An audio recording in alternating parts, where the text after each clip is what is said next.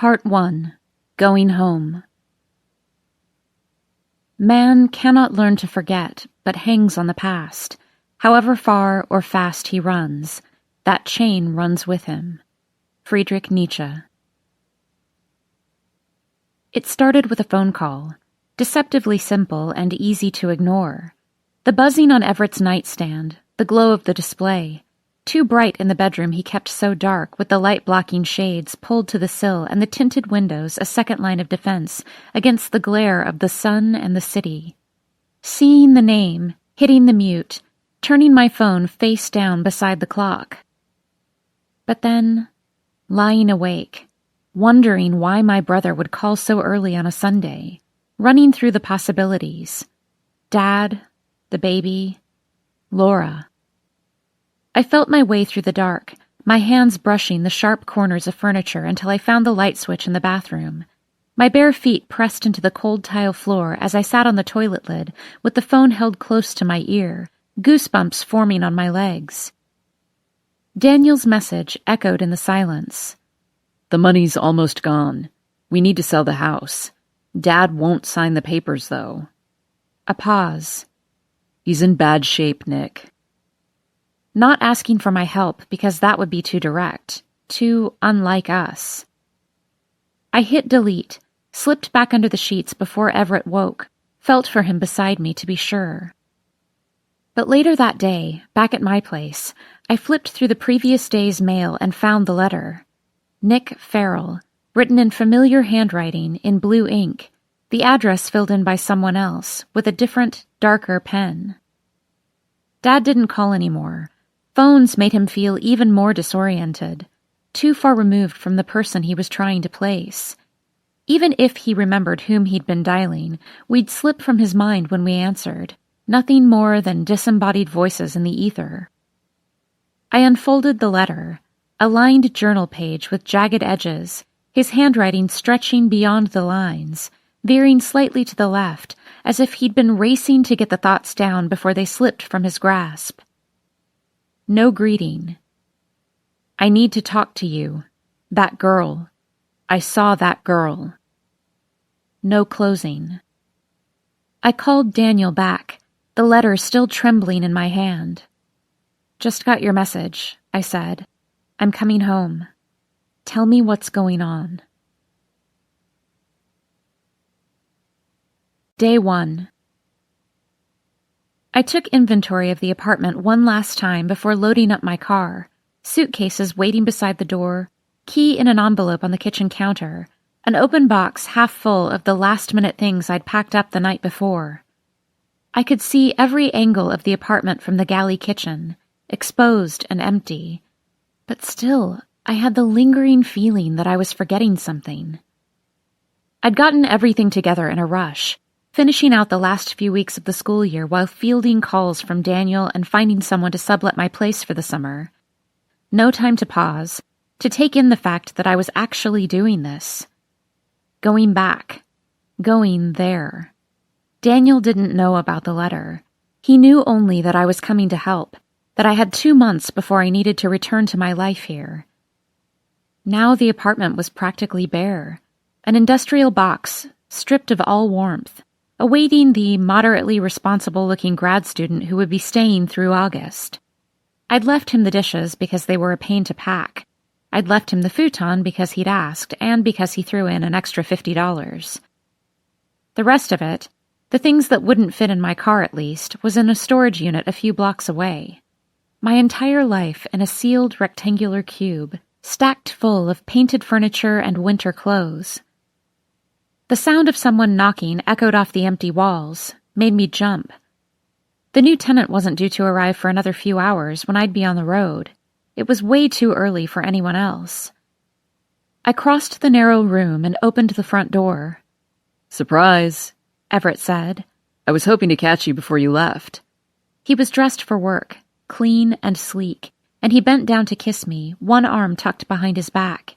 He smelled like coffee and toothpaste, starch and leather, professionalism and efficiency. He pulled a steaming styrofoam cup from behind his back. Brought you this, for the road. I inhaled deeply. the way to my heart. I leaned against the counter, took a deep sip. He checked his watch and winced. I hate to do this, but I have to run. Early meeting on the other side of town. We met halfway for one last kiss. I grabbed his elbow as he pulled away. Thank you, I said. He rested his forehead against mine. It'll go fast. You'll see. I watched him go, his steps crisp and measured, his dark hair brushing his collar, until he reached the elevator at the end of the hall. He turned back just as the door slid open. I leaned against the doorframe, and he smiled. Drive safe, Nicolette. I let the door fall shut, and the reality of the day suddenly made my limbs heavy, my fingertips tingle. The red numbers on the microwave clock ticked forward, and I cringed. It's a 9-hour drive from Philadelphia to Cooley Ridge, not counting traffic, lunch break, gas, and restroom stops, depending. And since I was leaving 20 minutes after I said I would, I could already picture Daniel sitting on the front porch tapping his foot as I pulled into the unpaved driveway. I sent him a text as I propped the front door open with a suitcase. On my way, but more like 3:30. It took 2 trips to drag the luggage and remaining boxes down to the car, which was parked around the block behind the building. I heard the beginnings of rush hour traffic in the distance, a steady hum on the highway, the occasional honk, a familiar harmony. I started the car, waited for the air to kick in. Okay, I thought. I rested my phone in the cup holder and saw a response from Daniel. Dad's expecting you for dinner. Don't miss it. Like I might be 3 hours later than I'd claimed. That was one of Daniel's more impressive accomplishments. He had perfected the art of the passive-aggressive text message. He'd been practicing for years. When I was younger, I used to believe I could see the future. This was probably my father's fault, filling my childhood with platitudes from his philosophy lectures, letting me believe in things that could not be. I'd close my eyes and will it to appear in tiny, beautiful glimpses. I'd see Daniel in a cap and gown, my mother smiling beside him through the lens of my camera as I motioned for them to get closer. Put your arm around her. Pretend you like each other. Perfect.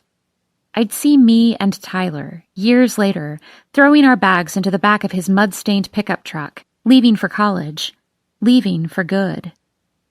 It was impossible to understand back then that getting out wouldn't be an event in a pickup truck, but a 10-year process of excision, miles and years slowly padding the distance.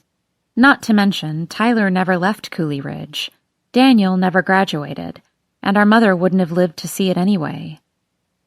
If my life were a ladder, then Cooley Ridge was the bottom, an unassuming town tucked into the edge of the Smoky Mountains, the very definition of small-town America, but without the charm. Everywhere else, anywhere else, was a higher rung that I'd reach steadily with time. College 200 miles to the east, grad school 1 state north, an internship in a city where I planted my feet and refused to leave. An apartment in my own name and a nameplate on my own desk, and Cooley Ridge, always the thing I was moving farther away from. But here's the thing I've learned about leaving. You can't really go back. I don't know what to do with Cooley Ridge anymore, and Cooley Ridge doesn't know what to do with me either. The distance only increases with the years. Most times, if I tried to shift it back into focus, tell me about home, tell me about growing up, tell me about your family, Everett would say, all I'd see was a caricature of it in my mind. A miniature town set up on entryway tables around the holidays, everything frozen in time. So I gave him surface answers, flat and nonspecific. My mom died when I was 16. It's a small town at the edge of the forest. I have an older brother. Even to me, even as I answered, it looked like nothing.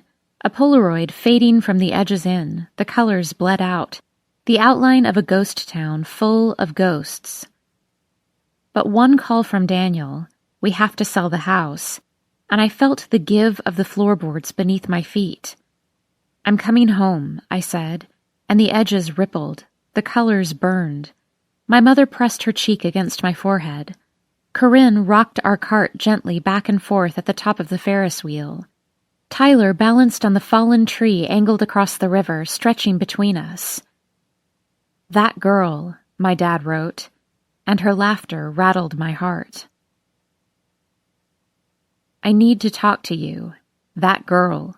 I saw that girl." An hour later, a moment later, and he'd probably forgotten. Setting aside the sealed envelope until someone found it abandoned on his dresser or under his pillow and pulled my address from his file.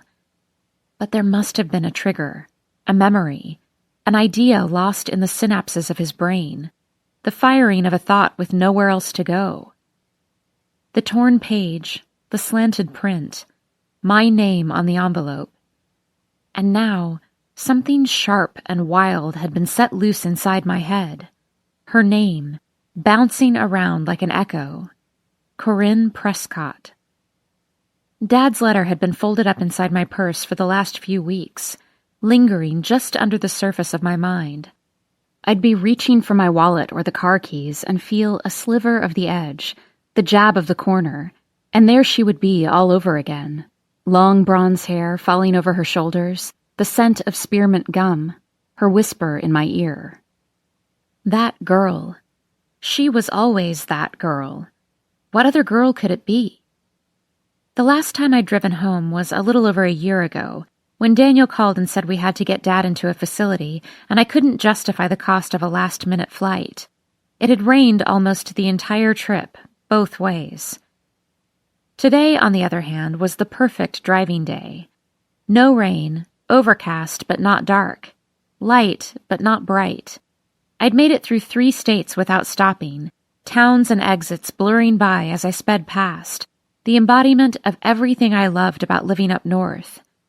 I loved the pace, how you could fill the day with a to-do list, take charge of the hours and bend them to your will, and the impatience of the clerk inside the convenience store on the corner near my apartment, the way he never looked up from his crossword, never made eye contact. I loved the anonymity of it all, of a sidewalk full of strangers and endless possibilities. Driving through these states was like that too, but the beginning of the drive always goes much faster than the end. Farther south, the exits grow sparser, the landscape just sameness, filled with things you're sure you've passed 1,000 times. I was somewhere in Virginia when my phone rang from its spot in the cup holder. I fumbled for the hands-free device in my purse, keeping one hand steady on the wheel, but eventually gave up and hit speaker to answer the call. "Hello?" I called. "Hey, can you hear me?" Everett's voice crackled, and I wasn't sure if it was the speakerphone or the reception. "Yes, what's up?" He said something indecipherable, his words cutting in and out. "Sorry, you're breaking up. What?" I was practically shouting. "Grabbing a quick bite," he said through the static. "Just checking in. How are the tires holding up this time?" I heard the smile in his voice. "Better than the cell reception," I said. He laughed. "I'll probably be in meetings the rest of the day, but call me when you get there so I know you made it." I thought about stopping for lunch, but there was nothing except pavement and field for miles and miles and miles. I'd met Everett a year ago, the night after moving my dad. I'd driven home tense and uneasy, gotten a flat tire 5 hours into the drive and had to change it myself underneath a steady drizzle. By the time I'd gotten to my apartment, I was hovering on the edge of tears. I had come home with my bag slung over my shoulder, my hand shaking as I tried to jam the key into the door. Eventually, I'd rested my head against the solid wooden door to steady myself. To make matters worse, the guy in 4A had gotten off the elevator at the same time, and I'd felt him staring at me, possibly waiting for the impending meltdown. Apartment 4A. This was all I'd known of him. He played his music too loud, and he had too many guests, and he kept non-traditional hours. There was a man beside him, polished where he was not, smooth where he was rough, sober where he was drunk. The guy in 4A sometimes smiled at me as we passed in the hall in the evening, and one time he held the elevator for me, but this was a city. People came and went, faces blurred. "Hey, 4C. He'd slurred, unsteady on his feet. Nicolette, I said. Nicolette, he repeated. Trevor. The man beside him looked embarrassed on his behalf. And this is Everett. You look like you need a drink. Come on, be neighborly. I thought the neighborly thing would have been to learn my name a year ago when I moved in, but I wanted that drink. I wanted to feel the distance between there and here. I needed space from the 9-hour car ride home. Trevor pushed open his door as I walked toward them. The man beside him stuck out his hand and said, Everett, as if Trevor's introduction hadn't counted. By the time I left, I'd told Everett about moving my dad, and he'd said it was the right thing. Had told him about the flat and the rain and everything I wanted to do over the summer while I was off. By the time I stopped talking, I felt lighter, more at ease, which could have been the vodka, but I liked to think it was Everett. And Trevor was passed out on the sofa beside us.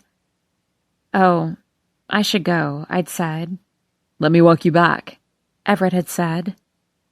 My head was light as we walked in silence, and then my hand was on the doorknob, and he was still nearby, and what were the grown-up rules for this? Want to come in? He didn't answer, but he followed me in. Froze in the galley kitchen, which looked out into the rest of my studio loft. One room with high windows and sheer curtains hanging from the exposed pipes segregating my bedroom. But I could see my bed through them, unmade, inviting, and I knew he could too. Wow, he said. It was the furniture, I was sure. Pieces I'd mined from thrift stores and flea markets and had stripped down and repainted in bold colors to match. I feel like I'm Alice in Wonderland. I slid off my shoes, leaned against the kitchen counter. $10 says you've never read it. He smiled and opened my refrigerator, pulling out a bottle of water. Drink me, he said, and I laughed. Then he pulled out a business card, placed it on the counter, leaned forward, and brushed his lips against mine before backing away.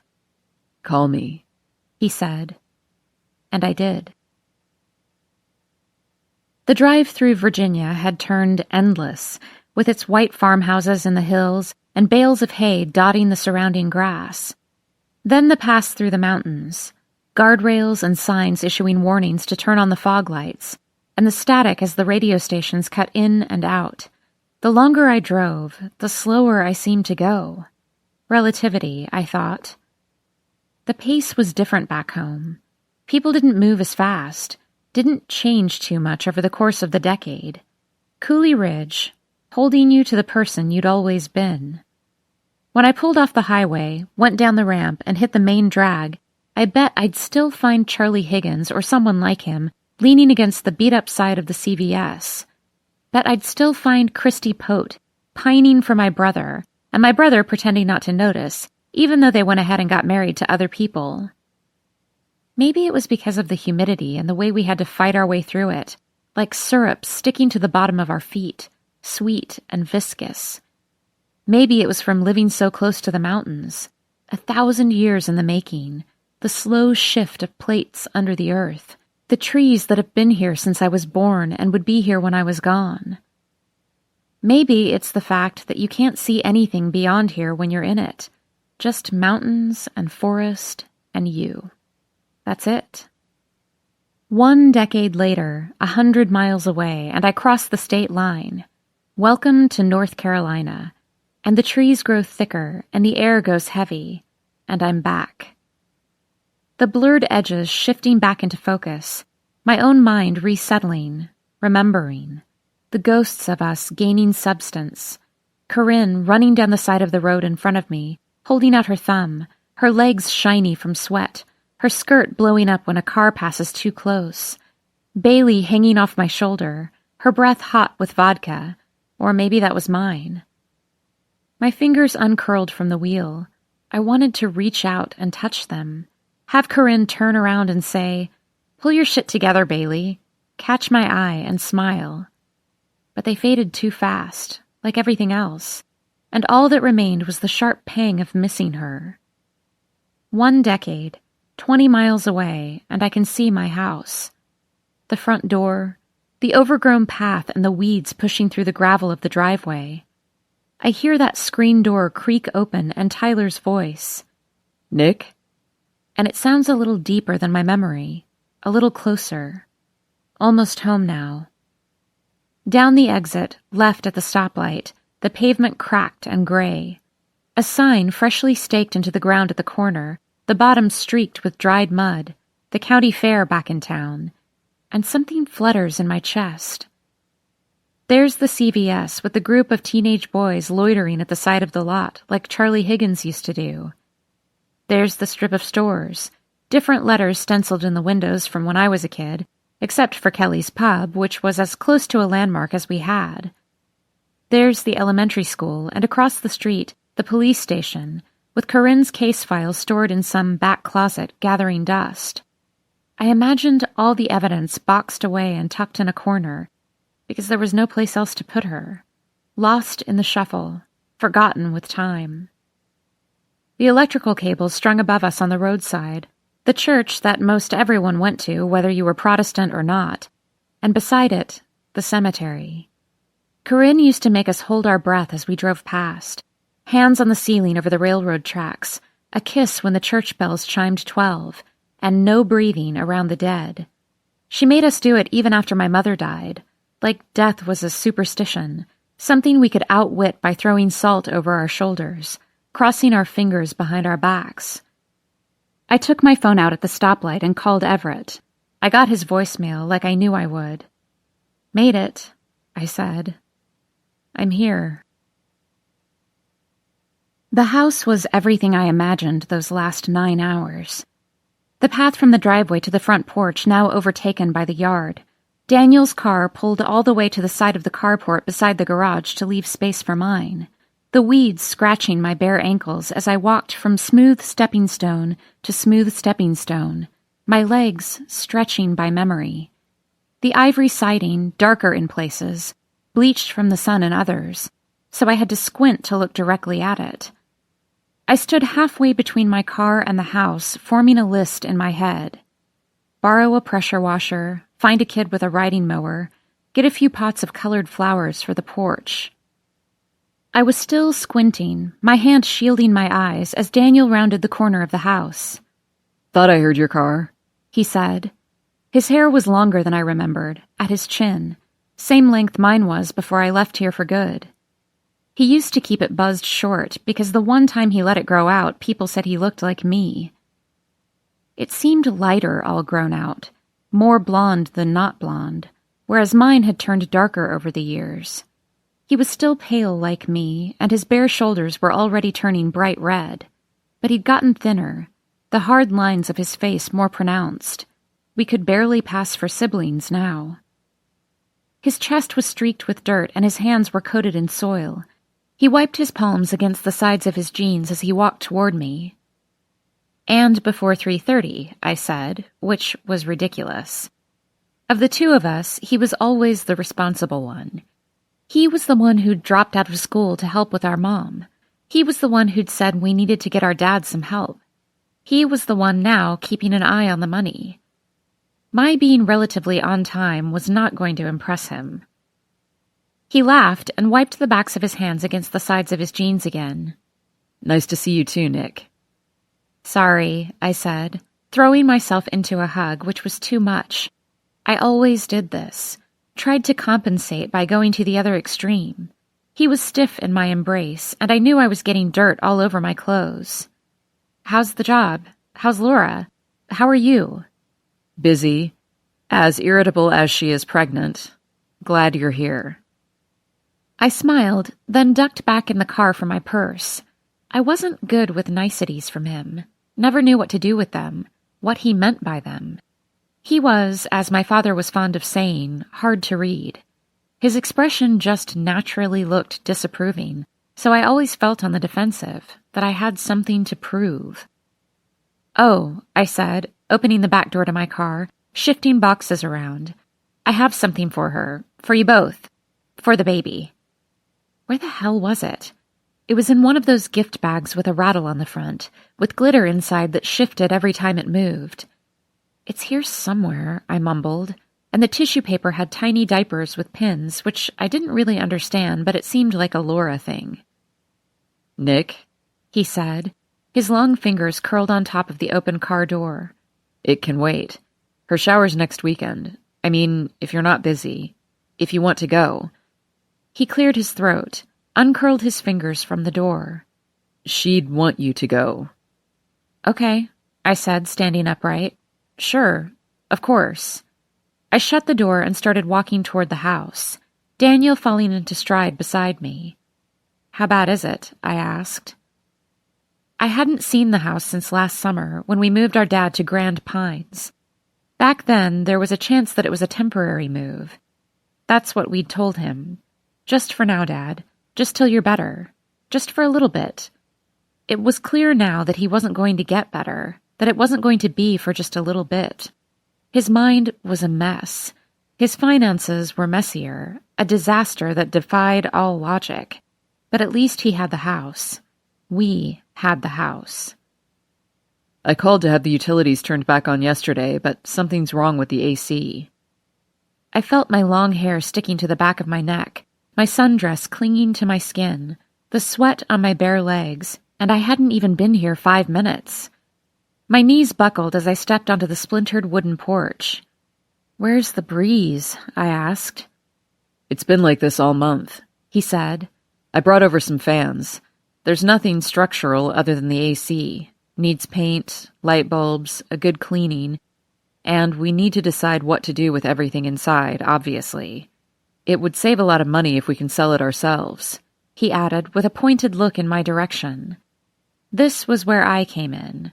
In addition to my dealing with Dad's paperwork, Daniel wanted me to sell the house. He had a job, a baby on the way, a whole life here. I had 2 months off, an apartment I was subletting for the extra cash, a ring on my hand, and a fiancé who worked 60-hour weeks. And now a name, Corinne Prescott, bouncing around in my skull like a ghost. He pulled the screen door open, and the familiar creak cut straight to my gut. It always did. "Welcome back, Nick." Daniel helped unload my car, carrying my luggage to the second-floor hall, stacking my personal items on the kitchen table.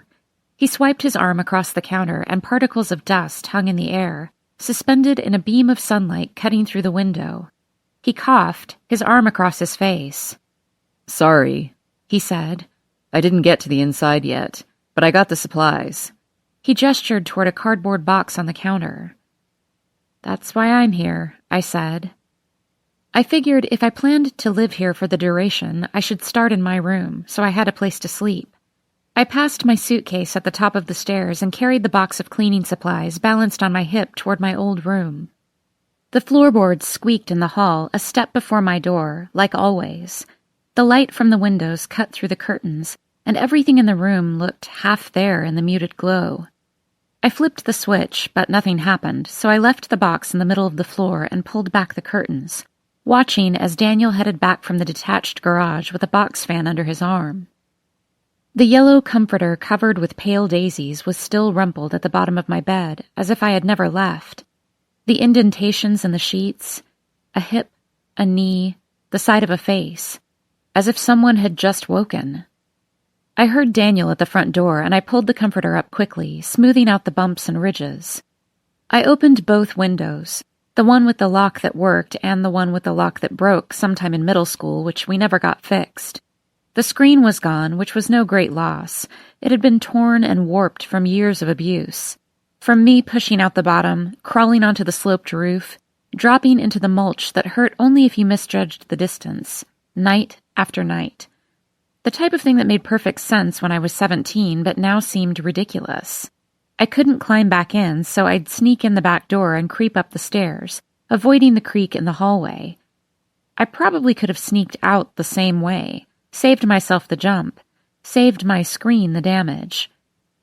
As I turned back around, the room now bathed in light, I noticed all the little things that Daniel had already done. A few of the pictures were off the walls, the yellow paint discolored where they'd hung, the old shoe boxes that had been up high in the closet stacked neatly against the wall in the back corner, and the woven throw rug that had been my mother's when she was a child, out in the middle of the floor, pulled from under the legs of my bed.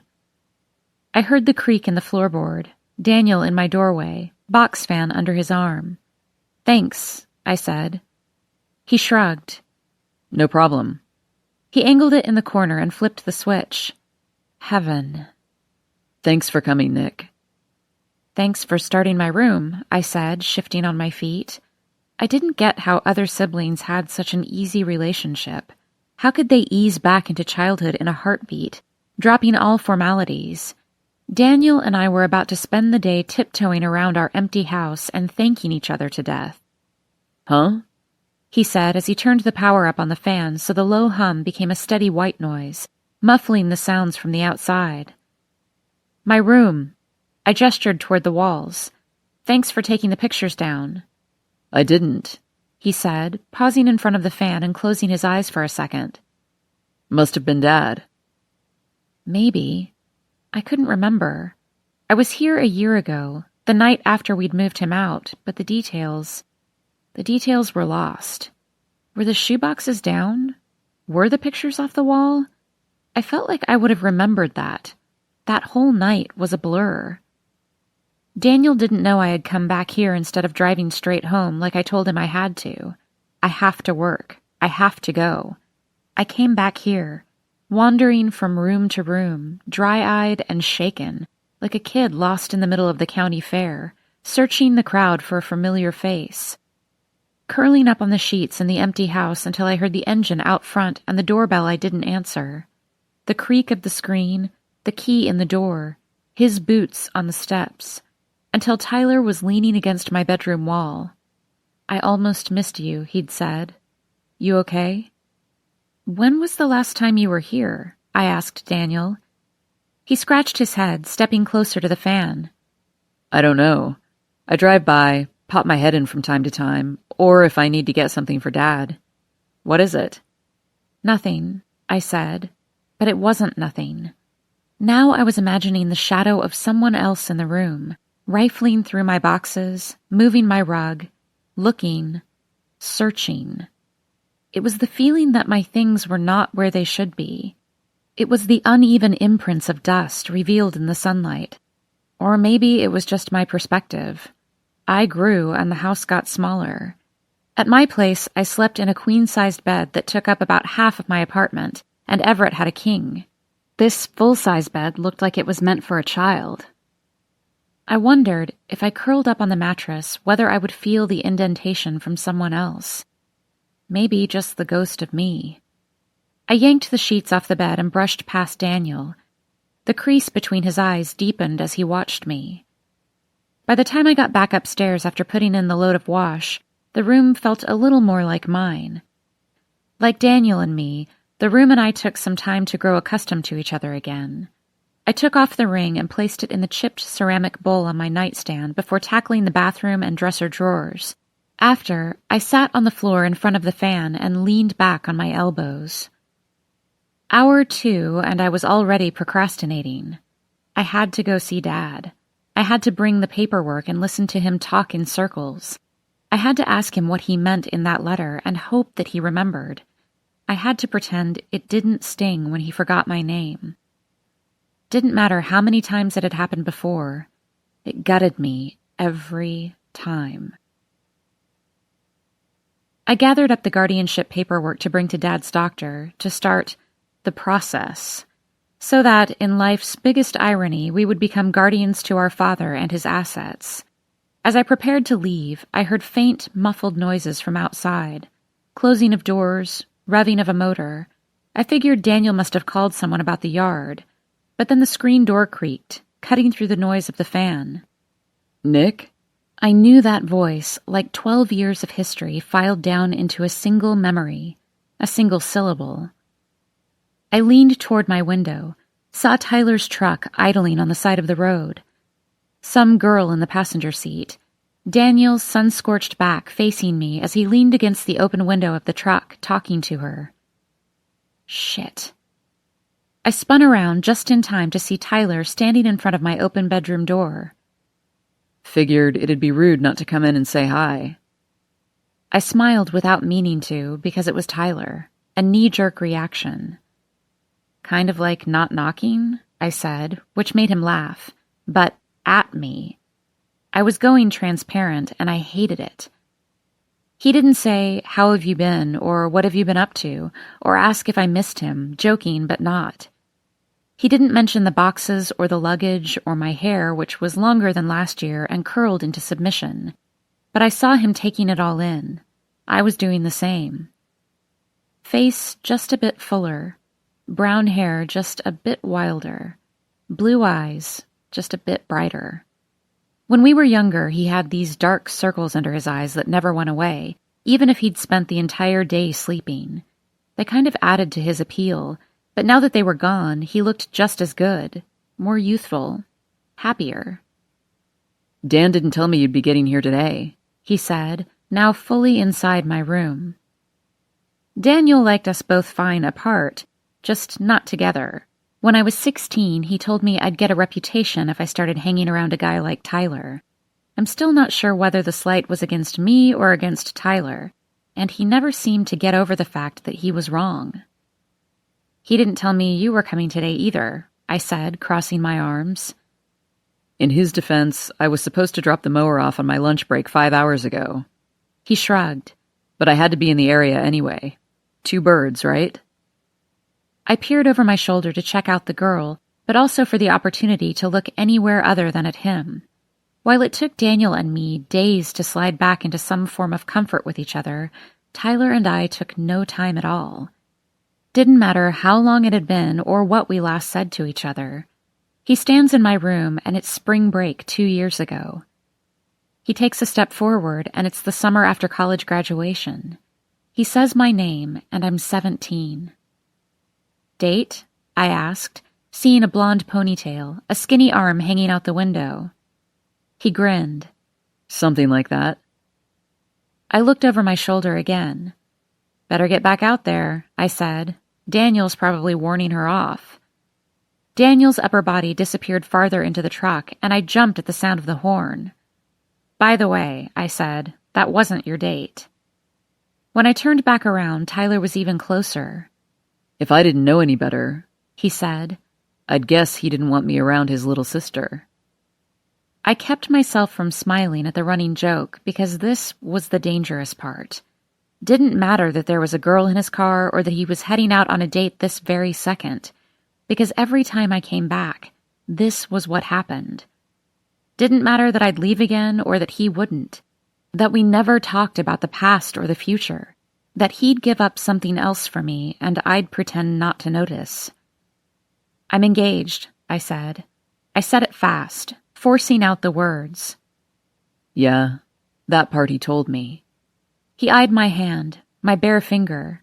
I ran my thumb against the skin. It's on the nightstand, I said. Didn't want to get it dirty. Which seemed ridiculous and pretentious and everything Tyler would hate about a girl and a ring. It made him laugh. Well, let's see it then. Like a dare. Tyler. Nick. I tipped the ceramic bowl over into my palm and tossed him the ring as if it weren't worth more than him and me combined. His eyes went wide for a minute as he turned it over in his hand. No shit, Nick. Good for you. Who's the lucky guy? His name's Everett.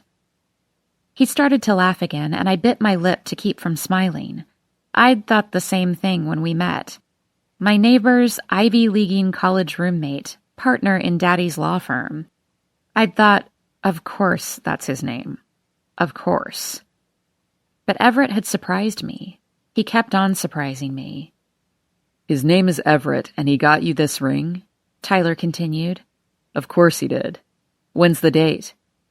No date yet, I said. Just eventually. He nodded and tossed it back the same way I'd thrown it to him, like flipping a coin or tossing one into a fountain. Heads or tails. Make a wish. Penny for your thoughts. How long are you staying? He asked as I dropped the ring back in the bowl. Not sure. As long as it takes. I'm off for the summer. I guess I'll be seeing you around then. He was halfway out the door already. Anyone I know? I asked, gesturing toward the window. He shrugged. Annalise Carter. That's why he was in the area. The Carter property backed up to ours, and Annalise was the oldest Carter, but not as old as we were. What is she, 13? I asked. He laughed like he could see right through me. Bye, Nick, he said. Annalise Carter used to have these big doe eyes, so she always looked both innocent and surprised. I saw those eyes now, saw her leaning out the car window, eyes fixed on me, blinking slowly, like she was seeing a ghost. I raised my hand, high, and then the other, not guilty. Tyler got into the driver's seat with one last wave to my window before pulling away. What was she now, 23? She would always be 13 to me, and Tyler would be 19 and Corinne 18, frozen at the moment when everything changed, when Corinne disappeared and I left. 10 years ago, right around this time, the last 2 weeks of June, the fair had been in town. I hadn't been home for it since then, and yet for all the time and distance, this still remained my sharpest memory. The thing that came to me first, before I could push it away any time Everett asked about home. Hanging over the edge of the Ferris wheel cart, the metal digging into my stomach, calling his name. Tyler down below, too far to focus on his face, frozen with his hands in his pockets as people weave around him, watching us, watching me. Corinne whispering in my ear, "Do it." Bailey's laughter, tight and nervous, and the cart rocking slowly back and forth, suspended over all of Cooley Ridge. Tick-tock, Nick. Me climbing over the edge, though we were all wearing skirts, the shift in my weight swinging the cart even more, my elbows gripping the bar at the top of the cage behind me, my feet balancing on the waist-high ledge below. Corinne's hands at my elbows, her breath in my ear. Tyler watching as the Ferris wheel started to circle downward again. The wind rushing up with the ground, my stomach dropping, my heart racing, the ride screeching to a stop at the base and me stepping off a moment too soon. The impact from the metal loading dock jarring my knees as I ran down the ramp, dizzy and full of adrenaline, calling back to the worker who was yelling after me, I know, I'm leaving." Racing toward Tyler, faintly smiling, his eyes telling me everything he wanted in that moment as he stood near the exit. An enabler. That was what Daniel called him, trying to find someone to blame other than me. "Run," Tyler had mouthed to me.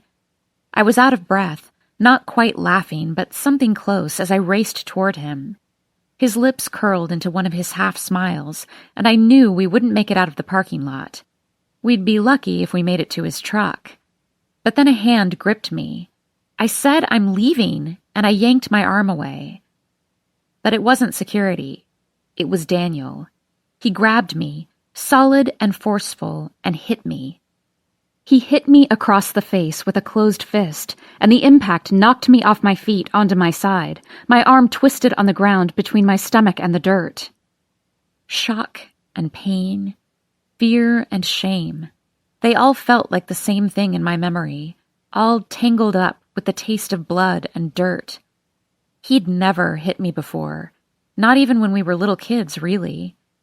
10 years later, and that moment hangs between us in every interaction, in every passive-aggressive text message and ignored phone call.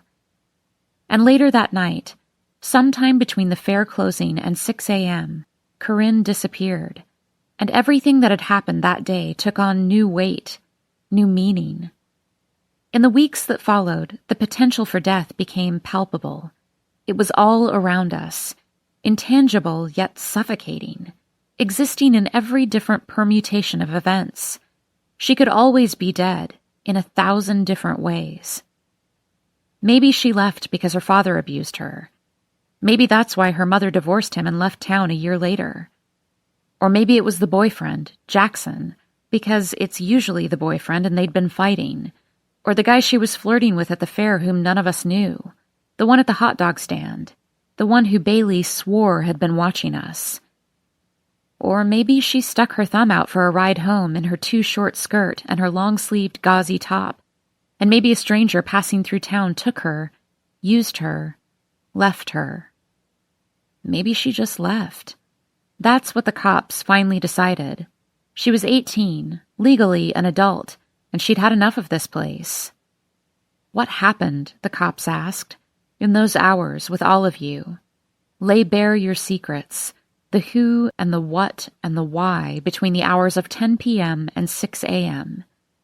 The same cops who broke up our parties and then drove us home instead of calling our parents.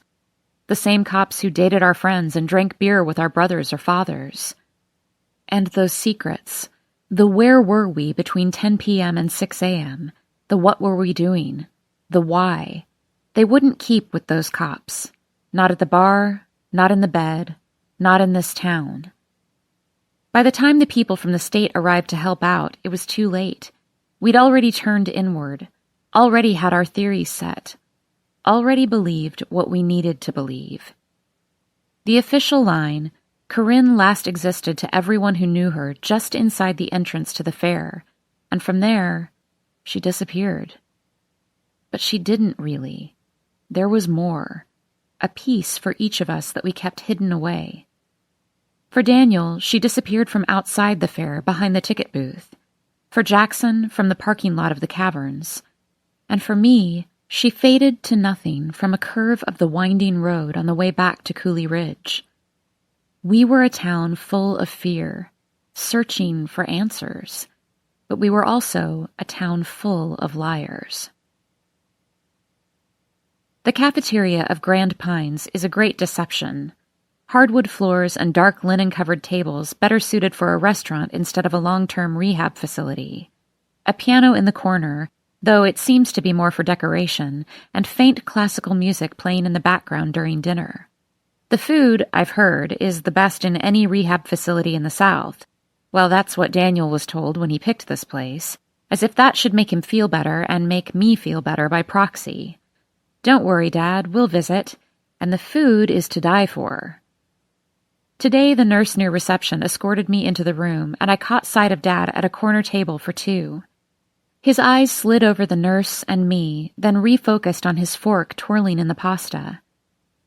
He didn't tell us you were coming, or we would have reminded him to wait, the nurse said, her mouth scrunched up in worry. Dad looked up as she walked me to the table and opened his mouth like he was about to say something, but the nurse spoke first, her smile practiced and contagious, my own and Dad's stretching in return. "Patrick, your daughter's here, Nicolette," she said, facing me. "It's been so nice seeing you again." "Nick," I said to the nurse. My heart squeezed in my chest as I waited, hoping the name caught, contagious as a smile. "Nick," Dad repeated. His fingers drummed on the table, slowly. 1, 2, 3. 1, 2, 3. And then something seemed to click. The drumming sped up. 1, 2, 3, 1, 2, 3. "Nick." He smiled. He was here. "Hi, Dad." I sat across from him and reached for his hand. God, it had been a long time. A year since we'd been in the same room. Calls for a time when he'd drift in and out of lucidity until Daniel said they were making him too agitated. And then just letters, my picture enclosed. But here he was now, like an older version of Daniel, but softer, from age and a lifelong appreciation for fast food and liquor. He closed his hand around mine and squeezed. He was always good at this part, at the physical affection, the outward displays of good fatherhood. Hugs when he stumbled in late at night, half drunk. Hand squeezes when we needed groceries but he couldn't pull himself out of bed. Hand squeeze, take my credit card, and that should make up for it. His eyes drifted to my hand, and he tapped the back of my ring finger. "Where is it?" Inwardly, I cringed, but I smiled at Dad, glad he'd remembered this detail. It made me happy to know he remembered things I told him in my letters. He wasn't losing his mind. He was just lost within it. There was a difference. I lived in there. Truth lived in there. I flipped through my phone for a picture and zoomed in. I left it at the house. I was cleaning. He narrowed his eyes at the screen, at the perfectly cut angles, at the brilliant stone. "Tyler got you that?" My stomach dropped. Not Tyler, Dad. Everett. He was lost again, but he wasn't wrong. He was just somewhere else. A decade ago. We were kids. And Tyler wasn't asking me to marry him exactly. He was holding it out like a request. Stay, it meant. And this ring meant... I had no idea what this ring meant. Everett was 30, and I was closing in on 30, and he'd proposed on his 30th birthday. A promise that I wasn't wasting his time and he wasn't wasting mine. I'd said yes, but that was 2 months ago, and we hadn't discussed a wedding, hadn't gone over the logistics of moving in together when my lease was up. It was an eventually. A plan. Dad, I need to ask you something, I said. His eyes drifted to the papers sticking out of my bag, and his fingers curled into fists. I already told him. I'm not signing any papers. Don't let your brother sell the house. Your grandparents bought that land. It's ours. I felt like a traitor. That house was going to get sold one way or the other. Dad, we have to, I said softly. You're out of money. You spent it indiscriminately on God knows what. There was nothing left. Nothing but the money tied up in the concrete slab and 4 walls and the unkempt yard. Nick, really? What would your mother think? I was already losing him. He'd soon disappear into another time. It always started like this, with my mother, as if conjuring her into thought would suck him under to a place where she still existed. Dad, I said, trying to hold him here. That's not why I came. I took a slow breath. Do you remember sending me a letter a few weeks ago? He drummed his fingers on the table. Sure. A letter. A stall tactic. I could feel him grasping, trying to remember. I pulled out the paper, unfolded it on the table between us, saw his eyes narrow at the page. You sent this to me. His gaze lingered on the words before he looked up, his blue eyes watery, slippery as his thoughts. That girl. I saw that girl. I heard my heartbeat in my head, like her name, knocking around. Who did you mean? Who did you see? He looked around the room, leaned closer, his mouth opening and closing twice before the name slipped through in a whisper. The Prescott girl. I felt all the hairs, one at a time, rise on the back of my neck. Corinne, I said. He nodded. Corinne, he said, as if he'd found something he was looking for. Yes, I saw her. I looked around the cafeteria and I leaned closer to him. You saw her? Here? I tried to picture the ghost of her drifting through these halls, or her heart-shaped face and bronze hair, the amber eyes and the bow lips, what she'd look like 10 years later. Slinging an arm around me, pressing her cheek against mine, confessing everything in a whisper just for me. Best practical joke ever, right? Aw, come on, don't be mad. You know I love you. Dad's eyes were far off, and then they sharpened again, taking in his surroundings, the papers in my bag, me. No, not here. She was at the house. When, Dad? When? She disappeared right after graduation, right before I left, 10 years ago, the last night of the county fair. Tick-tock, Nick. Her cold hands on my elbows the last time I touched her. Not a sighting since. We stapled her yearbook picture to the trees, searched the places we were scared to search, looking for something we were scared to find. We looked deep into each other. We unearthed the parts of Corinne that should have remained hidden. I should ask your mom. His eyes drifted again. He must have been pulling a memory from years ago, from before Corinne disappeared, from before my mother died. She was on the back porch, but it was just for a moment. His eyes went wide. The woods have eyes, he said. Dad was always prone to metaphor. He'd spent years teaching philosophy at the community college. It was worse when he was drinking. He'd pull on lines from a book, reordered to suit his whim, or recite quotes out of context from which I'd desperately try to find meaning. Eventually, he'd laugh, squeezing my shoulder, moving on. But now he would get lost in the metaphor, never able to pull himself back out. His moment of lucidity was fading. I leaned across the table, gripping his arm until he focused on my words. Dad, we're running out of time. Tell me about Corinne. Was she looking for me? He sighed, exasperated. Time isn't running out. It's not even real, he said, and I knew I had lost him. He was lost, circling in his own mind. It's just a measure of distance we made up to understand things, like an inch or a mile. He moved his hands as he spoke to accentuate the point. That clock, he said, pointing behind him. It's not measuring time. It's creating it. You see the difference? I stared at the clock on the far wall, at the black second hand moving, always moving. And yet I keep getting older, I mumbled. Yes, Nick. Yes, he said. You change, but the past, it's still there. The only thing moving is you. I felt like a mouse in a wheel trying to have a conversation with him. I had learned not to argue, but to wait, to avoid agitation which would quickly slide into disorientation. I'd try again tomorrow from a different angle, a different moment. Okay, Dad. Hey, I gotta get moving. He pulled back and looked at me, his eyes roaming across my face. I wondered what version of me he was seeing, his daughter or a stranger. Nick, listen, he said. I heard the ticking of the clock. Tick-tock, Nick. He drummed his fingers on the table between us, twice as fast as the clock. There was a crash from the other side of the room, and I twisted in my chair to see a man picking up a tray of dishes he must have dropped while clearing tables. I turned back to Dad, who was focused on his plate, twirling his pasta as if the last few minutes hadn't existed. You really should try the pasta, he said. He grinned, warm and distant.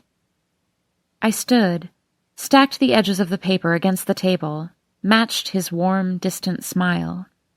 It was really good to see you, Dad, I said. I walked around the table, hugged him tight, felt him hesitate before bringing his hand up to my arm and squeezing me back. Don't let your brother sell the house, he said, the conversation in a loop, beginning anew.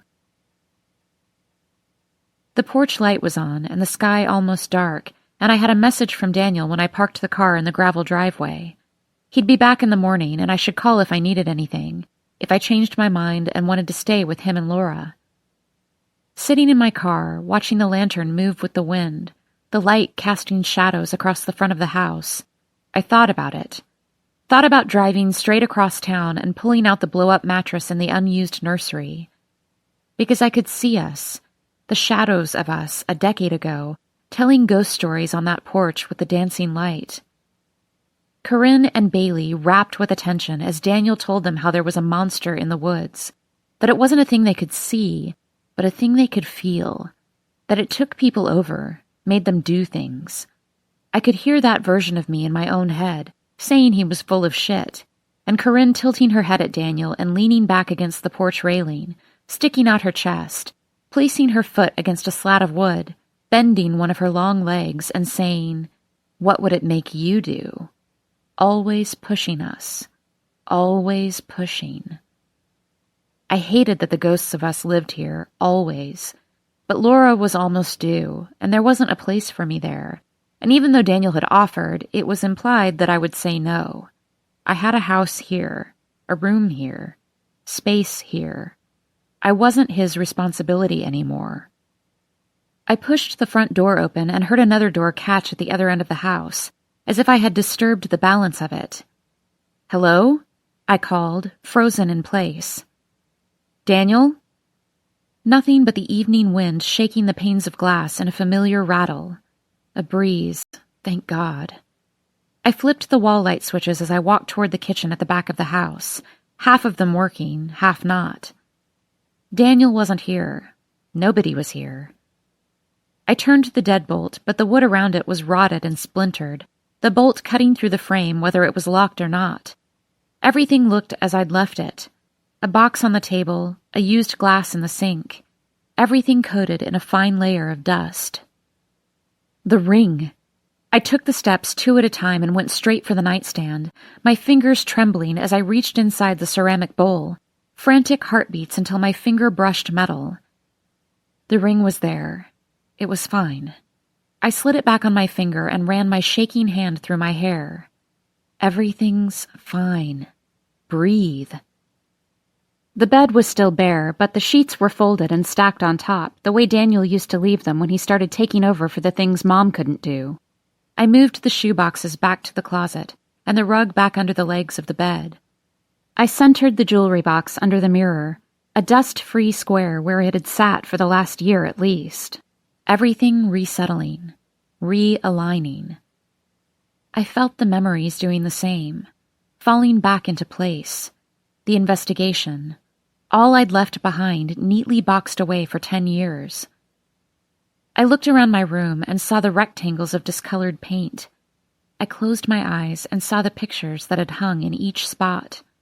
My stomach churned, unsettled. Corinne had been in every one. A coincidence, I thought. Corinne was so wrapped up in my childhood, I could probably find her shadow in anything here if I went looking for it. I needed to find out what thought had surged and then faltered, driving Dad to a sheet of paper and an envelope with my name. What memory had been flickering from the dying portion of his brain, begging for attention before it faded away for good? Corinne. Alive. But when? I had to find out. Everything was stuck here, waiting for someone to step in and reorder the evidence, the stories, the events, until they came together in a way that made sense. In that way, Dad was right. About time. About the past being alive. I walked down the wooden steps into the kitchen, the linoleum shrinking away from the corners, and imagined, for a moment, catching sight of a girl with long bronze hair, her laughter echoing through the night as she skipped up the steps of the back porch. Tick-tock, Nick.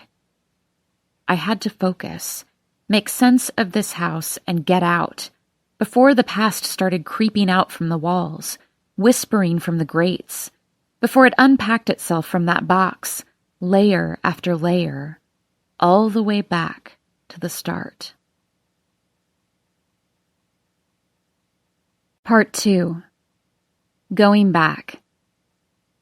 It is quite true what philosophy says, that life must be understood backwards. Soren Kierkegaard. 2 weeks later. Day 15. If I kept my eyes closed, I could almost imagine that we were driving back to Philadelphia.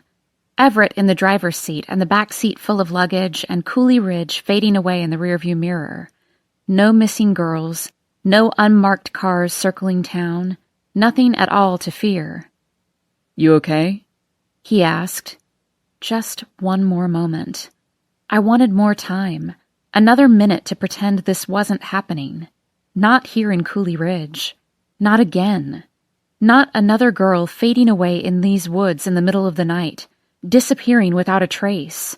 Not another missing poster stapled to the trees, hung in the storefront windows. Another innocent face asking to be found. Please, not like this. But the back of my neck prickled as the world shifted into focus, and there she was, inescapable, her huge blue eyes staring out from under the red, missing letters of the poster on the telephone pole. Annalise Carter. Gone. Nick? Everett said. God, a few days in this place, and apparently he's calling me Nick, too. It got its claws in him already. Yeah, I said, still looking out the window. My eyes caught hers again at the next stoplight, her face under the white painted letters of Julie's boutique, right next to a display of handmade jewelry and a green silk scarf. Annalise Carter, whose property backed to my own, who had been dating my ex-boyfriend the night she disappeared. Annalise Carter, gone and missing for 2 weeks. Hey. Everett's hand hovered over my shoulder before he pressed down and squeezed. You with me? Sorry, I'm fine. I turned toward Everett, but I felt her gaze on the back of my neck, like she was trying to tell me something. Look closer. Do you see? I'm not leaving until I know you're okay. His hand rested on my shoulder, his silver watch, steel, he'd told me, peeking out from his long-sleeved button-down. How was he not sweltering? I thought that was the purpose of the appointment. I raised the paper prescription bag at Everett. I'll take 2 and call you in the morning. I mustered a smile, but his expression tightened as his eyes settled on my bare finger. I dropped my hand back to my lap. I'll find the ring, I said. I'm not worried about the ring. I'm worried about you. Maybe he was talking about the way I looked. Hair thrown back in a messy ponytail, shorts that had fit 2 weeks ago but were now hanging off my hip bones, an old t-shirt I'd found in my closet where it had been hanging for the last 10 years. Meanwhile, his hair was cut and styled, and he was dressed for work like this was all part of the agenda. Take Nicolette to the doctor because she hasn't been sleeping, follow up on paperwork regarding future father-in-law, take cab to airport, and prepare for trial. Everett, honestly, I'm fine. He reached over and brushed back the wisps of hair that had escaped my ponytail. Really? He said. Yes, really. My eyes burned as they drifted back to Annalise's picture. Only a sane person would realize how close he or she was to the edge.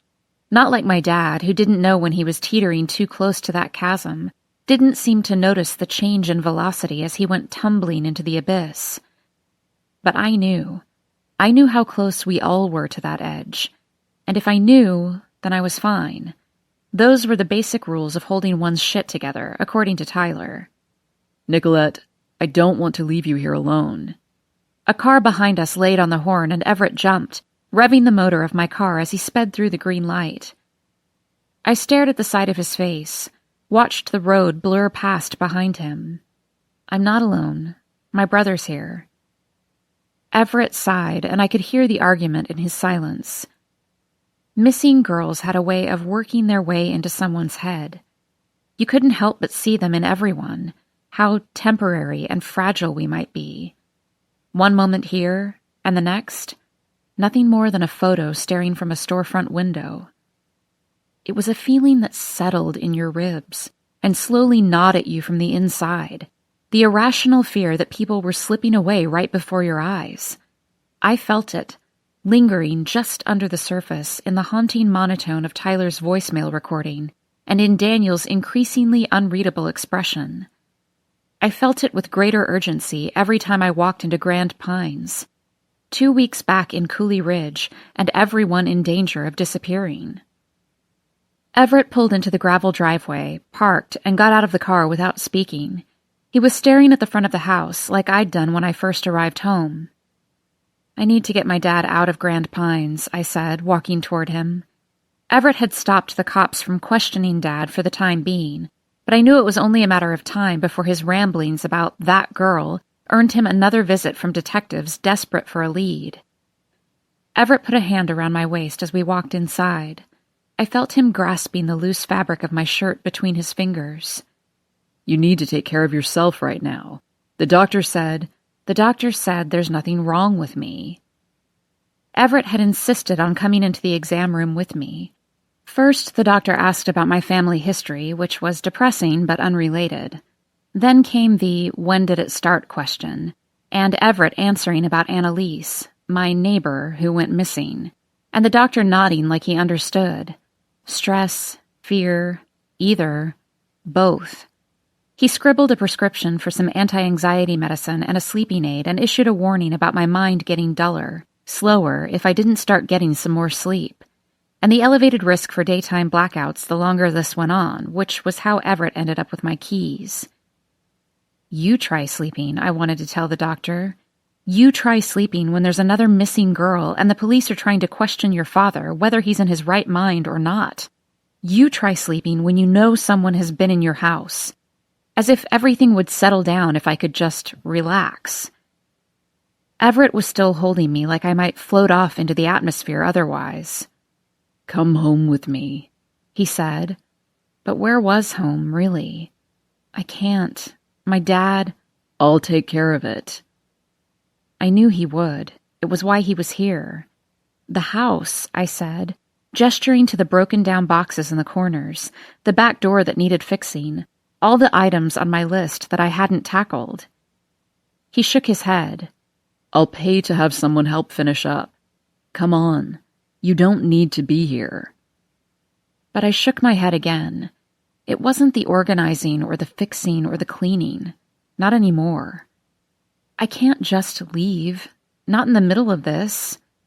This being the wide eyes of the girl in the poster, watching us all, on every telephone pole, in every store window. This being the investigation, just beginning. This being the darkest parts of my family about to be broken open yet again. Everett sighed. You called me for advice, and here it is. It's not safe for you here. This place, the cops are circling it like goddamn vultures, grasping anything they can. They're interviewing people without cause. It doesn't make sense, but it doesn't change the fact that it's happening. Everett didn't get why, but I did. Annalise had sent a text to Officer Stewart's personal cell the night before she disappeared, asking if he could answer some questions about the Corinne Prescott case. His return call the next day went straight to voicemail. By then, she was already gone. The cops were all from around here, had been here 10 years ago when Corinne disappeared, or they'd heard stories through the years over drinks at the bar. Now there were 2 girls, barely adults, disappearing without a trace from the same town. And the last known words from Annalise were about Corinne Prescott. It made perfect sense if you came from a place like Cooley Ridge.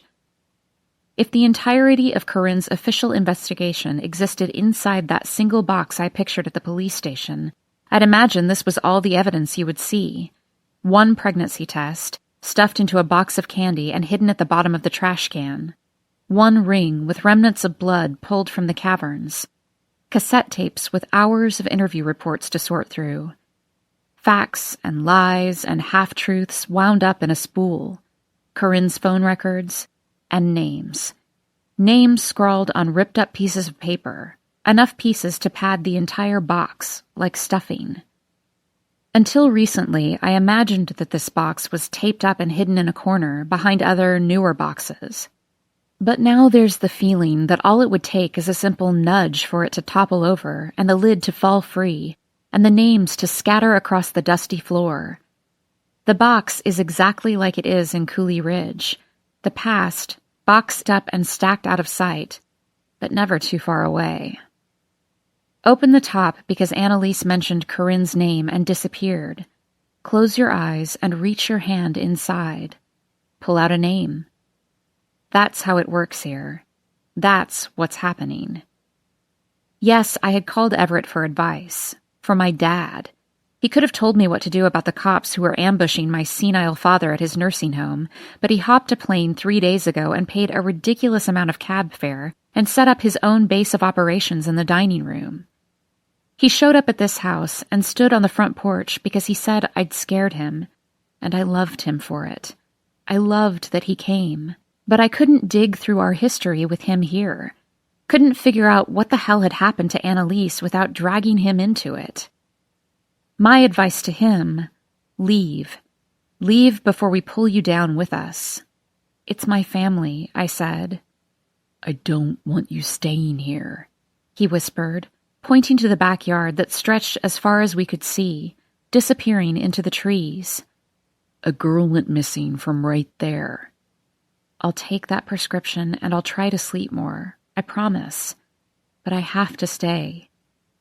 He kissed my forehead and mumbled into my hair. I don't know why you're doing this. Wasn't it obvious? She was everywhere I looked. On every telephone pole, in every store window, the same places I'd hung posters of Corinne, stapling them with a knot in my stomach, handing them out faster and faster as if my speed could somehow change the outcome. Annalise on those posters now, with her huge open eyes, telling me to open mine. Everywhere I looked, there she was. Look. Look. Keep your eyes open.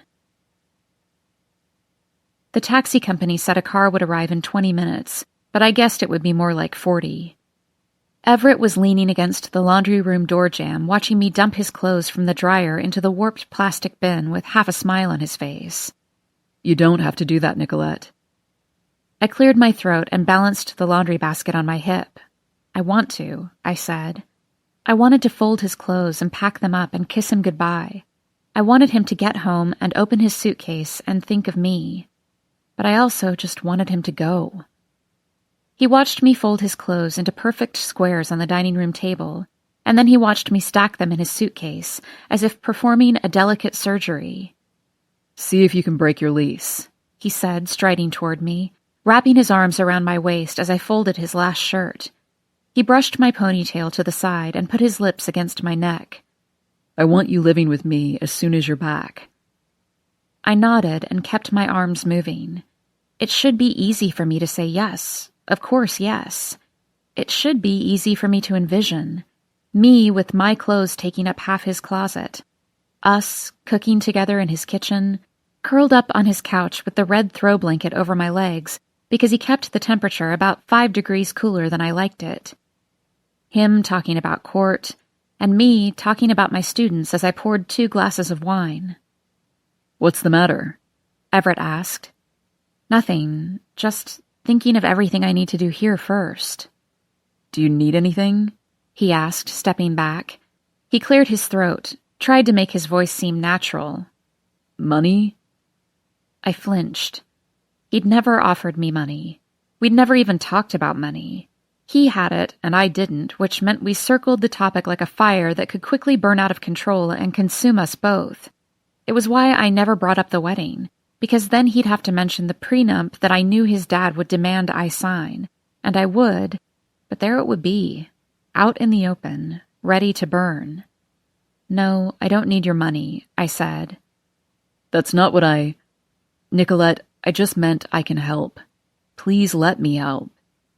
He'd told me, back when we first met, that I was the embodiment of everything he wished he could be. Setting out in a car by myself, working my way through school, self-made. But as I'd told him back then, you have to come from nothing to have that chance. You have to pay your debts.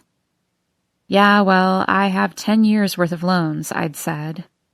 Sometimes I wondered if when we got married he would pay them off. If that would make me a different person. If he'd like me quite as much. Everett, thank you, but money isn't going to help. I zipped up his suitcase and leaned it against the wall. I heard a car turn off the road in the distance. Your cab's here, I whispered, bringing my arms around his waist and resting my head against his chest again. Think about it? He asked, pulling back. I wasn't sure which he was referring to, moving in with him or taking his money, and I hated that he was bringing both up right now, that it took this, seeing me here, hovering near some indefinable edge that made him seem to want me more. Okay, I said, and from the look on his face, I wondered if I had just unintentionally agreed to something.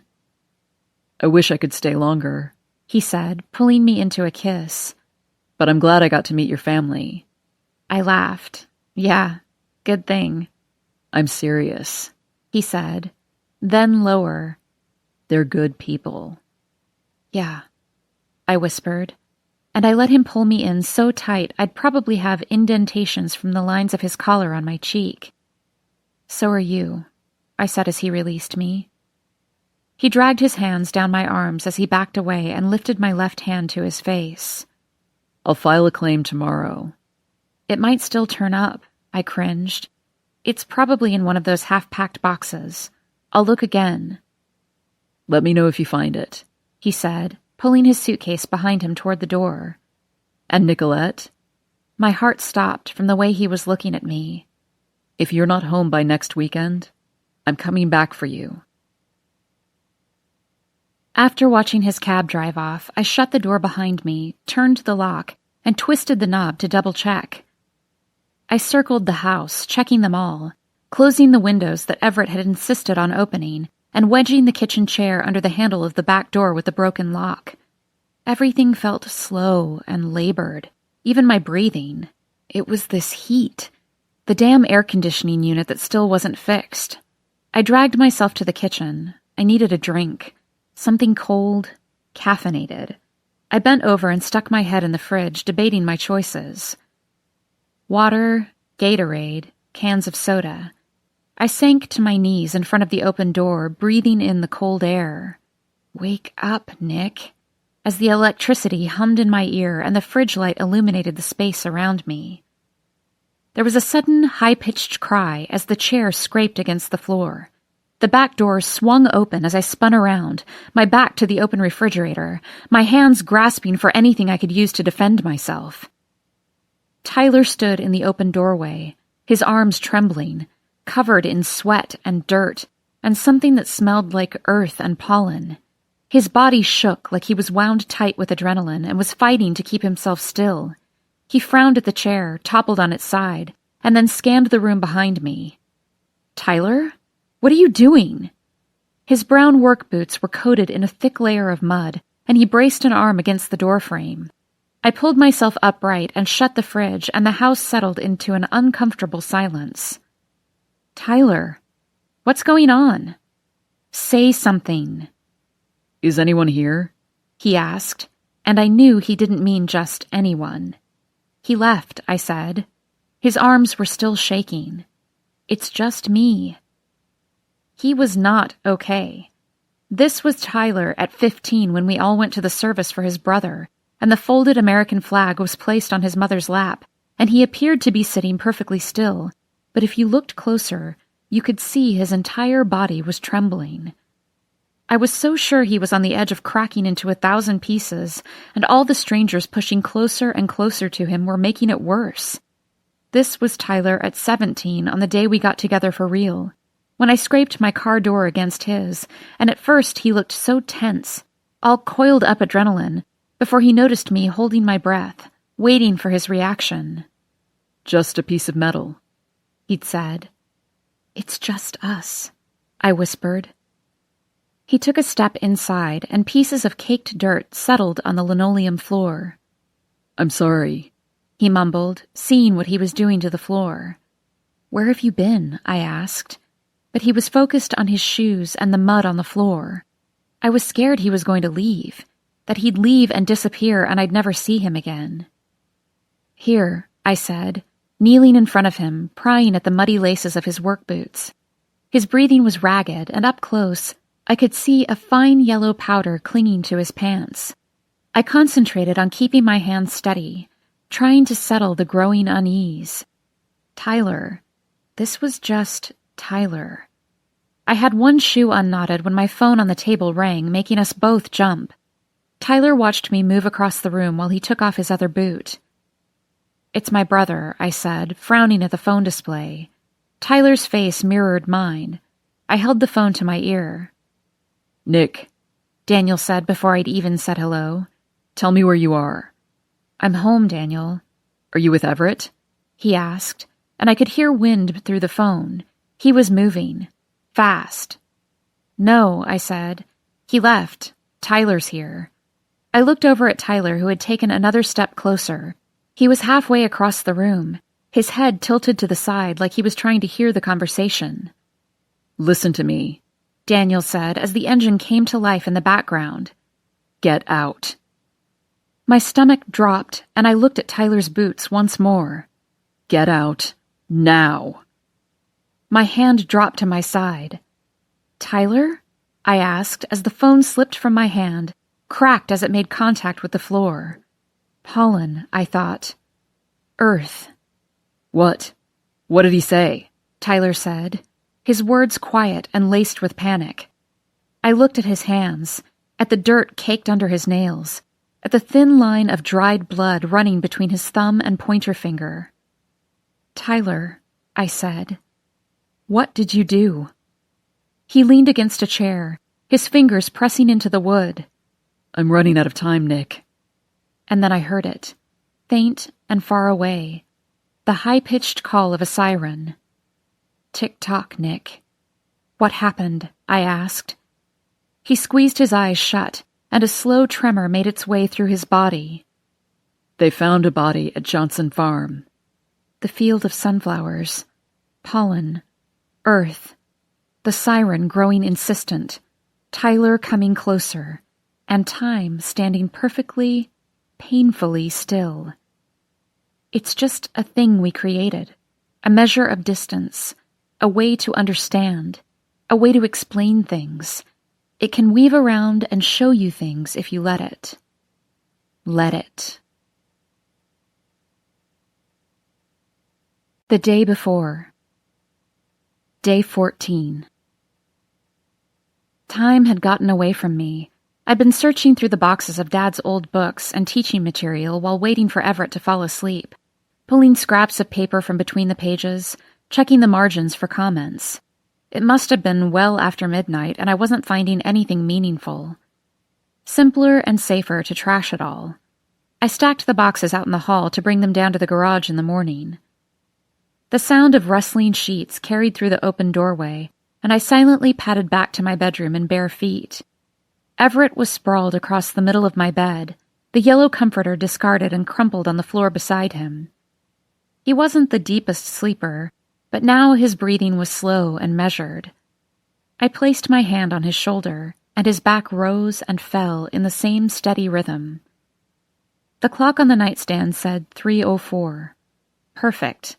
This was the empty gap, that time when everyone went to sleep, when the last stragglers headed home from Kelly's pub and the earliest risers were up, when the newspaper delivery began. The world was silent and waiting. I left the room, stepping over the piece of flooring that squeaked, tiptoeing across the wooden floor to my parents' old room, to the bedroom closet with the worn-out slippers and ratty shoes and work clothes that my dad would never need again. I slid my hand inside one slipper where I'd hidden the key until I could check, until I could be sure what it was for. I felt the imprint of a foot in the matted fake fur. The key was cold in my grasp, and in the dark I couldn't see the intricate patterns on the rectangular metal keychain. But I could feel them, infinitely swirling, closing in on one another as I tightened my fist around it. Tick-tock, Nick. My sneakers waited beside the back door, and I felt a gust of chilled air brush against my arms. Everett must have opened the downstairs windows again. I hopped on the counter and pushed the windows back down, flipping the locks. And then I was gone. These woods are mine. These were the woods I grew up with. They stretched from my home and wove through all of town, connecting everything, all the way down to the river and out to the caverns. It had been years, but if I stopped thinking so much and moved by heart, I could follow countless paths through them, day or night. They were mine, and I was theirs, and I shouldn't have to remind myself of it. But now there were too many unknowns. The scurrying of animals in the night, something so unsettling about the nocturnal, about things that needed the dark to survive, things breathing and growing and dying, everything in perpetual motion. These woods are mine. I ran my fingers along the tree trunks as I walked, as I repeated the words to myself. These were the woods I used to sneak through in the middle of the night to see Tyler, who'd park his truck in the lot of the convenience store and meet me halfway, at a clearing my brother showed me when I was younger. Daniel and I once built a fort there out of tree branches and lined the perimeter with thorny vines, to keep the monster out, he had said. The storm that had swept through when I was in middle school destroyed the fort, and Daniel was too old to care by that point, so the clearing became mine and mine alone. But these were also the woods where Annalise was last seen. These were the woods we searched 10 years ago for Corinne. The woods we searched again last week. I was out here alone, in that empty gap of time when only the nocturnal and people craving the darkness roamed. My flashlight skimmed over the shadows, the branches hanging low and the roots reaching up from the earth, and something small and fast darting away as I approached. I stopped worrying so much about staying quiet, my footsteps growing louder as I moved faster. I broke through the tree line, now firmly on Carter property. The studio where Annalise had been living while applying to grad school for the last year was dark and set back from the main house. Neither was particularly large, but they'd been kept up well enough if you didn't count the yard or the shingles. The main house had the outside lights on, as if they were expecting Annalise to return at any moment. Her place was once a standalone garage, before her father renovated it into an art studio years later. My daughter has so much promise, he'd told my dad. But that was before he lost his job. Downsizing, he'd said, sitting on the back porch with my dad, drinks in hand. Before the divorce. She gets the goddamn house. Been in my family, and she gets the goddamn house. Before he left for a job in either Minnesota or Mississippi, I could never remember.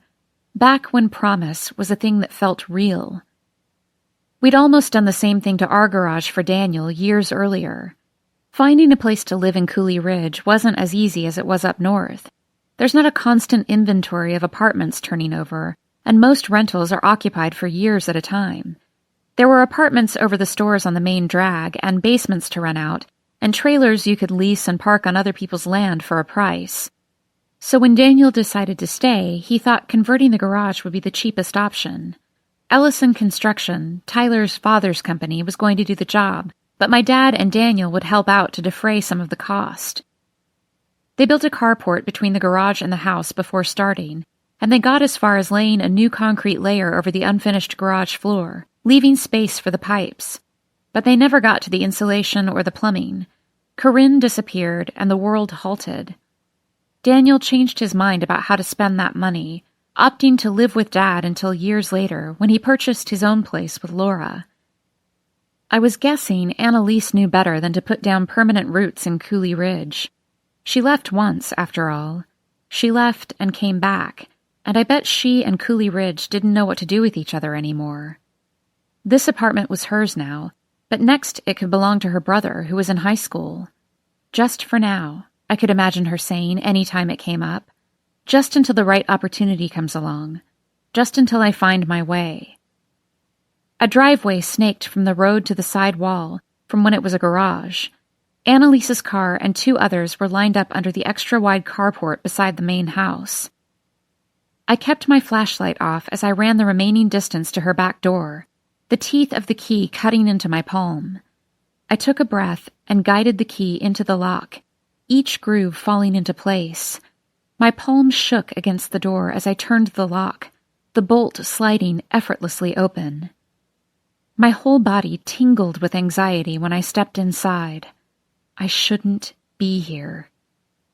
I turned the flashlight back on, keeping it low, away from the windows. The place looked a little like my apartment, with half walls to partition the rooms but no doors. There was a queen bed with a white duvet in front of me, and an art desk pushed against the other wall, the supplies organized in containers, lined up in a perfectly straight row. Through the partition, I saw a couch across from a television attached to the wall. The whole place was sparsely furnished but expertly done. Everything was understated and minimalistic, except the walls themselves. They were covered in art, in sketches, but even those looked like they were done in pencil or charcoal, the whole place completely devoid of color. I ran the flashlight from picture to picture. Framed sketches, Annalise's I assumed, though some of them appeared to be replicas of famous pictures. Marilyn Monroe looking down and off to the side, standing against a brick wall. A little girl, her scraggly hair blowing across her face. I had seen this somewhere, but I couldn't place it. And there were some I didn't recognize at all. Didn't know whether they were copies or originals created by Annalise. Oh, but there was a theme. Girls. All alone. All of them. Girls looking exposed and sad and full of some longing. Girls passed over, passed by, staring out from the walls. Look at us. Girls like Annalise on the telephone poles, silent and silenced. Annalise had gone to some well-known art school, which wasn't surprising. Back in middle school, she'd won a statewide photography competition, and that had made the local news. She looked the part, the girl on the other side of the camera, timid and fine-boned, with two wide eyes, every move tentative, careful, deliberate. The one creating, seeing, but never seen. The opposite of Corinne. I knew the cops had been here, but the place looked completely undisturbed. There obviously hadn't been a struggle in the apartment. Besides, we know she went out walking. If she had been hurt, it hadn't happened here. Her purse was gone, but that could have been because she had it with her when she left. Her car was here. That was the big sign. Who leaves without her car? They hadn't found her cell phone, so the general consensus was that it was with her, wherever that was. And it was powered off since they hadn't been able to trace it. The cops had been through here, and probably her parents, though I hadn't heard a thing about any evidence or clues. But this key was something real and solid and gut-twisting. This key was dangerous. I went through her desk, her closet, her bathroom cabinets, even the garbage can, remembering the pregnancy test they'd found at Corinne's, stuffed inside the box of Skittles. There was nothing here. A tissue, an empty stick of deodorant, the wrapper from a bar of soap. Though it was possible that someone had swept through here before the cops, cleaning up after her, saving her the embarrassment, letting her keep the parts of her that should have remained hidden. I checked her dresser drawers, everything neatly folded and everything hers. No men's clothes, no spare toothbrush beside the sink, no notes on her desk. Nothing at all there except the sleek laptop next to a bundle of wires. I chewed the side of my thumb. They'd probably already been through it. I could have it back before anyone noticed. I could. I grabbed it before I could change my mind. I checked under her bed on the way out. There was a suitcase. More potential evidence that she hadn't gone on a trip. And beside that, a white box that could hold a large photo album. I placed the laptop on the floor and slid the box out from under the bed. Lifting the top, I saw that it held the sketches that hadn't made it onto the wall. I flipped through them rapidly, the flashlight cold and metallic between my teeth, wondering if she'd stuffed anything else amid the drawings, something the cops missed, something she'd tried to keep hidden. But no, only art.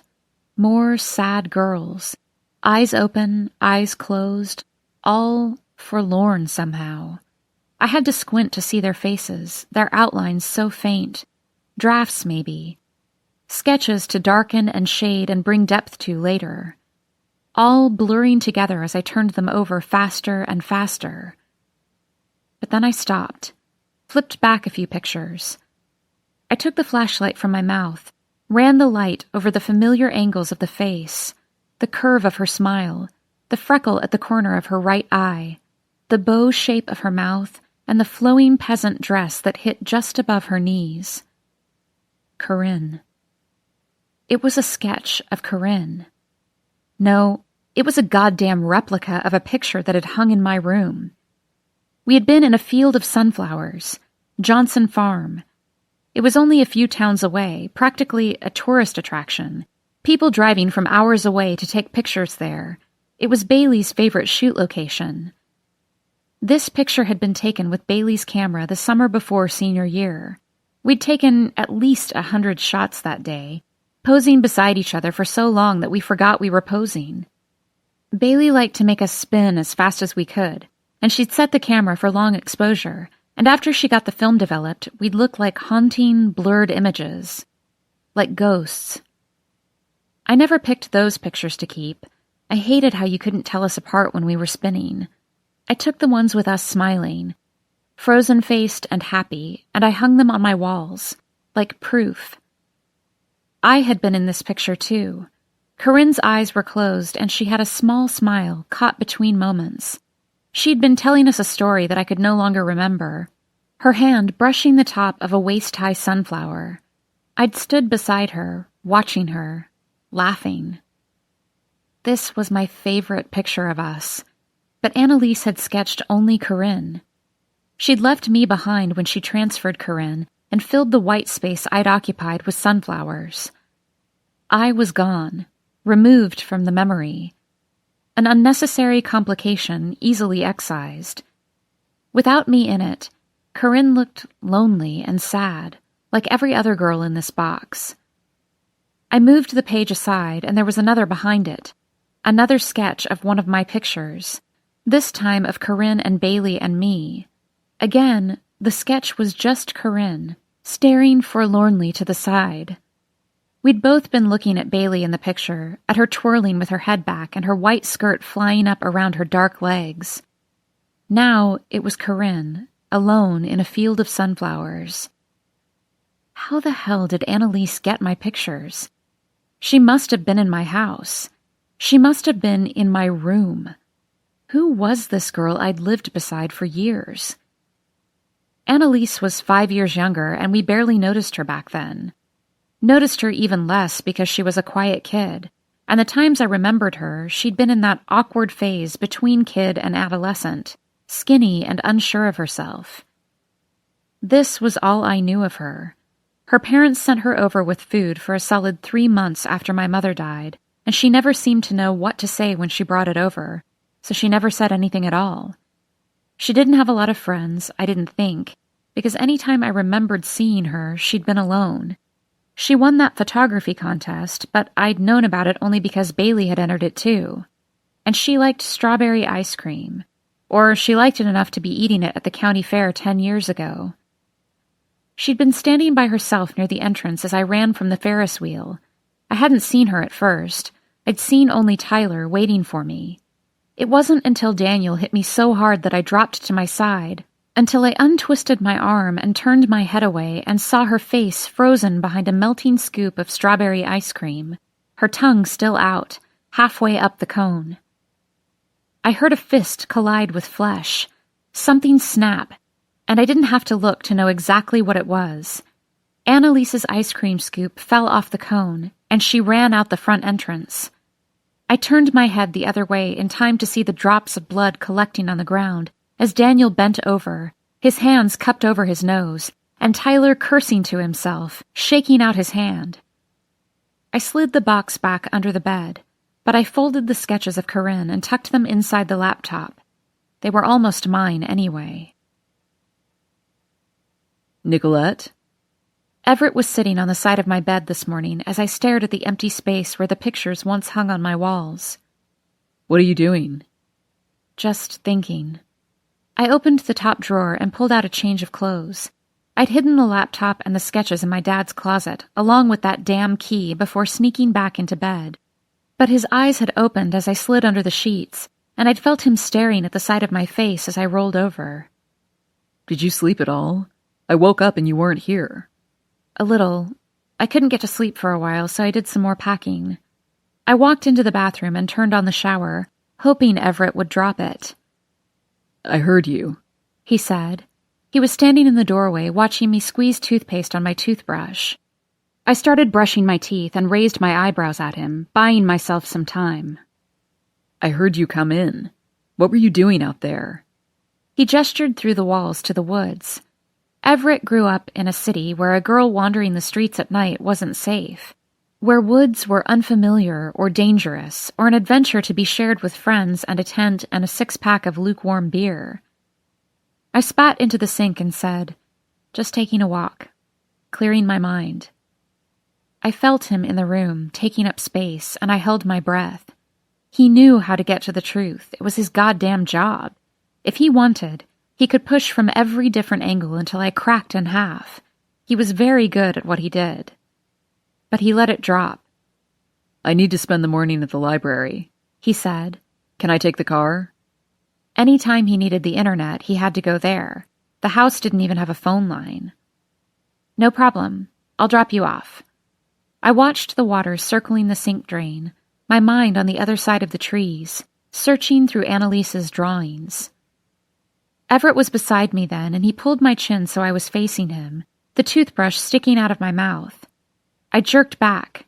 "What?" I said. His hand dropped, but his gaze held, the corners of his mouth tipping down. You look exhausted, he said. Your eyes are all bloodshot. I looked away, put the toothbrush down, and started stripping for the shower, hoping he'd focus on something else. You know, you can take something to help. To sleep. We'll go to the doctor tomorrow.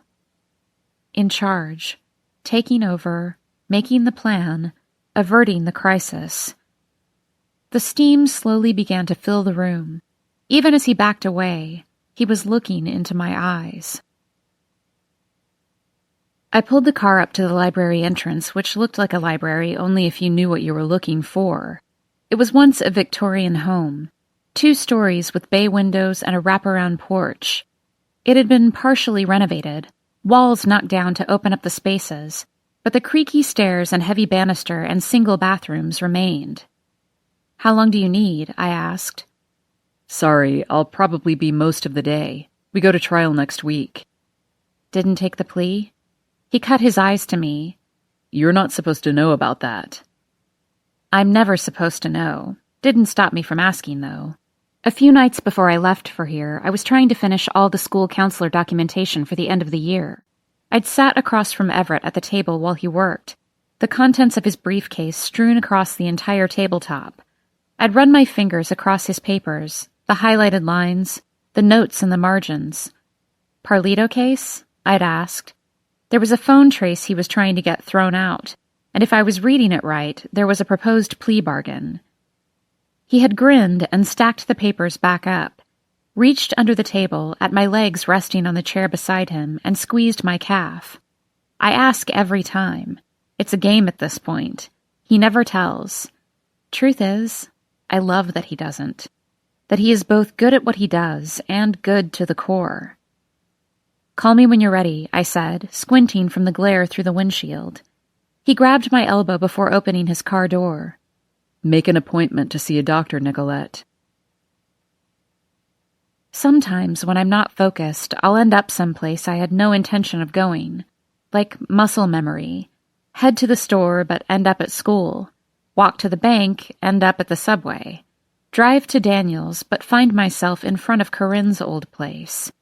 Which must have been what just happened and how I ended up parked on the corner by Kelly's pub, even though I had every intention of heading home. My eyes drifted over the storefront, over the awning, to the window a floor up with the air conditioning unit hanging over the edge. The blinds were open. I needed to talk to him about that key anyway, and he wasn't answering my calls. Not that I really blamed him. I pushed through the entrance into the vestibule area of Kelly's pub and cringed as the bell chimed overhead. At least at night there was too much noise to notice. I could smell smoke and grease and something stale underneath as I passed the open doorway inside on the way to the narrow stairwell. "He's not here," someone called, and the sound of laughter drifted out from the darkened room. I took the steps 2 at a time to the alcove with a door on either side, facing the one on the right. I knocked rapidly 3 times, waited, and tried again, pressing my ear to the door. Then I called from my cell, my ear still pressed to the door, and heard the periodic vibration of his phone from somewhere inside, until the voicemail picked up. "Hey, this is Tyler. Leave a message." Maybe he was in the shower. I tried to listen for the sound of water in pipes or any movement inside. I called again. The vibration, the voicemail, and nothing else. Another round of laughter from downstairs. I checked the time on my phone. 1 p.m. on a Sunday. The new 5 p.m. I used to find my dad here during summer break, but not this early. Never this early. I turned to go, but the creeping feeling that I was being watched started at the back of my neck, worked its way down my spine. The stairwell was empty. The door at the bottom was closed. I listened for movement somewhere nearby. A shuffling in the walls, a breath in the vents. There was a shadow in the tiny strip of light escaping from the apartment door across the hall, but it hadn't moved. I stepped closer, keeping my movement as quiet as possible. Could be the angle, sunlight and furniture, but I stared at the peephole, leaning closer, my own face distorting in the reflection. Like a funhouse mirror, 2 big eyes and 2 small mouth and everything elongated and sickly. I knocked once, softly, but the shadow didn't move. The tiny hairs on the back of my neck stood on end. I closed my eyes, counted to 10. This was what happened during an investigation. You felt eyes everywhere. You became suspicious of everyone. Everything fell apart if you didn't hold yourself together. Hold it together. I jogged back downstairs, my footsteps echoing in the hollow underneath the steps, and walked through the bar entrance. A crowd of faces I vaguely recognized glanced in my direction, and one man leaned over to say something to another. I watched his lips move. That's Patrick Farrell's daughter. And the other man tilted a bottle of beer to his lips. I tried to catch the bartender's eye, but either he didn't see me or he didn't care. Probably the latter. I knocked on the bar top. "Jackson," I said, trying to keep my voice low. He came closer, the muscles and sinew of his forearms straining as he cleaned and stacked the dishes behind the bar, before fixing his bloodshot green eyes on me. "Yes, Nick?" "Who lives in the other apartment upstairs?" I asked, across from Tyler. The skin at the corners of his eyes tightened as he looked me over, and he rubbed a tan hand over the dark scruff on his face. "I do. Why?" I shook my head. No reason. I had to get home. Had to check the laptop. Had to get it back inside Annalise's place before anyone went looking for it. He narrowed his eyes as he gave my entire body a quick skim. "Sit down, Nick," he said. "You look like you could use it." Jackson poured a shot into a glass with lip smudge marks from the last customer visible on the rim. "Vodka, right? On the house." My stomach churned, and I pushed it back in his direction across the sticky surface. "I gotta go." He grabbed my wrist, tried to hide the grip under a playful smile. "There's a blue car," he said, facing away from everyone. "I've seen it pass 3 times in the last half hour. You're not the only one looking for Tyler. He's been gone all weekend." Gone all weekend. Except his phone was here. "I was just in the area," I said. "Sure you were." I wondered if Jackson knew anything more, but his face gave nothing away. He tilted his head, his fingers circling my wrist. A man at the far end of the bar raised his glass, a friend of my dad's, or at least someone he used to drink here with. He had a sprinkling of gray hair and cheeks that burned bright red like apples. "Regards to your father, hon. You okay?" His eyes slid to Jackson's hand, then back to me. "Yes, I'm fine," I said, pulling my arm away. Jackson frowned, downed the shot, and slammed it back on the counter. "Something's about to happen, Nick. You can feel that, right?" Like static in the air, a net closing, a car circling. 2 weeks of digging into the past, and all the lies were rising to the surface. Annalise goes missing, and the box of Corinne's evidence is shaken up, tipped over. All the names fall out again. I was at the front door when I saw it. The blue sedan, tinted windows, rolling slowly down the block. I waited for it to pass before walking to my car. Annalise's laptop had no password protection, which I found slightly odd, but maybe not unexpected if she lived by herself in the middle of nowhere. Or maybe the police had hacked into it, leaving it unsecured. I scanned through the folders of college projects and grad school applications, sorting by date last modified to see if there was anything new or potentially relevant. Then I did the same with her pictures. The photos weren't sorted by anything other than date, time-stamped from as long as 5 years ago to as recent as 3 weeks ago. I lingered on one of Tyler in his truck, his mouth slightly open, his hand slightly raised. "Smile," she says. He puts a hand up to wave or to block her shot. A frozen moment. 100 different possibilities existing all at once. And most recently, a few shots from this year's fair. The Ferris wheel looming, empty carts, lights glowing in the dusk, a child eating cotton candy, his mouth sticky with pink sugar, the wisps of cotton melting as soon as they touched his lips. Vendors reaching with change or hot dogs, their fingers starting to unfurl, and the people on the other side looking toward their children or over their shoulders, already half turned away. I could picture Annalise standing there like when she was a kid, a bystander to the story, watching other lives play out. I closed the images and quickly scanned the files and saw the discrepancy. The image file names were in numerical order, but there were a few jumps, a few gaps. The trash had been emptied. Could have been that Annalise didn't like how they'd turned out, but I couldn't shake the feeling that someone else had been through here, checking for something he or she didn't want seen. I jotted down the date range for the missing files, a chunk from 4 or 5 months ago. By the time Everett called to be picked up from the library, I'd searched every corner of the computer, found the portfolios that she must have scanned in and photos of her artwork.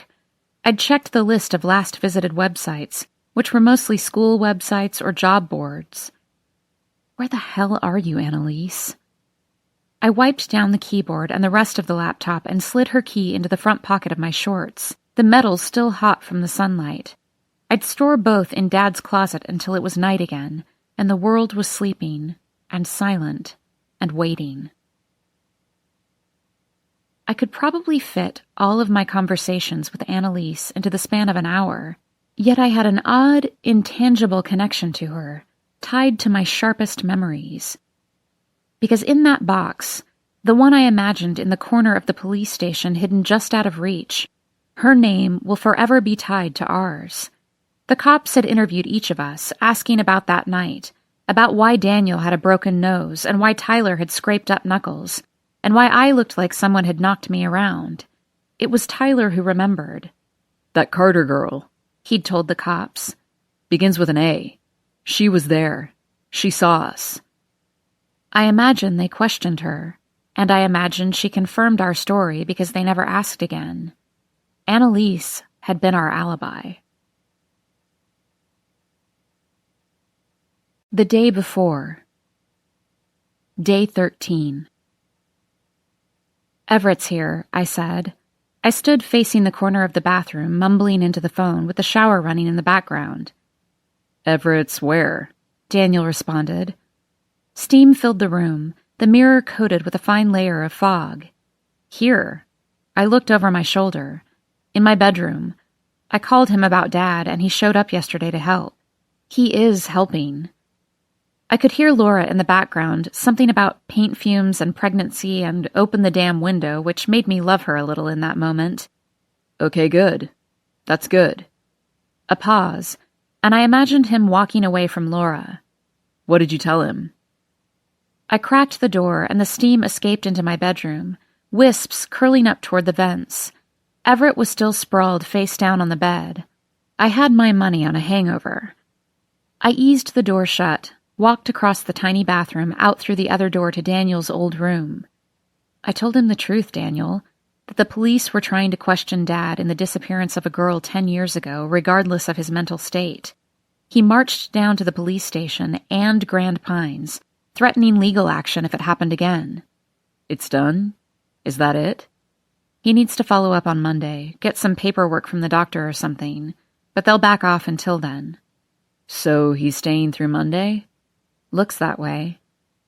I heard Laura again. Who's staying through Monday? And then everything sounded muffled, like Daniel was covering the phone with his hand. He cleared his throat. Laura wants you to bring him by for dinner tonight. Tell her thanks, but... Great. 6 o'clock, Nick. I didn't wake Everett until nearly noon, and only then because his work was stacked in the middle of the dining room table, and I knew he had to make up for the time lost yesterday. I nudged him on the shoulder and held the over-the-counter painkillers in one hand, a glass of water in the other. He moaned as he rolled over, his gaze roaming around my room as he tried to orient himself.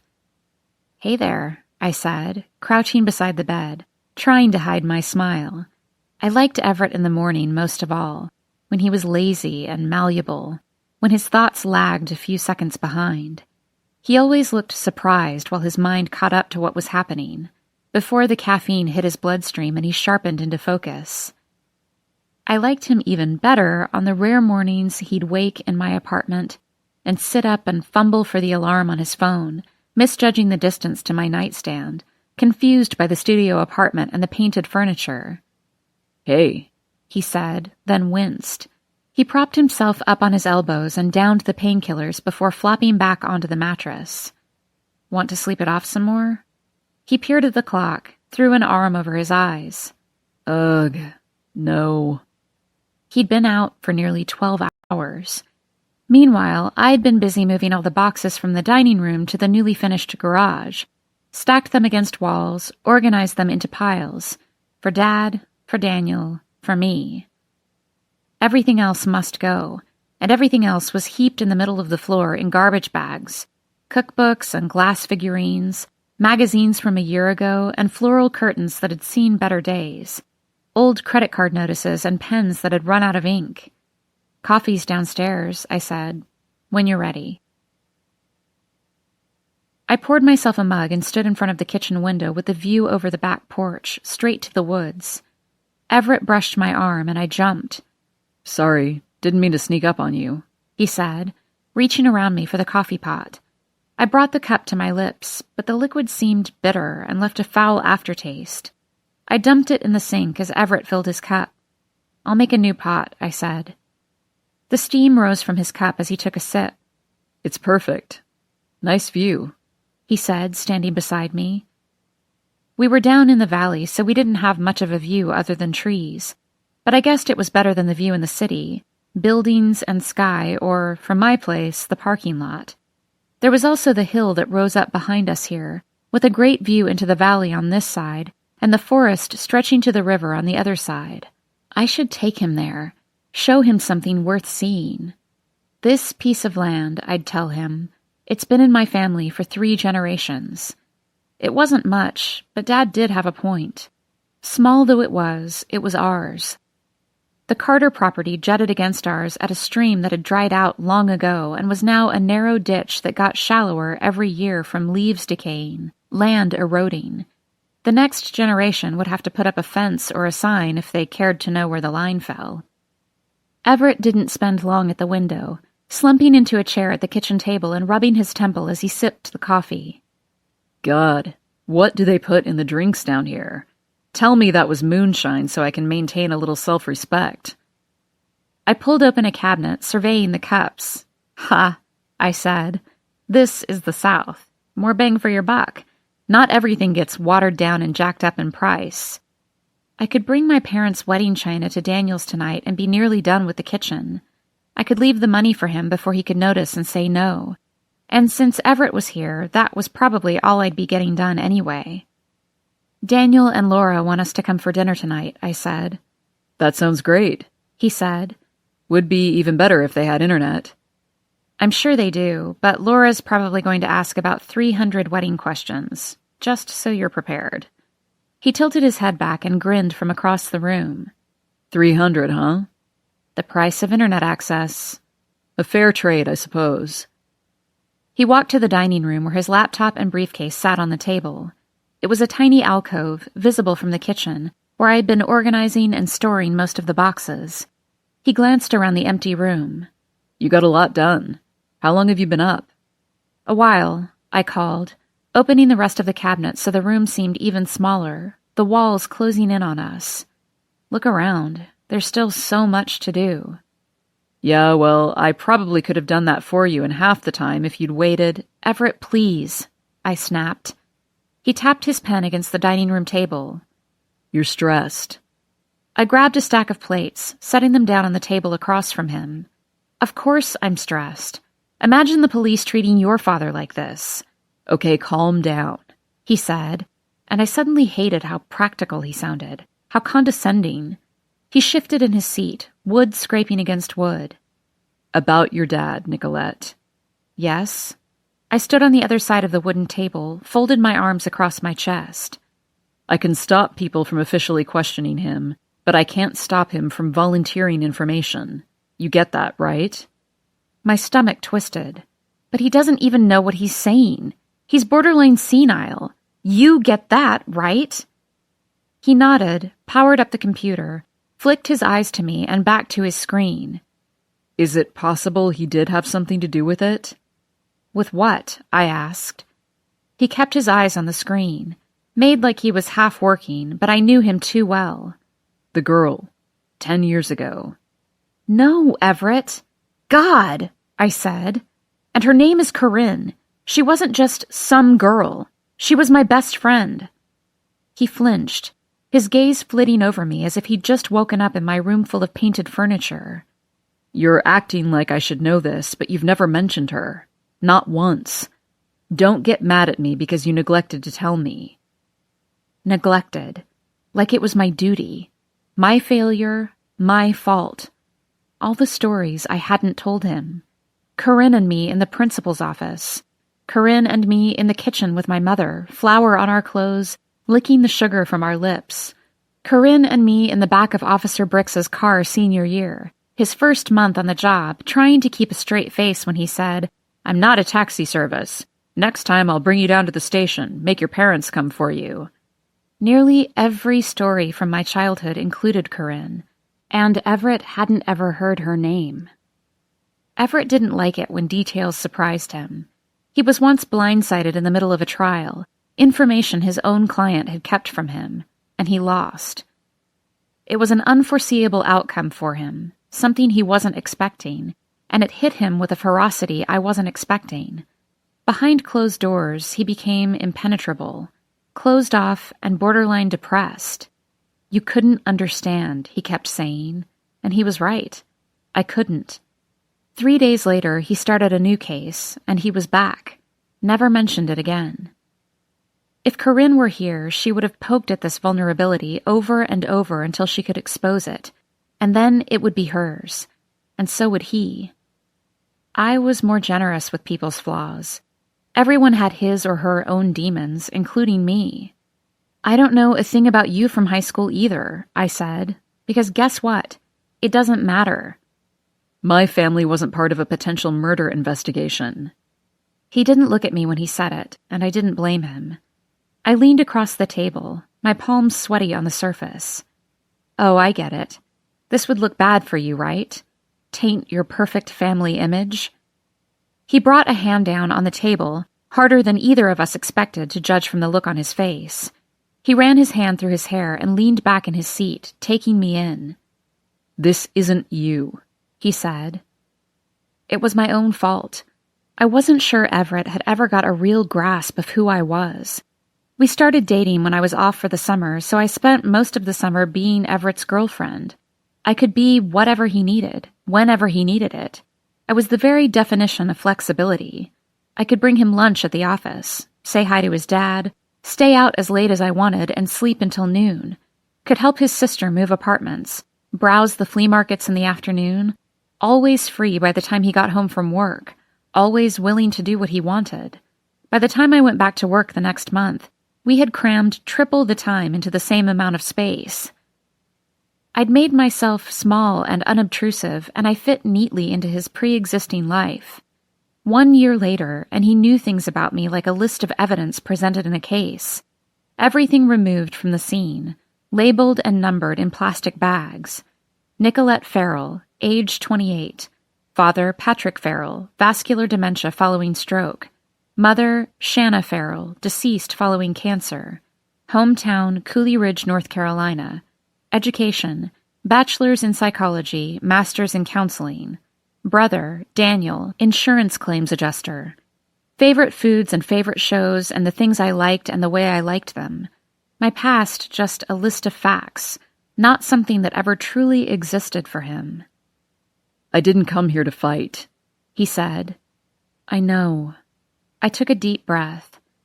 Corinne was screwed up, and I missed it. Or I ignored it. I don't know. And the investigation was even more screwed up. But my dad didn't do anything. "Tell me then," he said. "Tell me the story." When I balked, he put his hands up as if attempting to calm me. "This is my job. I'm good at it." The story. That's exactly what it was now. A story with gaps that we attempted to fill with things that made sense. A story with different perspectives and different narrators and a single girl at the center. We were 18, had just graduated. My voice turned low, and even to me it sounded haunting, haunted. It was this time of year almost exactly 10 years ago. The fair was here just like last week. We were all at the fair that night. "Who's we?" he asked. I threw my hands up. All of us.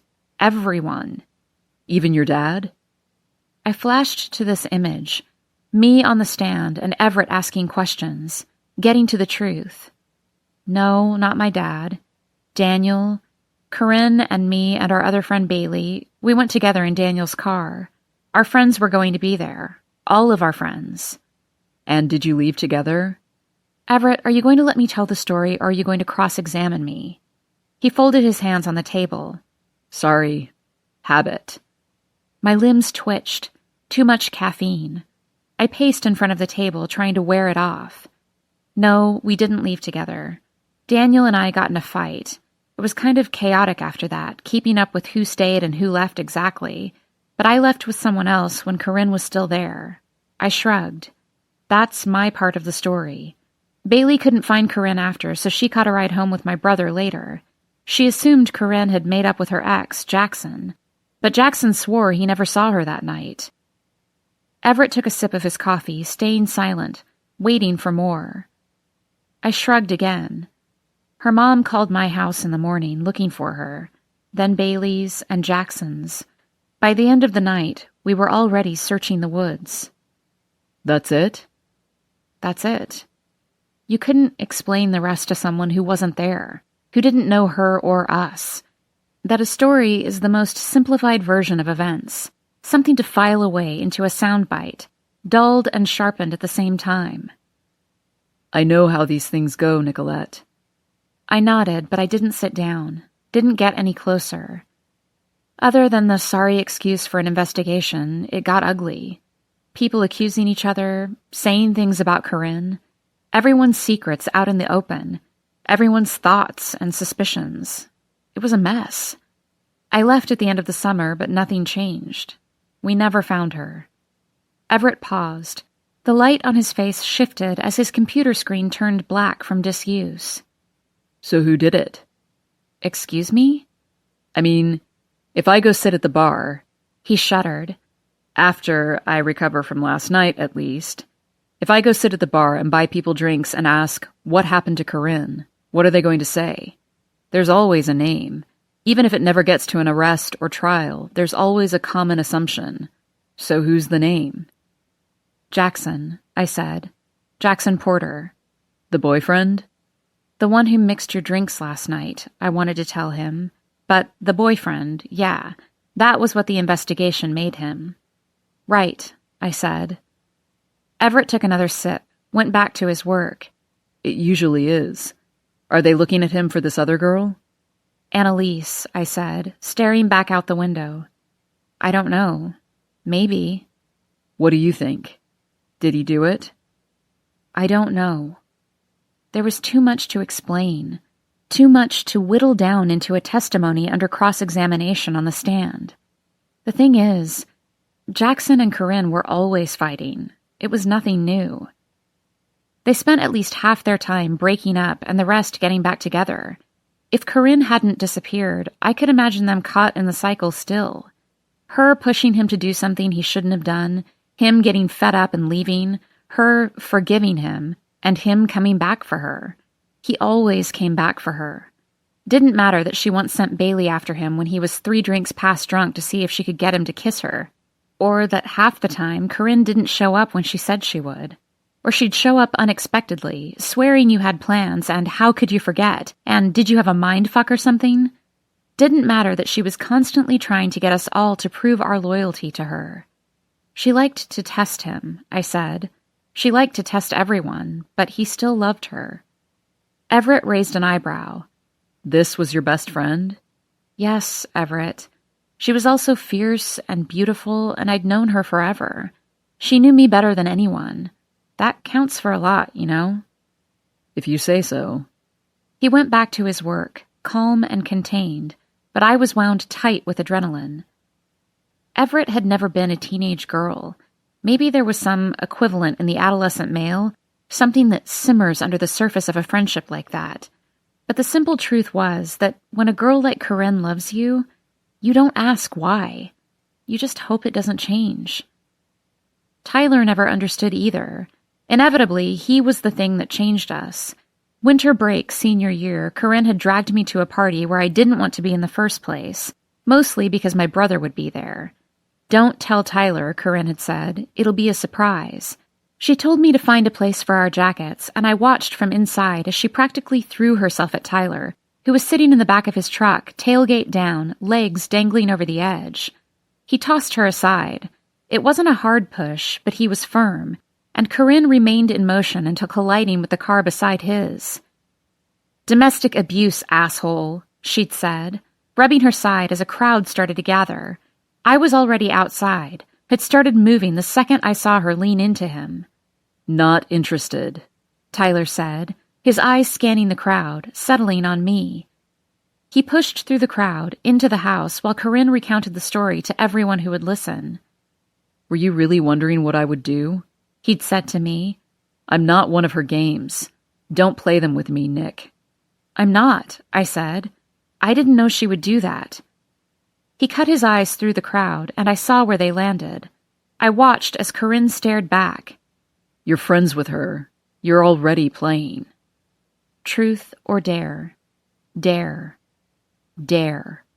Always take the dare. Tick-tock, Nick. I confronted her as we were leaving while Tyler waited for me at the front door. "What the hell, Corinne?" I asked. "You needed to know," she said, smiling at me. "And now you do." She rubbed her arm, leaned close when she saw Daniel watching us. "But tell me, does he always push that hard?" That was 6 months before she disappeared. I started to pull away, just a little. 18, on the cusp of adulthood, and perpetually shaken by the feeling that at any moment I might burst from my skin, that I was trapped, and Cooley Ridge was the thing I had to escape. I had missed something. That was what I'd told Everett. Ignoring her calls while I was with Tyler, brushing her off when she showed up pretending we had plans, heading out with Tyler instead. I hadn't been looking. And then she was gone. Parts of these stories made it into that imaginary box, the official investigation, in witness statements and people's suspicions. Tyler pushing Corinne made it into the box. Bailey kissing Jackson made it into the box. But there were countless stories that never did. Things I held on to that felt too private, like her whisper in the middle of the night from the sleeping bag beside me, like the time the bird flew into the high living room window at her house, how she didn't flinch, just rolled her eyes and took a shovel from the garage and bashed the bird as its wings beat against the sidewalk, how the noise of the wings on the concrete haunted me for months, and so did her words. "You're welcome," she'd said to it after. Or the senior year camping trip, how she dragged me with her into the outdoor shower. "Don't be such a prude," making it seem like a show, our bare feet visible under the swinging door, hanging our clothes over the wall. "Soap my back?" she'd asked, loud enough for someone outside to whistle. She'd turned so slowly I could see the gash running from spine to shoulder blade and another below, fine and precise as if made by a razor. I never said anything, just moved the bar of soap around, never too close. Never knew if it was from Jackson or her dad or something else. But she showed me, and I knew. And when we walked out, our wet skin clinging to our dry clothes, I'd felt the heat of Jackson's glare, felt him watching me through the trees for the rest of that trip. Corinne was larger than life here, had become even larger because she disappeared. But she was just a kid, 18, and bursting out of her skin, believing the world would bend to her will. Must have torn her up something good the first time she realized it wouldn't. Everett pushed the windows up, the edges scraping wood against wood in high-pitched resistance, his papers fluttering on the table, the sound hypnotic. I spent the rest of the afternoon wrapping the china in old newspapers, my fingertips black and sooty, and loading the car with boxes for Daniel. When it was time to go to Daniel and Laura's, I shut and locked the windows Everett had opened. "It'll be like an oven when we get back," Everett said. "It gets chilly at night. You're in the mountains. Go ahead and start the air in the car," I called. I heard the engine turn over, and I peered out the kitchen window once more. Then I dragged the chair from the kitchen table and wedged it under the handle of the back door. If someone tried to come inside again, I'd know. The chair would be moved, or the windows would be unlocked. I'd know. There were black smudges under Laura's eyes as she greeted Everett, and Daniel was rubbing the back of his neck like there was a kink he couldn't work out. But Laura was nothing if not a southern hostess. She'd reached the size where it was impossible to hug without coming at her from the side, which Everett was doing, her expression switching to a practiced glow. "I've heard so much about you," she said to Everett, her swollen fingers on the back of his neck as she air-kissed his cheek. "You too," he said, backing away, his hands shoved deep in his pockets. "I'm so glad I finally get to meet you." "Same," she said. "I can't wait to hear all about the wedding. Nick's been too busy with the house since she got back." Playful grin in my direction. Everett fought a smile as I raised an eyebrow at him. "When are you due?" he asked. She ran her hands over the floral dress stretched across her stomach. 3 weeks. "Do you know what you're having?" Laura cut her eyes to me. "Girl," she said. "Any names picked out?" Again, with the look at me as it became obvious that I had not actually told Everett much about her. "Shayna." "Pretty." She cocked her head to the side. "After Dan and Nick's mom." Everett nodded too quickly, and Daniel waved his arm toward the living room, rescuing us both. "Nick said you needed to send some emails?" Daniel led him to the couch, and Laura dropped the act, her shoulders slumping as she rested against the wall. "Is this a bad time? Are you okay?" I asked. Laura pulled me into the kitchen, eyes wide. "Oh, my God, Nick," she said. She was like this. She believed that having the label of sister-in-law meant we were officially confidants, neither of us having to earn it. Never mind that she'd ignored me all through high school and then after until she started dating Daniel 4 years ago. It was like she'd suddenly decided we would become close and was now determined to make it so. "What's wrong?" I asked. A timer over the stove started beeping, but Laura didn't seem to notice. "The police were just here," she whispered. She was nearly pressed up against me, and the timer was getting more insistent, and I felt a dull headache forming behind my eyes. Daniel finally crossed the room and hit the timer, frowning at the way Laura and I were standing. "What did they want?" I asked, facing Daniel. "Oh, you mean other than to push me into early labor?" She rubbed her stomach again, letting out a slow breath. "Have they been to see you?" "Laura, what did they say?" "Oh, they didn't say anything. They asked. They demanded. They treated me like... "Laura?" Daniel warned.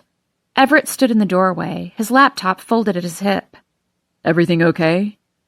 "You finished?" I asked, pulling away from Laura. "I was just pressing send on a few emails." His eyes moved systematically from me to Laura to Daniel. Laura shifted her weight. "You're a lawyer," she said. "So tell me, is it legal to question someone for no reason?" "Laura, I didn't want to drag Everett into this. I didn't want this dragged into my life with him." "Back up a second," Everett said. "Are we still talking about your dad?" Laura leaned back against the counter. "The police just came by here asking me about Annalise Carter. For no reason. Can they do that?" His face tightened, then relaxed. "They didn't arrest anyone, so they don't have to advise you of your rights.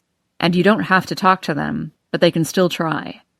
She shook her head at him. "Of course you have to talk to them." "No, legally." She laughed. "Legally." She pushed off the counter and she moved her hands to her lower back. "If you don't talk, they'll think you had something to do with it. Even I know that." "What did you say?" I asked Laura. "There was nothing to say. It was Bricks, you know, Jimmy Bricks. Remember him? But also another guy not in uniform. I didn't know him. He's the one who did most of the talking. He asked if we knew her, and of course we knew her, but not well. Bricks could have told him that. Then he asked when we last had interaction with her, and I wasn't sure. Maybe church a few weeks ago? Maybe she asked about the baby? I don't know. I barely knew the girl. Then he asked if Daniel knew her." "They're just fishing," Everett said. "What about you?" I asked Daniel. "What did you say?" "I wasn't here," he said, his jaw clenched, when I realized what exactly the police were after. Why Laura thought they might come to me next. Daniel. His name was getting dragged out of the box. "You know what I thought when they showed up? I thought something had happened to Dan," Laura said, her hands back on her stomach. She took a deep breath.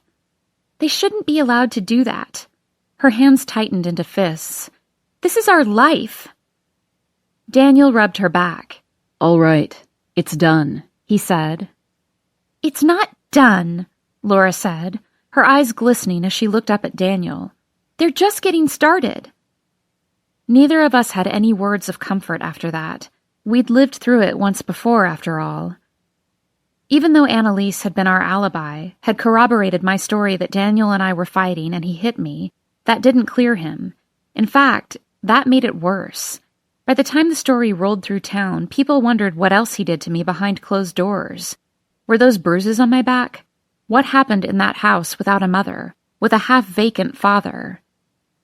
Were he and Corinne ever involved? They had asked. They'd asked him. They'd asked all of us. "Never," said Daniel. "Never," said Bailey. "Never," said I. Dinner was barbecue chicken and vegetables that Laura had grown herself. She'd also made the sweet tea, which Everett had obviously never tasted before.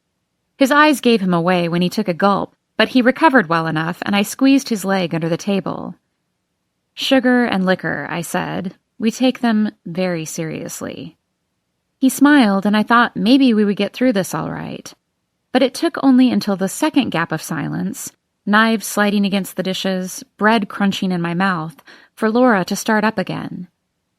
"They should be looking at the workers from 10 years ago, see if there's any working the fair. I told them that. 2 makes a pattern, right?" The ends of her long blonde hair were centimeters from brushing her dinner, and I motioned my fork toward her plate. "Oh," she said. "Thanks." She brushed it back behind her shoulders. "Dinner's delicious," I said. "Pass the butter?" Daniel asked. "They're looking in all the wrong places," Laura went on. I tried to catch Daniel's eye, but he was focused on the chicken he was cutting from the bone, his expression unreadable. She pushed her chair a little farther out, twisting to the side. "Honestly, they should be talking to Tyler more." My hand froze, my knife over the chicken. She leaned closer, conspiratorially. "No offense, Nick, but he was seeing her. And I heard he was the last phone call on record." Daniel put his cup down on the table a little too hard. "Who's Tyler?" Everett asked. Laura laughed at him before she realized he was serious. Daniel cleared his throat and answered for her. "A friend we grew up with. He was seeing Annalise. He and his dad own a construction company, and they've been helping us with a few repairs." "You know, Nick's Tyler," Laura said, like that should clear it all up. "Oh my God," I said, rolling my eyes. "Ex-boyfriend, Everett. Tyler was my high school boyfriend." Everett smiled tightly at Laura. "Nick's Tyler, huh?" Then to me. "And he's helping with the house?" "Oh," Laura cut in, "but that was years ago. He's good people. You'd like him." Daniel choked, coughed into the crook of his elbow, and Laura reached an arm for him. "Are you okay?" My fork trembled over my plate, and I pressed my hands to my legs to still them. "You think he's involved in Annalise's disappearance?" I asked. "Is that what you told the cops?" "No, I didn't mean to imply that. I just meant they should be asking him questions, not us. He probably knows more." "Oh!" Laura gasped, grabbed my hand, and pressed it to her stomach. I froze, trying to politely pull away when something rolled, slowly and languidly, and I felt myself sucking in a breath, leaning closer, moving my hands trying to find it again. "You feel that?" she asked. I looked into her face, a little rounder than pretty, balancing out Daniel's harsh edges, and I felt in that moment how lucky this baby would be.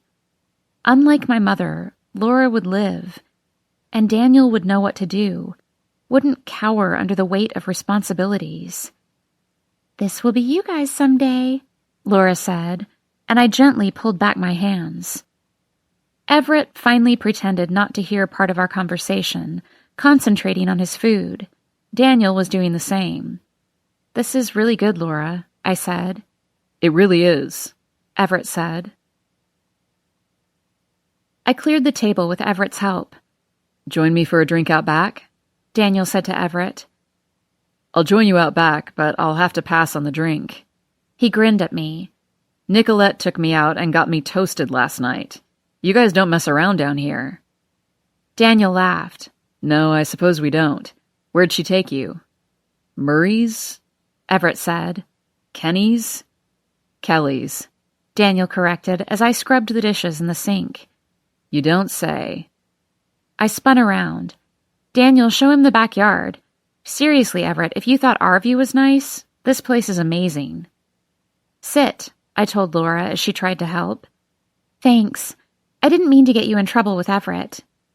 You didn't get me into trouble, I said. I just don't talk about home much. Probably caught him by surprise. Okay. Well, I'm sorry, she said. I was just shaken. From the cops showing up, and when I'm nervous, I talk too much. I nodded, and then I did something that surprised us both as she walked to the back door. I hugged her. My hands were soapy, and the ends of her hair held some crumbs, and I felt her abdomen pressing into my side. You and Daniel will be fine, I said, and when I pulled back, she nodded quickly, tears in her eyes. She cleared her throat. You coming? She motioned for the back porch, where Everett and Daniel were sitting under the light, watching the sunset.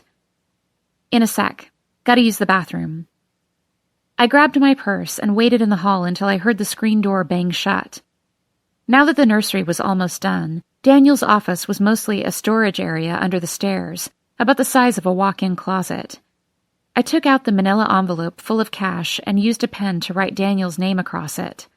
I didn't think Laura came in here much, but I figured I should leave it inside his desk drawer just in case. I owed Daniel money, but if I sent a check, he wouldn't cash it. If I held it out to him, he wouldn't take it. I probably could have given it to Laura, but I was pretty sure she didn't know about it. Telling her now would only make her wonder what other secrets Daniel was keeping. I hadn't started paying it back for a long time, and it had been hard to scrape together, after rent and lease on top of school loans. But I was staying here for the summer, and that kid paid me for the sublet up front, and if I let myself get a month behind on the car payment just this once, I could leave this for him. Before the baby, all debt settled, all ties severed. He'd given it to me before I left, out of some misguided sense of responsibility. He'd given it to me and let the garage sit unfinished. For school, he said, and he told me to go. A good sister wouldn't have taken the money, but he still had that broken nose, and it was hard not to remember. Hard to say no to his black eyes. He said he wanted me to take it, to have it. Mostly, though, he wanted me to go. I pulled open Daniel's drawer, pushed the stack of notepads to the side so he'd see the envelope in the bare spot beside them. But the light from the hall caught on something in the back corner. A flash of silver, the gleam of a key. I looked over my shoulder, then reached deep inside. It looked like a house key, and it was attached by a simple ring to an engraved silver keychain, the loops and swirls coming together in an artistic rendition of the letter A. Please, no. I heard laughter from outside, the screen door creaking open. I took the key, left the money on top of the desk, and slid the key into my pocket. Everett, I called. I'm sorry, I'm not feeling well. They slowly made their way back inside, discussing when we might next be in town. Daniel took a business card from Everett, promising to call if he ever needed anything at all. Everett put a hand on my arm as we walked in the twilight to my car. That was fun. Liar, I said. I cast a quick glance back at Daniel, who watched us from the front window. The A could stand for anything, I told myself. The key could be for anywhere. It didn't have to mean anything. It didn't have to be my brother. So were you ever going to tell me about this Tyler guy? If the drive were a straight line on a map, it should only take 5 minutes. But the roads weaved unnecessarily, cutting around forest and mountain, and it would probably take us closer to 20. You're not going to grill me on ex-boyfriends, are you? I checked to see if he was kidding. Oh, you are. Stop trying to be cute, he said. There's nothing to tell, Everett. That's not what Laura thought. This is how it is here. Gossip from 10 years ago is still relevant, because nobody ever leaves. But you did. I did. He frowned, unconvinced. We were just kids, Everett. He stretched and leaned his head against the window, and the side of his mouth quirked up. Did you go to prom with him? Stop, I said, but he was teasing and I was laughing. No prom. Lose your virginity to him at 16 in the back of his pickup? You're such a jerk. Because I'm right? Huge smile. No, I said. 17, in his room, on his bed that was just a mattress and box spring with the extra blanket he pulled from the couch because he knew I liked it warmer. It was my birthday, and his hands shook on the buttons of my dress, and I put my hands over his to still them, to help him. The car was too cramped, too hot, and I rolled our windows down, the air running through my hair like a memory I couldn't grasp. A lifetime ago, Everett. I parked the car in my driveway, letting the headlights illuminate the empty porch. Okay, so could this Tyler guy have done something to Annalise? What do you think? Everett asked. God, were we really still talking about this? I turned off the car, the night dark and alive. Nobody knows if anything even happened to her. Her brother saw her go into the woods. Nobody knows if she came back. Maybe she did. Maybe she left on her own. But could he have? Could he have done it? That was quite the question. He seized on my pause. I don't want you staying here by yourself anymore. You're not serious. Your ex was the last call on record to a girl who disappeared from the woods in your backyard, and he's been working on your house. Tyler wouldn't hurt me, I said as we walked inside. People change over the course of 10 years, Nicolette. I know that, I said. Except not really. Not really. People were like Russian nesting dolls, versions stacked inside the latest edition, but they all still lived inside, unchanged, just out of sight. Tyler was Tyler, a man who would never hurt me, I had no doubt, but a man who also once loved it when his girlfriend hung off the edge of a Ferris wheel, a man who pushed Corinne in full view of a party and never made excuses for it. I checked the kitchen chair, wedged under the back door. Was it off just a bit? To the side? Was this exactly how I'd left it? You okay? Everett called. I felt electricity everywhere, in the air, in the walls. Just thinking, I said. Come to bed. Not tired, I said. I watched our reflection in the window, Everett coming closer, his hand brushing my hair over my shoulder, his mouth pressed to the skin of my neck. Come to bed with me, he said again. I focused on the distance past our reflections, beyond the trees. Not tired, I said again. I felt the weight of the key in my pocket, the ridges pressing up against my skin, all the possibilities existing all at once. The day before. Day 12. There was something in this house. With the skeletons, my dad had said yesterday. He hadn't been making any sense, but if people got desperate enough, they might try to find meaning in his twisted thoughts, just as I was. And then I wouldn't be the only one searching. I had called Everett for advice about my dad, and he'd said he would handle it. But he was in Philadelphia, and I was here, and I hadn't heard from him since yesterday's phone call. If Everett couldn't tell me how to get this to stop, they'd eventually search this house just like I'd been searching all night. Until I realized what Dad must have meant. The closet. He'd meant his closet. I'd already gone through mine, and Daniel's was completely bare. He meant here, in the unlit closet off the master bedroom. He had to. But all I could find were his old work clothes that he'd never use again, and the ratty slippers that I really needed to toss, and a few coins scattered across the wood floor, strewn with dust. I yanked all the clothes off the hangers in a desperate last-ditch attempt to find anything, the metal hangers colliding as they swayed, until I became a girl sitting in the middle of a heap of musty clothes, trying to hold her shit together. This is what you get for listening to the senile, Nick. This is what you get. I stood back up and took a deep breath to steady my hands, but the tremor still ran through my fingers. My head dipped down and I tried again, bracing my arms on the wall in front of me, my forehead resting on the plaster, my eyes focusing on the grains of wood below me. Dust on the floor, a bobby pin that must have been here since my mom was alive, and 2 tiny screws beside my left foot kicked into the corner. If I were slowly losing my mind, where would I keep things? I tapped the screws with my bare toe, and as they rolled, I saw that the faces were painted white, like the walls. I checked above me. There was an air conditioning vent missing its 2 bottom screws. The top right corner was only partially secured. I sucked in a breath and felt a surge of discovery, of hope. My shaking hands twisted the loose screw until it fell to the floor with the others, the vent hanging at an odd angle, the rectangular duct behind it now exposed. I couldn't see in from this angle, but I reached inside and felt paper. Notebooks with spiral binding. I pulled them out, letting them crash to the floor, a few loose-leaf sheets raining down on top. I stood on my toes, reached deep inside, and scooped what I could out of the vent.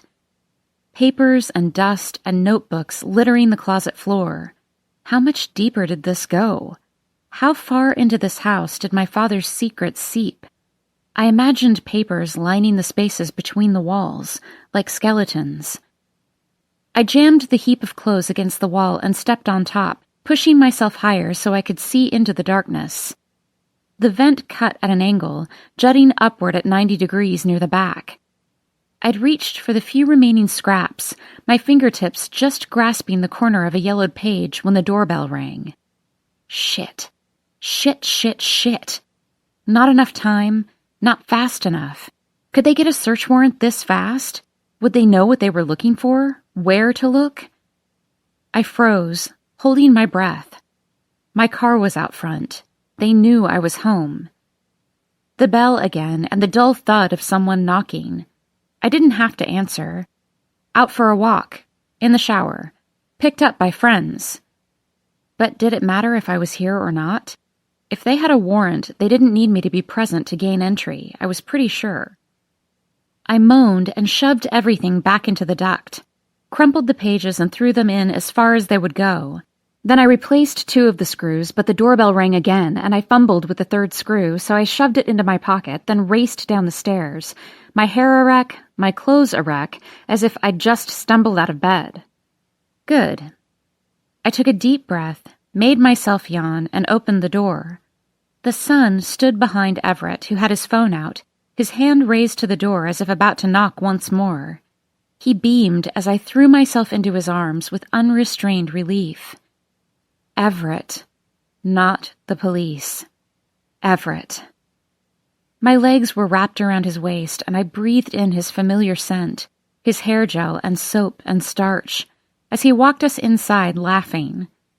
"Missed you too," he said. "Didn't mean to wake you, but I wanted it to be a surprise."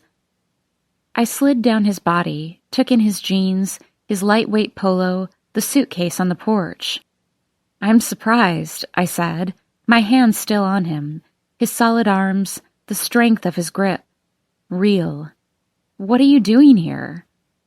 "You asked for my help, and you have it. This is one of those things that needs to be handled in person. Also, I wanted an excuse to see you," he said, his eyes quickly skimming over my disheveled appearance. His smile faltered, and he tried to hide it under feigned confusion. "Where did I put the suitcase? Oh, there." He pulled his suitcase inside the doorway, and when he looked back at me, his expression was typical Everett, calm and collected. "So what do we need to do?" I asked, shoulders tense, a headache brewing behind my eyes. "I already stopped by the police station on the way here, delivered the paperwork, and demanded they cease all questioning with your father pending evaluation." I felt my entire body relax, my muscles turning languid. "Oh, God, I love you." He stood in the middle of the living room, taking it all in, the boxes stacked around the dining room and foyer, the rickety table and the screen door that creaked. the floor that had seen better days, the furniture that had been awkwardly pulled away from the walls for painting. And me. He was definitely looking at me. I pressed my palms to my hips to keep them still. I told you I'd take care of it, he said. Thank you, I said. And then it was just Everett and me in this place I thought he'd never see, and I wasn't sure what to do next. His eyes skimmed over me one more time. It'll be okay, Nicolette. I nodded. Are you okay? I tried to imagine what he must be seeing. Me, a mess. I hadn't showered since yesterday, and I'd been digging through closets all night. I'd had way too much coffee, and my hands kept shaking if they weren't holding on to something. It's been stressful, I said. I know. I could hear it in your voice yesterday. Oh, crap. Don't you have work? What day was it again? Thursday? No, Friday. Definitely Friday. How did you get away? I brought it with me. I hate to do this, but I'll be working most of the weekend. How long are you staying? I asked, brushing by him to drag his suitcase, bigger than an overnight bag, away from the screen door. We'll see your dad's doctors today, and hopefully they'll have the papers we need by Monday, but I'll have to go after that. I thought of the notebooks in the vents, the door that wouldn't lock, the missing people then and now. We should stay in a hotel. This place has no air, and you're going to hate it. Don't be silly, he said. The nearest hotel is at least 25 miles away. So he had checked, and he wasn't counting the budget motel that definitely had vacancy on the road between this town and the next. So, show me the place, he said.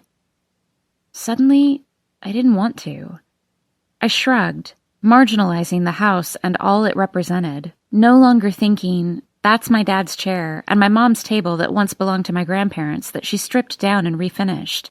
Instead, turning it into a box of wood, trying to see it through Everett's eyes. It isn't much. Dining room, living room, kitchen, laundry, bathroom down that hall, and a porch out back, but the furniture's gone and the mosquitoes are killer. Everett looked like he was searching for a place to put his laptop, specifically the dining room table. Here, I said, shuffling the receipts and papers into piles, scooping things up and dumping them into the kitchen drawers I'd just emptied. He put his laptop on the cleared table along with his accordion-style briefcase. Can I work here? Sure, but there's no internet. He made a face, then picked up a receipt I'd missed, Home Depot, the nearly illegible date highlighted in bright yellow, and frowned at it. I took it from his hands and balled it up like it was inconsequential. Nobody's lived here in over a year, kind of wasteful to pay for internet. Not to mention, we didn't have an internet line before that. Around here, service cut in and out from satellite if there was an inkling of bad weather, and it wasn't worth the annoyance for my dad. Most everyone could check email on a phone, but only one service provider worked, and it wasn't Everett's. You could use the library? It's near the police station, not too far. I could drive you. This is fine, Nicolette. But maybe we can hit the library on the way to see your dad so I can send a file. Are you sure? Because I'm here to see you, he said. Not sit in a library. I missed you. Now that he mentioned it, we hadn't been apart for this long. Not like we went out of our way to never be separated, but I wondered if we'd just been stuck in the pull of forward momentum, never taking a step back or a step away. What would happen if we paused the track, took a breath? He missed me, sure. He wanted to help, sure. But I also had the feeling that his case was getting to him. Maybe he needed a break, distance. I could hear that in his voice on the phone. What did the police say? He ran a hand through his hair. Not much they can say. They didn't look too happy to see me, but it doesn't seem to be their top priority at the moment. I'm not sure his statement will help with the current situation. He looked at me from the corner of his eye as he set up his work on the table. Tell me about this missing girl. The posters are everywhere. I wouldn't call her a girl exactly, but her name is Annalise Carter. Her brother saw her walk into the woods, and she wasn't home the next morning. Nobody's seen her since. My eyes involuntarily strayed to the backyard, toward her property. You know her? Everett, you know everyone in a town like this. We weren't ever friends or anything, if that's what you mean. She's younger than me, but she lived behind us. I tilted my head toward the kitchen, and Everett went to the window. I only see trees. Okay, well, not right behind us, but they're our closest neighbors. Huh. He didn't pull away from the window, and that made me nervous. There were secrets in those woods, the past rising up and overlapping, an unstoppable trail of dominoes already set in motion. I shook my head to clear the thought as Everett turned around. What's the matter? He asked. The disappearing girls, the police and my father and the things he was saying, the papers in the closet that I had to get rid of before someone else came looking. I lost the ring, I said, my breath coming in shallow spurts as I tried to tamp down the panic, the sting as tears rushed to my eyes and Everett going all fuzzy. I'm so sorry. I took it off to box things up, and we were moving everything around, and now I can't find it. My hands started shaking, and he grabbed them and pulled me close. I rested my forehead against his chest. Okay. It's okay. It's somewhere in the house, then? I don't know. I lost it. I heard an echo in the house. My ghost, maybe. Another version of myself in these halls from another time. I pulled my hands back, balled them into fists. I lost it. 2 missing girls, 10 years apart. The fair back in town. And all of us. Closing the gap of 10 years like it was nothing but an inch. Just a blink. A quick glance over the shoulder. Don't cry, he said, running his thumb across my cheek, wiping up the tears. Just a piece of metal, Tyler had said. Just money. It's insured, Everett added. I'm sure it'll turn up. I nodded into his chest, his hands pressed lightly against my shoulder blades. Are you sure you're okay? I nodded again, felt him laugh in his chest. I never pictured you as a girl who'd cry over a lost ring. I took a slow breath and pulled back. It was a really nice ring. He laughed for real, louder this time, his head tilted back like always. Come on. He slung an arm over my shoulder as he walked up the stairs, luggage in his other hand. Finish the tour? I laughed into his side. You're going to wish you picked the hotel. We stood together in the narrow hall that extended the length of the upstairs. 1 master with a bath, 2 other bedrooms connected by a shared bathroom. That's my dad's room, I said, gesturing to the queen bed and the old armoire. I pulled Everett along, shut the door as we passed. This one was Daniel's, I said at the next door, but he took his furniture. It had become a dumping ground of things my dad didn't know what to do with. Old novels, teaching material, boxes of lesson plans, dog-eared philosophy books and notes written in slanted script. We're getting a dumpster delivered next week. Moving on. I cleared my throat. This is mine. The yellow bed looked drab, and the room looked way too small now that Everett was here. He didn't like staying at my studio. I couldn't imagine his feelings on this. Maybe we should stay in the other room? It's got a bigger bed, he said. I am not sleeping in my parents' bed. I'll take the couch if it's too small for you. He eyed me, eyed the bed. We'll work it out later. Everett held his phone against the car window and muttered a sarcastic hallelujah when we were halfway to Grand Pines. His phone dinged in response. Downloading emails now that we were back in the land of the data plan. He scanned the surroundings quickly before diving into his emails. We should come back in the fall. I bet it's a sight, he said. Tap, tap, tap from his cell as he typed. Yeah, I said, even though we knew we wouldn't. Fall comes with a vengeance here after the leaves change. For 2 days when the wind blows, they rain down in a storm, coating everything like snow. It's prettier in the winter, I said. Except if you're trying to get anywhere.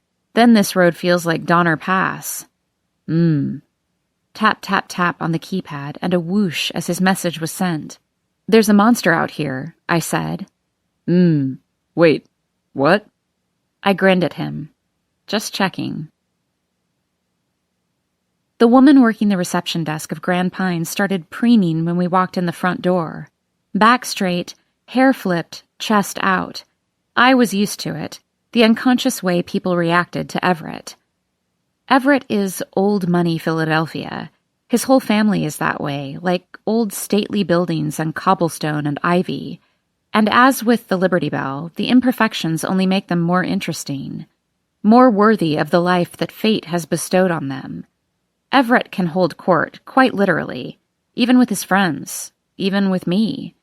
It's a spell, a beautiful spell, the way he's assertive without being bossy, confident without being smug.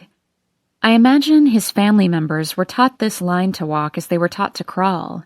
Know thy classics and thy beer. Finely tuned, all of them, with a father to disapprove instantly if they veered off course. I stood confidently by Everett's side as he marched into Grand Pines. They never stood a chance, and I knew it. As he walked off to see the director, the woman behind the desk raised an eyebrow at me, then the corner of her mouth, as in, nice. I nodded. I know. But then her eyes assessed me like she was picking me apart, and I felt the clothes that didn't fit right, and my hair that wasn't done, and I knew my hands were probably still trembling from the caffeine. I'm here to see my dad, Patrick Farrell, I said. Okay, sure, she said, picking up the phone. The nurse I'd seen on the first day led me to the common room where Dad was playing with a stack of cards. Some game that looked like solitaire but didn't seem to follow any rules I understood. Look who I found, Patrick! Your daughter! He looked up, smiled big and real, and I felt my face doing the same. Hi, Nick. Such a simple, beautiful sentence. You sure are popular today, the nurse said, leaving us. I grabbed her arm as she walked away. Who was here? The police? The what? She stared at my fingers on her sleeve, and I quickly released her. No, the man who comes for lunch. She brushed her hand over her arm, smoothing out the wrinkles. Daniel? I asked, looking from her to my dad. She shook her head. No, the other one. Patrick, who's the man who comes to lunch on Fridays? He drummed his fingers against the table and stared past me, a slight grin. I can't tell you that, Nick. I grinned at the nurse like I thought this was cute. Funny, even. Who was here, Dad? I'm not supposed to tell you. He had the audacity to laugh. The nurse winked at my dad, then turned to me. Good-looking guy. Blue eyes, brown hair, always in jeans and work boots. I swung my head back to my father, who was chewing the inside of his cheek. Tyler? I asked. The nurse patted my dad's shoulder and walked away. He'd scooped up the cards and was focused on dealing the stack between the two of us. I had no idea what to do with my hand. He played a king and seemed to be waiting for something from me. Why the hell does Tyler come here? Why wouldn't Tyler come? Did you lay exclusive claim to the rights of friendship with Tyler Ellison? Your turn, he said, gesturing to my cards. I threw down an ace, tried to relax my shoulders to keep this conversation from sliding away from him too quickly. Huh, I didn't realize you guys had so much in common. Dad frowned as he picked up the stack, then played a 5 of diamonds. Pay attention. That's exactly what I'm doing. Tell me what Tyler wants with you. I stopped playing, trying to hold his focus. He shrugged, avoiding eye contact. He doesn't want anything. He just comes.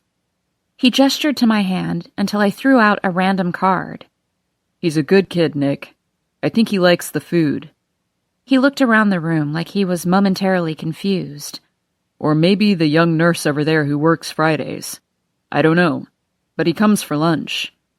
I peered over my shoulder, saw the nurse lingering near the front desk through the doorway. She was shorter than me. Her scrubs were nondescript, and her lipstick veered well outside the line of her lips. But she was attractive.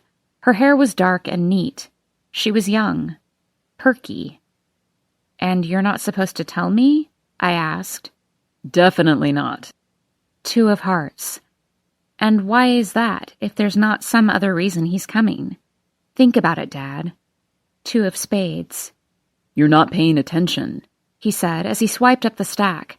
About the cards or Tyler, I wasn't sure. A new group of residents wandered in, and a few nurses shuffled in and out, carrying clipboards. We were running out of time. Dad stacked all the cards, and I placed my hand over his. "Dad, I need to talk to you." "I thought that's what we were doing," he said. "Dad, listen. We took care of it. The police can't question you. Do not let anyone question you. You tell us right away, or the nurse, or the doctor. They're not allowed. You don't have to talk to them. You understand?" Of course not. I wouldn't," he said. "But you did." "I wish I'd been a better father, Nick." "Dad, don't." "I really do. I can see it now that it's gone, but you can't go back, can you?" I shook my head. "No, you can't." He tapped the side of his head. "This is my penance, don't you think?" Like losing his mind was the price to pay for being a shitty father. You weren't mean. You weren't bad. He wasn't anything. He made me laugh, and he gave me a roof over my head and food in the kitchen, and he never raised a hand to me or his voice. For a lot of people, that would make him good. A good father. A good man. He leaned across the table, took my hand again. "Are you happy, Nick?" "Yes," I said. I had everything I wanted waiting for me in Philadelphia. A whole life there. Good. Good. I squeezed his hand. "You don't deserve this," I said. "Any of this." He started drumming his fingers again, double time, leaned toward me, and lowered his voice to a raspy whisper. "Nick, listen to me. I have to pay. I have to." "I'll take care of everything," I said. "Don't talk about it anymore. Nothing. Not a word. To anyone. Got it?" "Got it," he said. But I knew it would last only an hour or so. "I need you to focus. I need you to remember this." "I'll remember, Nick." He lifted his face to mine, his eyes like a child's, waiting for me to explain. I looked down at my hand over his, at the age spots speckling the back of his hand, the freckles on my own. "Dad, they want to bring you down to the station. You have to stop talking. Please." He opened his mouth to speak, but I held up my hand to stop him. Over Dad's shoulder, I saw Everett standing just inside the cafeteria entrance, his eyes quickly finding me. I raised my hand, and Dad followed my line of vision. "Dad, I want you to meet someone. This is Everett," I said as he approached. "Remember who Everett is. Please." He looked at Everett, then at my bare hand, and smiled. Sure. Nice to meet you, Everett." Everett shook my dad's hand. "Same to you, Patrick. Sorry Christmas didn't work out." We were supposed to fly in and out for a Christmas Eve visit before returning to spend the rest of the holiday with Everett's family, but a snowstorm had derailed our plans and we never rebooked. But this was a detail too hard for Dad to pull from his memory. He made a non-committal noise that to Everett probably sounded like displeasure. Everett turned to me. "Everything's all set here, unless you want to stay for dinner?" All at once, I felt like I was 17 again, sitting in the kitchen with my dad asking if I was staying or going. Going, I'd say. Always going. Had my foot out the door as soon as I stopped trying to convince myself my mother might live. "I've got a lot to do," I said, "but I'll see you later, Dad." Everett placed his card on the table. "I told the director and the nurses up front, but if anyone comes to talk to you, anyone at all, you give me a call." Dad raised an eyebrow at me as I walked away. When I looked over my shoulder, he was still watching. I shook my head once, praying he would remember. I excused myself to the bathroom while Everett chatted with the woman behind the front desk. I closed the door to the stall and dialed Tyler, unease coursing through my veins. "Pick up, damn it," I mumbled, but of course he didn't. I considered calling information and getting the number for Kelly's to see if he was there, but from outside the restroom I heard the faint echo of Everett's voice. What exactly was Patrick Farrell saying? I raced out of the room. "Everett," I called, watching him slowly pull back from the reception desk. "Ready?" Gossip. The most dangerous part of an investigation. infectious and inescapable. This was something I was all too familiar with, even before my job as school counselor.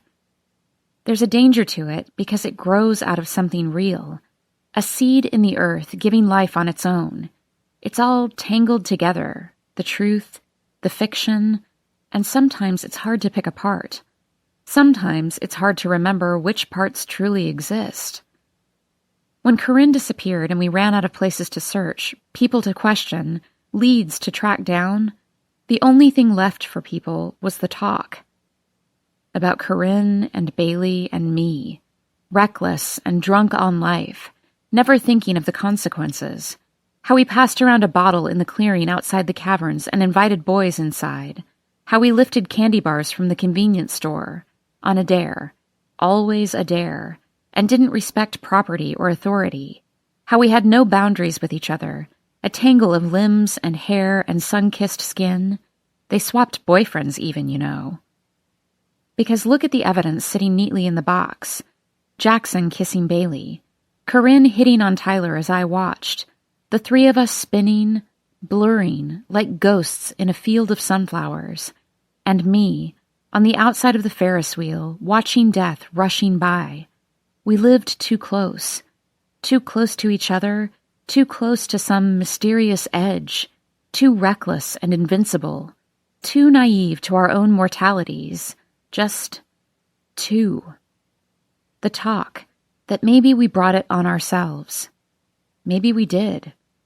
And on the other side of the talk, Daniel and Jackson and maybe Tyler, the ones to watch with a wary eye, the ones who circled us, watching, waiting, the ones who let their anger break free, who acted, who broke up with us, who pushed us away when they were displeased and then came back for more. Who was really surprised, looking from the outside in? After all the talk, I didn't understand how any of them stayed. I drove slowly because of the glare coming from the sun nearly setting, and the roads that wind gradually and then sharply with no warning, and the deer that could be standing there, frozen on the double yellow line, and because Everett was plowing through his emails and we were about to lose service around that next bend. I waited for him to start cursing at his phone. Want to stop at the library again? No, he said, leaning his head against the window. It can wait until tomorrow. Hungry? I asked. Famished. Good. I know a place. I cast a quick glance at him. All I have at home right now are microwave dinners. We can hit the store tomorrow. You need to eat better, he said. You look like you've lost weight. To judge from the way my pants were fitting, I probably had. I'd been busy, skipping meals, filling my gut with coffee and soda until I could feel the acid churning and rising. Everything else tasted either metallic or stale. I parked in the lot behind Kelly's pub because the front streets were already lined with cars, and because that was where the residents parked. Tyler's truck wasn't there, but Jackson's bike was in the corner slot. The Friday evening crowd was different from the daytime crowd. The college kids, home and looking for something to do. The after-work crowd catching a few extra drinks before returning to their families. But the smell was the same as always. Alcohol, grease, perfume mixed with sweat. There were two people behind a full bar, Jackson at the far end and a woman I vaguely recognized with a too-tight top and super straight hair to her waist. She looked in my direction as I entered.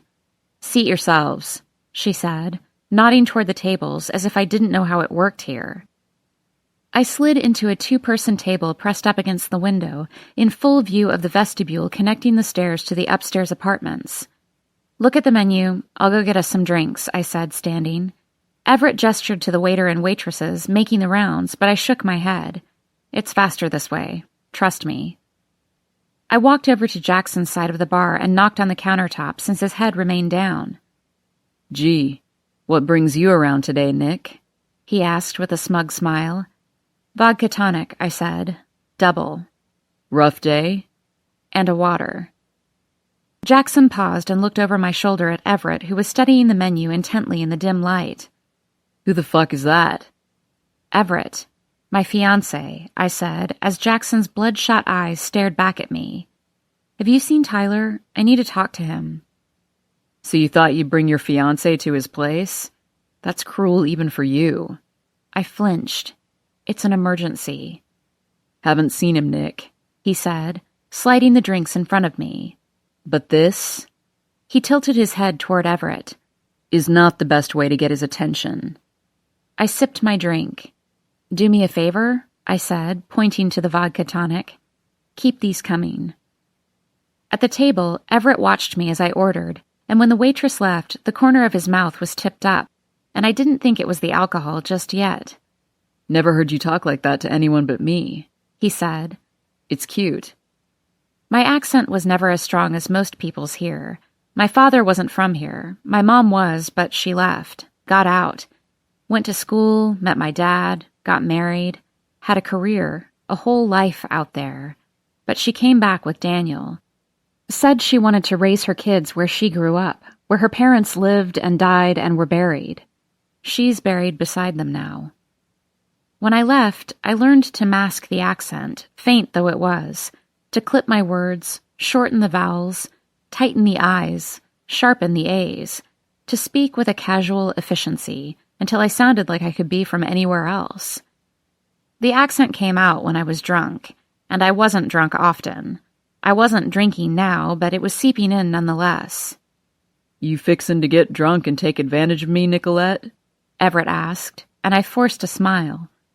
I spent most of dinner staring at the open door, made irrationally angry by Tyler's absence, by his visits with my father, by the questions I had to get answered, by the way I could imagine Tyler looking at his phone, seeing it was me, and deciding to ignore the call.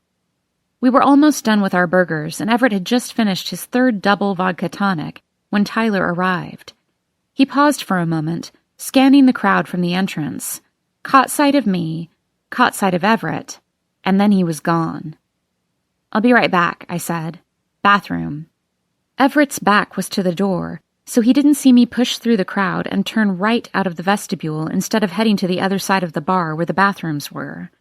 Hey, I called, but Tyler didn't stop moving up the stairs. I need to talk to you. He paused on the steps but didn't turn around. Is that him? I stomped up the steps after him, lowering my voice. You visit my dad? Why do you visit my dad? He turned around, and we were way too close.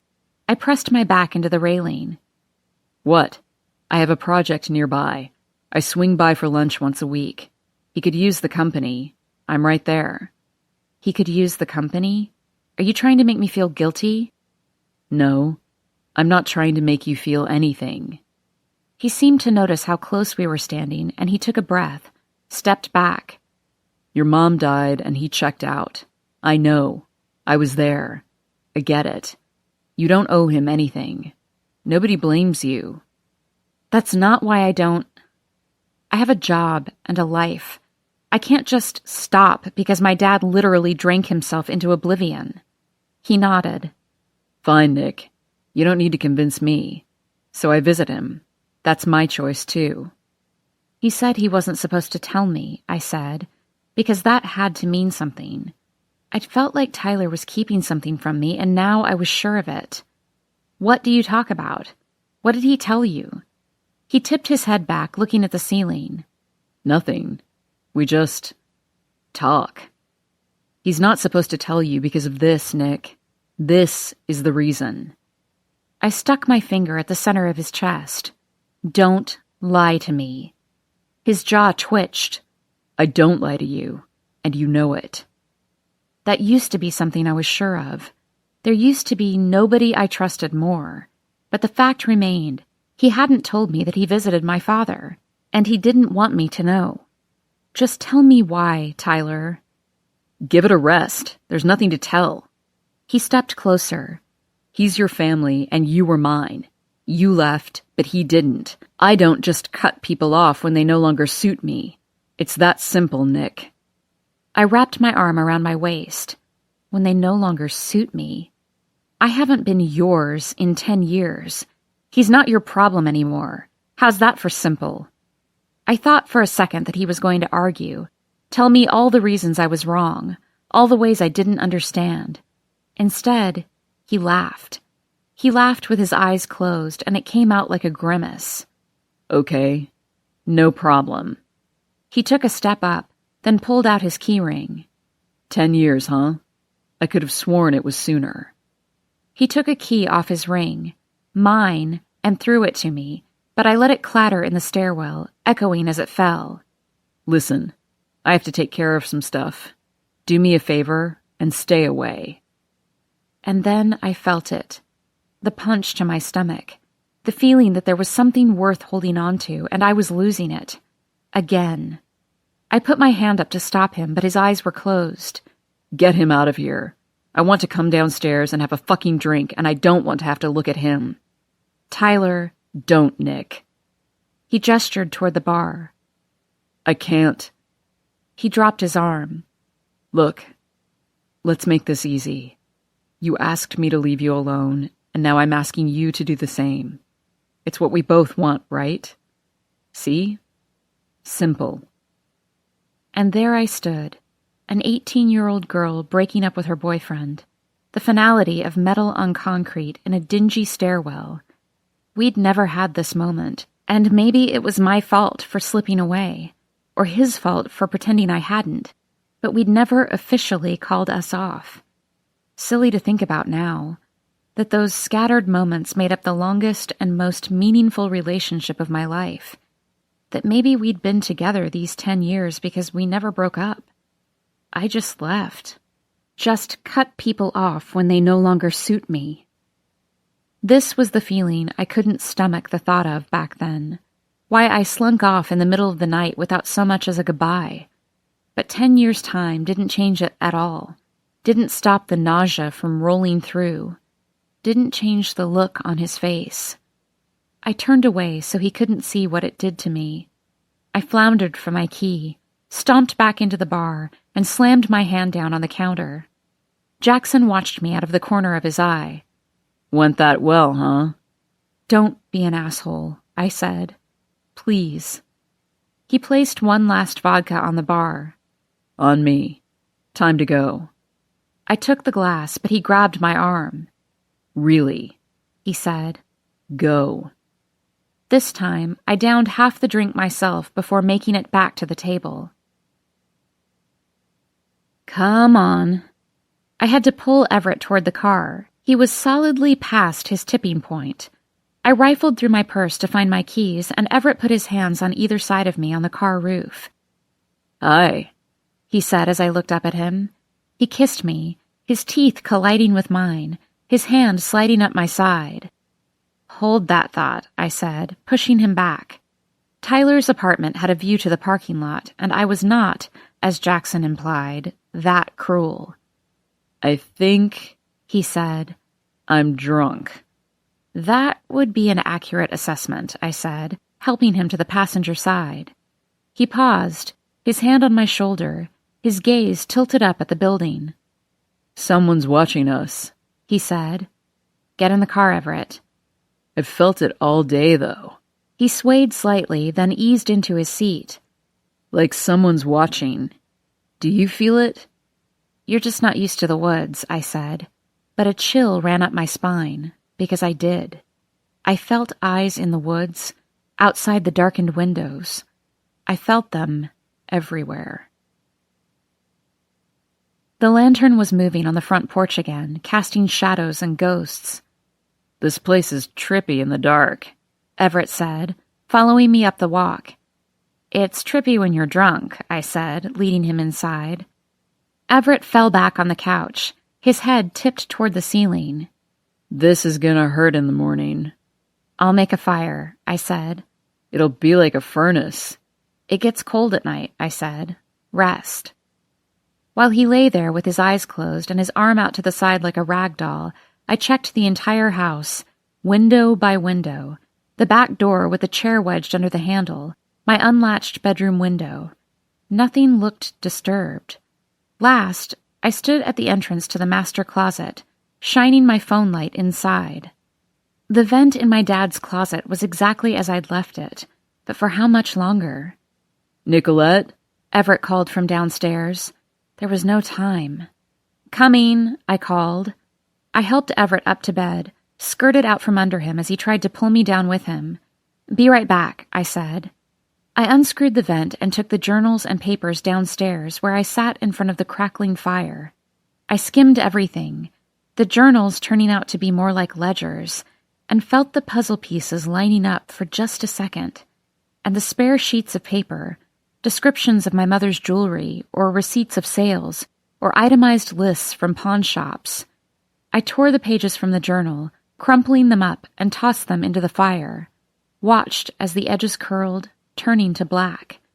Then I pulled the papers from the drawer, everything on the dining room table that I'd been trying to find meaning in. The bank withdrawals, the highlighted receipts. I burned them all. They turned to ash, to nothing, to smoke. I no longer had the luxury of perusal, of gradual and gentle understanding. It was coming with a vengeance, like the leaves in the fall, turning colors in warning, and then, with a strong wind, they all fall down. The day before. Day 11. The teenagers scattered throughout the clearing were finally asleep, and I carefully wove through their campsite, stepping over empty cans and sleeping bags, heading for the narrow path to the caverns. Dawn was already breaking through the trees, the sky pink and hazy, but darkness beckoned from the entrance of the caverns. Time didn't exist down there. Too many angles for the light to slip through. Too much distance. You had to move by feel and instinct. My hands on Tyler's waist, following in his steps, Corinne's laughter echoing from deep inside. 10 years ago, these caverns had belonged to us. From my house, in a car, they're a good 10 miles away, but through the woods it's more like 2.5. Corinne and Bailey and I used to walk here before we were old enough to drive. Not just for the caverns. That came after. That was always the dare. First, there was the clearing where we'd all meet up, just like these kids. This site used to be privately run and maintained, but now it was abandoned, halfway to disrepair, yet with old restroom facilities and plumbing that still worked. The perfect place for bonfires or parties. It belonged to the teenagers and, like a spell, was forgotten as soon as they moved on.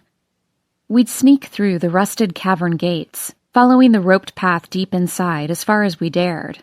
Our flashlights off, the chill running up our spines, a tap on the shoulder. Truth or dare. In the darkness, we were all hands and laughter and whispers. We clung to one another or pressed ourselves against the damp walls, trying to outlast everyone else, pretending to see ghosts, pretending to be ghosts, until someone gave in and flicked a light back on. The official cavern tours had shut down a generation before, after an accident. A couple left behind, lost in the total darkness, and only one alive by morning. The woman slipped along the slick rocks, hit her head, and her husband couldn't find her in the dark. Circled the cavern on his hands and knees, spiraling in, calling her name, never making contact. Yelled for help from the locked gate, his pleas swallowed up by the endless forest. It's disorienting down there. Might seem unlikely to be trapped in the same cave and never find the other person, but if you've been there, you knew. It could happen. They found her in a puddle of her own blood and him not 20 yards away. They'd been exploring a narrow tunnel off the trail, didn't notice when everyone left until the lights went off, felt their way back into the main cavern, searching for the path, for the rope to follow back to the entrance. That was when he lost her. Of course, that was his story, but then there were the rumors, the whispers that lived on. He killed her. He meant to. Or it was an accident, a fit of passion, a push too hard. Or like Daniel told us, the monster made him do it. It lived in the woods, and this was its home, and it would speak to you only in a whisper that sounded like your own echo. Either way, this place shut down, the generator burned out, and the trail of lights turned off for good, and with it, the town revenue. There used to be more of a tourist draw. The caverns nearby, the mountains all around, and the river cutting through. Johnson Farm and the sunflowers within driving distance. People pulling onto the shoulder of the road, walking through them like a maze, cameras strung around their necks.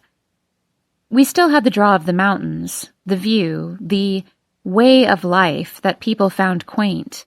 But the town 20 miles away had a railroad with a cartoonish train and a scenic day trip, and it also had the river and the mountains, the proximity to Johnson Farm, therefore taking all of the remaining visitors. They bolted the metal gates into the smooth mouth of the caverns, tied it up with chains and a padlock, stuck a sign out front, "Danger, forbidden, keep out." Like catnip, a goddamn bat signal in the sky. Teenagers, come. And come we did. The gates and the padlock were mostly for show. Everyone knew someone who had a key. There were probably 8 different copies of that key floating around by the time we graduated, passed down like a rite of passage, senior to freshman. The dares, the bets, the dark privacy of the rooms losing their appeal after graduation. When those seeking privacy and secrets outgrew the cold walls, the damp floor, moving on to the motel halfway between this town and the next. When Corinne disappeared, the cops couldn't search everywhere. There was just too much area and too few resources until help from the state arrived, especially for an 18-year-old with no definite sign of foul play. They couldn't rule out the possibility that she'd run. But the caverns were close to the main road between the fair and our town, a semi-paved access road from when it had county funding. It was a convenient place to leave a body. Jackson was the one who suggested it as the cops organized us into search parties 2 days after Corinne disappeared. Did anyone check the caverns? They couldn't not check. Not with us all standing around, about to head out on our own with flashlights and desperation and an illegal key. We were there when the cops went in, Bailey beside Jackson, her face resting against his chest, his t-shirt already stained with her eye makeup. Tyler, his fingers laced with mine, his grip too tight. Daniel, his arms folded across his chest, sullen and anxious. The police had this big tool ready to cut the chains, but they didn't need it. The padlock was open, the chains unwound, the gate hanging slightly ajar, the darkness beckoning. Jimmy Bricks went down with a big spotlight, and Officer Fraze tried to keep us all back as we stood with the gathered crowd. We waited forever, the waiting tightening my throat, the summer air too thick and filled with the scent of decay. They were down there for over an hour, but the only thing they brought back up was the ring. The ring was beautiful, one of a kind, interlocking silver bands with a row of tiny blue stones between them.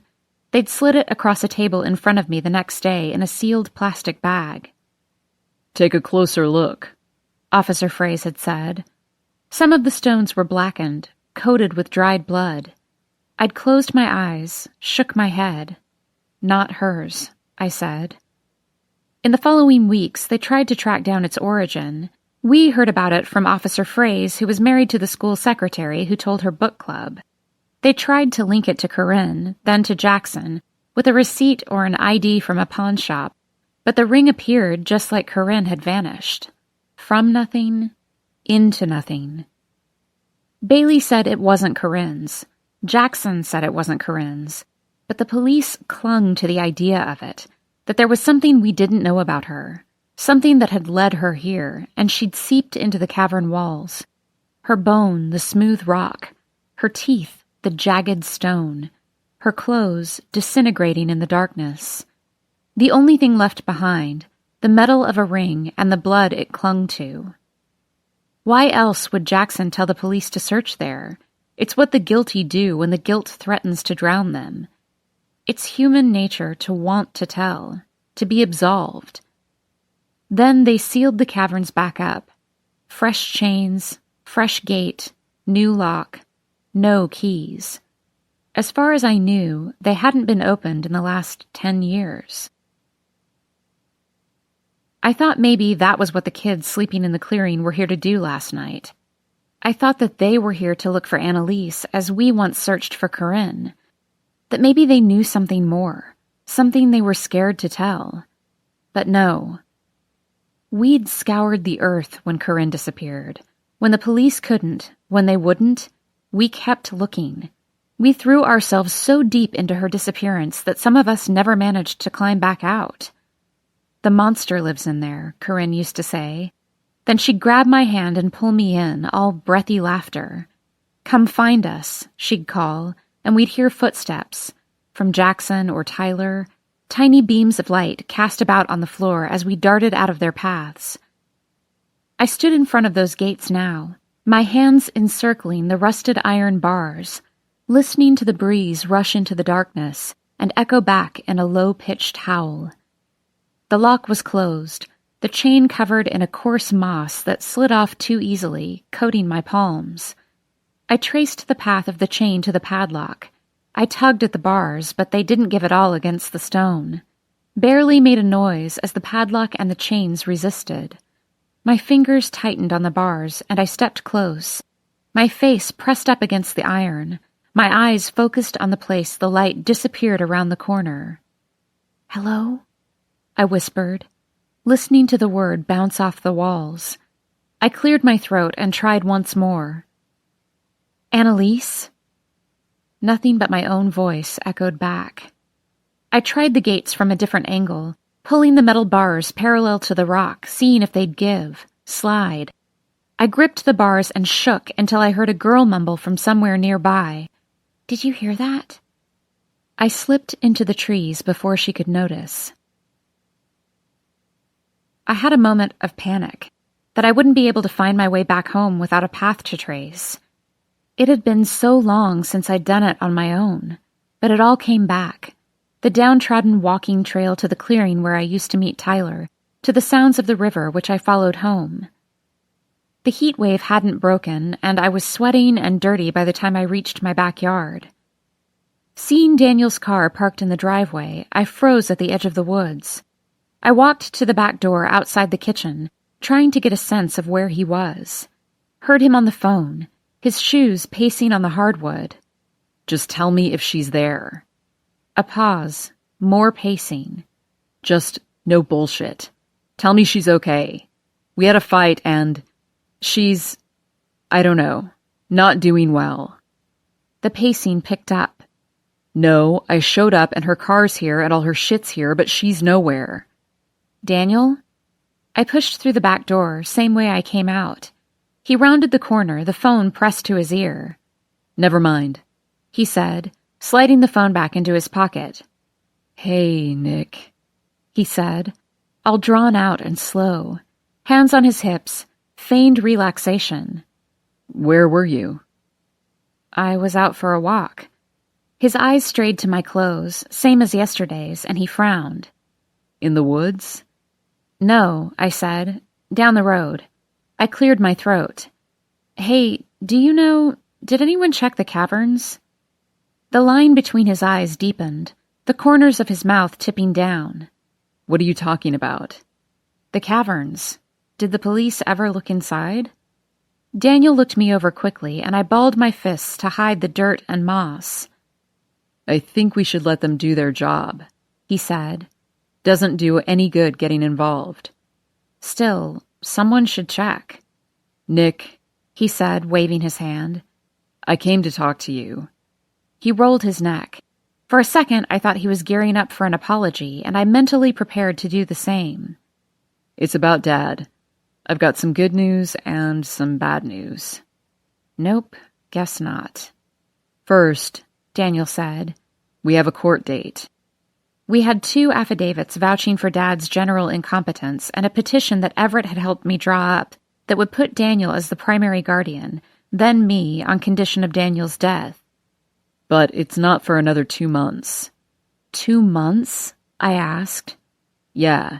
And if Dad still refuses to sign the paperwork to put the house on the market, it will take until after the guardianship hearing for us to list it." "I'll talk to him." Daniel cleared his throat. "Maybe you should go home." My eyes latched on to his. He was always telling me whether to stay or go, and I wanted to know why. Why he wanted me gone. I thought you wanted my help. You told me. You told me you wanted me to come. I can take care of it, he said, his face closed off, unreadable. Typical Daniel. I'll talk to Dad, I said. He'll sign the papers. We'll sell the house. He nodded, stared off into the woods. Bring your phone next time you're out, so I don't worry. There was a police cruiser in the first row of the half-empty parking lot of Grand Pines, and I instinctively parked near the back. I knew it was irrational, but still. The cop walked out of the building just as I left the car, and I stood beside the door, reshuffling the listing paperwork. There was something vaguely familiar about the way he walked, looking down at his feet with his hands shoved in his pockets. Something about his jet-black hair cropped perfectly against his light brown skin. Cinnamon, Jackson had called it on Bailey, as if her ethnicity had a scent or a flavor. Mark? I called, pushing off my car. Mark Stewart? The cop Annalise had left a message for before she disappeared. I have a few questions about the Corinne Prescott case. Can we set up a time to talk? Mark Stewart. Here. He froze halfway to his car, stranded on the blue lines of a handicap space. I was jogging toward him, my flip-flops slapping against the pavement, the papers slipping from their stack under my arm. I secured them between my elbow and waist and gestured to myself, my heart pounding in my chest. Nick Farrell, remember? His eyes widened in surprise, but he quickly replaced it with a nod and a smile. Hi, Nick. Wow, it's been... He let the thought linger in the air between us. Yeah, I said. God, you got tall.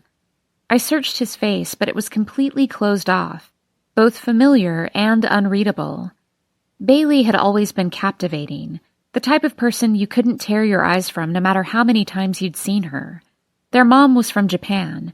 Her father had met her there during his 4 years of Navy service, and she had this partially stilted accent that Bailey could mimic perfectly.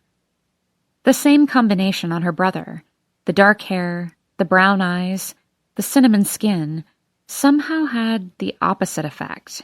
He faded into a group, shrank from our focus. I wondered whether he and Annalise had been close, if he knew something more that he'd kept for himself. Maybe why she'd asked about the Corinne Prescott case in the first place. Mark had been 14 when I left. The only thing I really remembered about his personality was that he was exceptionally goofy in that immature boy way in his own home. Outside, he was morose and quiet, and when I ran into him outside of his house, away from his family, he blushed when he saw me, like he was embarrassed that I knew the other version. What are you doing here? I asked. His cheeks tinged red, and I was glad to see I still had that effect. It would make him overcompensate by oversharing. Got a tip, he said, staring past me. From a nurse, about a potential crime. We're required to follow up. I nodded, tried to steady my hand, tried to slow my breath. Could be anyone. How many patients are there? What did that brochure say? 620? Maybe 260. Still, less than a 1% chance. So, how have you been? Still living in town? Nah, just work there. I live a few miles from Bailey. Nice area. You know. He was acting like I had a clue about Bailey. I didn't know where she lived or what she did. Didn't want to ask around, to draw attention to the uncomfortable truth. Bailey and I didn't speak. Not after Corinne had disappeared. Hardly ever a day since. That box in the police station, it does things to people. Makes you tell things about each other. Becomes a permanent record of your betrayal with your signature below. Well, I said, it was really good seeing you, Mark. I was almost at the door when he called after me. Hey, Nick, he said, using some voice I'd never heard from him. His cop voice. You in town for a while? I shrugged, just taking care of some loose ends. I gripped the papers tighter to keep my hands from shaking. He didn't ask why I was here or who I was visiting. He already knew. As soon as the doors shut behind me, I raced to my father's room. Dad was particularly disoriented, or rattled, or both. He sat on the edge of the bed, staring at the wall, faintly rocking back and forth. I knocked on the open door, but he didn't answer. "Dad?" I called. He turned to look at me, then went back to the wall and the rocking. He was shutting down. There was no imminent danger, no reason for the director to call Daniel or schedule a meeting or explain her concerns. They were probably quite pleased with themselves. But for me, this was scarier. He wasn't clawing for sanity or fighting for understanding or raging against the unfamiliar. He was letting go. On the wall across from the bed were pictures of us, of me and Daniel and the nurses and doctors, people he shouldn't be afraid of, people he should remember. He was staring right through them now. I stood beside my picture. My hair was shorter in it, and I was smiling, and Dad had his arm slung over my shoulder. It was from when we brought him here last year, taken in this very room, because we couldn't find any recent photos of the two of us. "With daughter, Nick," it said underneath, in Daniel's handwriting. Dad kept rocking. He was mumbling something, repeating words to himself, all strung together in nonsense. "Dad," I tried again, but he still looked right through me. Then he stopped, paused, focused. "Sheena?" he asked. I closed my eyes, and he went back to rocking. There was no picture of my mother on the walls. It had been a hard decision, the one Daniel and I wavered over the most, whether to put her up there and fill him with the hope that she still existed, or whether to pretend she never did. Which was worse? Daniel and I debated over dinner the night before we moved him in. I was the one who made the decision because I knew. The losing of something you thought you had. That was far, far worse. I stepped into the hallway, the light too bright, the buzzing from the fluorescents drowning out the low hum of voices in the other rooms. "Hey," I said to the first official-looking person walking down the hall. No scrubs, business casual, hair loose, and a bird-like face. I recognized her from the last time I was here. I grabbed her arm as she tried to walk past with a stiff smile.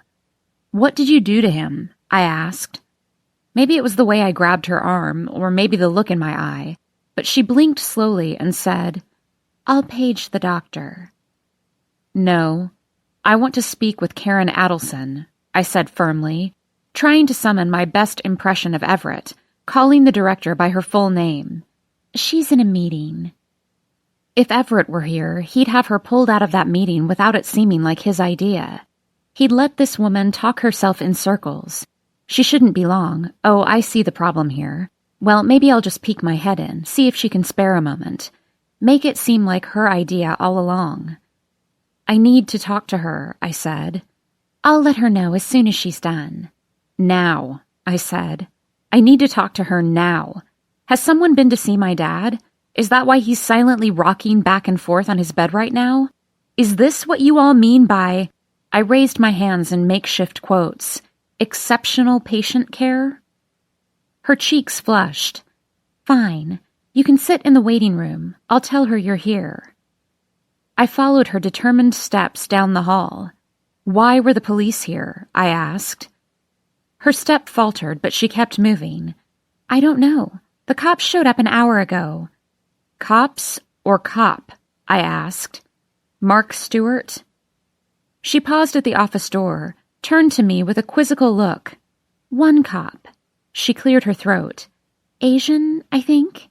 She blushed again, like that wasn't the PC way to describe someone. "Just a guy. Just a goofy, sullen kid. Mark." "And you let him talk to my dad? I will hold you all personally accountable if this—" I made an arm movement trying to encompass everything my dad was at the moment. "Gets worse." She gestured toward the couch, then sat at the desk in the outer office. "I was in here. I have no idea what happened." She picked up the phone and pressed a button. I have Patrick Farrell's daughter in the waiting room. Karen Adelson was outside her office, escorting a couple and making apologies for the interruption within a solid minute. The director held out her hands. "Nicolette, please come in," as if she'd been expecting me. Her office had potted plants and a little Zen garden on a coffee table, a miniature rake with lazy, curving lines through the sand. "What did you do to my dad? I saw Officer Stewart in the parking lot, and my dad is practically catatonic in his room. What the hell happened?" "Sit, please," she said. I sat in the straight-back chair in front of her desk, ignoring the couch she was gesturing toward. Tough to feel self-righteous when you're stuffed into an oversized couch in front of a Zen garden. She took her time walking to the other side of the desk.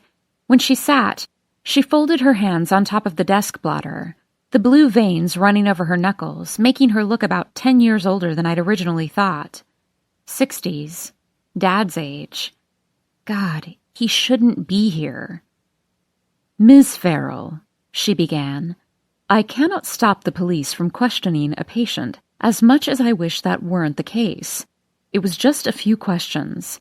Apparently, your father might have been a potential witness to a crime."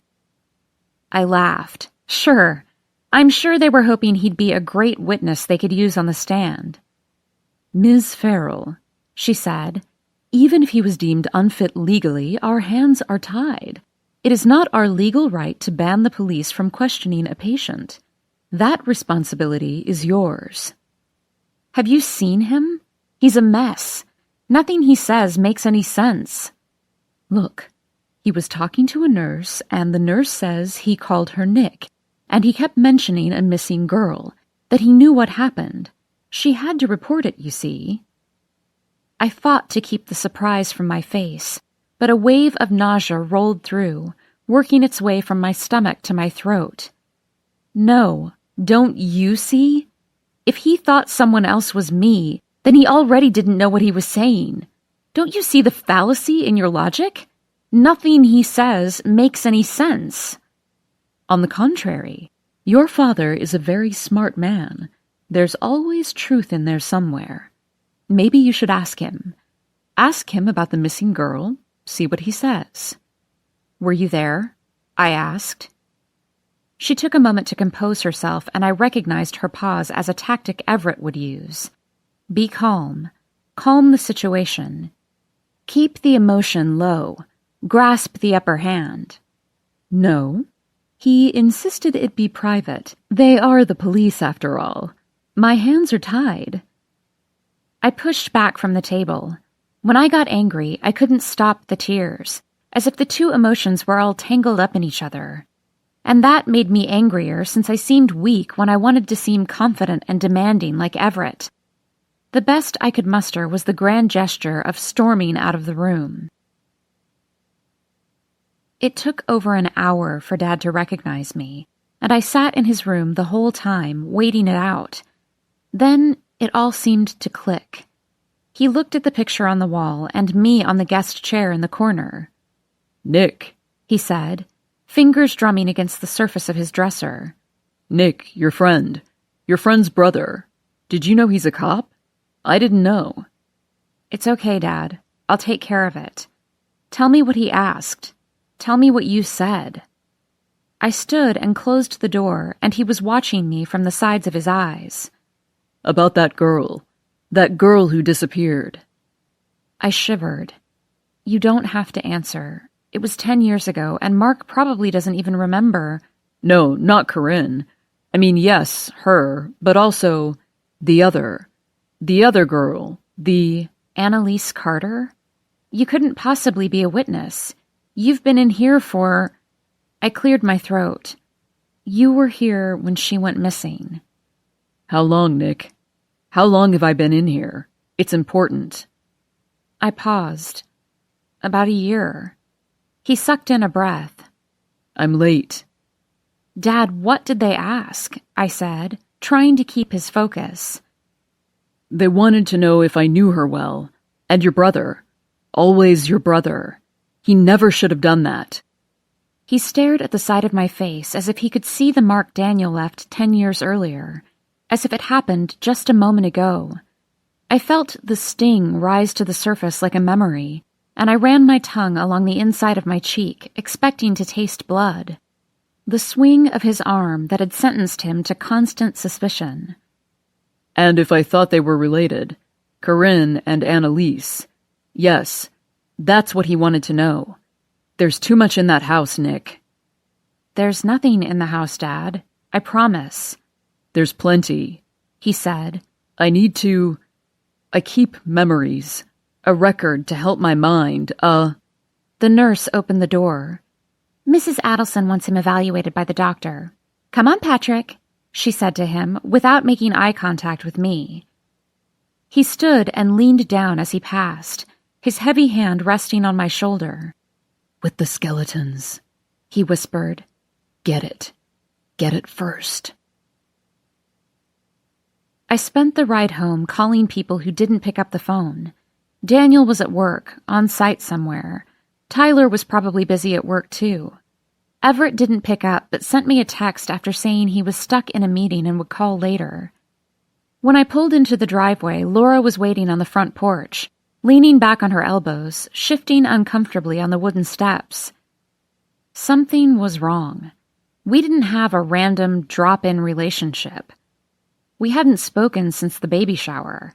And what kind of news couldn't she give over the phone? I held my breath as I walked toward the steps, my heart pounding, before I saw the pots and containers of soil spread out on the porch. Hey, she said, slightly unsure of herself. Dan said you guys could use some stuff for the garden, and I'm in full-on nesting mode, but I've run out of things to nest with. I'd do it myself, but I topple over when I try to garden now. It's embarrassing. Thank you. You didn't have to do this, but thank you. And, she said, I wanted to apologize for Saturday, for my friends. I shook my head fast. Don't. It's fine. It's not, she said. They sometimes don't think. They're good people, really, but that doesn't excuse it. Okay, I said, just to get her to stop. I sat down on the step beside her. I'd invite you in to cool down, but I think it's probably worse in there. Do you want a drink? No, I'm fine, she said. Are you busy? Or do you have time for me to walk you through some of this? Her voice was so hopeful I couldn't send her away. Not like this. Not right now. Not when everyone else was unreachable and all I had left were my dad's words for company. With the skeletons, he said. I felt my mind wanting to dive down the rabbit hole after him. Yes, I said. I have time. Laura had a scent to her, the fragrance from the garden catching, clinging, taking root in her, like she herself was blooming or thriving. Her skin had gone transparent, or her veins had darkened as blood rushed under her skin, and I could see the fine map running through her. Life, I thought. These are full shade, she said, gesturing to a pot, so I thought they'd be perfect for the side garden. She paused, frowned. Some animal really made a mess of it. I pushed off the steps and reached my hand down to help her stand. She smoothed the fabric of her dress, stretching her neck to look up at the house. The place has good bones, she said. It just needs a little work. Dan's glad you're here. He has a funny way of showing it. She brushed the comment aside with a swipe of her hand. He's got a lot on his plate, between work, your dad, the property, and the baby. He's just stressed. She grinned. I'm planning to ask him to put an addition on our house, but figure I should probably wait until all this has passed. She waved her hand around her head, and I wasn't sure whether she was talking about the property or everything. Good thinking. I picked up the larger flower pots, started walking toward the side of the house. Laura carried a few of the smaller ones, trailing behind. I know he's not perfect, she said. I know you've had your differences, but he takes care of your dad, and he takes care of us. He's going to be a good father. You can see that, right? Of course, I said automatically. It was the expected response, the right thing to say. Laura frowned as if she could see right through me. He was just a kid back then, Nick. Same as you. As if this was something they had discussed. As if Daniel had drawn her into our family with all of our history, not just as an extension, but something more. A part of our past as much as our future.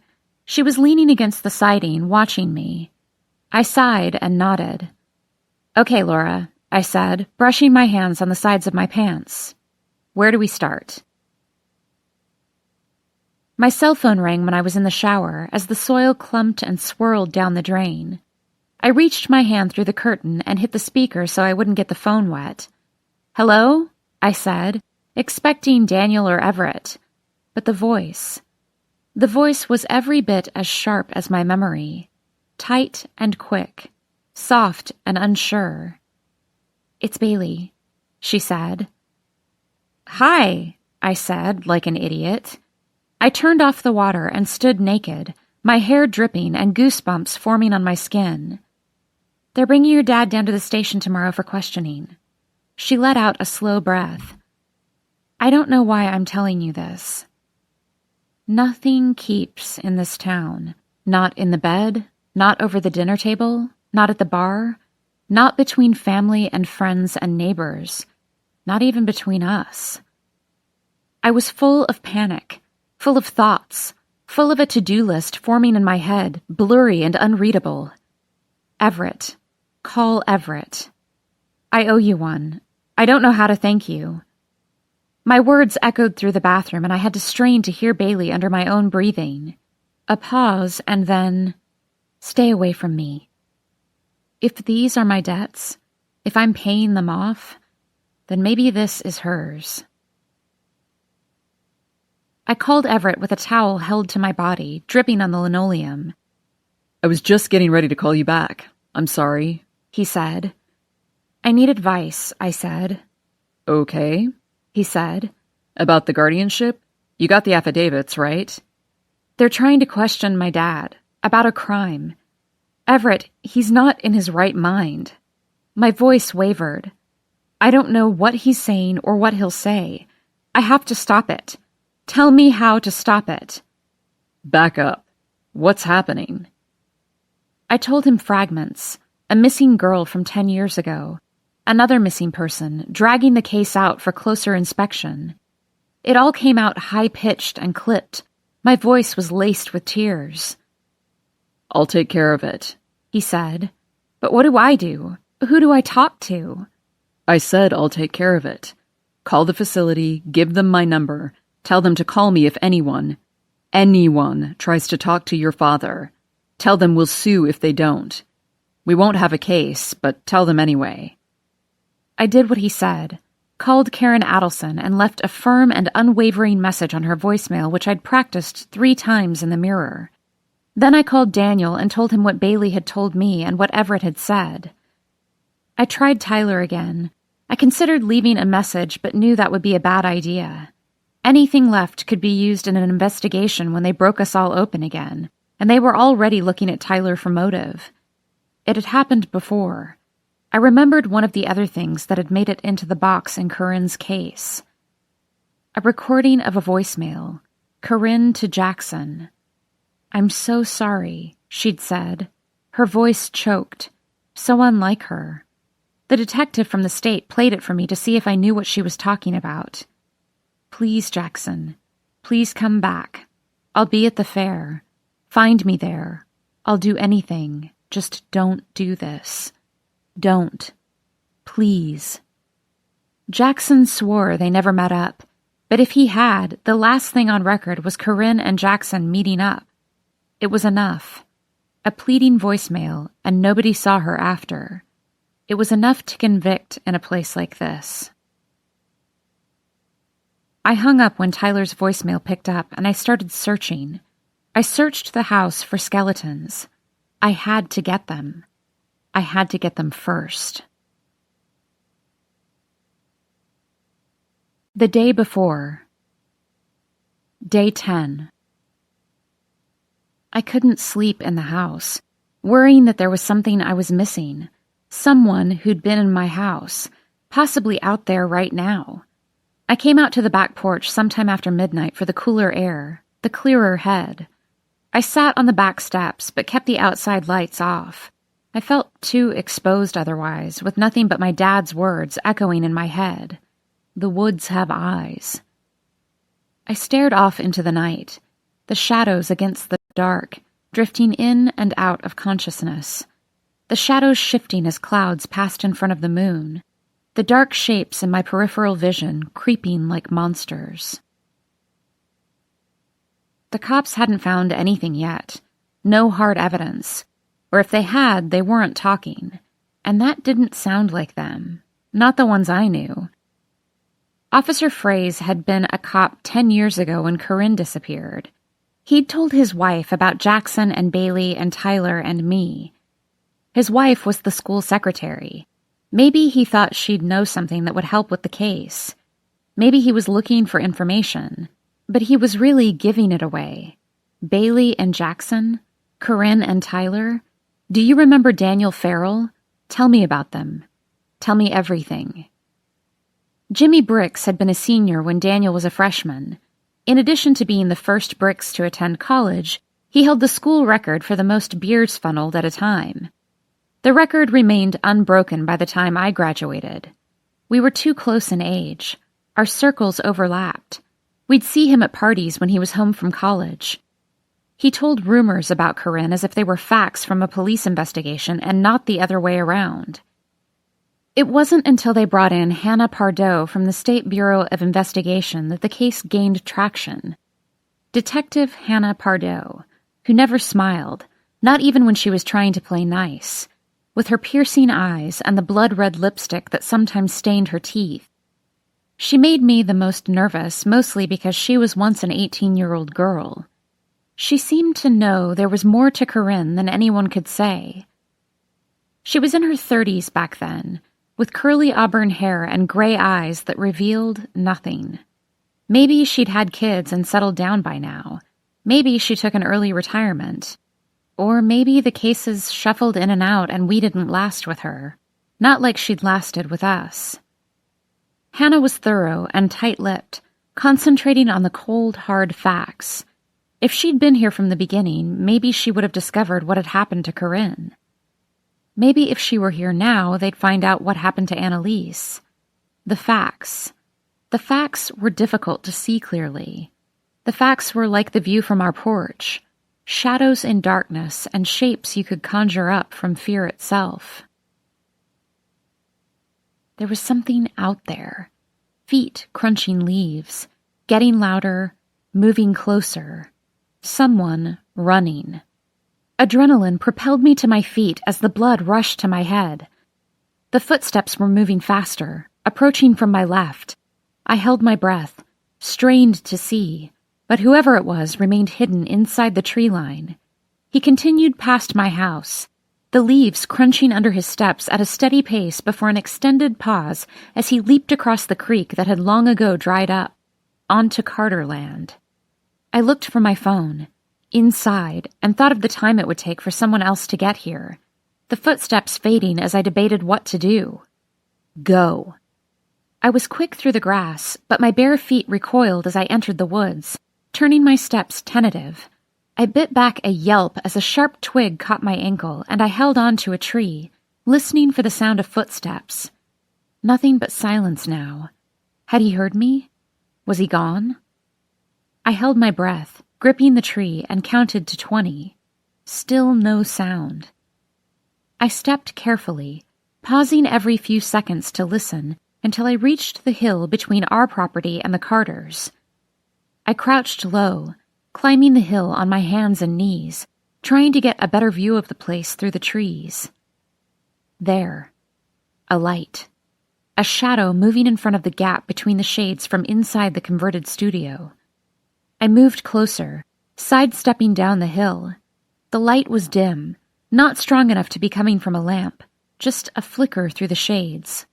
A flashlight, a television screen, a computer maybe. I sneaked closer, but the shades moved aside and the shadow peered out.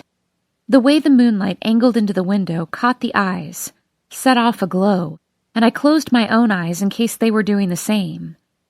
I slid behind the nearest tree, kept my back pressed against the trunk, and tried to slow my breathing.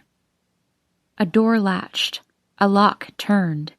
The other person was outside now. I heard movement in the leaves, circling around. Slowly at first, coming closer, and then faster, moving away into the distance. I waited for minutes, maybe longer, before heading back to my house, my legs shaking, my feet numb to the trail. Someone had been inside Annalise's place in the middle of the night. Someone who knew the woods well. Someone who had a key. Someone who could run in the dark by heart. The shower ran cold, and I wasn't sure whether I was shaking from the temperature or the leftover adrenaline, but the water felt good. The heat of the day had already begun, and I hadn't even started looking for someone to fix the air conditioning. Tyler had said it was probably the condenser fan, but Daniel wanted a second opinion. A real opinion was what he actually said. I got dressed, started a pot of coffee, sank into a kitchen chair, and rested my head on my arms while it brewed. I tried to lull my mind, empty it, drift off into a worry-free oblivion, but I had to try to catch Tyler before he left. I had to look into his eyes when I asked. I had to know. Just one more minute. Just a moment, and then I'd go. The coffee was lukewarm by the time I pulled myself from the table. Shit. I downed a quick cup instead of breakfast and hopped in the car, driving straight to Kelly's pub. Tyler's truck was already gone, but I could see the dim lights from the pub through the dirty window. Jackson's bike was in the back lot like always. Though it was a Wednesday morning, there were a few men at the bar already. Whiskey in a glass, beer in a bottle, and a bowl of mixed nuts on the counter between them. The bell rang as I pushed through the front door. Jackson locked eyes with me from behind the bar. "Can I help you with something?" When I got closer, I could see he was biting back a smirk. "God, do you work here all the time?" I asked. "It's my job," he said, rough hands pressed flat against the counter, leaning so his muscles strained against his t-shirt, the tattoos on his forearms rippling with life. His nails were bitten down to the quick, and I couldn't tell whether his fingertips were stained with liquor or nicotine. "By the way, you missed him by a few hours." He said this without looking me in the eye. Jackson and I were always cautious with each other. Even when his words carried the weight of a threat, they were buried under something else. I knew too much of him, and he of me. Too much we learned about each other and Corinne during the investigation. It was only after she disappeared that I realized how little my best friend had shared with me. When I couldn't find the answers to the exacting questions from Hannah Pardoe. What did she think of her parents? What did she say about Jackson? Did you know she had plans to meet him? What was she asking him about in his message? I could only answer the hypotheticals. Those I knew. Would she have gone off with someone she just met? Would she run away? Would she take your boyfriend and pretend it was for your own good? But what was her state of mind? The things with substance, the tangible, real answers, those were elusive. I knew only the Corinne who existed in the hypotheticals, the theoretical possibilities. Would she, could she, might she? It wasn't until Hannah Pardoe broke her open that I knew all of her. Corinne Prescott, more real presumed dead than alive. Jackson got away with the things he kept hidden. I didn't see her. She never found me. I don't know what the message was about. But only because I never called him on it. Back then, people wanted to believe him. Jackson Porter. He loved Corinne. He would never. There was something about him when we were teenagers. Something about his appearance that made people want to believe him. He didn't look honest exactly, but his features made him seem trustworthy. People saw his brown eyes, which were large and framed by eyelashes too long for a guy, and made him seem like he was always listening even when he wasn't. And his hair, which was exactly the same color as his eyes, something that seemed perfectly logical, that made you want to trust him. But it was more than that. It was the symmetry of him, made him seem incapable of deceit. When Corinne disappeared and the questions began, I was seized by the sudden thought that Jackson could, and always had been able to, get away with anything. And I knew he was lying. I didn't want to be in a room with him, or talk about him, and it was this that Hannah Pardoe seized on. Not my words, but the distance I tried to put between myself and Jackson. This unwillingness to comment on anything Jackson said, to neither confirm nor deny. I switched to, I don't know, which was all Corinne had left me with anyway. It didn't matter in the end. Bailey cracked at the first tap, after hearing about the pregnancy test in Corinne's bathroom. Filled that box with each of our betrayals and all of her fears. Told Hannah Pardoe what she wanted to hear. Nick, she thinks she's too good for this place, but she's nothing without us. Nothing. And no, we didn't know Corinne was pregnant, but it must have been Jackson's, and that must have been what her voicemail was about, and Jackson didn't want it, obviously. Bailey followed the pieces Hannah laid out for her, feeding her back the story she demanded, that Corinne was impulsive and reckless. She'd burned down the Randall barn even, and I was still pissed about her hitting on Tyler at the party. And Daniel was always too harsh on me. Emphasis on harsh. Jackson wasn't going to forgive her this time, Bailey said. He told me so. It was him. It had to be him. He didn't want her or the baby. Bailey made it a story, and since she was one of Corinne's best friends, that made it real. Everyone else adding layers over the top. I heard her throwing up in the bathroom. She didn't wear those cropped shirts anymore because obviously she was hiding it. She was ashamed. Jackson dumped her, the poor girl. That poor, poor girl. Brought it on herself, though, you know. I don't know what came over me when I found out. Why I pushed Bailey. Why I yelled. Why I accused her of ruining Jackson. Why I cared. Because she did ruin him. That was the story people ultimately believed, even if no one could ever prove it. And that was why he was working at this bar, all alone. And why he never had a girl who stuck around. Now those same eyes, with the impossibly long lashes, made him seem like he was listening too much. Eavesdropping. Plotting. His appearance was too coincidental. The symmetry of him was the mask. And he, the monster behind it. This bar was the safest place to put him. Why don't you leave, Jackson? He didn't answer. His tattoos rippled as he wiped down the bar between us. But I thought I knew. You wait for people here. For people to come back. For things to make sense. Why do you keep coming back? He asked. I'm helping out with my dad. So you're only coming back for him? He smirked again, avoiding my gaze. I dropped onto a bar stool. Since when did it become socially acceptable to drink at breakfast? I asked. Jackson pressed his lips together, looking at me for a beat too long. It's after lunch. I checked the clock behind the bar, staring at the second hand, jerking to a stop with each movement. I must have been out for an hour or two at the kitchen table, trading time in the day for the sleep I wasn't getting at night. What do you want, Nick? I drummed my fingers on the counter like my dad might do, then stopped myself, held them flat, willed them not to shake from the caffeine. Do you know where Tyler works? Same place he's always worked. You know what I mean. Tyler didn't have an office. He and his dad used to work out of their home where Tyler was happy to live until what I considered way past an acceptable age. He said he'd rather save the money. But then you'd have to spend it on a motel whenever you want to take a girl back to your place, I'd teased him, standing too close. He'd grinned and said, I just take them to theirs. And he'd taken me back to my place to prove his point. But now he lived here, in an apartment above a bar, and I wasn't sure if he still worked out of his parents' house or was on site today. Jackson threw the rag on the counter and motioned for me to follow him out of the bar, out of earshot. We stood in the vestibule between the front door and the staircase, and he leaned in close.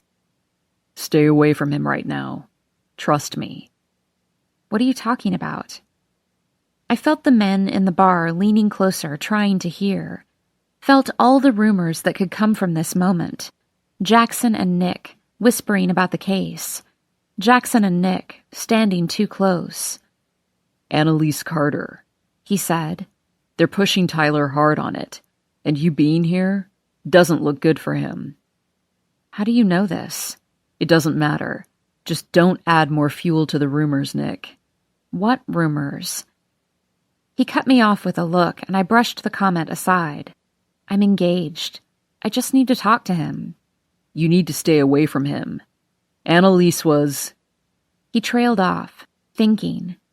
Annalise was still a 13-year-old girl to me. I'd left and missed what she had become. Annalise was what? She was obsessed. He cleared his throat. With Corinne. She'd been hanging out here a lot, being way too friendly, asking questions. About what happened? Not really. It's not like she was obsessed with what happened exactly, just... her. Jackson looked over my shoulder into the bar, his mouth close to my ear. She'd say things I swear Corinne used to say to me in the same tone of voice. It was creepy, Nick. Seriously fucking creepy. She could do a pretty sick impression of her. His jaw tensed. Every muscle in his body tensed. She creeped me out more than anything, but the cops still talked to me. They were here just this morning. I bet they're with Tyler now, since they also wanted to know where he worked. Bet they'll talk to your brother soon enough. Daniel? Why the hell would they talk to him? Jackson's lips pressed together, and he stared back, unwavering. You're not serious, I said. Daniel wouldn't. He shrugged. I hear she called him a lot. She'd come in here looking for him, just like you're looking for Tyler right now. Hear his wife spent a few days at her sister's place a few months back. Don't know if it was related. Rumors. You know how it goes. Rumors. They always start from something. Daniel hadn't told me Laura had left, but then again, would he? Just tell me where he works, Jackson. I really don't know, he said, his eyes sliding away from me. Lie. Again. He left me standing in the entrance to the bar, and somewhere along the way I felt myself losing a grip on everything I'd fought to hold together. My family. And as the panic surged up and over, I lost all semblance of pride. I followed him in, raised my voice in the dim quiet. Does anyone know where I can find Tyler Ellison? The man with the whiskey coughed into his fist. I walked over to him, stood too close. Do you know? I asked, leaning so close that the liquor on his breath stung my eyes. He held the glass between us like a shield, smiled as he raised it to his lips. Nah, I'm just curious what he did to make a girl barge into a bar looking for him. He laughed to himself. The man with the beer ignored him. He frowned and tipped his glass toward me. Patrick Farrell's daughter, right? The other man went silent. I nodded. Ellison Construction's got a project going on at the railway. New station. Funded by the goddamn township. He took a gulp of his beer, dropped it to the counter. For the goddamn tourists. The other man mumbled something about money and funding and streets and the schools. My guess, you'll find him there. How's your dad? Not good, I said. Worse. He's getting worse. You selling the house? That what I hear? I don't know, I said. Everything was fluid again.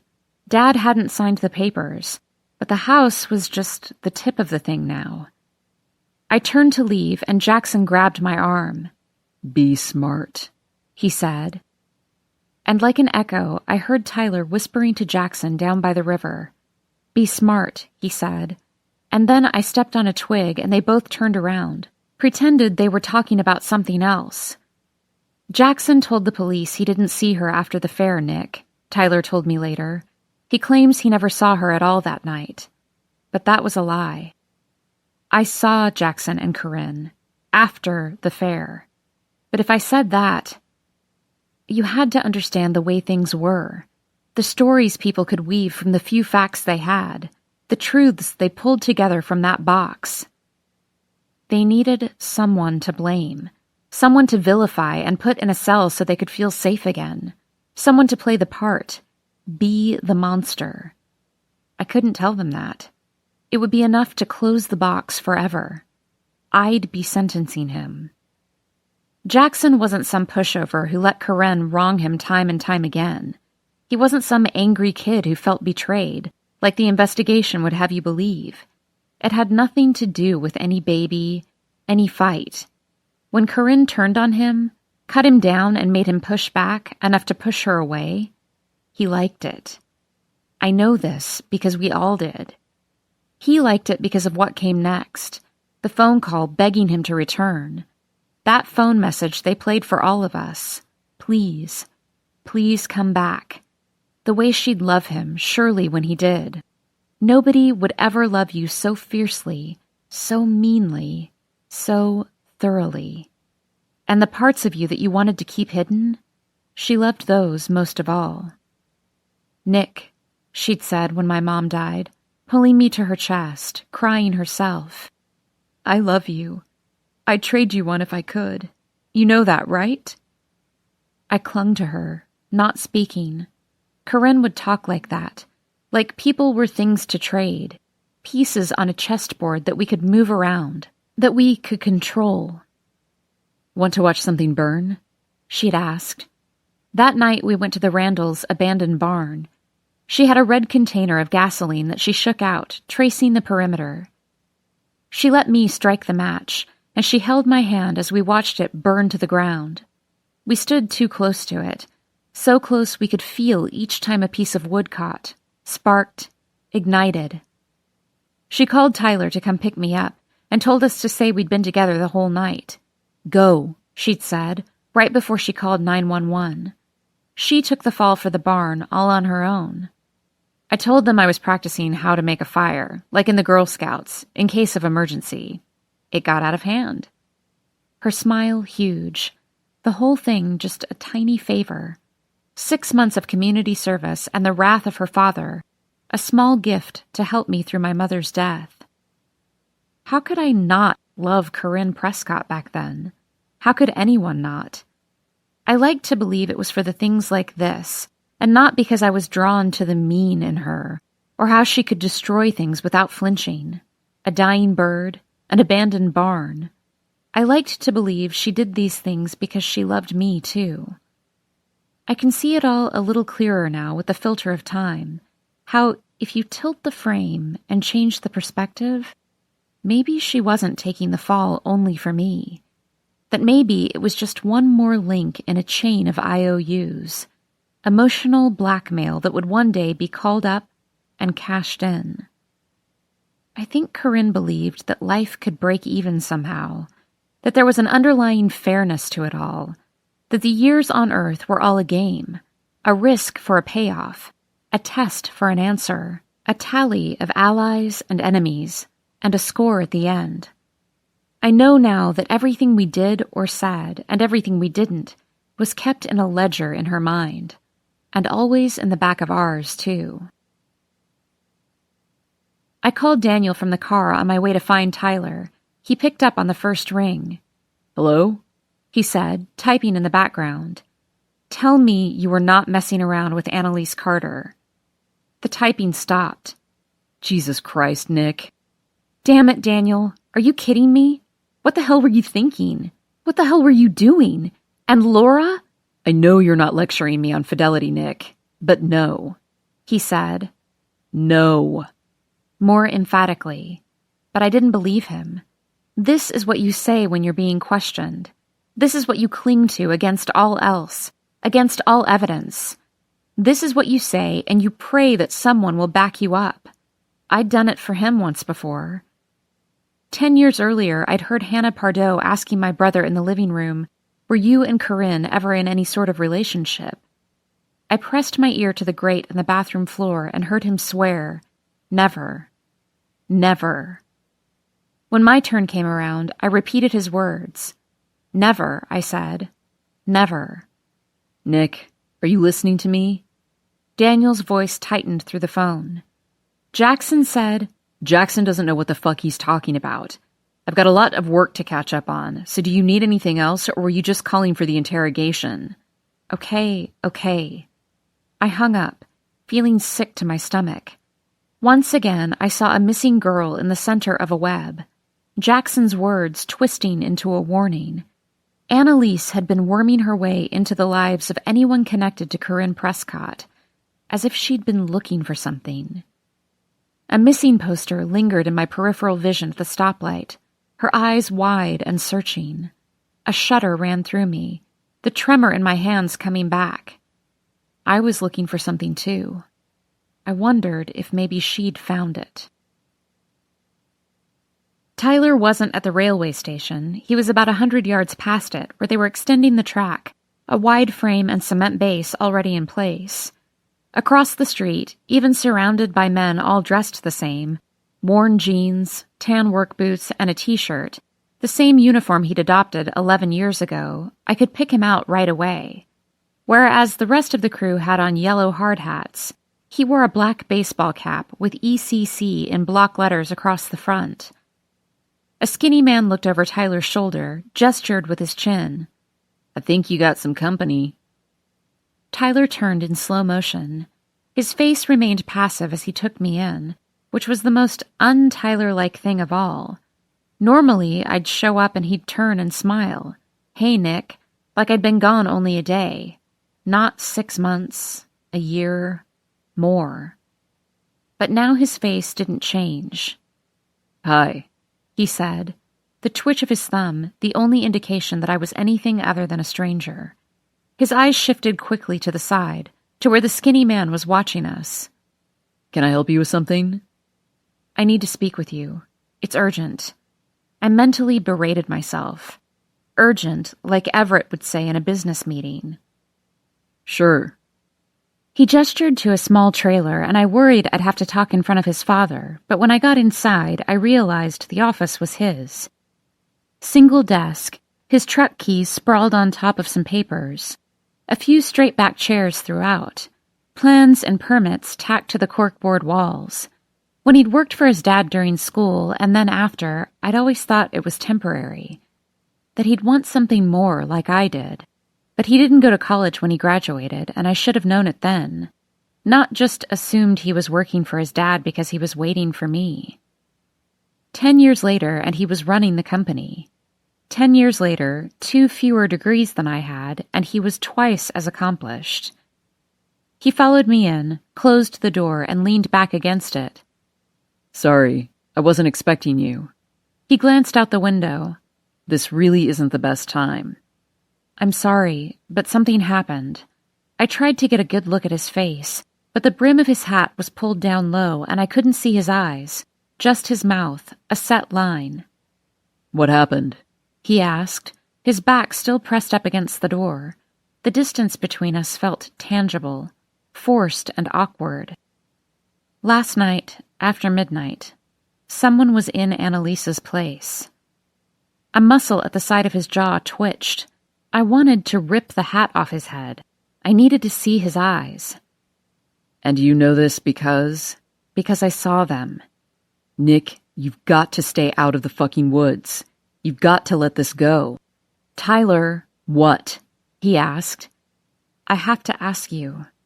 I paused, wishing he wouldn't make me. He readjusted the brim of his hat, turned to stare out the window. "What exactly do you need to ask me?" How many ways could I say it? I stepped closer, but his face remained in shadow. "Was it you?" He looked back to me like the whole conversation had caught him off guard. "Was what me? What the hell are you talking about?" I lowered my voice even though we were alone. "Were you in her place last night? After midnight?" I asked. Tyler turned and fixed his eyes on mine. "What are you saying, Nick?" Until I had to look away. "Do you have a key?" I asked. "Are you fucking kidding me right now?" "You never told me," I said. "You never told me whether you were serious or just screwing her." He took his hat off, ran his hand through his hair, pulled it back down. He shifted his lower jaw around. "Just screwing, Nick. Happy?" "No, I'm not happy." My voice wavered, and I took a slow breath to steady myself. Someone was in there. "Probably the police, since they were just here." Fuck. Fucking Jackson being fucking right. What did they want? What did you say? He looked out the window again. They want to find Annalise, and they want to poke holes in my alibi. They want to catch me in a lie. I paused, thinking. What is your alibi, Tyler? He grimaced. That's the problem. I don't have a fucking alibi. My alibi is just that I wasn't there, except I obviously was a few hours earlier. So my alibi is that I wasn't there when she went missing, that we didn't have a fight that got out of hand. That's what they think? He shrugged. That's the story they seem to want. That I called her, we fought. For some reason they haven't quite worked out yet, we agreed to meet up in the woods. She accused me of being with you. I did something. He reached out in front of him, fingers curling in as if closing around her slender neck. It's up to them to prove that, I said. Is it? Is it really? If everyone already believes it, and then you show up at my work in the middle of the day? Sorry, I whispered, heat rising to my face. I'm sorry I came. I just needed to know. He nodded. No, I'm sorry. I'm pissed. I'm pissed at them, not at you. It was probably the police in her place, Nick. No, not the police. There weren't any cars. Someone on foot. Someone who didn't want to be seen. Someone who had a key. Someone who knew the woods by heart. Her family, then? Through the woods, Tyler. Someone walked through the woods. Then he stared again, walked toward the door, readjusted the brim of his hat so it was perfectly centered, nodded once. It wasn't me. He looked me over once more. Go home, he said. Get out of here before they come knocking on your door, too. I followed him out the trailer door into the sunlight, the work site too bright, like an overexposed photo. Meals started blending together along with the hours, losing structure just as the days had been.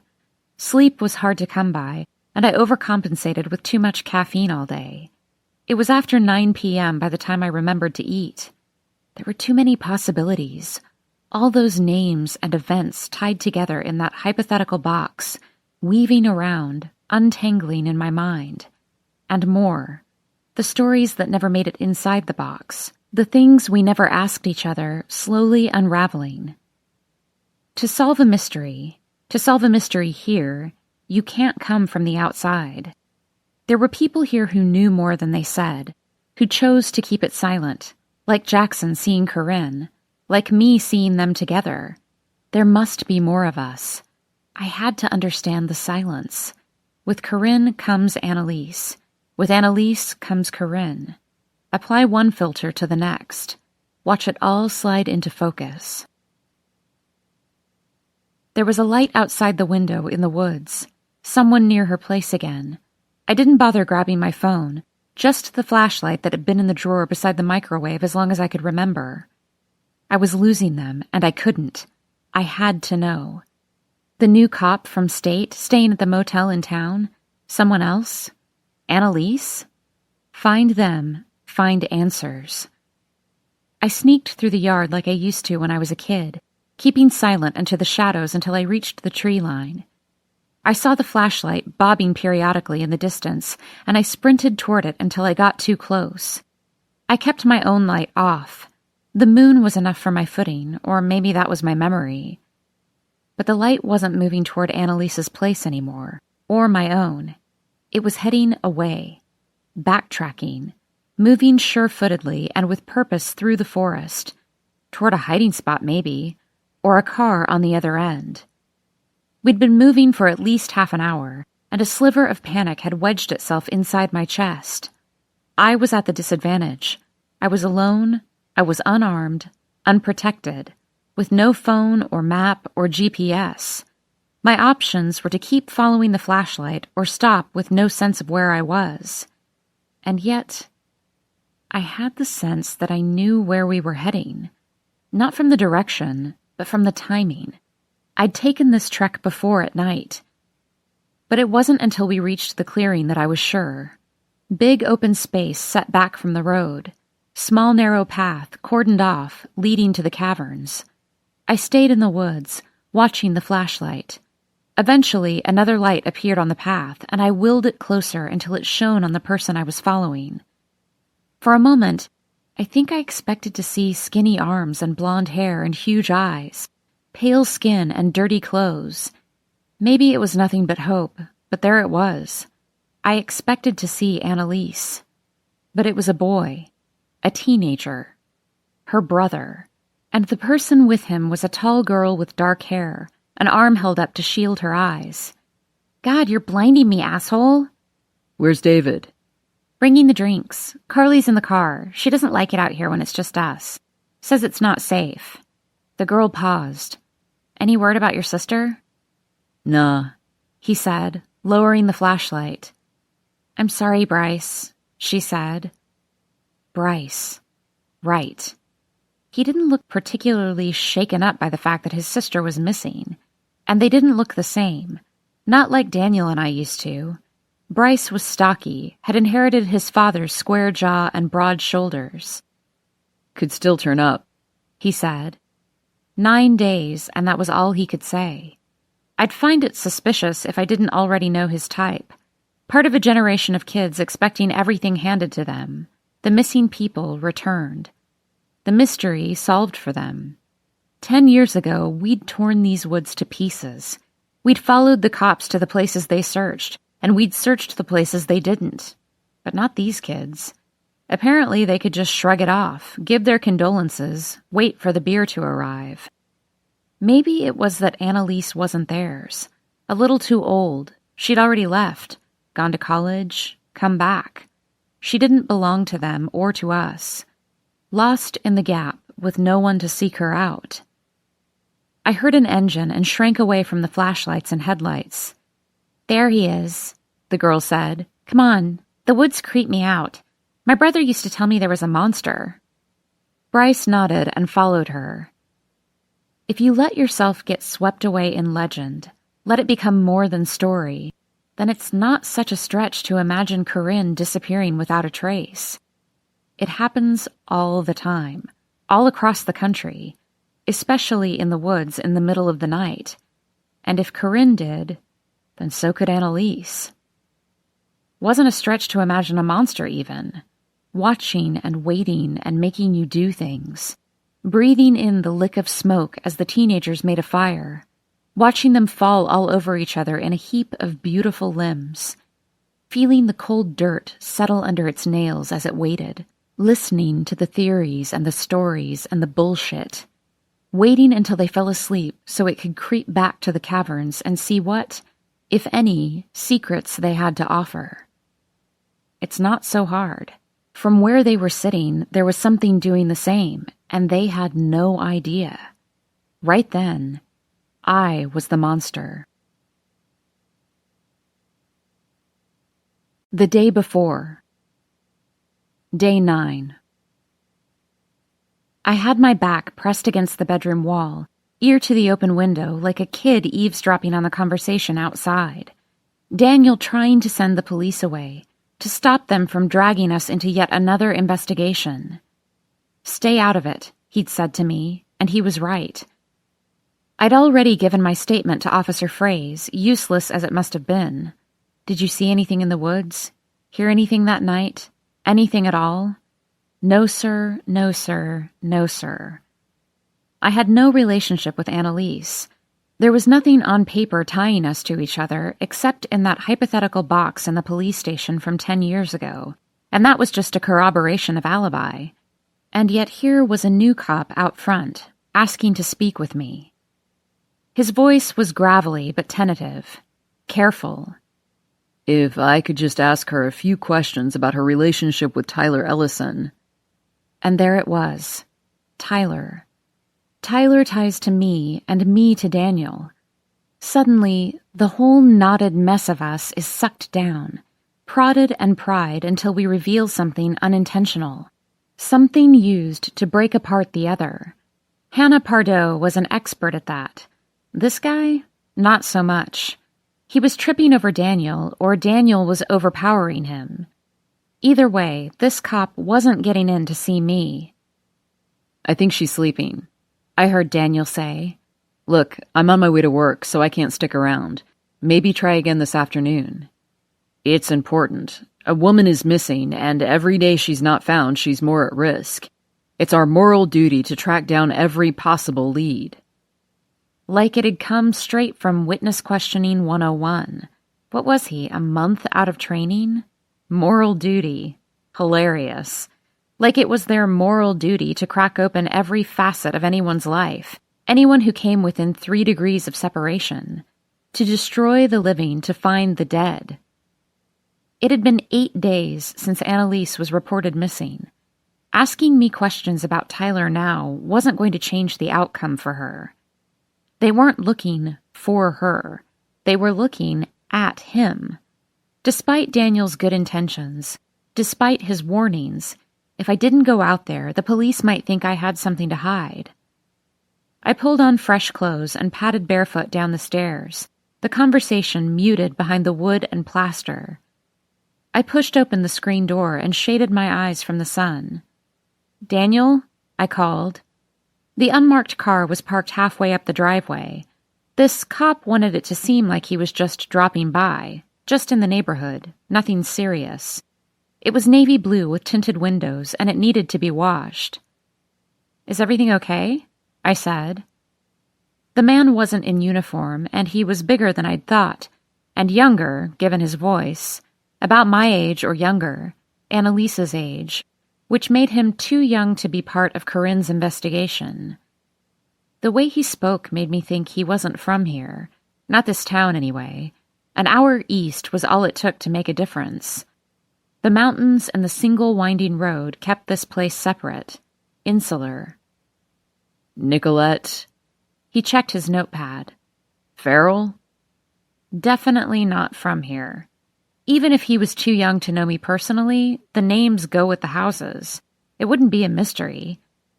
The Carter property backs to the Farrell property, and the McElrays own land on both sides, though neither was built on yet. The Lawsons made a bid for the house and land across the lane when Marty Piper, the last of the Pipers, passed after his 3rd and final heart attack. But the house and the land were unoccupied, tangled in legalese and court paperwork. I was staring off through the woods in the direction of Marty's place when the cop said, "Miss?" "Yes," I said. Daniel rolled his neck and came to stand beside me on the porch. "You're Nicolette Farrell?" "I am." "My name is Detective Charles. I was hoping to ask you a few questions about your relationship with Tyler Ellison."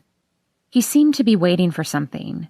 Maybe for me to be the Southern hostess like Laura, open the screen door and beckon him inside, offering him some tea. Outsiders only come in when the investigation shifts. Detective Charles, I was sure, was the new Hannah Pardo. After he took a few hesitant strides toward the house, I walked down the porch steps, meeting him in the middle of the yard, my feet sinking into the ground, moist from last night's rain. "How's the motel?" I asked, just to check. "Or are they putting you up someplace nicer?" His mouth twisted. "I'm sorry. Have we met?" he asked. "You're not from here, are you?" I countered. "No, ma'am," he said, flipping through his pad. He towered over me so I couldn't see the writing. He cleared his throat, pen poised over the paper. "This will just take a moment. I'm following up on some questions here. Heard this might be a good place to start." He didn't look up the entire time he spoke. Not until he said, "Please describe your relationship with Tyler Ellison." "This will be really fast, Detective. We have no relationship. Sorry you wasted your time coming out here." His eyes flicked up to mine, then back to his paper. "How about in the past, then?" "He was my high school boyfriend," I said. "I'm 28. He flipped pages back and forth, umming and uhing, before finding what he was looking for. "You've been together since?" he asked. "It's my understanding that you've been seen with him since then." I smiled up at him. "I live in Philadelphia, but when I used to come visit, sure." "Not anymore?" he asked. "I'm engaged," I said. and I saw his eyes drift to my bare finger. He flipped the pages again. He's been seen around your house. More recently. Very recently. I was getting irritated, and I didn't make any attempt to hide it. He's been helping... Daniel stepped forward, cut me off. I asked him to.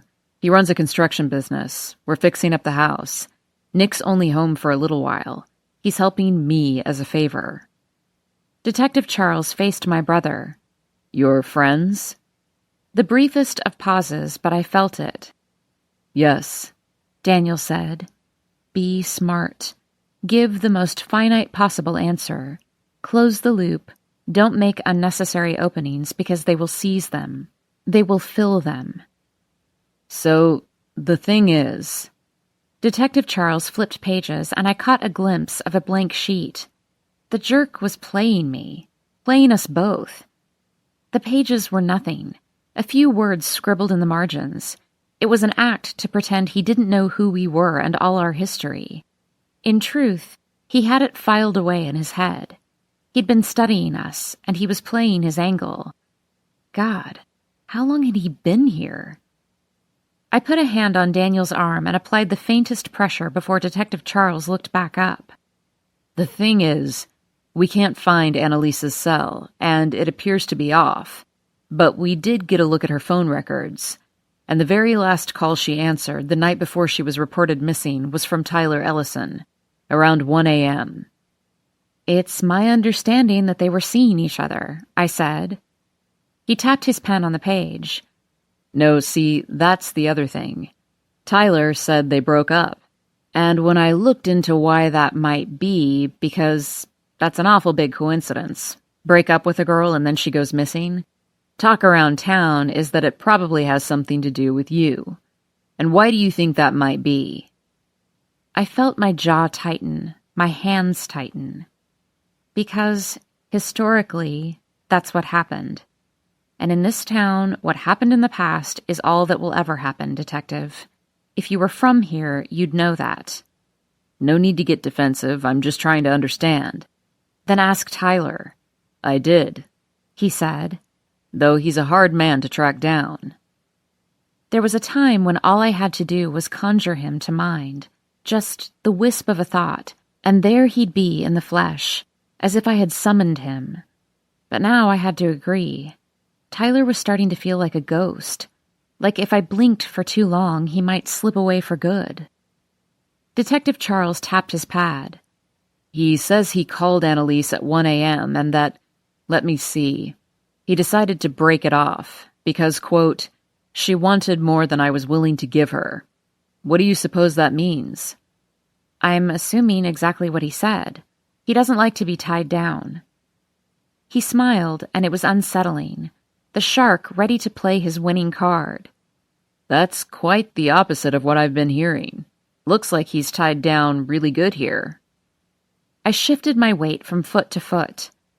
Look, up until last week, I hadn't talked to Tyler in over a year. I have no insight into the inner workings of their relationship. The detective caught the inflection in my voice, I was sure, and I fought to keep it steady as Daniel put a hand on my back. Calm down. Ms. Farrell, I'm not trying to get him into trouble or anything. I just want to get a feel for Annalise's state of mind that night. Lie. When were you and Tyler Ellison last together? He asked, keeping his eyes on his notepad. If you're asking what I think you're asking, that's kind of a personal question. This is a missing persons investigation. Of course it's personal. Think of the girl, Ms. Farrell. Think of the girl. Last year, I said. Not last week? Not when you returned home? No, I said. You return home, and Tyler allegedly breaks up with Annalise the same night, and then she's reported missing the following morning. You can see how this looks. I could see what stories they had concocted, and the one they wanted me to feed back to them. But I'd been through this before. We all had. This kid, he didn't have a fucking clue. I understand that when the police have no leads, they become desperate, trying to find meaning where there's nothing, trying to connect unrelated dots into a picture they can understand. whether it's true or not. Daniel's phone rang and he answered it right then without excusing himself. "Hello?" he said. "What?" He continued listening, and I kept my eyes on his face so I wouldn't have to look at Detective Charles, whose gaze I could feel burning a hole into the side of my skull. "I'll be right there," he said. Then to the detective, "Our dad isn't well. We have to go. Good luck with the case." He turned to face me. "They need us to come in. Right now." "Oh, God," I said, running into the house, locking the doors, grabbing my shoes and purse. Daniel already had the car running by the time I was outside, on the phone with the insurance company he was working with as a field adjuster, explaining that he couldn't make it to the site. Daniel assessed damages for a living, worked out of his home, going wherever one of several companies sent him in the region. Everything was a checklist. There was a formula to disaster, misfortune, and tragedy. Everything had a value and a cost. I suppose he got accustomed to digging through facts, assigning blame, detecting fraud, or he found out he was good at it. After he'd lived through Corinne's case, maybe it was a comfort to him, finding the logic in the chaos, finding the truth. "No," he said. "I won't make it out today at all. I'll double up tomorrow. Yeah, call it a sick day." He was calling Laura as we drove down the road. The detective was sitting in his car, making notes to himself, pretending not to watch us as we drove away. Dad was in restraints, flat on his back, eyes fixed on the ceiling. The room was full of people, all of whom worked there in one capacity or another. When Daniel and I barged in, the doctor made a show of placing his fingers on the inside of Dad's wrist, which was limp and restrained by a thick ivory strap. "What the hell are you doing to him?" I asked, pushing past the doctor and working on a restraint that had been buckled around Dad's other wrist. "Ms. Farrell?" There was a hand on my shoulder, but the voice sounded farther away. "Ms. Farrell." A woman's voice, more forceful now, and then the hand moved to my wrist, restraining my own movement. "It's for his safety and ours." I looked at the hand on my wrist, the long fingers and cracked knuckles, leading to the knobby wrist and the slender arm. Daniel. It was then that I got a good look at everyone in the room. A nurse looked shaken, half her hair pulled free from a bun. There were 2 men in the room who didn't appear to be doctors or nurses and were watching Dad carefully. And the woman who'd spoken my name, dressed in business attire and standing near the doorway. "He's sedated now," the woman said, "but we don't know what shape he'll be in when he wakes up." The air was stale and cold and seemed so impersonal. No sense of home. Medicine, cleansers, bleach. It couldn't be good for his memory. He needed to smell the wood floors and the forest behind our house. He needed the exhaust from his crappy car and the grease from Kelly's pub. Well, when he wakes up to find himself physically restrained, I can tell you right now it won't be good, I said. She pressed her lips together and stuck out her hand in my direction, not giving me any choice but to take it. "I'm Karen Adelson, the director here. I don't think I've had the pleasure of meeting you yet, Miss Farrell. Come, please, to my office. Both of you." She didn't let go of my hand, instead taking hold of my elbow with her other hand. "He'll be fine. Someone will stay with him." Her hand on my elbow moved to my lower back, and she led me out of the room, Daniel at my side. Karen Adelson was dressed smart, like how I modeled myself in Philadelphia. Pencil skirt, black trendy flats, blouse cut to look both professional and feminine. She dropped her hand as we walked in a straight line against the right side of the hall, making room for wheelchairs and service carts. Smiling tightly, she checked over her shoulder to make sure we were following. Her blouse was sheer with a camisole underneath, and it was so at odds with her makeup-free face and hair pulled into a severe bun that I couldn't get a grasp on her. We followed her into an outer office with potted plants on either side of bay windows, and a desk with a secretary who smiled absently in our direction. "Hold my calls," Karen said, as she strode past into her office. 3 cushioned chairs and a couch on one side, her desk on the other. She gestured toward the couch. Daniel sank into the cushions, but I remained standing. Everett would never sit there. You'll lose the upper hand, Nicolette, I could imagine him whispering into my ear. Everett was like that, always teaching me how to handle myself in situations, as if he could mold me into his equal. I imagined his father doing the same for him, teaching him that line to walk, and a miniature Everett nodding, learning, copying, becoming. Karen sat on the chair across from the couch, and I stood beside the couch, close to Daniel. "I'm concerned," she said. "Your father had an episode this morning." "What does that even mean?" Daniel said. "An episode." "He became extremely agitated." "It's because there's nothing here to help him remember," I said. "I'd be agitated if I woke up in a place I didn't know." "That may be true, Miss Farrell. I don't deny his right to those feelings, but his outburst went beyond disorientation. I'm afraid I'd have to call it paranoia, and it makes me question whether this is the right facility for him. Perhaps he would be better suited to a place that can care for those specific needs." "Paranoia?" Daniel asked. "Yes. He was yelling that someone was after his daughter, and he refused to remain here. He was unmanageable. He became violent, insisting that he had to get out, get to you, help you." She stared at me, and I looked away, imagining him yelling for his daughter, for me. My spine tingled, paranoia or not.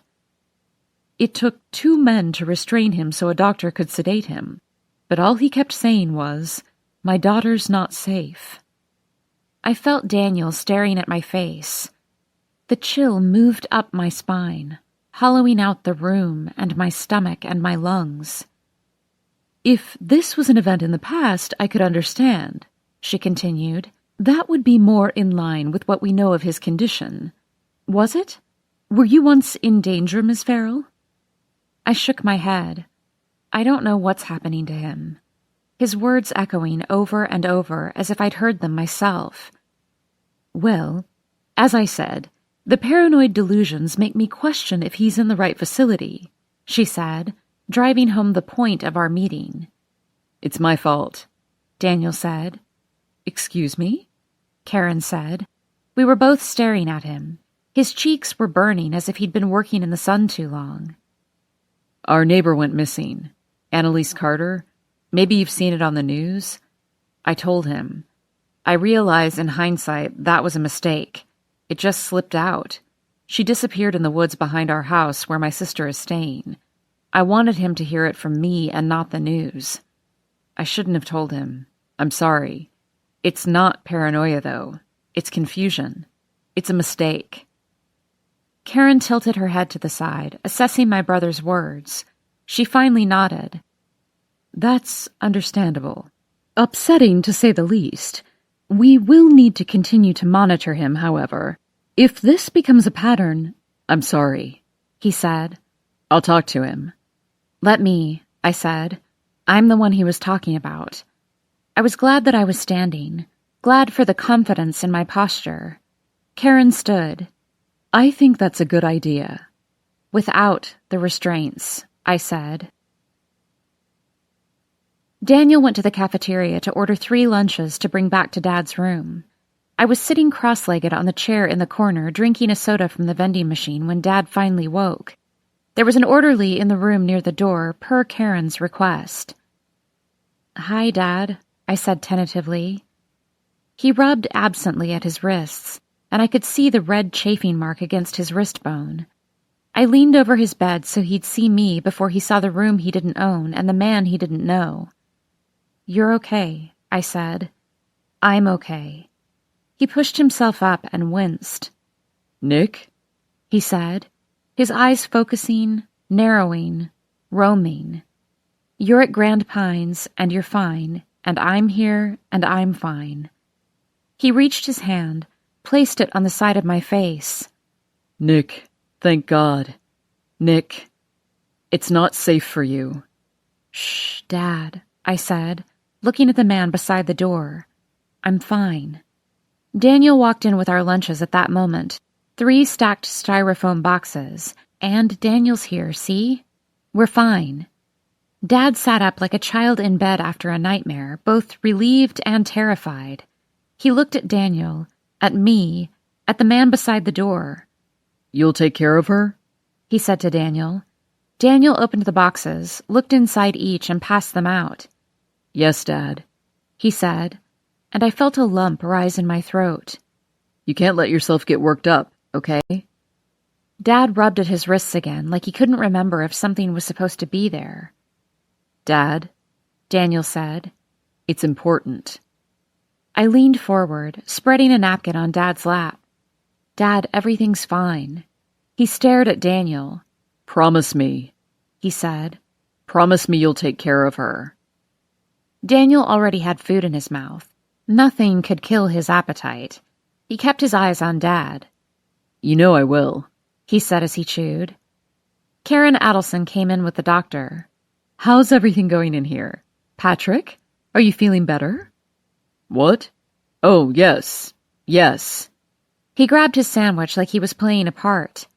"This is my daughter. Have you met? Nick, meet the lady in charge. Lady in charge, meet my daughter." Nice to meet you, both Karen and I said.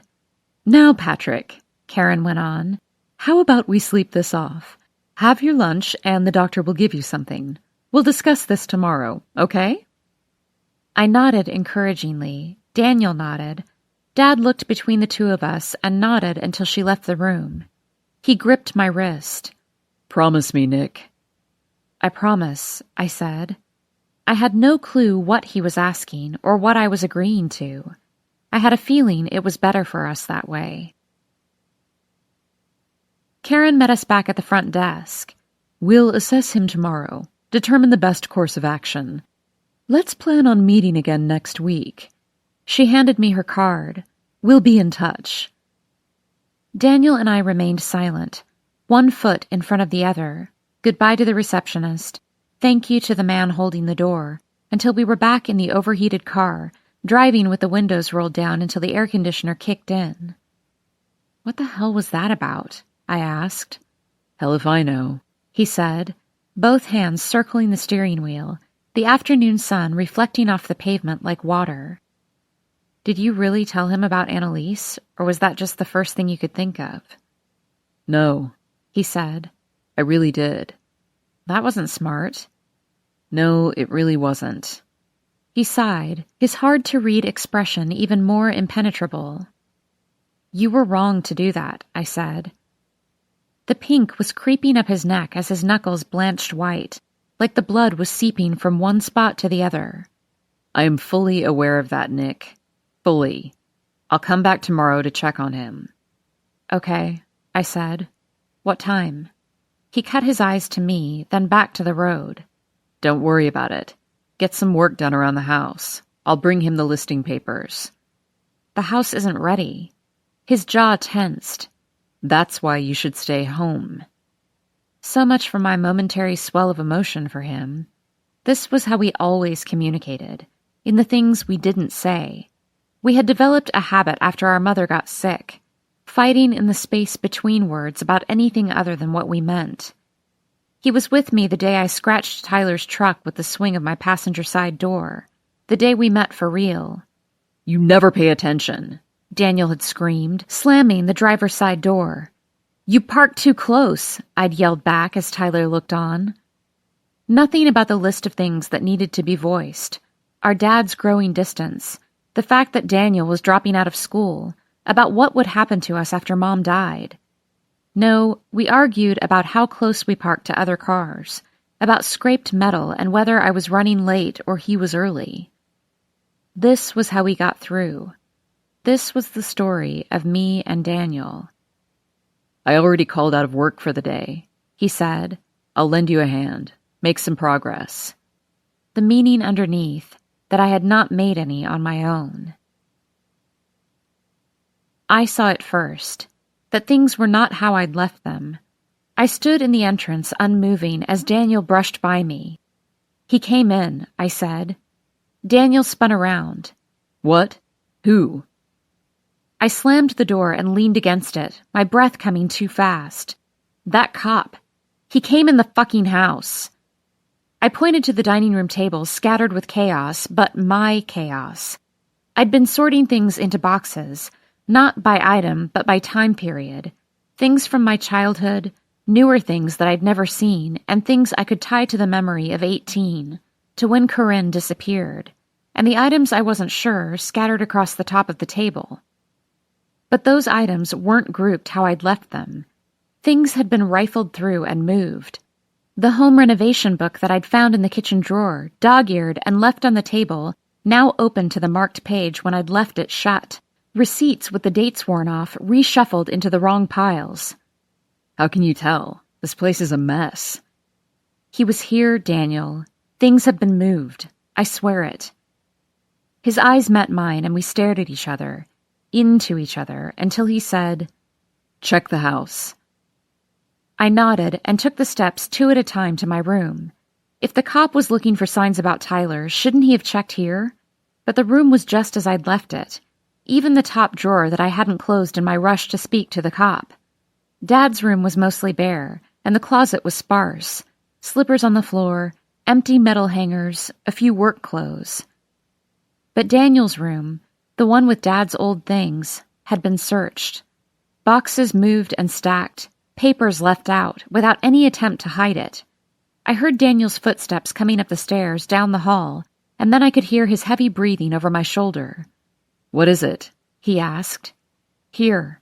Someone's been through here," I said. Daniel looked at the mess, his old room, our father's mess. "Not someone looking into Tyler, then," he said. "No," I said. Daniel placed his hand against the door jamb too gently. Since the fair, he never slammed his fists into walls or kicked at the ground or his car, lest somebody see him do it, see a pattern. But he was trying too hard, spilling outside his skin, holding himself too still. He spun silently and went back downstairs. I followed, watching him check the windows, pushing until he was sure the lock was in place. "Did you lock up?" He turned on me. "Because there's no sign of forced entry, Nick." "I did," I said slowly, "but the back door lock is broken." His eyes widened, and he mumbled under his breath, striding through the kitchen, checking for himself. He pulled on the handle, and it gave, just like I said it would. "I told you," I said, hands on my hips. His hand was on the knob, twisting, in case there might be a different outcome. "It was broken before you got here?" "Yes." "Are you sure?" "Am I sure?" "Yes, I'm sure, Daniel. God!" His face had turned so red with the anger he was holding in that it started to go the other way, blotchy spots of white breaking up the rage. "Why the hell didn't you say anything? Why didn't you get it fixed? What the hell are you even doing here?" What difference would it make? Come on, Daniel. Is a stronger lock going to stop someone determined to get in? Be rational.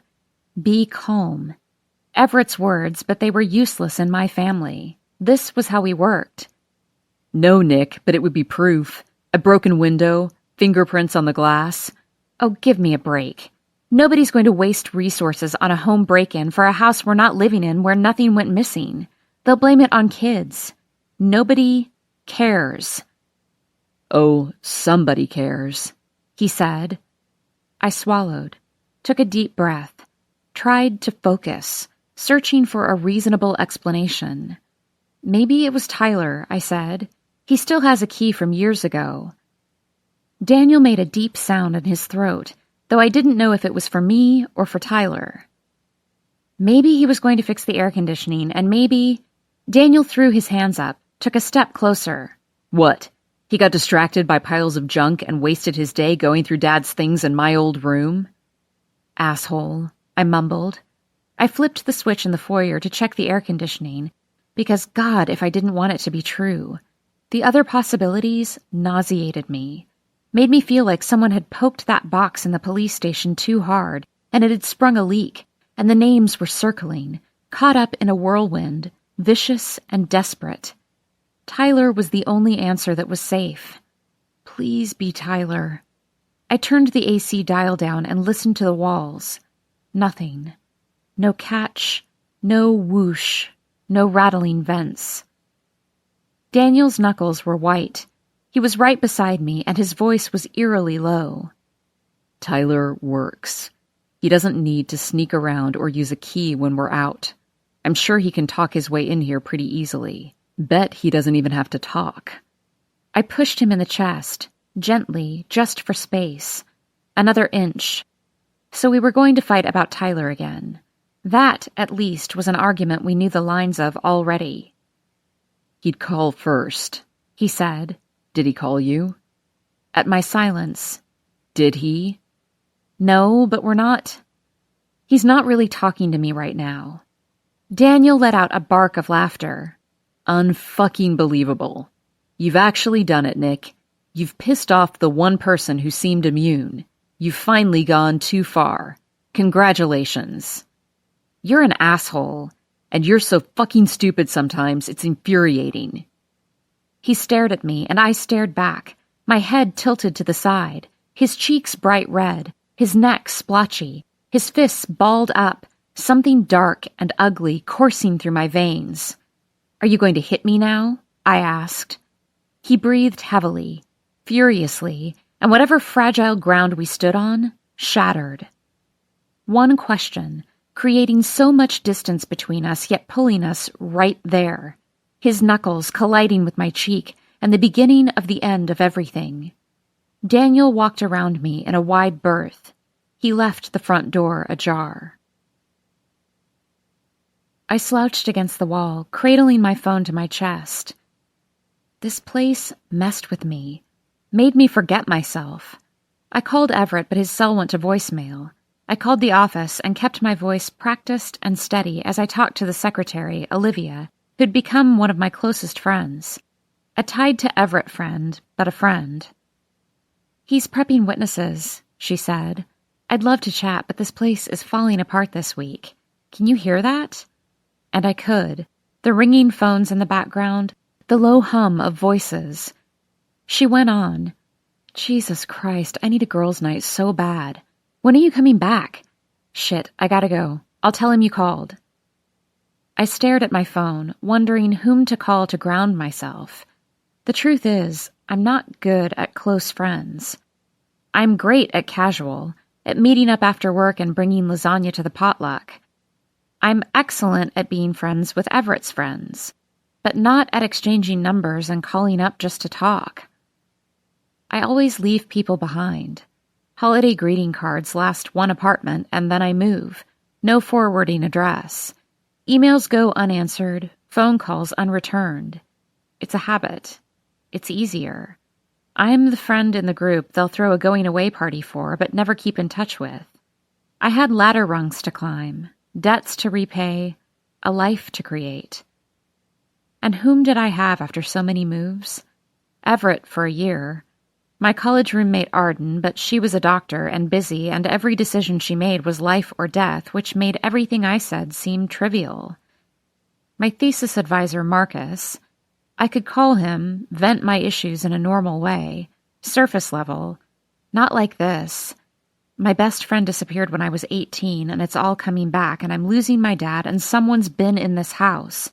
Maybe the cops, but maybe not. They were the people you called with news.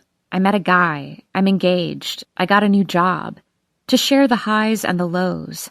But friends to call for the deep things, the things that live in the dark spaces of our hearts, those people didn't exist for me any longer. Not since I'd left Cooley Ridge. Everett called back at night when I was cleaning the house, guilted into action by Daniel's disapproval. I heard voices in the background, fading as he walked away. Hey, sorry. I thought it was earlier. You weren't sleeping, were you? Nope, I said. What's going on there? Boring legal stuff. Boring but relentless. He sighed. I miss you. How's it going with the filing? Papers have been submitted and we're waiting for a court date. Working on the house. How's the case? Oh, you know. Be glad you're not here. I'm still at the office. You'd be furious. I checked the clock, saw that it was nearly 10. I'd show up and bring you dinner. God, I miss you. and then another voice, a woman's, Mara Cross. "Hold on," he said. His hand was over the speaker. The pad thai. Yeah, thanks." Then to me, "Sorry, we're ordering food." "Mara's there?" I asked. "Everyone's here," he said, not missing a beat. Everett had a painfully healthy relationship with his ex. At least he thought so. But her smile was too forced when she looked at me, and everything about her was too stiff when she walked by him, knees to shoulders to neck. They weren't really friends, despite what Everett wanted to believe.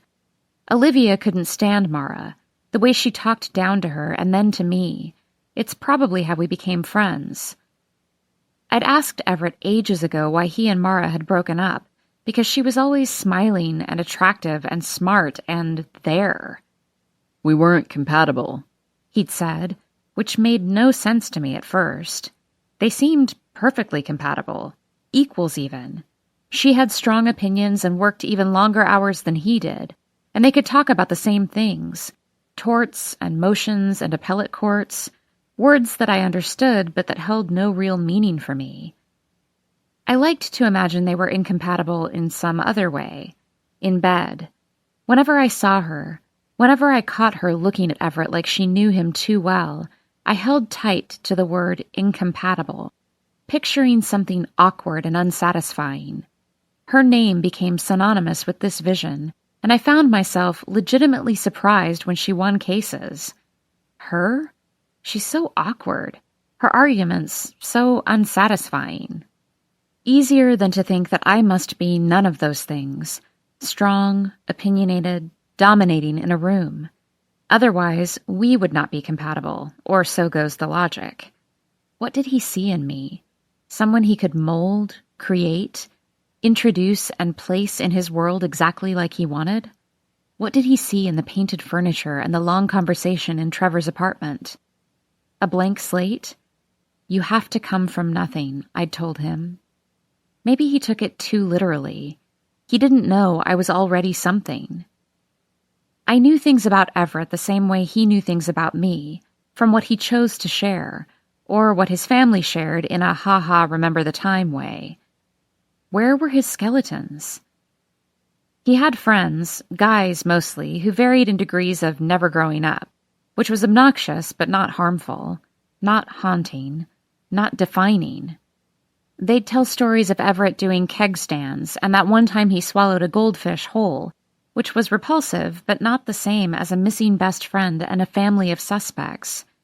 If Corinne had never disappeared, maybe we'd meet up for drinks when we were all back in town, share stories like this with our boyfriends, our husbands, and then Bailey puked on Josh Howell's sneakers. There was a difference, a chasm between that type of story and a real past. Did something like this exist beneath Everett, too? Where were the stories that defined him, that broke him open and laid him bare? Who was this man I had agreed to marry? "Tell me something about you," I said. "Something no one else knows." I heard his chair squeak as he leaned back. I imagined him sliding his feet out of his shoes and placing them on the dark wood, stretching his arms up over his head, the buttons of his shirt pulling, the outline of his bleach-white undershirt beneath. "Is this a game?" he asked, and I could hear the yawn in his voice. "Sure," I said, "or it doesn't have to be." "Okay, let's see. Okay, don't laugh. I tried to use my dad's credit card in middle school to buy porn online. It didn't occur to me that his statements would have the purchased information." "That's gross," I said, laughing, "but it doesn't count. Your dad knows." "Ugh, don't remind me. Still can't look him in the eye when I think about it." "You're cute, but that's not what I meant. I meant something more, you know, that nobody else knows." His chair squeaked a few more times, and I didn't think he'd answer, but then he did. "I watched a man die once," he said. The air in the room changed. His voice dropped, and I felt his mouth coming closer to the phone. "I was in high school. There was a car accident on the highway, and I wasn't supposed to be out. There was a crowd of people already around helping, an ambulance on the way. I couldn't look away." Yes, I thought. Here he is. Here's Everett. Can he feel it? More, I said. A deep breath. I heard footsteps, a door closing, the squeak of his chair again. I didn't dare interrupt. I don't know if I have the stomach for my job, he said. I like dealing in the facts and the law, and I believe that everyone is entitled to the best representation, a fair trial. I do my job well, don't get me wrong. But sometimes there's a moment when you realize the person you're defending is guilty, and you can never go back. And then justice is this double-edged sword, like I'm upholding justice with my unyielding drive, to quote my dad. But which is the real justice, Nicolette? Which is it? The Parlito case? Just anyone, he said. He sighed. I'm a better lawyer when I don't know. You can do something else, I said. It's not that easy, he said. Yes, it is, I said. I don't care what you do. You know that, right? I don't give a shit if you're a lawyer or not. He paused. Right, if you say so. We don't all have that luxury. I'm 30. I'm a partner. This is my life. What I'm saying is, it doesn't have to be. Change your hair. Leave everyone behind. Go someplace new and never look back. You can do it.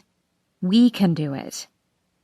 He laughed as if mocking himself, putting distance between himself and the conversation. So tell me, Nicolette, did you always want to be a counselor? No way. I wanted to be a country singer. Wait, he said. You can sing? I feel like this is something I should know. Not even a little. His laugh was soft, like cotton. Truth is, I was a terrible counselor in terms of actual counseling. Said the wrong things, never had the right advice to give. But I excelled at listening, so I learned not to speak much. I could direct students to the right resource or the resource to them, to find the help they needed. I saw what they were hiding and let them show it to me. They spilled their collective adolescent guts in my office. On paper, I was an excellent counselor. Perhaps it was because they sensed a kindred spirit or saw something inside me like what I saw in Hannah Pardo, the feeling that she knew more because she was one of us. Maybe they knew I had seen darker things, that I would understand, or perhaps they would sense that I am an excellent keeper of secrets. I am. I ended the call when Everett's dinner arrived, already feeling he was unreachable, in a world too far away. With Tyler, it had been the opposite. I'd had to delete his number from my phone to keep from calling him on impulse after a drink at the bar, after a bad date, and especially after a relatively good one. But 1 second off the phone with Everett, and all I could feel was the distance between us, and him turning insubstantial, a figment I had conjured up out of hope that something so good could happen to me. I slept fitfully until I gave up. Too many thoughts swirling through my mind. Too many names. I thought of anyone who'd have a reason to break into this house, to look through Dad's things or to rifle through Daniel's old room. The list spanned 10 years. I wasn't sure I was solving what had happened then or what had happened now. Maybe Dad was right, that time wasn't real, just a thing we created to move on. Just a label to make sense of things. If I were a monster, Corinne had told us on the front porch with the lantern swinging and the shadows dancing, I'd pretend to be human. Bailey had laughed and Daniel had smiled. She'd walked up to him, taking his chin in her hand, turning his head side to side, squinting as she stared into his eyes. No, she said to him, human, through and through. She looked at Bailey next, running her fingers through her long black hair as she did it, which was because Daniel was there and she always put on a show. Her nose touched Bailey's and Bailey didn't flinch. We'd learned to let her have her way. Go along for the ride and it turns out all right. There's a plan that only Corinne knows and we're a part of it. She said. No, not here, but he's been here. He visits sometimes. What does he make you do, Bailey? Does he make you kiss other people's boyfriends? That was you, Corinne, I thought but didn't say. Neither did Bailey. Does he make you like it? Her hand was on Bailey's back, under her shirt. Her body pressed to Corinne's, and Daniel's eyes had gone dark and hazy, under a spell. Does he make you dream of him at night? Of boys who aren't yours? She stepped back, breaking the spell. Bailey blinked twice, and Daniel walked into the house. Corinne smiled like nothing had changed. She took my chin, looked deep into my eyes. I could see myself reflected in her pupils from the lantern swinging overhead. She blinked and pressed her cheek against mine, facing away from Bailey, and whispered in my ear, "There you are." The day before. Day 8. Now that we'd emptied the garage, I could see why Daniel had tried to convert it years earlier. Windows on both sides and light streaming through, exposed beams inside a steepled roof, a corner tucked away for storage that would be perfect for a bathroom. I stood at the entrance, staring at the unfinished walls, lost in my memory of Daniel and Dad, Tyler and his father, working together out here in the early June mornings 10 years ago, before everything changed. The low rumble of an engine cut off, and I backed out of the garage. "Nick?" A deep voice called from across the yard, one I didn't recognize at first. It tickled my memory, pulling at threads while I tried to place it. I spun around to find a man down by the road, sliding off a motorcycle, the sun behind him, his face in shadows. I walked toward him, my hand shielding my eyes until he became less shadow, more person. Where his sleeves ended, dark writing began, scripted and curling all the way down his thumbs. "Jackson?" I asked, still too far to see his face. He nodded. "Yeah. Hey. Hi. Sorry to drop by like this. I'm looking for Tyler." "He's not here." I stood at the edge of the road and watched as the words on his arm seemed to ripple when he ran his hand through his shaggy brown hair. Erase the tattoos, crop the hair, change his clothes, and he was classically all-American. Strong jaw and defined cheekbones, broad shoulders, lean frame. There was a reason he was Corinne's. Just one version nested inside another now. He had a tremor in his left hand as he brought a cigarette to his mouth, assessing me through the smoke. "You sure?" he asked. I rolled my eyes. "Do you see his truck?" I looked over my shoulder, cupped my hands around my mouth. "Hey, Tyler, you here?" I turned back to face him, the smoke more pungent now. "I'm sure." "It's not a joke," he said. "I've been looking for him, and I'm not the only one. Haven't seen him since Friday." And today was Monday. 7 days since Annalise was reported missing. What makes you think I have? The heels of his black boots dug into the dirt as he leaned against his bike. "I work at a bar, Nick, where people talk. A bar that Tyler lives above." "I haven't seen him, Jackson. I swear it. Not since Friday." He paused, shifted his feet in the loose dirt where the road met the grass. "I can hear his phone from inside his apartment, and I don't want to call the police. I don't think that would be such a good idea, but I was wondering if maybe you had a key, just to check." My stomach turned hollow. I hadn't seen Tyler in 3 days, hadn't heard from him at all. I'd thought of many possible reasons for him not showing up in the last few days, but until that moment, none of them had anything to do with his safety. "I don't have a key," I said. "I used to, and then he moved. I was already backing up to the house to get my car keys. Let me just grab my purse." Jackson nodded. "Yeah," he said. At 9 a.m. on a Monday morning, the bar was closed, which I was glad for. Jackson had implied that there were enough roomers already. "His truck is gone," I said, standing in the gravel lot behind the bar. I looked up at the window, the blinds pulled shut. "I know. It's been gone all weekend. But the phone—" "No, you're right," I said. "I can call the landlord, but I don't want to leave Tyler with a paper trail. Not with the cops already stopping by. Part of me thinks he's just avoiding them. It's what I would do, but... The phone. Ringing inside and no sign of Tyler. Right. The phone. Jackson unlocked the main door, and the vestibule area felt claustrophobic, with the bar dark and locked to the side, and the narrow stairway, and the glass doors streaked with dirt. He locked the door behind me and motioned for the stairs. After you. Our steps echoed in time, and the hall smelled faintly of cigarettes, and his hand brushed mine once on the railing. The floorboards creaked at the landing, and Jackson stood behind me, fidgeting with his phone. "Let me," I said. I took out my cell and called Tyler, keeping the phone by my side, pressing my ear to the door. "You hear it?" Jackson asked, leaning way too close. "Yeah, I hear it." I closed my eyes, straining to hear more. The slow and periodic drip of a faucet leak, the rattle of the air conditioning unit as it stirred to life, but no footsteps, no rustling of bedsheets, no call for help. "I don't hear him," I said. "That's what I've been saying."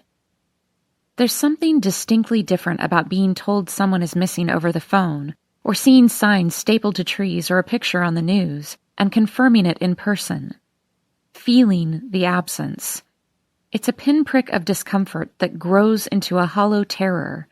It's a void that gets filled with all the horrible possibilities existing all at once. I knocked on the door again, in the same way I'd checked the same places for Corinne over and over. Back to the caverns, wondering if there was a corner I'd forgotten, a room tucked out of sight. "Tyler, it's me," I called, my voice wavering with panic. "Tyler!" My fist was clenched when Jackson pulled it away from the door. "Come on," he said, heading back downstairs to the bar. He led me through the empty bar to a storage room and grabbed a ladder. He carried it effortlessly out the door and around the back into the parking lot and situated it directly below Tyler's window. "You're my alibi and I'm yours. We weren't breaking in. We were checking on him. Got it?" We nodded at each other, sealing a pact. He checked the streets behind us, empty now. I put my hands on the rungs, but Jackson placed a hand on my shoulder. "Me. I look like maintenance. You look like a pretty girl on a ladder. People won't question me." I hated that he was right, because I wanted in that room. Needed to be the one to see with certainty that Tyler wasn't there, that the visions in my head of his lifeless body beside his ringing phone weren't real, that he was okay somewhere. I needed to see the phone and know why he left it, look in his closet and know where he went. I watched as Jackson maneuvered the air conditioning unit and heaved himself inside along with it. I stared up, waiting, the glare of the sun off the top of the window making my eyes burn, the uncertainty making my breath hitch. Jackson leaned out the window. "Empty," he called. He spent way too long trying to get the air unit back in. When he eventually came down, he folded up the ladder and wordlessly walked back inside. "What did you see? Where is he, do you know?" I asked, trailing behind him. I followed him all the way to the storage closet before he answered. "Nah, didn't want to go through his shit. He's not there. That's all I know. Maybe he went camping or something." Useless Jackson Porter. It should have been me. I would have checked for his sleeping bag and canteens. I would have looked for his toothbrush, scrolled through his phone, logged onto his computer and checked the search history. Or maybe Jackson did. Maybe he just didn't want to tell me. We stood in the middle of the empty bar, the stools on the counter, the panic in my chest slowly unraveling. "Here," he said, taking down a stool. "Let me make you breakfast. We can catch up." I slid onto the stool, felt the adrenaline burning through the last of my energy, the crash just beginning. "Coffee," I said. "Strong." He kept the sign turned to close and kept the lights off, so all we had was the glare through the window. My eyes were adjusting to the dark. "You serve breakfast at a bar?" "No," he said. "I make breakfast for myself. We open at noon today. Still, if we turn the lights on, people will try." So much for a shitty economy. "It's beyond shitty, Nick." He cracked an egg, dumped it directly into a pan. It's great for business. Real nice, Jackson. Doesn't it feel like you're taking advantage? It doesn't feel like anything, unless you think about it too much. Who am I to judge? Meanwhile, I've got the most stable job in the state. Good for you, I mumbled. He slid a sunny-side-up egg on a plate in front of me, and I poked it with my fork, the yolk bleeding out. What's the matter? He asked. Don't like eggs? I scooped some into my mouth, but it tasted wrong. Metallic somehow, just a little off. Do you remember Hannah Pardoe? I asked. Who? You know, the woman from the state office who was investigating Corinne's disappearance. How could he not remember that? Oh, right. Detective Pardoe. I had no idea what her first name was. Wow. She let you call her Hannah? God, she must have really liked you. No, she didn't. And now that he mentioned it, she never called herself Hannah, and I never called her that either. Yes, detective. No, detective. Thank you, detective. I'm sorry, detective. Yet I remembered her as Hannah Pardoe. Hannah wants to speak with you, Nick. That had been my father standing just outside my door. You don't have to, but I think you should. I already told Bricks everything, so tell Hannah the same thing. That was my dad. Thanks for your help, Hannah. He's a well-educated man, and he can recite lines of poetry, quote philosophy when the time is right. He's a widower just trying to get by. His son hit his daughter, and I listened to them speaking through the bathroom grate. Listen, Hannah. Can I call you Hannah? This is a family problem, that's all. I have a feeling that Corinne's might be a family problem, too. That girl was always here, trying to get away from something. My father was handsome in the way that professors sometimes are, with their mismatching suits and bow ties and penny loafers and hair that they don't bother styling. He had an easy smile and eyes that sparkled from the slight buzz he carried with him through the day. I heard someone call her that, I told Jackson. She didn't like me either.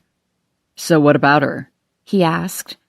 They're going to bring her in, or someone like her. And if we're all here, who do you think they'll go after? He paused, scooped the rest of his breakfast into his mouth, chased it with half a glass of orange juice. He wiped his mouth with his bare hand. We should all go on a long trip. I smiled. That wouldn't look suspicious at all.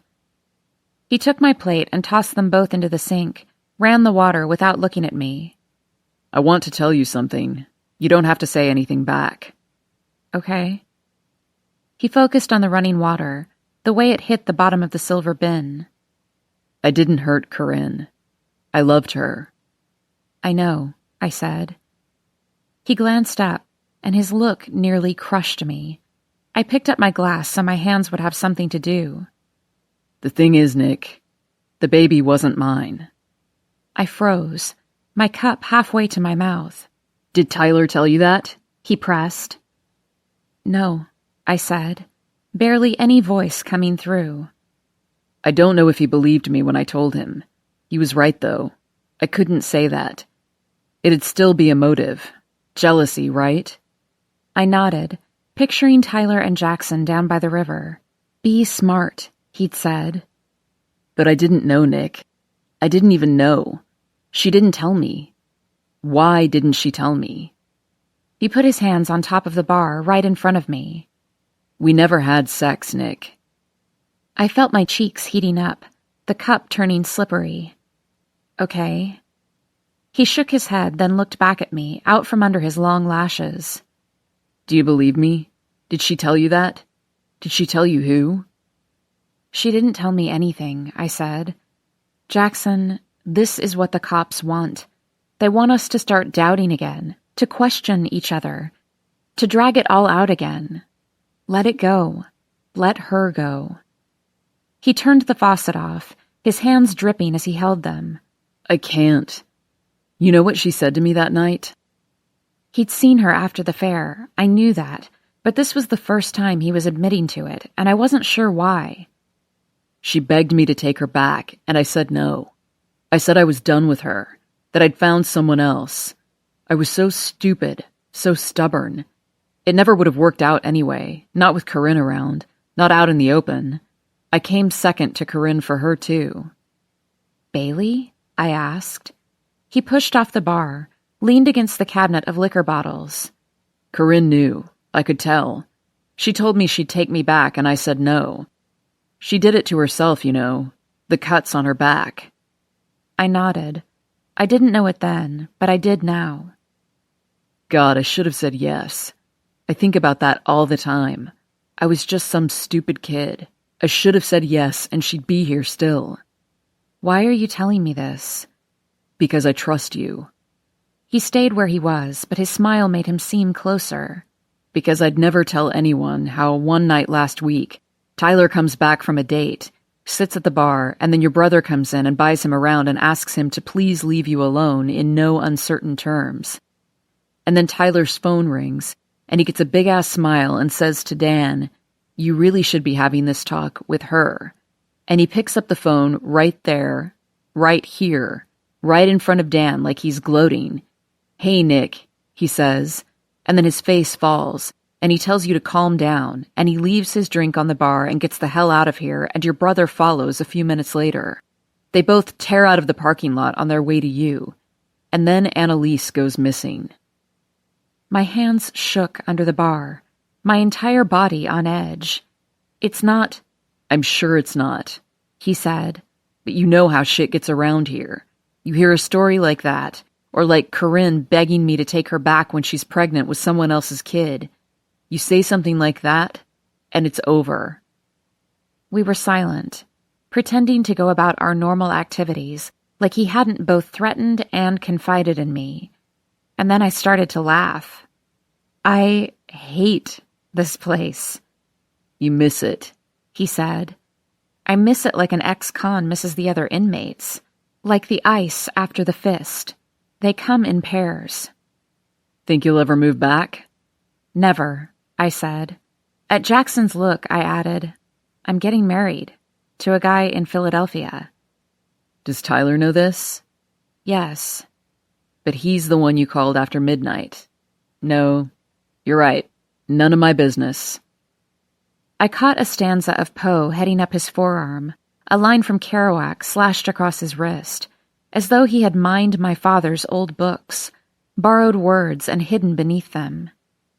I gotta go. Thanks for breakfast. It was good to see you, Nick.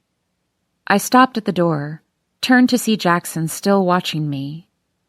She's dead, Jackson, I said. I know, he said.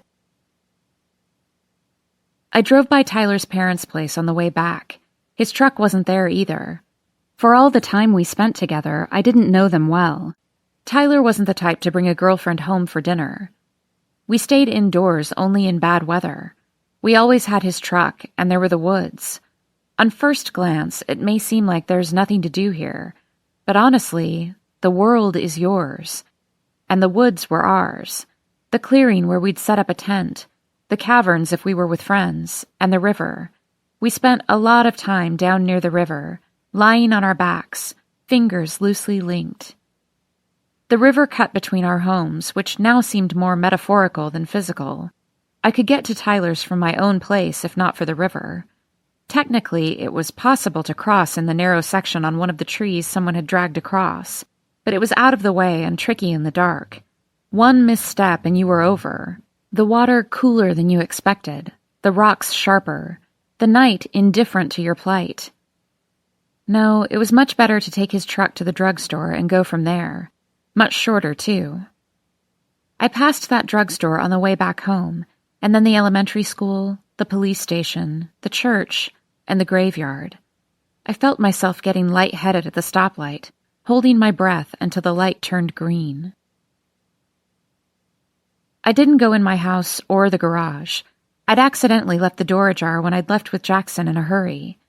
I trekked out to the hill behind my house, looking down into the valley, imagining all the possibilities that could have happened out there. The Carter property was to my side, beyond the dried-up creek bed. I could see a sliver of white from the remodeled garage in the distance, the river farther in the distance, now hidden. In the winter, when the leaves fell, and depending on the angle, you could catch a glimpse. Now all you could hear was the low, steady rumble. We could hear it more after a few days of rain. I used to find Daniel up here sometimes, though I'd thought this spot was mine alone.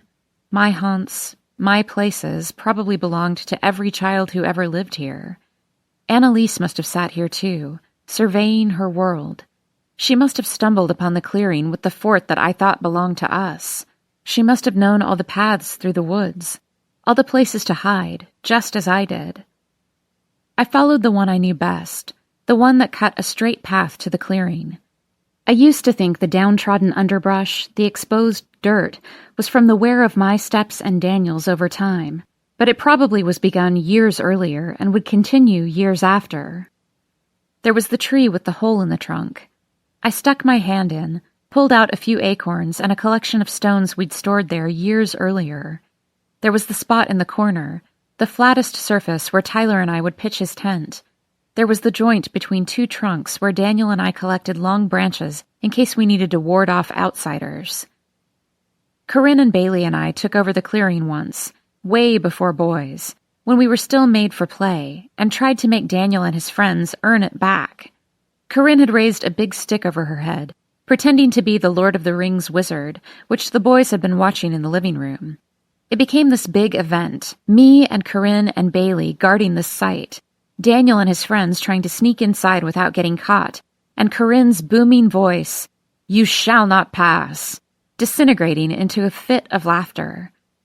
We'd played until it was dark, and Corinne tried to get them to declare their loyalty to her as Queen of the Clearing, waving the stick in front of her body, swishing her hips in a rhythm. Eventually, Daniel swung Corinne over his shoulder.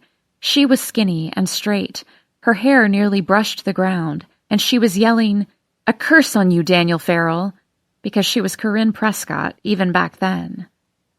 I could feel them surrounding me here before things changed, like the past was alive, existing right beside the present. Daniel abandoned this place first, always responsible, too mature, no time for kid stuff. Corinne and Bailey didn't want to hang out here by themselves. "It's only fun if someone's trying to fight you for it," Corinne said. "Otherwise, what's the point?" I tried to hold the memory of all the people who had been here with me, Daniel and Tyler, Corinne and Bailey, and then I tried to imagine an outsider watching us all. All those times we used to scare ourselves with sounds, an animal, the breeze, a monster, Daniel had said, and we had rolled our eyes. "Nothing," Tyler had said, pulling me closer in the tent. "I got you." But what if there were something? What if the monster were a child just watching? What if it were Annalise crouched in the bushes? I tried to make myself small, make myself timid, make myself her, and see our lives playing out through her eyes.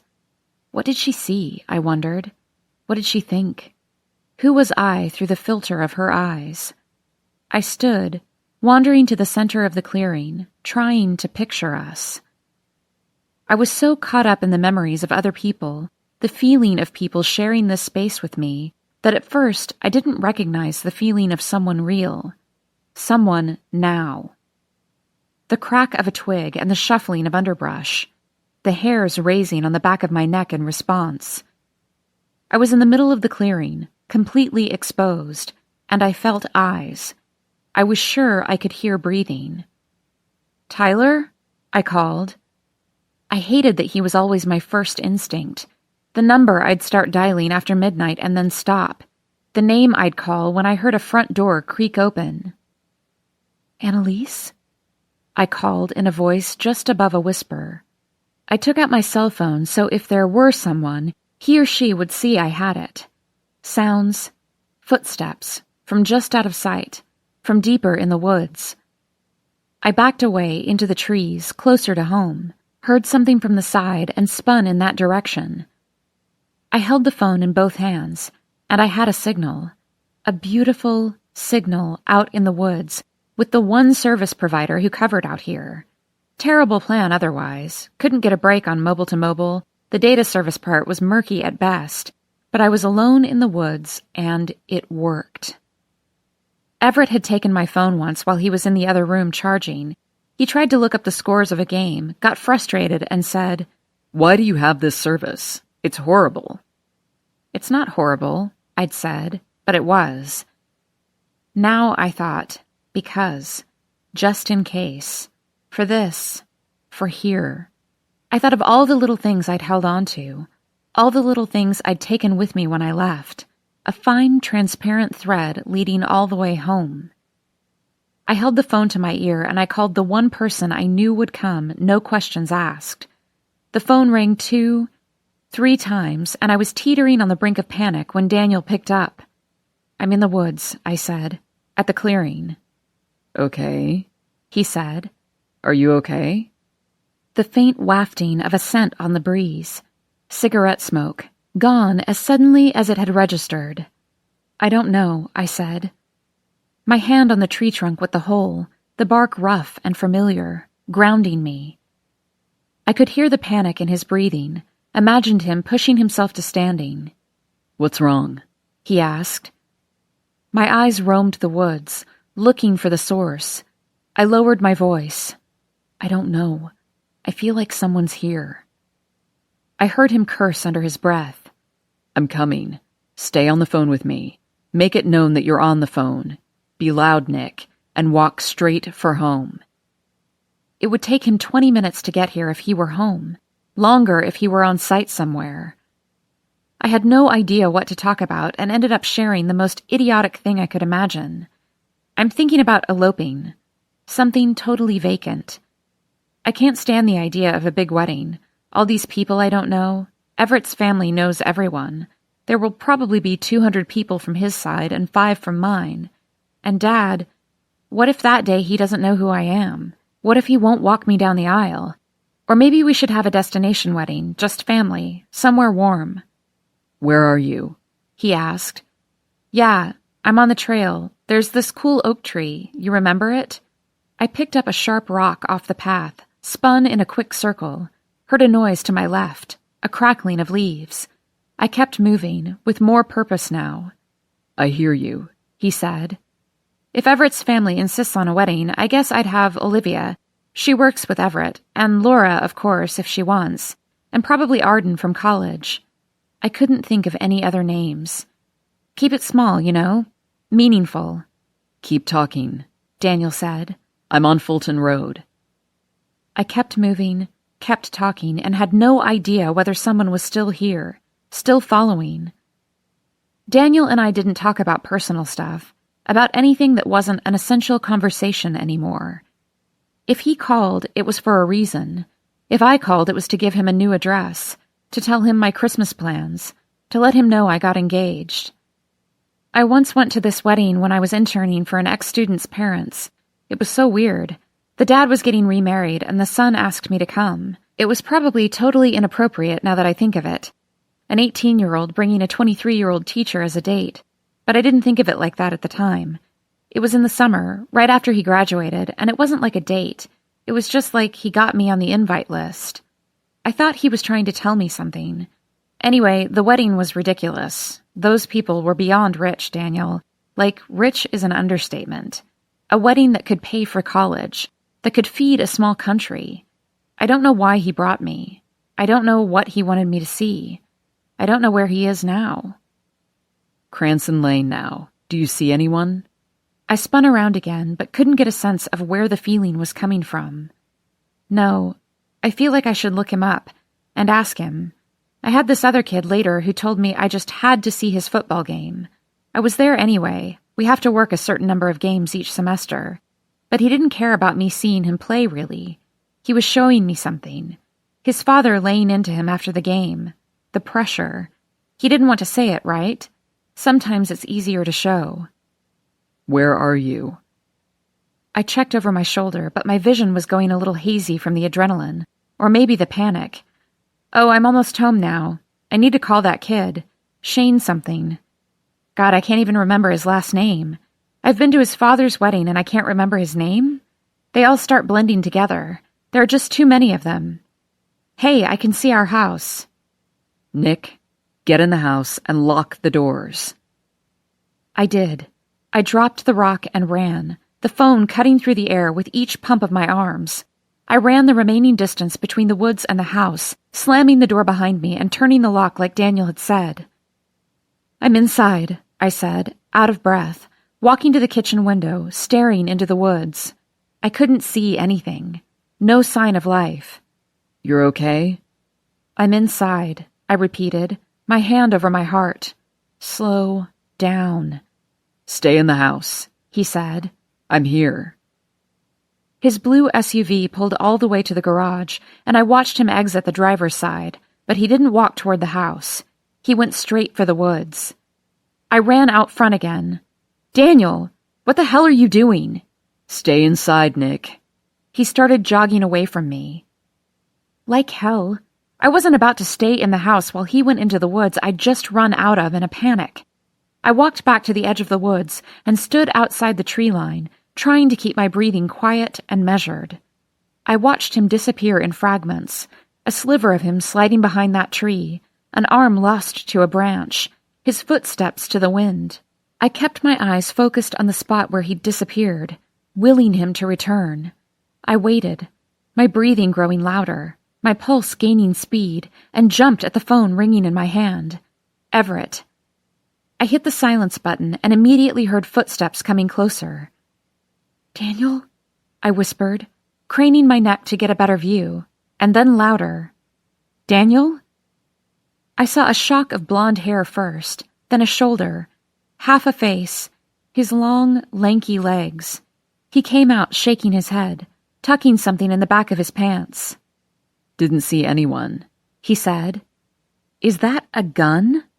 He didn't answer, kept moving toward the house, expecting me to keep up. "Are you sure you heard someone?" he asked. "Why the hell do you have a gun?"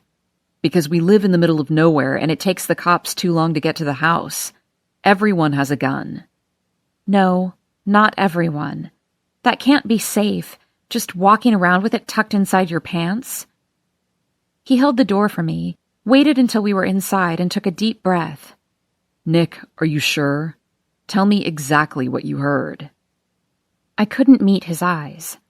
I was at the clearing, the one where we used to make forts, and I thought I heard footsteps. I strained to hear in my memory, but I felt like I was forcing it, making the leaves crunch, turning up the volume. I thought I smelled someone smoking, but I'm not sure. Maybe someone was watching me, but maybe there wasn't. Like Daniel said, there's a monster out there. It's not too much of a stretch when you haven't been sleeping enough, when you've just been threatened, when the people you love have disappeared. It's not too hard to believe in monsters here. "Maybe you should have figured that out before you called, scaring the shit out of me." I glared at him. I was scared. He did that deep breathing technique, trying not to explode at me. I felt my shoulders tightening, like his did when he was tense. "Your eyes are all bloodshot. Have you been sleeping?" he asked.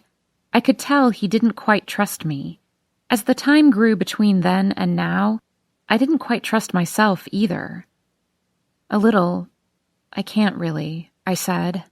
"I can't sleep here." "I told you to come stay with us, Nick. Come stay with us."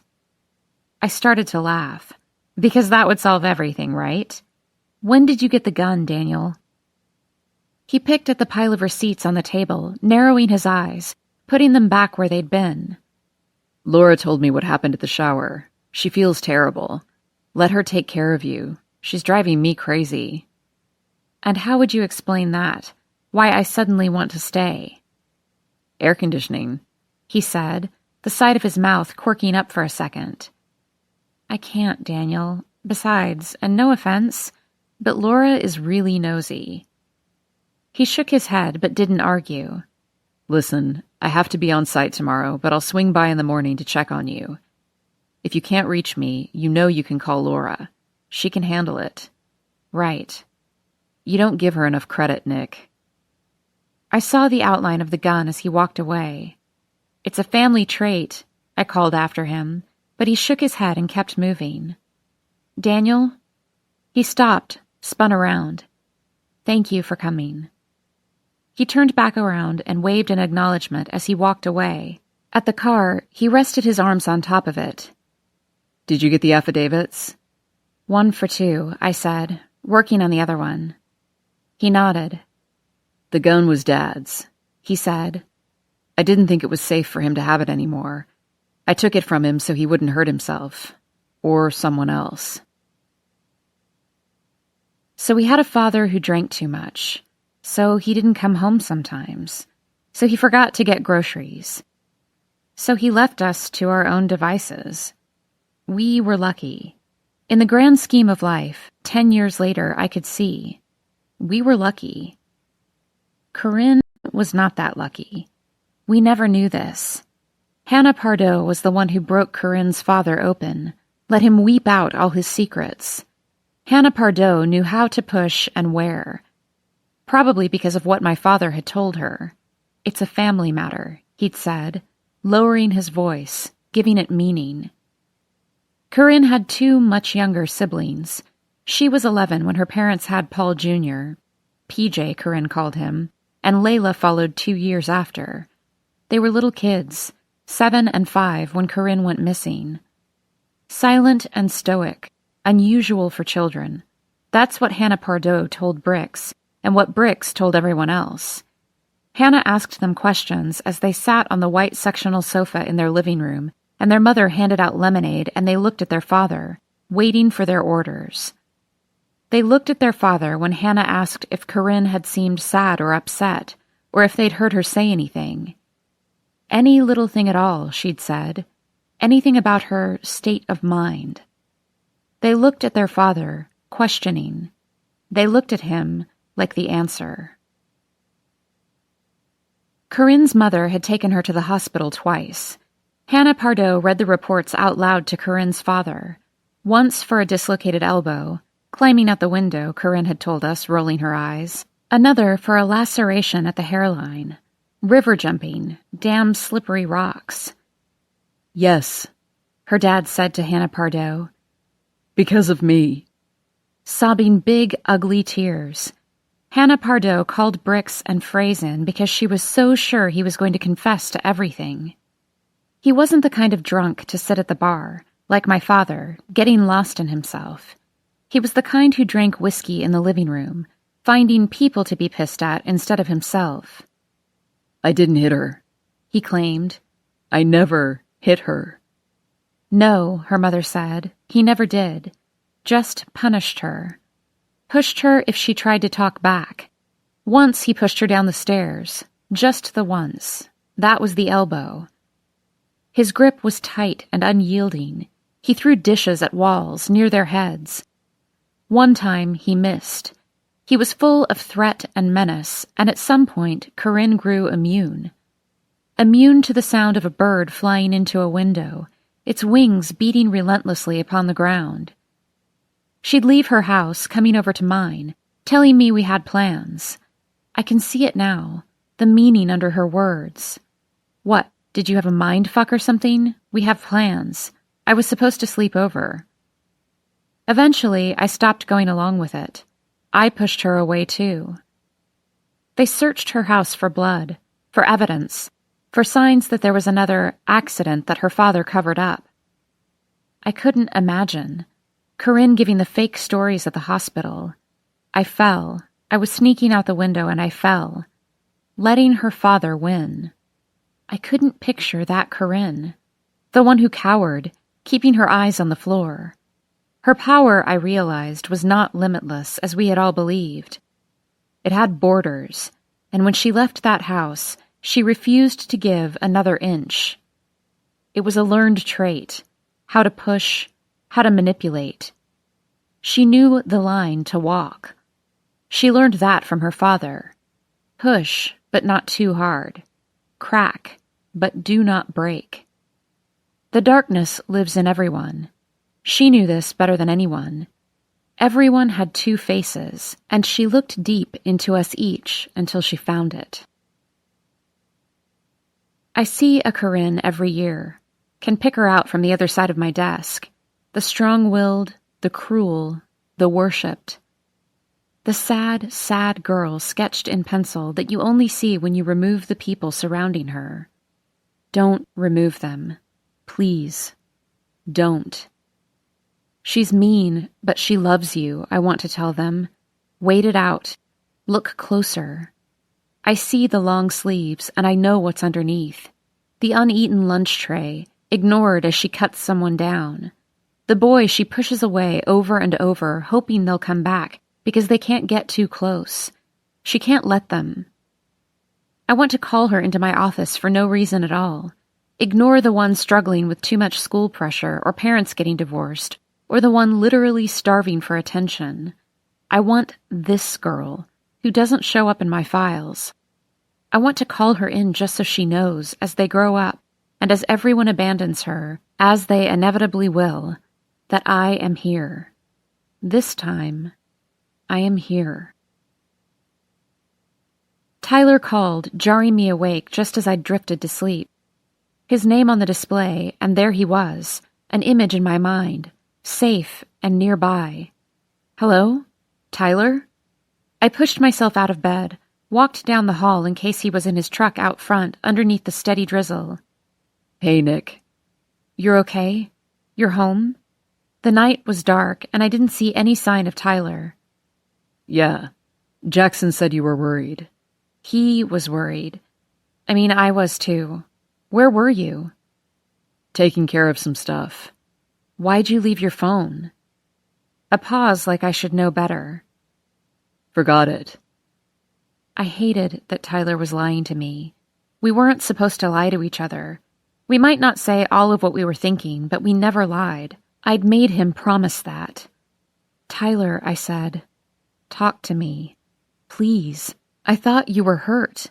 I shifted uncomfortably in the silence that followed. I went to Mississippi, he said, his voice quick and hushed, without his phone, the unspoken understanding. To her father's place? I just wanted to check for myself. No sign of Annalise, he said. No sign of anything. I stayed on the phone, listening to him breathe. Eventually, he broke the silence. You were right, he said. We need some space. I felt him drifting even further as we spoke. Tyler. Do you need anything, Nick? Like a professional courtesy. What did I really need? From him? For him? Just to know you're okay. I'm okay, he said. See you around, Nick. There was something both familiar and discomforting about the rain here. In the city, it hit the windows and streets and flooded the gutters, like it was encroaching on us. It caused traffic jams and made apartment lobbies too slippery. But here, the rain was just another part of the landscape, like it was the thing that lived here and we were merely visitors. It made me feel small and temporary, made me imagine my mother in this very house, hearing this very rain, the same water molecules, recycled and replaying, like the circular diagram in science class. And before that, my grandparents buying this land, building this house from the ground up, standing in front of this window, listening to the same thing. Some religions believe time is cyclical, my father had said, that there are repeating ages, but to others, time is God, a gift for us to stretch out and exist in. It was a comfort to me, the sound of my father's voice, trying to make sense of things. Because the thing about standing here in the middle of the mountains with the rain coming down in a house your grandfather built is that it's too easy to notice how insignificant you are. How quickly you might go from something to nothing. How one moment you can be a girl laughing in a field of sunflowers and the next, a haunting face on a poster in a storefront window. How terrifying, empty and hollow, and then how absolving. I brought Tyler outside in the rain once, asked him, "Do you feel it?" Laced my fingers with his and waited for his whispered, "Yes." He could have been talking about anything, the cold on his face, the rainwater in his shoes, the sky whispering to him about love and loneliness and me. But I liked to believe he felt the same, that he was the person who always understood. I tried to get back to sleep. I lay in bed and closed my eyes, concentrating on the sound of the rain on the roof, hoping it might keep my mind empty, lull me into gentle oblivion. But Cooley Ridge was talking to me with each drop, nudging me awake. Keep your eyes open. Look. Time can weave around and show you things if you let it. Maybe this was how. Maybe Cooley Ridge was trying to show me. Time was trying to explain things. Tick-tock. The day before. Day 7. The house looked brighter, more alive with the fresh coat of paint that Laura had picked out. Pale almond, she'd called it, but the furniture had been pulled away from the walls and sat at unnatural angles, haphazardly covered with sheets of plastic, giving the whole downstairs a funhouse feel. I must have grown immune to the smell of paint sometime during the night. It wasn't until I stepped out to toss the plastic in the trash and went back inside that it hit me. The wall of fumes, sticky and suffocating, that no open windows could alleviate. We needed to run the air, to circulate everything through the filters. We needed the damn air conditioning. I positioned Daniel's box fans throughout the downstairs, turned them on, and left the windows open. And then I left. An accidental, catastrophic electrical fire would not be the worst thing that could happen to this house. There's a Sunday brunch at Grand Pines that makes it Family Day. Go to church, then visit the family you've sent away. A day of penance. Eat your weight in sins. Guilt by omelet. It was a buffet, and I was following Dad down the line, my tray sliding along the metal grooves behind his, sounding like nails on a chalkboard. "Try the bacon," he said, and I obligingly placed a strip on my plate. "Skip the eggs," he said from the side of his mouth. "Biscuits? Take 2. I took 1. I had no appetite and didn't want to waste them if they weren't really that good. In the bag slung over my shoulder, I carried a paper signed by a doctor that I'd picked up at the front desk. An affidavit attesting to my father's mental incompetency and his need for a guardian. We needed one more before filing with the court, and the on-site doctor had already gotten me a referral for someone who would visit later this week. I felt like I was lying to Dad, placing bacon on my plate, taking his advice, acting like I was here for the food, for his company. I wasn't not here for those things, but they weren't the primary reason. I wondered if Daniel and Laura made it a habit to meet him here for brunch. Probably. Dad had smiled when I came in, like it was the most natural thing in the world for me to be here, and part of me wondered if the affidavit was wrong, if maybe he was getting better, if this was all reversible, a horrible, temporary thing that would gradually unwind itself. Gosh, Dad, remember that time you couldn't remember us? Really gave me a scare. We sat at the table where I'd met him at last week, apparently his regular spot. "You should see Laura," I said to him. "I went to her shower yesterday. She looks like she's about to pop." He laughed. "What are they having?" He knew this. He should have known. A girl. A slight nod from him. "Shayna," I said, and his eyes locked on mine, then slowly drifted to the side. It was the wrong thing to say. I'd lose him to her now. Watch them both disappear. "You know, when your mother brought me home the first time, I fell in love." Or this time he would take me there with him. "With Cooley Ridge?" I asked. "Well, you don't have to make that face, Nick." He grinned. "But no, not Cooley Ridge. I fell in love with her, because I could see all of her there. She was like a puzzle piece out of context, but when I put her there, where she was from, it was like I understood. She was so beautiful." My clearest memories of my mother were the ones where she was fading, sick, in a wheelchair with a yellow and blue quilt across her legs because she was always cold, Daniel holding a cup with a straw in front of her, both of them getting skinnier, paler, sharper. In pictures, she was beautiful. Before the cancer, she was this perfect mix of sharp and soft, with a genuinely warm smile. "You really do look like her," You and Daniel both. Spitting images of her," he said. "Daniel looks like you." I tried the bacon, but in rolled the nausea. I broke it into smaller pieces so he wouldn't notice. "Now sure, that's what people say, but when you guys were kids, it was all Shayna." He looked me over. "Imagine if she hadn't had kids. All of her would be lost now." "Okay," I said. I didn't like the way he was looking at me, like there was something of her still living, a puzzle piece out of context, a part of her stuck over my left eye, to my bottom lip, the ridge of my spine, concentrating on me like Corinne once had until she pretended she could find the monster in us. "We almost didn't, you know. When her parents died in that accident and she found herself all alone in the world, she told me she would never have just one child.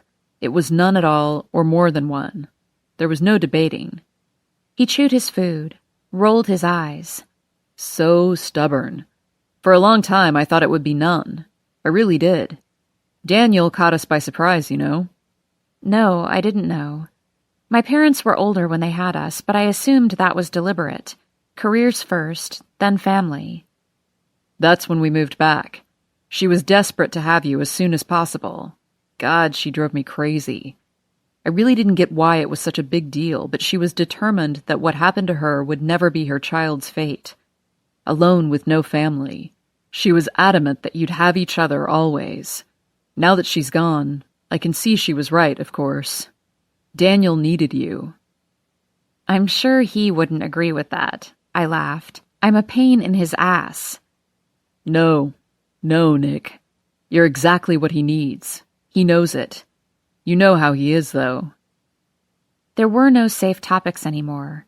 Doctors sending affidavits to declare my dad incompetent. Missing girls, a house full of secrets, accidental children, Daniel. And there were eyes everywhere. Not just in the woods. In this place, too. I felt my eyes roaming, my fingers drumming on the table. I could only tap into subjects with Dad, circling them from far away, grazing off the top, not getting him worked up, not pushing things to the surface that needed to remain below. But I needed him to know some things. I needed him to understand. "Tyler's been doing some work on the house for us," I said, picking at the biscuit. "That's good. He's a good man." "You never liked him when we were kids," I teased. "That's not true. He worked hard and he loved you. What's not to like?" "I thought fathers of teenagers were supposed to hate their daughters' boyfriends. It's a rule." "I never read the handbook, obviously," he said. Then he pushed himself back in the chair. "I never knew what to do with you, Nick. About you, I mean. You turned out good, though, all on your own." "I didn't turn out good," I said, half laughing, crumbling the biscuit so it fell into uneaten sections. "You did, though. Look at you. Look at you now." I needed to steer the conversation gently back, carefully. "Tyler said the house would be worth more if we finished the garage," I said. "Remember when you and Daniel were going to do it?" He looked into my eyes, smiling.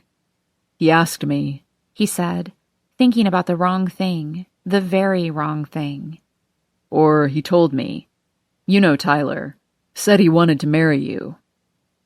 I felt warmth flooding my face, my fingertips tingling, trying to imagine that conversation. I hadn't known that, and the surprise caught me by the neck. "He did, huh? What did you say?" "I said you were just kids, of course. I told him to see the world first. I told him about time." His eyes drifted to the side, and I could sense his mind starting to drift as well. "What about time?" I asked, pulling him back. He refocused on me. "That it shows you things if you let it." I tilted my head to the side. That's what Mom used to say. When she was sick and I was crying and she said she could see me and Daniel both, the beautiful people we would become. Well, that's what I told her. When she was pregnant with Daniel, she worried so much, and the same with you, so we used to make up these stories.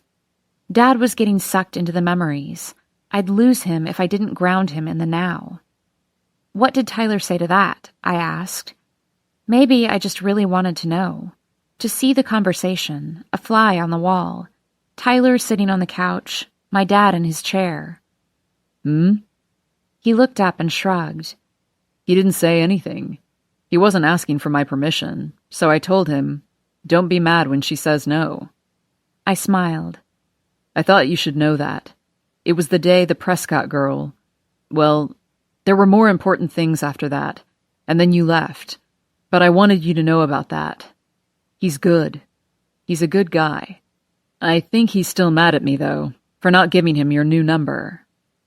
You're a good dad, I said. You really are. I'm a shitty dad, and I know it, but I tried to do the right thing when it counted. I'm not sure how that went. Dad, look at me. It's done, I said. I stared at his eyes, willing him to remember this conversation. Whatever happened back then, it's over. It's done. It's time to put the house up for sale. He sliced into his biscuit, pointed the butter knife at my heart.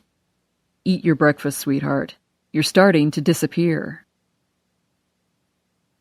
I knew that the answers to Annalise's disappearance hinged on what she saw 10 years ago, even if the police weren't quite there yet. I knew the answers were going to come all at once. That people wouldn't find out what had happened to Annalise without finding out what had happened to Corinne, and neither would I. I had to go back in time.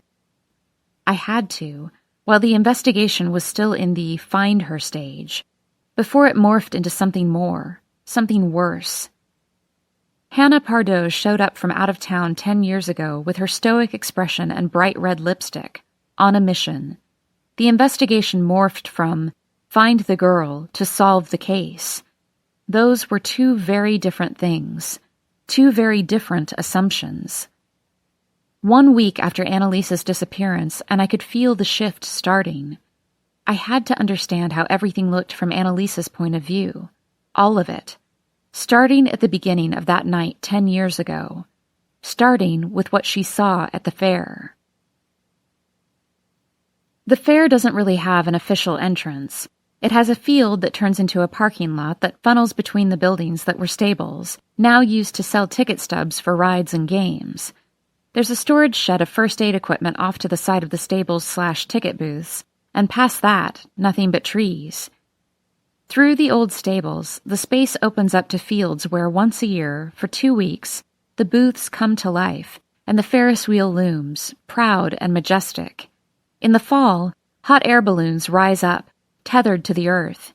It was the place we went to touch the sky. The air tonight was full of noise. Kids cheering or whining, parents laughing and shouting, music from the rides, bells from the game booths, teenagers calling to each other across the grounds, from a picnic table, from the front of the portable restrooms, from the top of the Ferris wheel. My breath caught, seeing it circle from the parking lot. Unlike most things that appeared smaller now that I'd grown, the Ferris wheel looked bigger, more untouchable. I tried to picture a girl hanging from outside of the cart. I'd be panicked. I'd be sick. I'd be furious. A girl in a skirt on the outside of the cart, her best friend whispering in her ear, her boyfriend watching from below. Maybe we did bring it on ourselves. This, right here, was the closest I'd felt to Corinne in a long time. I could feel her cold hands at my elbows, hear her breath at my ear, smell the spearmint gum on her whisper. If I could just close my eyes and reach across time and hold her wrist, wrap my arms around her for no reason at all. I wouldn't dare. I never dared. Someone slammed into my side, a little kid, maybe 3 years old, colliding with me before changing trajectory, running into someone else on his rush inside. His parents gave me a hurried, sorry, and chased after him. The sun was low, almost gone, and the field lights turned on as I stood there watching. The grounds were garish and exposed, my eyelids slamming closed in response. I walked between the ticket booths. The grass had always been worn away here. It was mostly dirt with small patches of green. Right near the entrance, right here in this dirt. This was where I fell to my side. This was where Daniel hit me in full view of the Ferris wheel. I spun around, pictured Annalise leaning against the side of this building, eating her strawberry ice cream, watching us all. Me running for Tyler, Tyler waiting for me, and Daniel grabbing me by the arm, hitting me across the face. Tyler lunging, punching Daniel in the face, then crouching beside me, his hands pulling my twisted arm away from my body. You okay?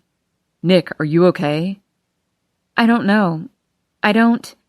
Frantically scrambling in the dirt, standing, leaning on Tyler, feeling everything realign, the burn of the hit, the sting of the moment. I'm okay, I said.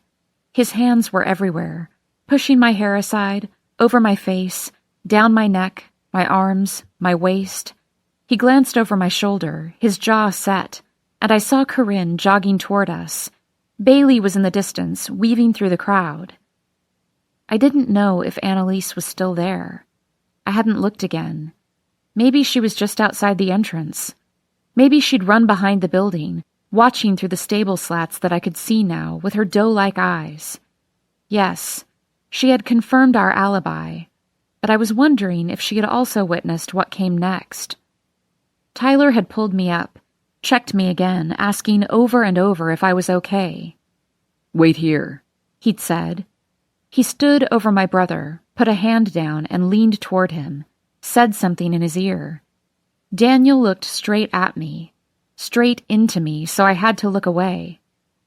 Nick, he pleaded from across the way, but by then, Corinne was already there.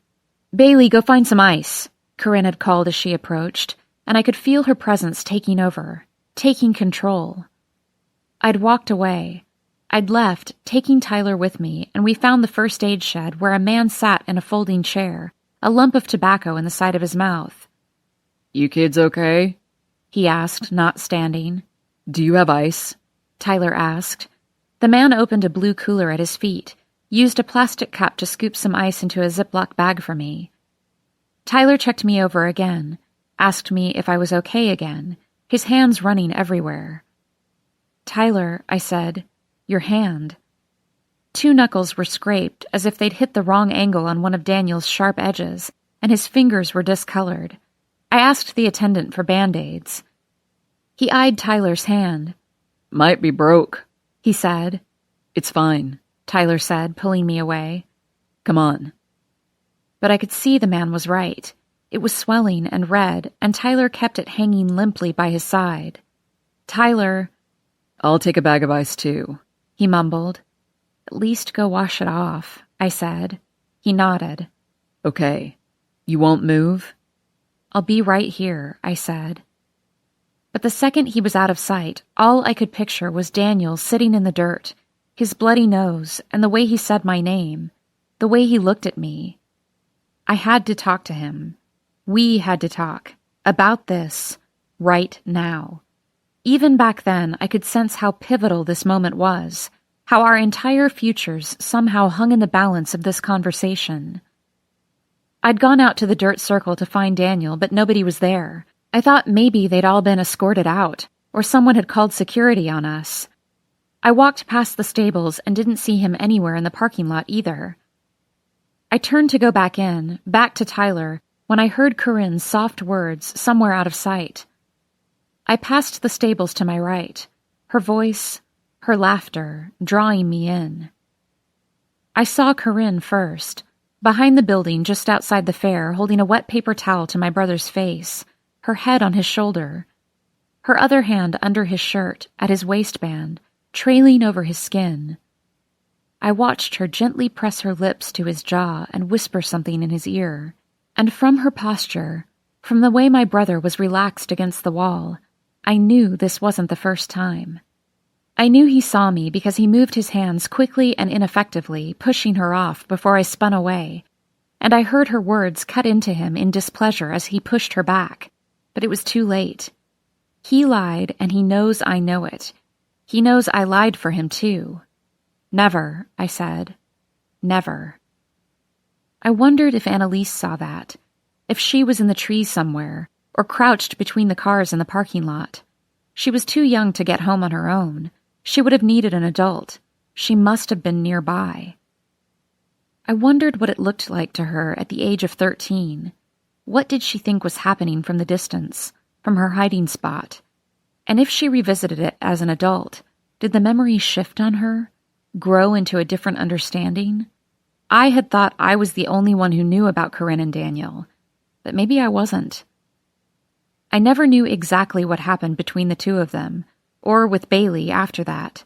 I ran back inside, was beside the shed before Tyler came out. We left in his truck and he let me drive because of his hand, and we passed a bunch of kids from school who teased Tyler. Damn, letting your girl drive your truck? A girl added, "Now that's true love." I didn't know how Daniel and Corinne got separated, when or how Corinne met up with Jackson, or why Daniel was driving Bailey home. I didn't dare ask. None of us asked. I people-watched from the entrance for a long time, trying to imagine how these moments might look through the lens of a camera. What would I see if this moment were frozen?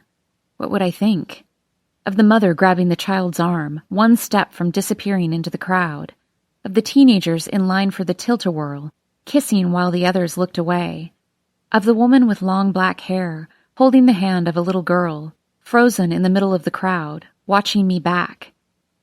Her face sharpened in my mind, gaining context, and I was jarred into action, walking toward her. "Bailey?" I called. Bailey. Her face turning away, black hair cascading in an arc as she spun around.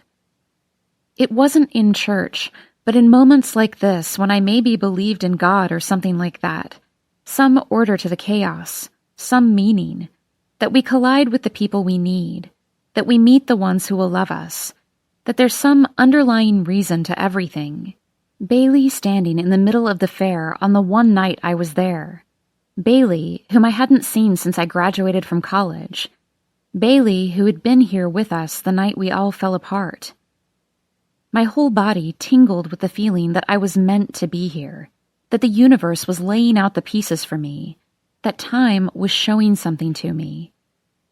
I knew she'd seen me, had frozen just as I had, but she was moving away through the crowd. I was halfway to her now, pushing through the kids running for the next ride. "Bailey!" I called again. She stopped when I'd nearly reached her, looked over her shoulder, made herself look surprised to see me. "Nick, wow, long time," she said. We stared at each other, neither speaking, the little girl still holding her hand. "You have a daughter?" I asked, smiling at the girl. She clung to Bailey's leg, half her face hidden, one hazel eye staring up at me.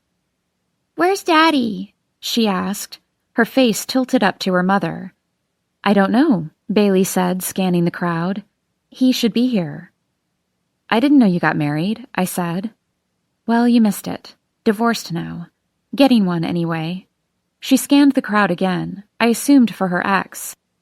"What about you?" she asked, still searching. "Married? Kids?" "No and no," I said, though I didn't think she was listening. "There," she mumbled as she raised her hand over her head. "Peter!" Peter was clean-cut, clean-shaven, square-jawed, and taller than average, and I disliked him on sight. Maybe from the way he walked, like he knew he was something worth looking at. Maybe from the way he grinned at Bailey as their daughter ran to him, like he was keeping score of something and she was losing. "You're late," she said. She thrust an overnight bag at him. "She has swimming lessons at 10. "I know," he said. Then he looked at me and smiled. "Hi, I'm Peter." I raised an eyebrow at him until his smile faltered. "Okay. Well, come on, sunshine. Let's leave Mommy to her fun." Bailey squatted close to the ground, grabbed the girl, held her tight. "See you tomorrow, love," she said. She stood slowly and watched them move deeper into the fair. "Well, it was good seeing you, Nick. I've got to get going. I need to ask you something. About Corinne." Her eyes widened. Then she turned and walked toward the exit. "Bailey!" I caught up with her at the side of the tilt-a-whirl, the cars coming dangerously close to the edge of the track before being yanked back. "No, Nick. I'm done with that. We're all done with that." I squeezed my eyes shut. Bailey, just answer the fucking question and I'll be gone. I was talking to her like Corinne would have talked to her, the words out before I could stop them. And she was waiting, like she always did. I almost didn't want to press her, but I had to know. Annalise Carter, do you remember her? She crossed her arms over her chest. I hear she's missing. Did she ever try to talk to you? About Corinne? About that night? She started to shake her head, then stopped. Her eyes shone. What? I asked. It was weird, she said. I mean, I barely knew her then, and I don't live there anymore, but a few months ago I ran into her at the farmer's market in Glenshire. Bailey always ended sentences like that, like she was excusing us for something we might not know. I nodded, waiting for her to go on. Or I guess she ran into me. I didn't really recognize her, but she said Bailey? Bailey Stewart? Like we'd been friends. Really, I think it was the first time she ever spoke to me. What did she want? I asked. Did she ask about Corinne? No, not at all, she said. She scrunched up her face. She asked me to lunch, asked if I ever needed a babysitter for Lena. It was like she wanted to be my friend. Did you do it? Go out to lunch? Ask her to babysit? No, I'm too old for friends like that. For people from home. She stared into my eyes. I grew up, Nick. I'm not the same girl. Do you remember? She put up her hand. You said one question. You said you'd be gone. Her voice trailed off and she lost her confidence, her mouth slightly ajar, her eyes following something just past my shoulder. I caught sight of the back of a man walking alone, cigarette in hand, hair falling in a mop over his face. Something so familiar about the way he walked with his shoulders hunched forward. Is that Jackson? I asked. She was jarred back to the conversation. Oh, I don't know. Haven't seen him in ages. Last I heard he was working at Kelly's, I said. She shrugged. I don't go there anymore. He didn't do it, Bailey, I said. Bailey took a step away so her back was up against the side of a hot dog stand. I know that, she said, which surprised me. It was her words that had landed the suspicion on him, her answers to Hannah Pardoe, her accusations. Then why did you make everyone think he did? They told me she was pregnant. Jackson lied about it, and then the cops came in demanding answers. I was just a kid, she yelled. No, you were 18. We were all 18. Everything you said became evidence. Everything. You ruined him. Everyone had a motive, Nick. If it wasn't him, who do you think it would have been? Bailey was smarter than I gave her credit for being back then, but she was just as capable of deceit as I remembered. Really? What was your motive, Bailey? God, you're terrible. But I thought I knew. The man walking behind us, Jackson Porter. What does the monster make you do? Does it make you dream of them? Of boys who aren't yours? It wasn't me. She was the monster. Can't you see that now? We're all better off without her, Bailey said. Don't say that. Truth is, I believed Bailey was lucky. For Bailey Stewart, life with Corinne could have gone two very different ways. Bailey was gorgeous, naturally alluring, but Cooley Ridge was Corinne's. The attention was always hers. Bailey could either submit to Corinne, let her push her around, or Corinne could destroy her. Bailey was lucky she was weak, that she bent and folded so easily. There were worse things than being a doormat. But Bailey also had a darkness in her that let her be manipulated, that wanted out. She was lucky to be loved by Corinne. Truth or dare, Bailey? Corinne moved the soda straw from side to side in her mouth. Dare, I thought. Take the dare. Truth, Bailey said. Corinne's smile stretched wide. Jackson or Tyler, and explain. There was no right answer. There never was. I changed my mind, Bailey said. Dare. No, Bailey, my dear. Truth, or you can leave. Now tell me, which of our boyfriends would you like to make yours? I'd leaned back on my elbows, watching Bailey shift in discomfort. Corinne caught my eye and grinned. "Always take the dare, Bales," I said. "Tyler," Bailey said, her high cheekbones tinged red. I laughed. "Liar." She set her eyes on me. "You get a free pass everywhere, Nick. People think you're better than you are because of him. That's my reason. Tyler." Corinne laughed. "Well played, Bailey." She pulled Bailey toward her, wrapped her arms around her from the side, and squeezed. "God, I love you to death. The both of you. You're horrible."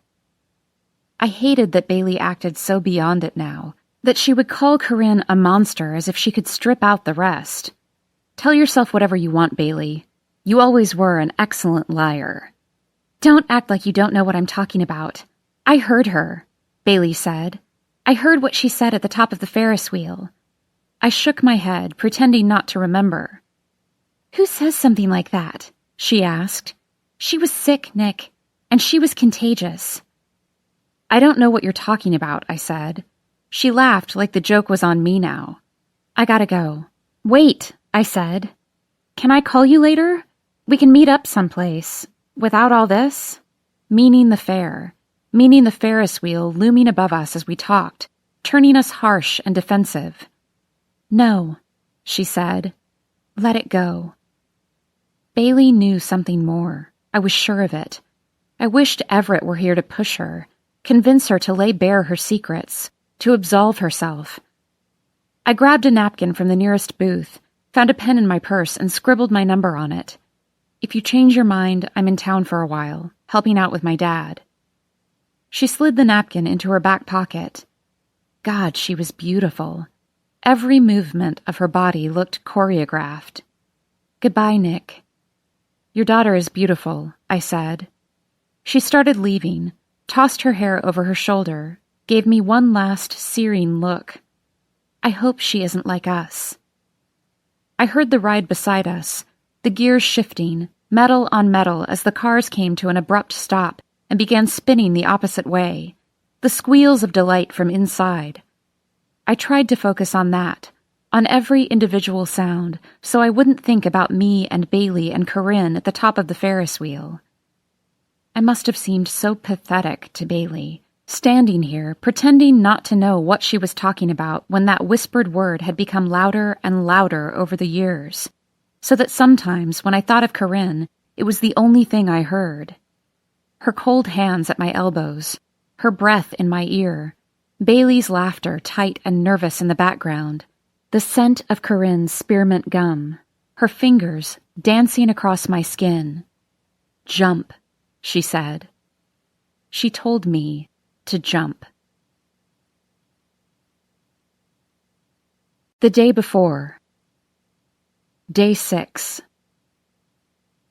I had a few hours before I needed to be at Laura's baby shower in the church basement, but every time I thought of that room, I pictured Officer Fraze organizing us into search parties, and I saw the pictures of Annalise and Corinne hanging from the walls, interchangeable in my mind now. "So you'll be there at noon?" Daniel was outside the house with a pressure washer, 2 steps up a ladder, leaning against the siding.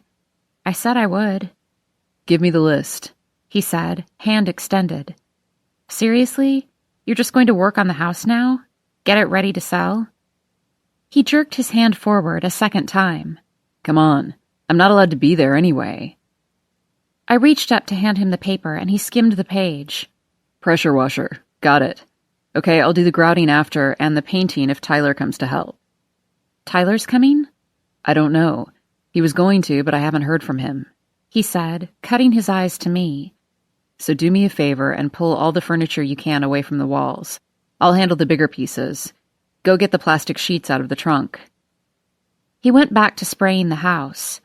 We were really doing this. Selling the house, getting it ready, going about our lives, moving on.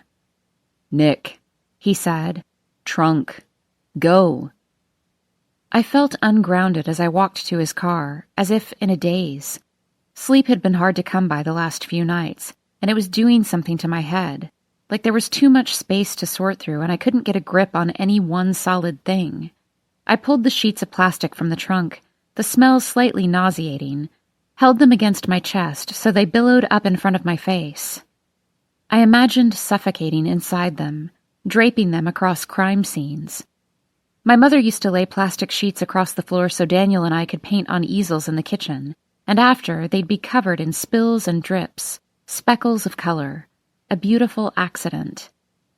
I couldn't breathe. I dropped them at the bottom of the porch steps, and Daniel turned to look at me. "Nick, really?" he said, like I was the colossal disappointment of his life. "I don't feel good." He turned off the machine, walked down the ladder. "Well, if you're not going to help here," he said, "then get to the church and help there." I nodded. "I'll probably be back late. I have plans after." "You have plans after?" "Yes," I said. "I have plans. Plans that consisted of wanting to be anywhere but here." "You can stay with me and Laura tonight. The paint fumes. I wouldn't want to breathe them in either." "Maybe," I said. He nodded. "Good. See you later then." Maybe it was the church's proximity to the police station, or maybe it was the graveyard behind it, where my mother was buried beside my grandparents. But there was something unsettling about this place, with the wooden pews smelling like earth, and the way you had to walk down the narrow aisle and over the altar to get to the basement steps beyond. I'd spent every Sunday here as a kid, but I'd stopped attending after my mom died, as did Daniel. My dad wasn't usually there either, too busy sleeping off the Saturday binge, or just sleeping. And Tyler went only if I asked him to go with me. There was nothing for me under this steepled roof anymore. Church was just another part of my life here. The thing you did on Sunday mornings, followed by snacks from CVS with Corinne and Bailey and whoever else was hanging out with us at the time. We'd sit on the top of car hoods in the summer, or huddle inside the store when the weather turned. Luke Aberdeen usually behind the cash register, keeping an extra close eye on us, for good reason. The last time I'd been to church here was for Daniel and Laura's wedding 3 years ago. I had that unsettled feeling back then, too. Standing up beside the altar in a watermelon pink dress Laura had picked out and guessed my measurements on, because I'd never sent them to her. It was a little too long, hitting at shin level instead of just below the knee, too tight across the top, and gaped at the armholes. I felt out of place. I looked out of place. I'd sneaked into this basement after, waiting out the crowd. Tyler had found me playing darts by myself in the rec room. I'd heard his footsteps rounding the corner, heard him toss his blazer on the nearest chair, while I took aim at the target with one eye closed. "Nice dress," he'd said. "Shut up." "Want to get out of here?" He showed me a secret way out, a set of steps through a closet in the back, a storm shutter, a chain with a master lock holding it closed. But Tyler had the code from when he worked down here after a flood. He had a way out of everything. Daniel did not forgive me for missing the reception. "Nick!" Laura squealed when she saw me, waddling away from her older sister and mother who were hanging decorations. I smiled. "Daniel said you could use some help here." "Oh my God, yes," she said. She leaned in closer. "My mother is crazy. Katie's trying to keep her occupied, but she's gone off the deep end. I can't tell whether she's excited or terrified of becoming a grandmother." I nodded too quickly. There were tiny moments like this, when the grief came on strong out of nowhere. It was sneaky and tricky. You couldn't see it coming until it was already there. It came with the mundane, simple tasks. My mother would never be hanging pink streamers at my shower. I would never lean over to someone and conspiratorially whisper, "My mother is crazy." She would never become a grandmother. Laura sucked in a quick breath, rubbing her stomach as if working out a kink. "Let me get you some punch." "No thanks, just put me to work." "Okay. Katie?" she called over her shoulder. "What can Nick do?" I let Katie sweep me up in the details, hanging a sign, setting up the games, placing the cupcakes just so on the folding tables. Her eyes kept drifting to the board the cops had used in the corner. Annalise's picture was still pinned to the wall, along with a white grid sheet sectioning off the woods, each box with an assigned letter. Bricks and Officer Fraze had met us all here and organized us into groups. I had been on Team C, which searched the Carter property, stretching to the river. Daniel got A, which was Piper, including the abandoned house. Nothing there, he told us after. McElray and us. Tyler was in E, which was nowhere near the Carter place. He had the neighborhoods and property behind the elementary school, and don't think we didn't notice. I took it upon myself to pull everything off the wall, storing it all face down under the table. "Thank you," Katie said. I felt bad taking them down, but who wants to look at that during a baby shower? She shook her head. She had hair like her sister's, long and fine, but hers was loaded with material that made it poof up near the top. Katie was twice divorced already, but I saw a ring on her finger. "Congratulations," I said. "Third time's the charm," she said in a sing-songy voice. "What about you? I hear you're engaged to some hotshot lawyer up north." I felt the burn of her gaze on my empty finger. "Yes, the ring's getting cleaned, though. If you ever need wedding advice, you know who to ask." She laughed to herself. "Thanks, Katie." An hour later, the place looked like a tribute to cotton candy as the guests began to arrive. "Oh," Katie said, "the present table." She thrust a few wrapped boxes on top of the table in the corner with pink and green wrapped mints scattered around. "I left my present in the rec room," I said. The rec room was through the kitchen, attached to the bathrooms, and I heard the toilet flush just as I grabbed my gift bag. I closed my eyes and reached inside to feel it one last time. I'd gone to Babies R Us with the intention of finding the perfect gift, but I'd been completely overwhelmed by the enormity of the place.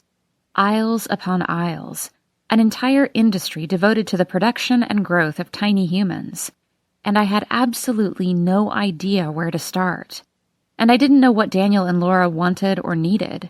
I checked the kiosk near the door for their registry, but they didn't seem to have one, so I bought a tiny outfit. A tiny pink gingham dress with a tiny pink hat and tiny pink socks. Later, I asked one of the teachers at work what her favorite baby gift had been. "A breast pump," she'd said. "Oh, and don't get clothes." That night, as I was boxing up my things for storage, I opened the one bin I'd taken from home. My mother's things, just sitting there, boxed away. Things I'd rifle through and never use. Things I took with me after all. I'd left them inside a gray plastic bin the whole time, too scared that I'd ruin them, or that someone would break into my crappy apartment and take them. And now I realized I'd forgotten a card. Son of a bitch. Laura came out of the restroom, head tilted to the side, her hair falling over both shoulders. "For me?" she asked. "I forgot a card," I said. "Oh, that's okay." She went to take the bag from me, but I couldn't do it. Couldn't lose it in the sea of gifts on the table. She moved her hands to my arms. "Can I open it now?" I nodded, and she smiled. I held the bag while she moved the tissue paper aside, first pulling out the tiny pink outfit, her smile stretching wide. Then she reached deeper, her face twisting as she felt the cold metal, maybe her fingers brushing over the engraving. She pulled out the silver jewelry box with my mother's name engraved on top. It had been a gift from my father on their wedding day. Shayna Farrell, it said in this perfect script. Fancy but easy to read. Formal but not pretentious. Laura didn't say anything. A tear rolled down her cheek as she watched the light catch the name on the surface. "Oh, Nick," she said, her hand up to her mouth and then down to her belly. "Oh, don't do that. Oh, God, don't have the baby now. I'm not equipped." She smiled, shaking her head. "I can't take this. It's yours." "I'll never have a Shayna Farrell," I said. "Please. She would have given it to you if she were here. I know it." It was true. I could picture her doing this, feel her standing in this very spot, reaching for Laura, smoothing her hair. She shook her head again, but kept the box in her hands. "Thank you," she said. "Laura?" Katie poked her head back in. "The guests are here, babe. You okay?" Laura wiped her cheeks, held my hand and squeezed. "We will take good care of this, Nick. she said. Are you coming? In a minute. Go ahead, I said. I spent a few moments in the bathroom, which had always been my favorite place for a good cry. The shower was in full-on party mode. Laura's friends holding punch, grouped together with cupcakes and miniature sandwiches. Her mom and sister restocking the trays and moving effortlessly from group to group. People placing bets on the birth date on a sheet of paper hung over the gift table. I leaned against the entrance, readying myself for the show. Smile, be friendly, for Laura. I don't think they're related, I heard one of her friends say as she pulled the papers out from underneath the table. She was in Laura's high school class. I knew her, knew of her at least. Same shade of hair, dyed a deep red. Monica Duncan. At least that had been her maiden name. Annalise was nothing like Corinne Prescott. They hovered around the search party grid and Annalise's picture, which I'd taken down and hidden to specifically avoid nosy hands, prying words, everything I hated about this place. Laura stood on the other side of them, her back to us, but she looked over her shoulder and said, "Oh, hush now, Monica." They waited for Laura to turn back around, and Monica lowered her voice. "What?" she said. "It's true. Don't you remember? That girl used to come around to our parties when she was barely 14.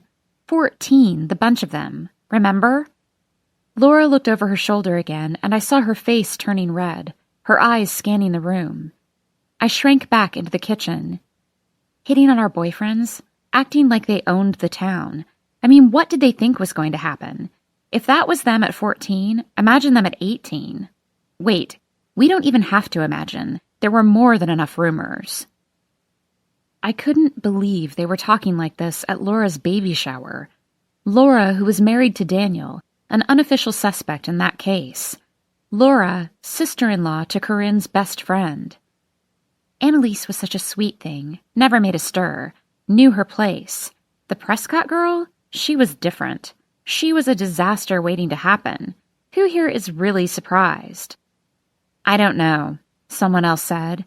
Annalise was supposedly seeing Tyler Ellison. I heard nervous laughter. So maybe not so sweet after all. They all laughed. Martin said the police showed up at Tyler's place this morning for questioning, but he wasn't there. A third woman in the group added. God, the rumors, the conspiracy theories. This is how it starts.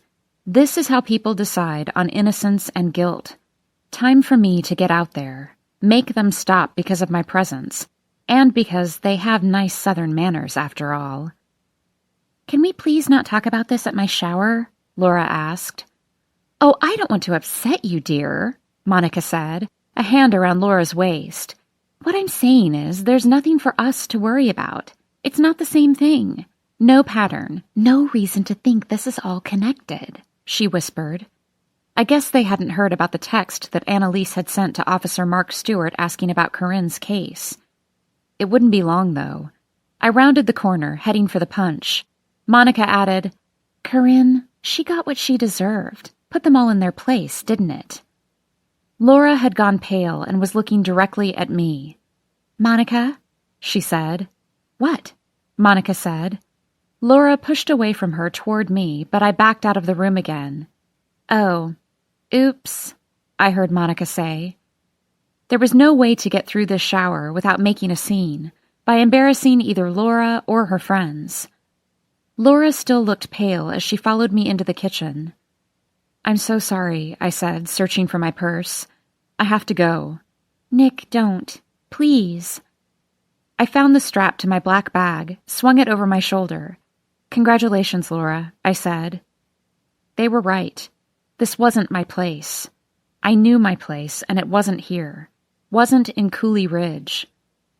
Laura couldn't keep up. I disappeared inside that storage room closet, walked up the back steps, and remembered the combination from 3 years earlier. 10-10-10. People really are too trusting, Tyler had said.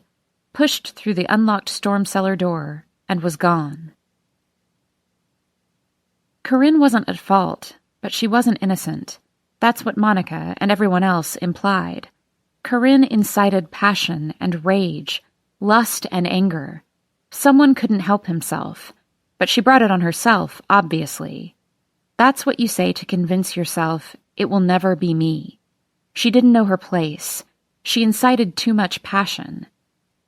It's typically men who commit murder in the heat of passion, their fingers tightening of their own accord around our slender necks, their practiced arms swinging forward in an arc, beyond their own intention, into our fragile cheekbones. Passion, heat, instinct. Women are more deliberate, adding to silent lists of slights, tallying the offenses, building a case, retreating inward. Passion belongs to the men. Statistics say an unplanned attack will likely come from them. So the investigation started there. Jackson, Tyler, Daniel, her father. But the police were wrong to start there, with statistics. They needed to start with Corinne, needed to know her first.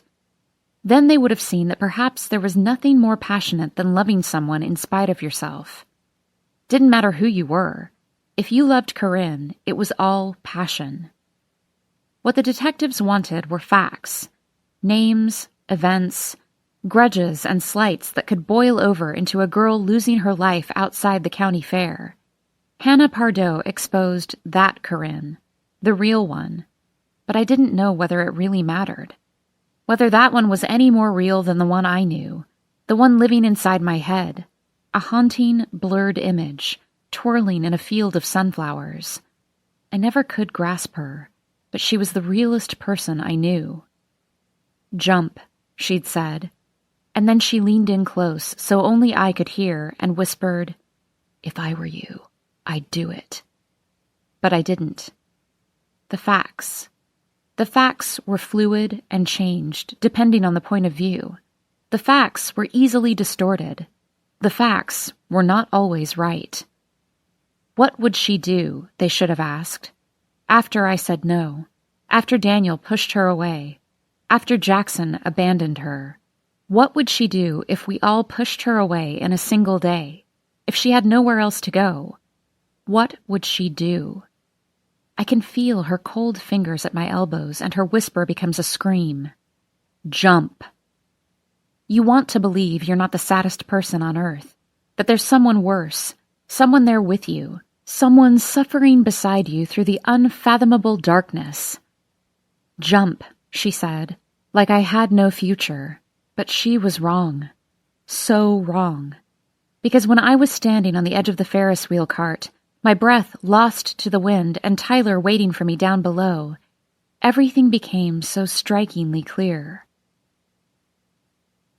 I want to tell someone about that night, about Corinne, about what she said, about me, but I don't know how. It's impossible, really. They're not separate things. They come in pairs. One event gets tied up in another, and you can't tell one story without the second. They're forever entwined in your mind. 2 days before the fair, standing in her bathroom, Corinne holding the test in her hand. 90 seconds, she said, not letting me see, the ticking of the clock from her bedroom nightstand. "Tick-tock, Nick." "I'm glad you think this is funny," I said. "Moment of truth."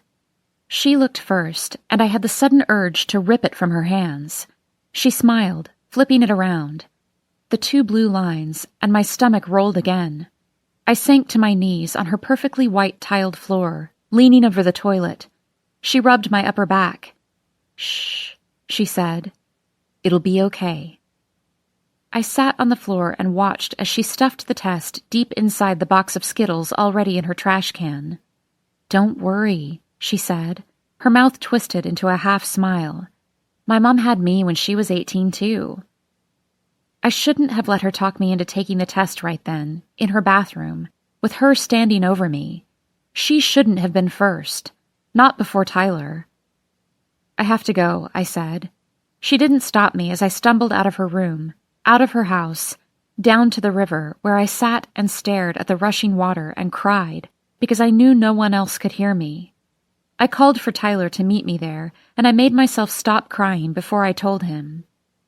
2 days later, and I see Tyler from the top of the Ferris wheel, and I think for just a moment that I have everything.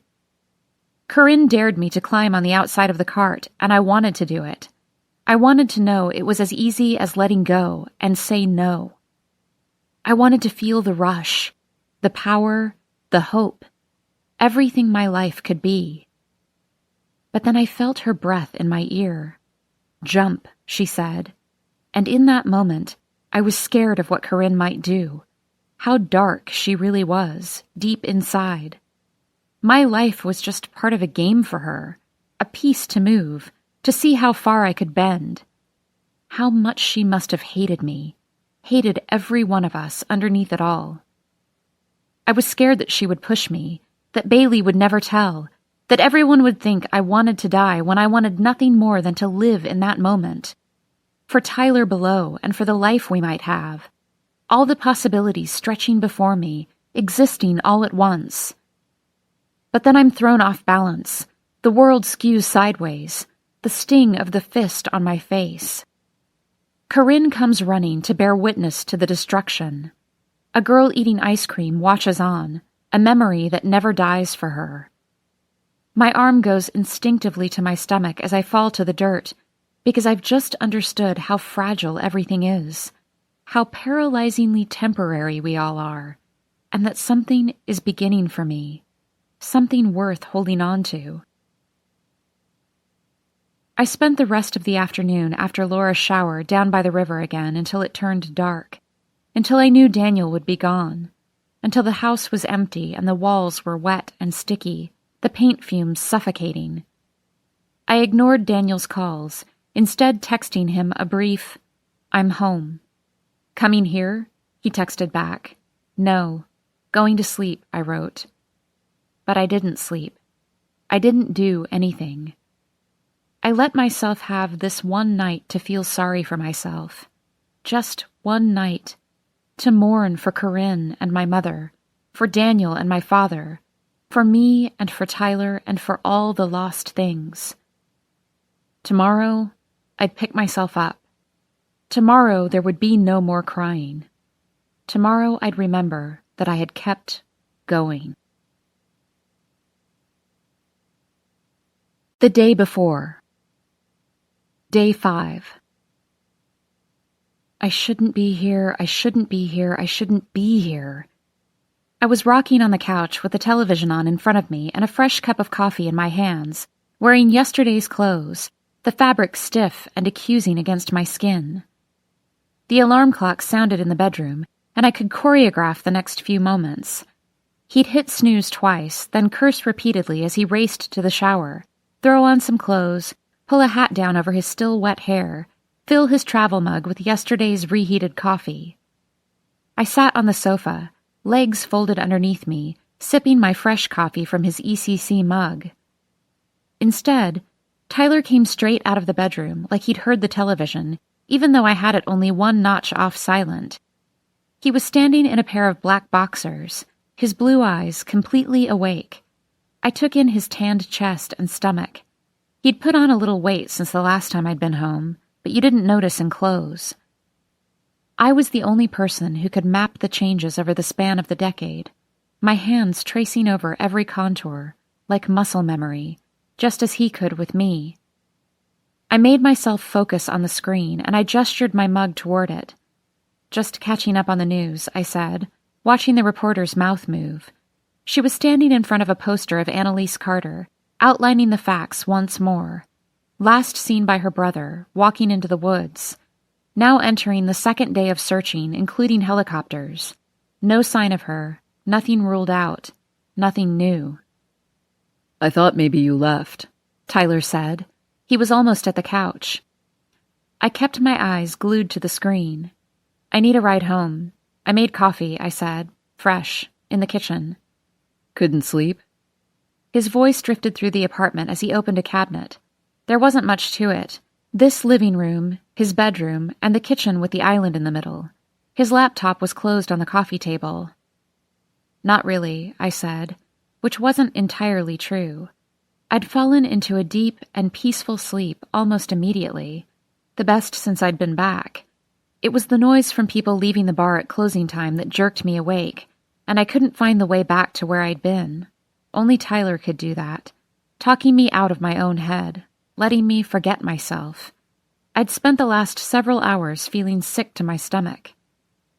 He picked up the blanket crumpled on the seat beside me and hung it over the armrest where it had been last night. He sat beside me, a little too close, mug in hand, his right arm behind me, his fingers moving absently in my hair. I felt the tension releasing, my body uncoiling itself. I closed my eyes for a second, listening to Tyler sip his coffee. This. Us. There's a comfort to it.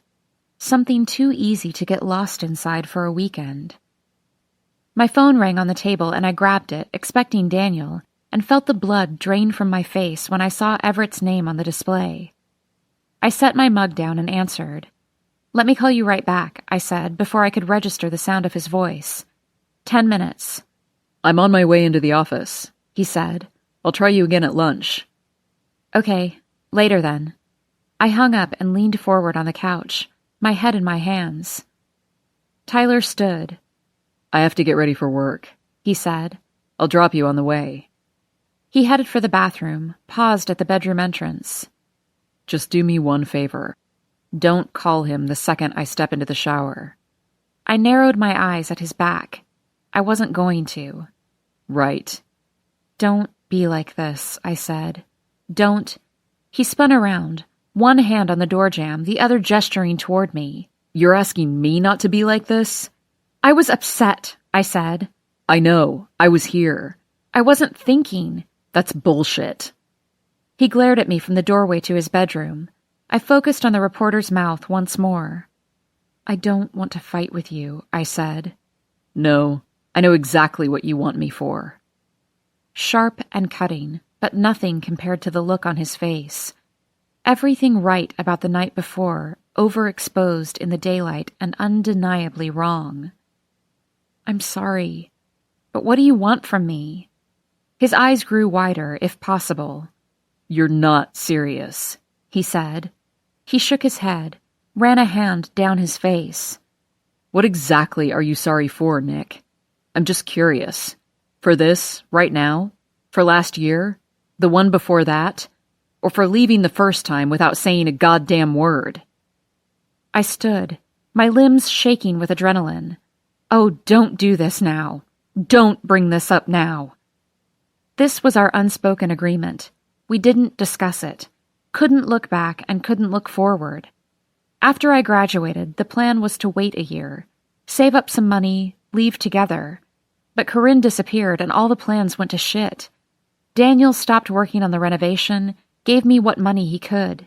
I left by myself, 1 year at a community college, then transferring to a 4-year university with student housing and loans and a campus that existed unto itself, segregated from the rest of the world, someplace safe and far away. "Or are you sorry for changing your number?" Tyler continued, coming a step closer. "For coming home 5 months later like it was all nothing?" "I can't do this," I said. "We were kids, Tyler. Just kids." "Doesn't mean it wasn't real," he said, his voice softening. "We could have made it." Could've, might've. There's a lot of hypothetical in that. We didn't, Tyler. We didn't make it. Because you disappeared. Literally. I didn't disappear. I left. You were there one day and then you were gone. How is that any different? Your brother had to tell me, Nick. "I couldn't stay," I said, my voice barely making it across the room. "I know," he said. "But it wasn't a temporary thing. A temporary promise. I meant what I said to you." He let me drive his truck because his hand was all messed up. I kept touching my fingers to my face, expecting to find something new, something more substantial than a red mark and a swollen lip.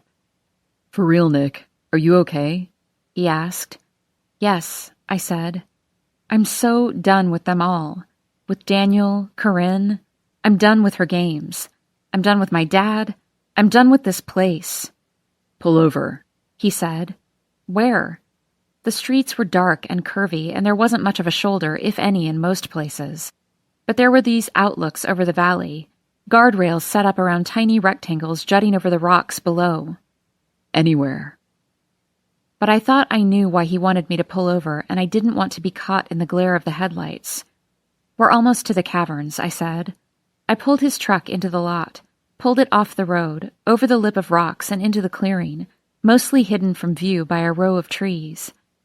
I turned off the engine, unbuckled my seatbelt, but he didn't pull me toward him, didn't turn to face me at first.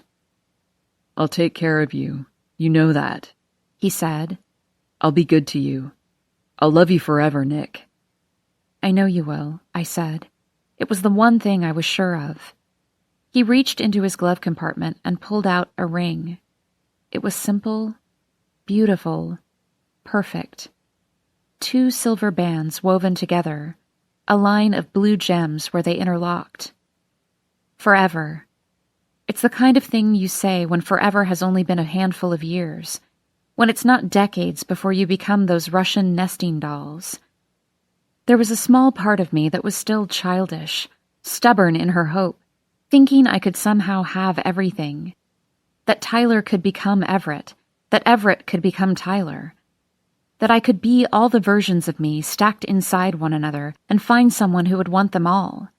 But that's childhood.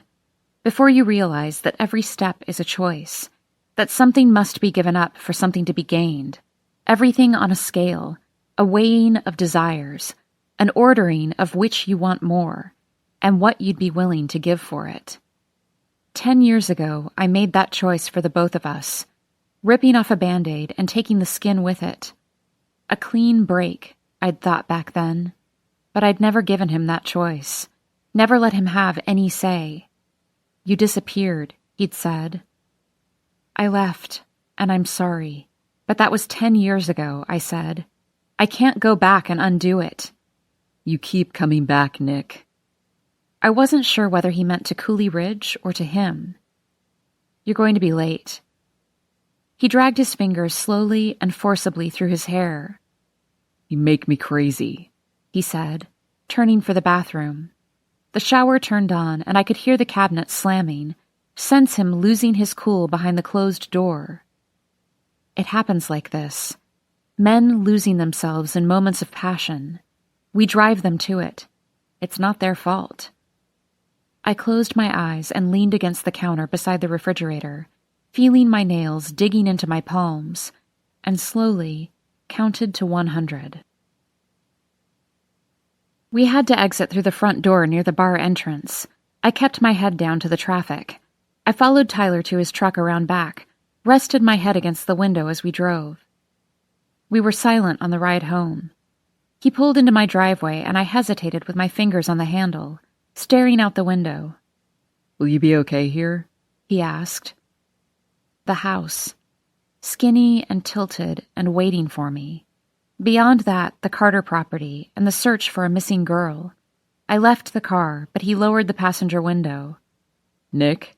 He said. I took a second to look back as I walked away. He'd lost every girl he was with whenever I came home, and the ghost of me followed him everywhere in this town. Not sure why he did it, if he really thought this time would be any different, that this time I'd stay. I was breaking him over and over every time I left, and this was something I could put an end to. A gift. A debt I owed him for everything I'd lost him. I couldn't come back after all. The distance only increases. I can't see you anymore, I said. Sure, okay. Like he didn't believe me. Tyler, I'm asking you. Please. I can't see you anymore. Silence as he gripped the wheel tighter. I'm ruining your life, Tyler. Can't you see that? His silence and his stare followed me across the yard, up the porch steps, until the front door latched shut behind me. I supposed, when he looked closely, he could see that I was. The house felt different, unsafe, unknown. Too many possibilities existing all at once. Too many voices whispered back at me from the walls, the garage through the living room windows, so unassuming in the sunlight, and beyond, the woods stretching infinitely into the distance. No, I would not be okay here. I drove to the church and went down to the basement where Officer Fraze was organizing about 1/10 as many people as the day before. He gave me a map with a section bordered in orange highlighter, and he directed me toward 2 kids with jet black hair picking through yesterday's donated baked goods. "Hi," I said to the girl's back. She turned around and spoke around a piece of pound cake. "Hi," she said. She was a little older than I'd thought, younger than I was, but not quite a kid anymore. "You with us?" Us being her and a guy about the same age, 2 days of scruff on an otherwise unremarkable face. Siblings, I guessed, from the hair color. "Looks like it," I said. "I'm Britt," she said. "This is Seth." She looked down at the map, and I saw her roots were plain brown, several shades lighter than the rest of her hair. Maybe not siblings. "They have us following the river, looks like. Should be easy enough." "Let's park at CVS," Seth said. "I need some Advil or something." He winced for impact. "Hangover," Britt whispered, feeding him a piece of cake with her fingers.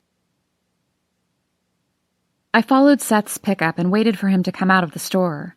Besides the Advil or something, he also got some candy, and the crinkling wrappers accompanied us as we crossed the street and entered the woods. He chewed loudly until we picked up a curve of the river, and then all I could hear was the water trickling along. I hugged the edge, keeping my gaze on the water, looking for objects that might be hidden underneath. The water wasn't deep, and I could see the rocks and roots below, even in the shade. We reached a clearing, the sunlight bright, my eyes narrowing in response, and the glare of the sun reflected off the surface too sharply, blurring my vision. "You okay?" Britt had her fingers curled in my sleeve just as I felt my balance start to lean. "Yeah," I said, checking to see if maybe she fell in. Britt pulled me farther from the edge. "Careful," she said. "I heard they'll get men in the water eventually, but if she's in there..." She pointed down the bank. "It's not like it matters how fast we find her." Seth unwrapped another candy, shoved the wrapper in the pocket of his pants. "She'd think that was fitting, I bet," he said. "Very Ophelia. Very art. Very significant." "You were friends with her?" I asked. The girl nodded. "Yeah, I guess. Except not really. I mean, we were, kind of, before she became art school Annalise." "What was she before?" "Just like the rest of us," she said. Britt picked a slightly worn path a little farther from the river, guiding me along with her. "I always thought she was quiet," I said. "Annalise? I guess. But also not. She was loud with her art. Like, she did the murals for our school play, and she hid all these tiny, sick details in them. We didn't notice until after. It was like a tribute to everyone she hated at school." Seth laughed, but Britt wasn't smiling. It was so subtle, enough to deny. And for us to point it out meant admitting to something, you know? She walked the halls with this obnoxious smile all the time, like she was getting away with something and we all knew it. She had a meanness in her. We all do. Corinne had shown us that. "So, no," Seth added. "We weren't friends." "Any clue where she'd go?" Seth chewed the candy between his back teeth, grinding as he spoke. "Bet she was never even in the woods," he said. "Her brother said," I started. "Her brother," Seth said. "Useless piece of crap. Want to know why Bryce was hanging out his window after midnight on a Monday night? Probably because he didn't want his mom to smell the pot." "Heard he's dropping out," Britt added. A kid with no promise, the opposite of his sister, watching her image disappear through the smoke.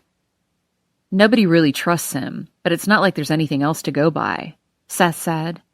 "You don't believe it? That she wandered off into the woods?" "After midnight? She goes for a walk into the woods with her purse? Come on," Britt said. "Then why are you here?" Seth shrugged, unwrapped another candy. "Because we were given the day off if we did this instead." Britt must have noticed the look on my face. "Besides, there are helicopters. If she's out here, they'll find her." I looked up at the canopy of leaves and down at the water rushing by, and hoped that it was a lie she was telling herself to feel better about not caring. You could get lost in these woods so easily. You could lose yourself in them. You could live an entire secret history inside of them, a decade's worth, with no witnesses. I had come down to this river the winter after I left, the first time I was home. I'd enrolled in a school 100 miles east, used Daniel's money to find a cheap place with 3 roommates, got a job in the registration office which would turn full-time in the summer, went home for a week over Christmas break, which turned into 2 because a snowstorm came and I couldn't leave. I put on my snow boots and my down jacket, pulled a hat over my newly red hair, trudged down to the river where my lungs burned with deep breaths and the icicles shone against the bank. And I saw that I was not alone. We walked slowly down the bank on opposite sides until we reached the log thrown across at the narrow gap. I watched as Tyler balanced on the trunk, and I laughed when he slipped, catching himself with his gloved fingers. I smiled when he made it all the way across. "I like your hair," he said. "You don't have to lie." His gloves smelled like wool and chafed at my skin, just like the scruff of his jawline. His lips were cracked and thirsty, and his skin was warm against the cold. We made a pact that day in our silence, that we would not speak of the things that had happened. We would not speak of all we had lost. Britt and Seth followed the river until it branched, which was the mark on the map for the end of our search area. Seth spun on his heel, but I stared at the 2 different paths, remembering where they led, one behind the caverns, the other snaked around the open fields of the fair, cutting close to Riverfall Motel in all its run-down glory. "Hey, Nick," Britt said. Had I given her my name? Did she know who I was? "Snap out of it, sister." "I'm going to keep going," I said. "Like hell," she said. "Didn't you get a copy of the rules? We stay together, we return together, we report together." I followed them back to the road, followed them back to check in with Officer Fraze, then took one of the missing flyers and drove down to Riverfall Motel by myself. Riverfall Motel was a strip of 20 identical rooms set just back from the road, with a parking lot of slanted spaces in front of each door. It was yellow and falling to disrepair, but there were cars out front, probably because of the fair, maybe some of the workers. This was where Hannah Pardo had been stationed for the summer 10 years ago. I used to drive by sometimes just to see if her car was still here. I parked in front of the office, let myself in, watched the man from the counter tear his gaze from a soap opera that he didn't bother turning off. "Can I help you?" he asked. I put Annalise's flyer down on the counter, felt her eyes staring up at me, twisted the paper around so it was facing him. "Have you seen this woman?" "Annalise Carter? The police have already been here." "Nope, never seen her." He was already facing the television again. "Okay, thanks." I knocked on each door, getting no response from most, even some with cars out front. People wanting privacy. People who had secrets to keep. At the 3rd room, I heard footsteps, saw a shadow under the door, knew someone was looking out the peephole back at me, but the doorknob didn't turn. I flipped the flyer around, holding it up to the peephole. "I'm looking for this girl," I said. The door cracked open. The room smelled stale and sour, as if alcohol and milk had been ground into the carpet. The world was full of people who wanted to give information, who sometimes fabricated it in the hope that it would lead somewhere. But the world was also full of people who had no intention of going anywhere near the police, who saw things and kept them hidden, a group of people who could piece together the truth if they were so inclined. The man didn't open the door all the way, but I could see his face, bearded and pockmarked. I didn't know why he was here, and I didn't honestly care. "I'm not with the police," I said. "I'm just her friend, just looking for her. I thought maybe she'd come here. Have you seen her?" His eyes scanned me slowly, taking it all in, from my sneakers caked in mud to my old t-shirt and my hair falling from my ponytail. He tilted his head, leaning closer. "Maybe." he said through the crack in the door. A friend, you say? Pressing his face closer, his eyes fixed on mine. I met his stare, refusing to step back. No, I said. Not a friend, but I need to find her. He smiled then, his teeth yellowed but straight, like he'd had braces once. Maybe there was a girl I saw running from the woods. Maybe she slid open the window to the room at the end down there. Maybe she went inside. None of my business, though. Thank you, I said as the door closed. Thank you. See, Annalise? Someone is always watching. I walked around back and tried the window, which wasn't locked. I shimmied through the motel window and found myself in an empty room with no sign of Annalise. I checked the shower, the closet, under the bed. There was nothing. I closed my eyes and pictured her sprinting through the woods, shimmying inside this room like I'd just done. Why was she here? What did she want? A place to breathe. A place to gather her thoughts. A place to make a plan. There was no impression in the mattress. No towel askew in the bathroom. I picked up the phone, listened to the dial tone. Information. I'd call an operator. If I didn't have my phone, I'd call for a number. I checked the pad of paper beside the phone and could make out a few pressure points, but nothing more. Couldn't see a number if she'd written one. I hit redial. The phone rang 4 times, and then, "You've reached the Farrells. We're not home right now, but we'll get back to you just as soon as we're in." Laura's voice. Annalise had called my brother's house. She'd been at this motel, and she'd called my brother. And then, she'd disappeared. I drove home, found Daniel working on the house, hosing down the ground beside the garage, loading up his car with debris. "Any word?" I asked, shielding my eyes from the glare in the front yard. Nothing. He rolled the free hose on a reel, following the trail toward the side of the house. I shifted from foot to foot. "What haven't you told me about Annalise, Daniel?" He stopped moving, dropped the reel, cut his eyes to me. Are you saying you don't believe me? What haven't you told me about Corinne? Would he tell me, or would he stick to his official statement? "You can talk to me," I said. He picked up the reel again. There were voices coming from the woods, and his head whipped in that direction. "The police are in the woods," he said. "Have you eaten? Laura sent me with leftovers. Go on in the house, Nick." I nodded, went inside, reheated the stew in a pot on the stove, watched Daniel through the window, realizing how he knew it was the police just out of sight. He had been watching, standing out there, watching the woods and listening. What haven't you told me, Daniel? We communicated in the space between words, and I wondered, what was he saying now? The day before. Day 4. The rain had trickled to a stop, but continued to drip from the leaves, falling on the roof like it was keeping time. Tick-tock, Nick. The clock in the kitchen read 5 a.m., and there was still no sign of Daniel or Tyler's truck. "Have you heard from him?" I asked, filling a glass from the sink tap. "How would I hear from him, Nick?" We stared at Daniel's phone sitting on the kitchen table. My hands shook as I handed Tyler a glass of water. His fingers stained the base with powder as he gulped it down, rubbing his other hand across the back of his neck. The sky was starting to lighten on the horizon. "I need to get home," he said.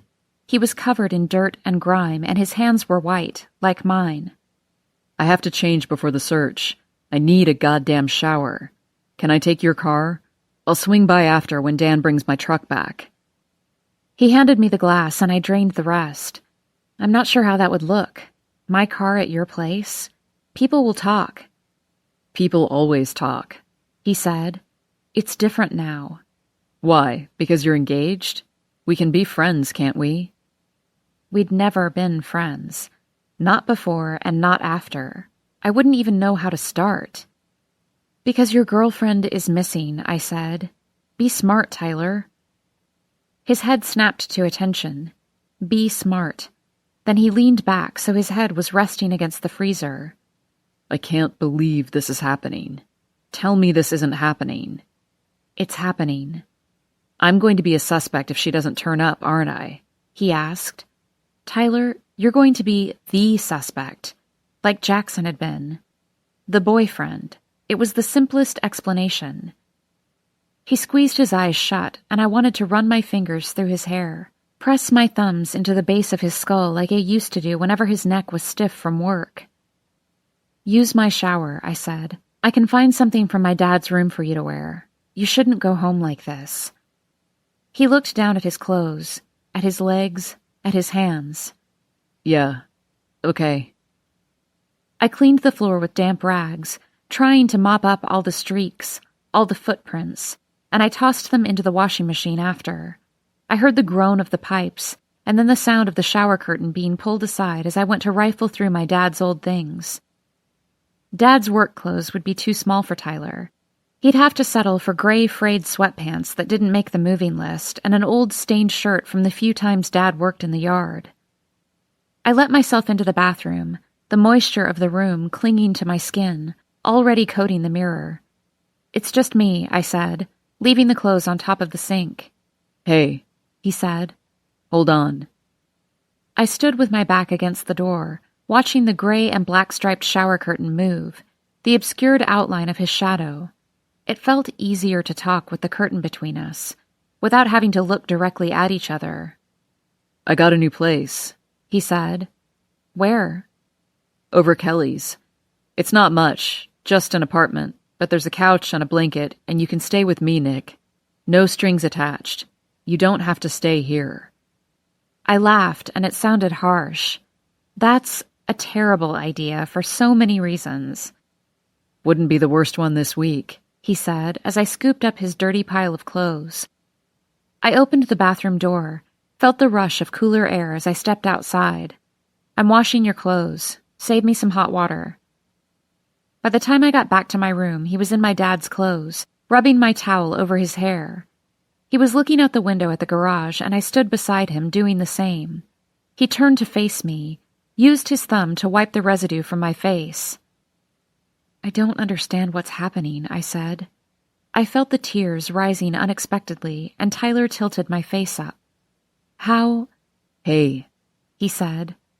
Don't do this to yourself. It's taken care of, okay? I tried to let the words work their way into my head. I've got you at 16. I love you at 17. Forever at 18. But the distance was too great. I couldn't get back to it.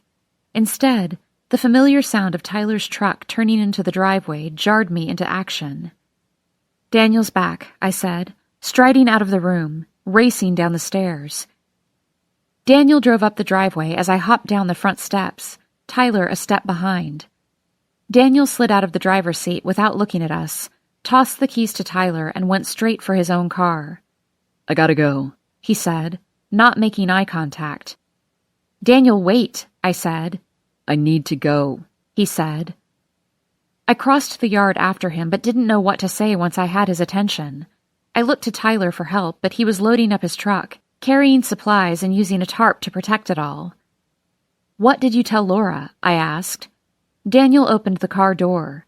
That I was here, that we were working late. See you at the search, Tyler called, hopping in the truck. I made it inside before throwing up, the sink coated with water and bile and fine white powder. I cleaned the kitchen, took a scalding shower, and mopped the floors. When the dryer finished, I folded Tyler's clothes and stuffed them in the bottom drawer of my empty dresser, out of sight. We met in the church basement. Everyone was there, nearly all of Cooley Ridge taking off from work, cramped together in the rec room, overflowing into the kitchen, crowding down the steps. We rally in a crisis. We rise to the tragedy. Suffer a death, and we will feed you for a year. Disappear, and we will scour the earth until you are found. Bricks was set up in front, standing on a chair. His hairline was starting to recede, which you could see because he kept his hair buzzed almost to the scalp. I had to stand on my toes, pushing through the crowd to see what he was gesturing toward. What was he talking about? I started picking up snippets of conversation, losing Brix's voice. Disappeared, Corinne Prescott, wandered off, taken, monsters. In grids. There was a hand on my shoulder. I needed to focus. Laura. I looked at her over my shoulder and she raised an eyebrow. Okay, she mouthed. I nodded. Brix was pointing to a map of Cooley Ridge, the woods beyond, the river snaking through. What do they think? Laura whispered. That she got lost out there? I broke into a light sweat. I couldn't see Daniel, but he must have been nearby if Laura was here. I couldn't find Tyler either. Brix was holding up the clipboard we'd signed in on. We've assigned you to a grid, each with a leader. He held up a purple rectangle. When I call your name, follow Officer Frey's here. He started breaking us into teams, and Laura leaned in. Y'all are working too hard on that house. You really need to take it easier, both of you. I know, I said, keeping my eyes on Brix.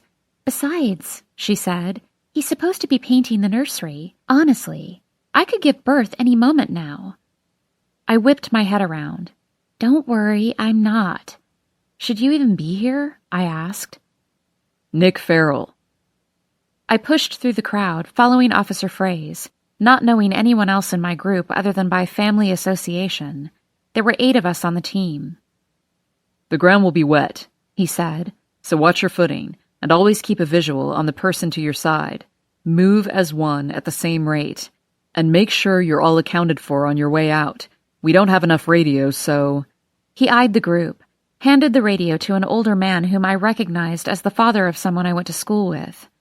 Radio back if you find anything. Hey, I said, and Officer Frey's half looked at me, heading toward the next group. If he recognized me, he didn't let on. Did you contact her father? Her friends from college? Yeah, we're on it. We know how to run an investigation. Or do you have something to add? Didn't realize you'd moved back, Nick. The hairs on the back of my neck stood on end. I didn't. I'm just in town for a little while. He paused, his mind grasping for something, sorting through the pieces. You staying at your dad's old place? Yes. Happen to see anything in the woods the night before last? Hear anything unusual? Anything like that? I shook my head. No, sir, no, sir, no, sir. He focused on me for a moment too long. Off you go then, he said. He scanned the crowd before moving on to the next group. I knew exactly who he was looking for. We started near the back of Annalise's house, heading in the direction of the river. The search ended up being tedious work, exacerbated by an older lady who couldn't keep up. We moved at a snail's pace, and then she'd stop to pick up anything that looked out of place. A rock that had been displaced, a pile of sticks, a marker on a tree. The man in charge of our group by decree of holding the radio kept reminding her, "We're looking for her. We're not investigating a crime scene." We weren't close enough to talk to one another in quiet conversation. We were supposed to be listening anyway, for calls for help or something. Every once in a while, the girl on the edge would call, "Annalise? Annalise Carter?" Because there might be more than one Annalise lost in these woods. As we approached the river, we ran into another team. We went too far, I said. Our leader, Brad, examined the map. Nah, we've got to the edge of the river. They're out of their zone. Hey, you're out of zone. What? A man yelled back. I said you're in the wrong place. They yelled across the expanse. Then the 2 leaders walked toward each other, their maps out, arguing. I sat on a tree stump waiting it out. This was a waste. We had no idea if the teams were covering the right sections. Not everyone was familiar with the woods. Not everyone knew the right landmarks. I think I found something. The old lady was crouched over a pile of leaves about 10 feet from the river. The girl beside me rolled her eyes. The old lady picked up something that glinted in the sunlight, holding it over her head, squinting. What is it? She asked. I rose, slowly making my way toward them. A buckle? Someone said. For a fairy, it's tiny. Oh, she said. Like from a bracelet, maybe? She turned it over in her hands. It had 2 letters floating inside a circle, the edges coated in mud. The initials are MK, so it can't be hers. Oh, for Christ's sake, I said. Are we really pulling every piece of trash from the forest? This is ridiculous. Should you be touching that?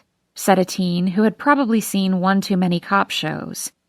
The old lady frowned, put it back down, moved the leaves around to make it look natural. That doesn't really work, I said.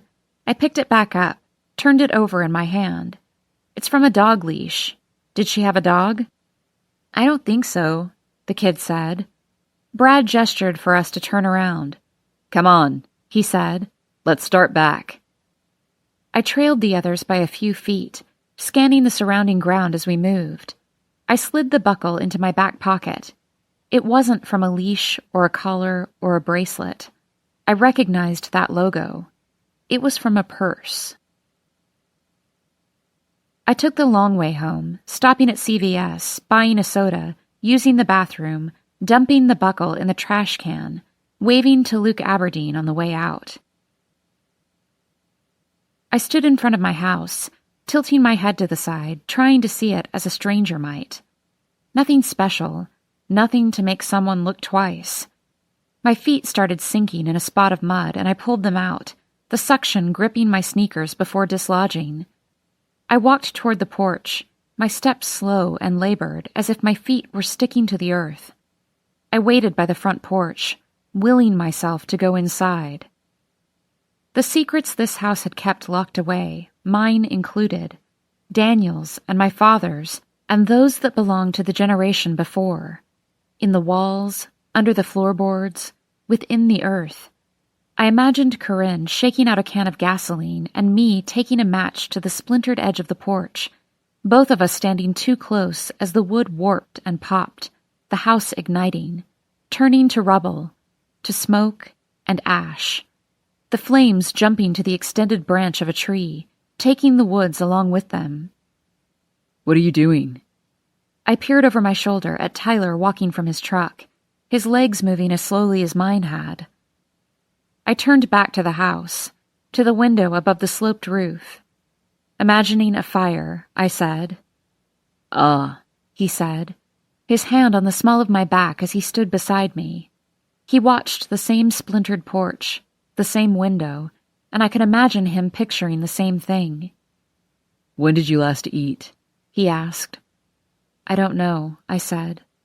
Come on. I picked up dinner. The bar was somber, but it wasn't empty. Tyler stood between me and the door, obstructing the view as we walked past the entrance, the bag of Chinese takeout tucked under his arm. I followed him up the narrow stairwell, took the bag from him as he unlocked the door and held it open for me with his foot. So, this is it, he said. I left the bag of food on the kitchen island directly to my left. The place could use some upgraded appliances, a fresh coat of paint, a throw rug or two over the scuffed wood floors, but in other ways, it suited him perfectly. It had what he needed: couch, TV, kitchen, bedroom. If something didn't matter to Tyler, he didn't do it for the sake of anyone else. He unloaded the food, serving it on ceramic plates, while I wandered the apartment, checking out the details. His bed was made. He had a queen, and the comforter was plain and beige. The dresser that he'd had growing up was in the corner, and there was a newer one that was so far from matching, it somehow managed to work. The bathroom door was open, shaving cream on the counter, soap in a dish. I checked the closet on the way out. Men's clothes only, camping gear in the corner. Does it pass inspection? He called as I wandered back to the kitchen. He handed me a plate over the island. You got my favorite, I said. I know I did.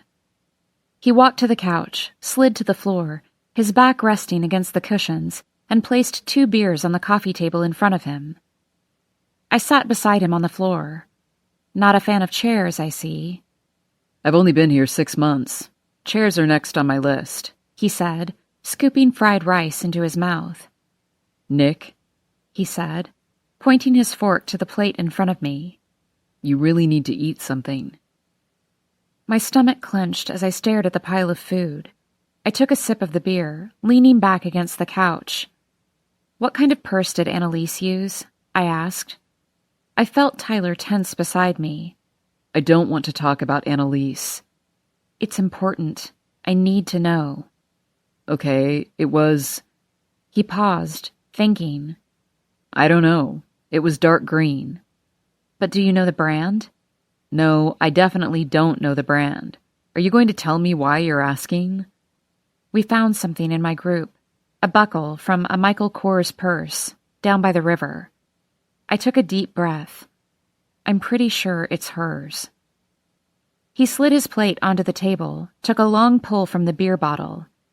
"And where is this buckle now?" I looked over at him, into his bloodshot eyes. "In the garbage can in the women's restroom of CVS." He pressed his fingers to the bridge of his nose. "Nick, you can't do this. You can't mess with the investigation or people will wonder why. I really think she's fine." "I really think she's not," I said.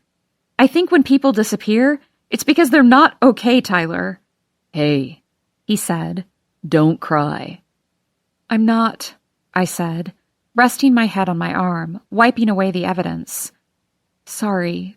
God, I've barely slept in, almost 3 days? And I'm losing it." "You're not losing it," he said. "You're here with me, and you're fine." I laughed. That's not the definition of fine. I feel like the whole world is off balance, like I'm losing my shit, like there's this cliff and I don't even realize I'm on the edge. But you do realize it, and that's the definition of holding your shit together. I shook my head but took a bite of the pork roll, forcing it down. "Are you okay?" I asked him. "Not really." Our plates sat on the table beside half-empty bottles of beer. "I don't know what I'm doing here," I said. "We're just friends having dinner after a really shitty day." "Are we? Friends, I mean?" "We're whatever you want us to be, Nick."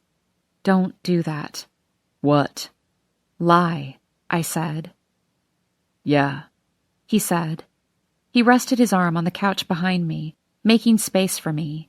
I leaned into his side, and he slid an arm around me, and we sat there, staring at the blank television across the room. "If it was from her purse," I said, "she's not okay. I should be out there. I should be looking for her purse." "Nick, you need to relax." I felt his slow exhale against my forehead. We sat in silence, but the sounds of people leaving the bar drifted up from the window. "I don't know what to do about the house." Taking a bite of the dinner had been a mistake. I took a deep breath, trying to hold my shit together. "I can't sleep in that house," I said. "So don't," he said. "This couch pulls out. You can have my bed. You really need to get some rest. People will, just for tonight. Nobody knows you're here." I rested my head on his shoulder, closed my eyes, felt his fingers absently near the bottom of my hair, which suddenly seemed too intimate, even though he was barely touching me. But maybe there was nothing more intimate than someone knowing all your secrets, every one of them, and sitting beside you anyway, buying your favorite food, running his fingers absently through your hair so you can sleep. "By the way," he said, "I like your hair." I smiled, trying not to think of tomorrow. One day I could come back here and he could be gone. One day I could walk through the woods, fade to nothing, leaving behind nothing but the buckle from a purse. All of us eventually stacked up in boxes in the police station or under the earth, passed over, passed by, with nobody left to find us. I lifted my head off his shoulder, shifting so I was on top of him, one leg on either side, my arms sliding behind his neck, my fingers working through his hair. "Wait, don't think this is... That's not why I pulled my shirt over my head, saw his gaze drift to the scar on my shoulder and then away, as it always did. Tyler gripped my thighs, holding me still, rested his forehead against my bare shoulder, his breathing shallow. If there's a feeling to coming home, something comforting and nostalgic, A mother's cooking, a family pet sleeping at the foot of the bed, an old hammock strung between trees in the yard. For me, it's this. It's Tyler.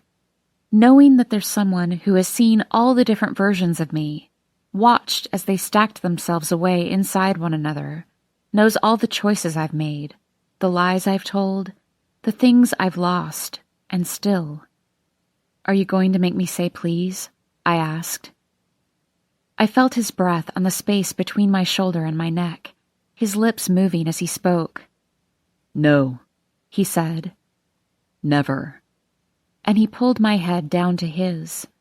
Because the thing about Tyler is, he always gives me exactly what I'm asking for. The day before. Day 3.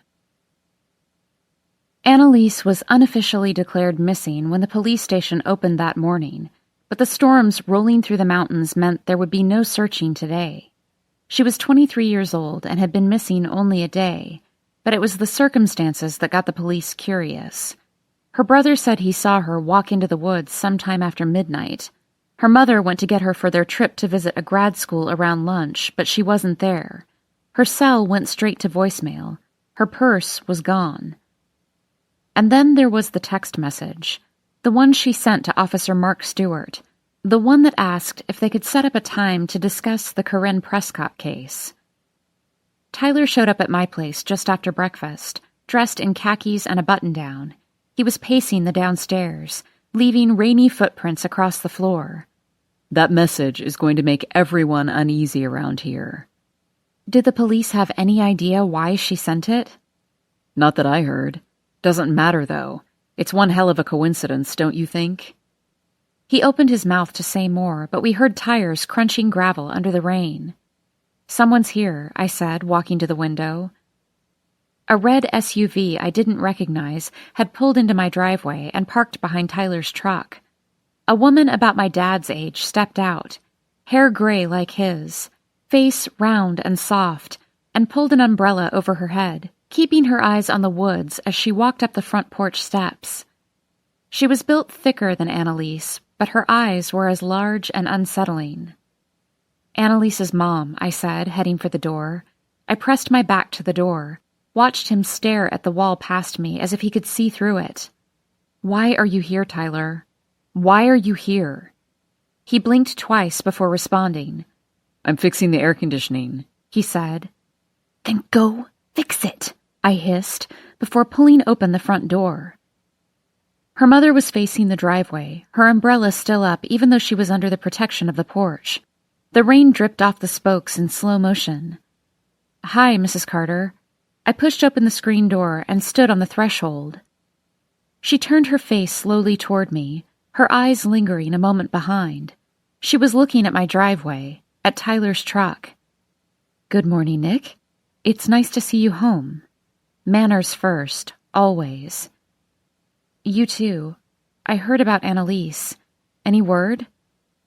She shook her head, let the umbrella rest against her side. My son says he saw her walking in the woods. She's like that, you know. Keeps her own company. Goes for walks. I've seen her out there. It's not too unusual, really. But she and I had plans yesterday. And her phone, well, she pressed her lips together. It would have been late. After midnight. Since we share property, I wanted to check. Any chance you saw her? Or anyone? Anything? No, I'm sorry. I was cleaning the house and I fell asleep early. I didn't notice anything. She nodded. Is that Tyler Ellison's truck, dear? Oh, yes. My brother hired him to do some work on the house for us. I don't have his number and I need to talk to him. Do you mind? She moved forward, forcing me to back up, and stepped inside my house, placing the open umbrella on the ground. Sure, I'll just go find him. Sorry about the heat. It's the air conditioning unit. Busted. That's why he's here. Tyler? I called from the hallway. Tyler, someone's here to see you. He came down the steps, and before we could see his face, before he could see us, he said, I think it's the condenser fan. If you buy a replacement part, I can... Oh, hi, he said, his steps slowing. "I've been trying to reach you," said Mrs. Carter. "I'm sorry, I've been working. We've got a project with a crazy deadline. I've actually got a meeting at 10 down at the county clerk's office. I should probably be heading that way." "Of course. I was just wondering if you've heard from Annalise?" "I haven't." She took another step into the house. "When did you last see her? What did she say?" Tyler paused, removed his hat, ran his hand through his hair, pulled the hat back down. "We went to a movie after dinner Monday night. I dropped her off a little before 10, had an early morning myself the next day." "Did she mention anything else? What she was planning?" "No, I haven't seen her since." "Did she mention going to look at grad schools?" "No," he said. "Do you know what she was doing in the woods?" "No, I'm sorry." Her questions came fast, but Tyler's answers came faster. "I'm so sorry," I said, opening the screen door for her. "Please let us know if you hear anything." "Okay," she said, dragging her eyes from Tyler. "If she doesn't turn up by tomorrow, they're going to organize a search." Her voice broke. "I'll be there," Tyler said. "but I'm sure she's okay." She picked up her umbrella, her eyes shifting between me and Tyler as she backed out of the house. Corinne's mother had come to see me a week after she went missing, after we'd scoured the woods, the river, the caverns. "Just tell me, Nick.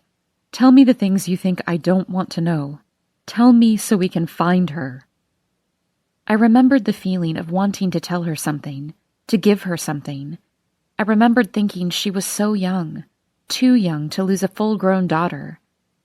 But I shook my head because I didn't know. This was before Hannah Pardo broke Corinne open, and all I had to tell her mother was, she had a meanness, a darkness. She loved me and hated me, and I felt the same. I couldn't say that to the broken woman on my front porch, not with my father in the kitchen, not with Daniel upstairs in his room, probably listening out the window. "Tell me this," she'd said. "Do you think she's okay?" A week was too long to keep up the charade, even for Corinne. "No," I'd said, because that too was something I could give her. A year later, when the investigation was fading to a memory for everyone else, Mrs. Prescott got divorced. She took those kids and she left Cooley Ridge. I don't know where they went. Somewhere there aren't any woods to cut through, or caverns to crawl inside, or a river to cross and logs to slip from, where a man does not push her downstairs or throw plates near her head, where her other children will not hold dominion over a town, and where, I hope, they will never be abandoned. Tyler stood beside me on the porch as Annalise's mother drove away. "I have to go," he said. "I have to be in a meeting about a land survey, but I'll come back later." "Okay, so go." He stood too close, like he was going to kiss my forehead and had to change movement at the last minute. He put an arm around my shoulder and pressed down like Daniel might do. "Don't look at me like that. I can't bring you with me to work." "I didn't ask you to." "No, you just looked at me like that." I pushed him in the arm. "Go." He changed his mind, pulled me to his chest anyway, and said, "Everything's okay." I wanted to stay like that indefinitely. Everything was not even close to okay, but that was the thing about Tyler. He made me think that it might be. I clung to him much longer than what might be considered appropriate for a girl with a fiancé and a guy with a missing girlfriend. "I'll be back tonight," he said, pulling away. "Maybe you shouldn't," I said. "Why not? Her mother just showed up and saw my truck here. There are going to be rumors anyway," he said. "Your missing girlfriend really isn't something to joke about." "She's not missing. She's just not here. And I think it's safe to say, whenever she shows up, that we're over." "Oh my God, stop joking." He sighed. "I don't know what else to do, Nick." I nodded at him, squeezed his hand, and then I watched him go. As soon as his truck was out of sight, I went back inside and pulled open the kitchen drawers, dumping the contents on the floor, trying to piece together my father's life over the last 10 years. The rain was supposed to break the heat, but it didn't. It was a hot rain, as if it had manifested out of the humidity, the air unable to hold it any longer. The only thing it did was keep us all from searching the woods. I drove to the library after lunch, sat at one of the computers in the corner and pulled up the Yellow Pages site, looking for pawn shop listings.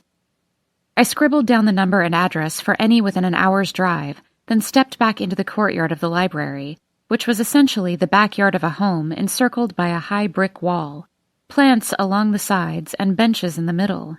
It was abandoned in the rain. I stayed pressed against the wall, under the lip of the roof overhang, the water streaming down 6 inches in front of my face, and dialed the first number on the list. "First-rate pawn shop," a man answered. "I'm looking for something," I explained, keeping my voice low. It would have come in sometime yesterday, probably, or maybe today. "I'm going to need a little more information than that," the man responded. "It's a ring," I said. 2-carat diamond, brilliant setting. "We've got some engagement rings," he said, "but nothing that's come in recently. Have you filed a police report?" "No, not yet." "Because if you don't, if this was stolen from you and it turns up in a shop somewhere, we're not just going to hand it over to you. That's the first step, honey." "Okay, thanks," I said. "Do you want to leave a number in the meantime, in case it shows?" I paused.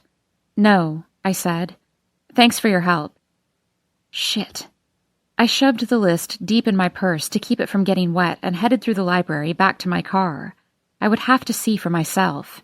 Navigating the roads in the rain, browsing the crappy stores on the corners.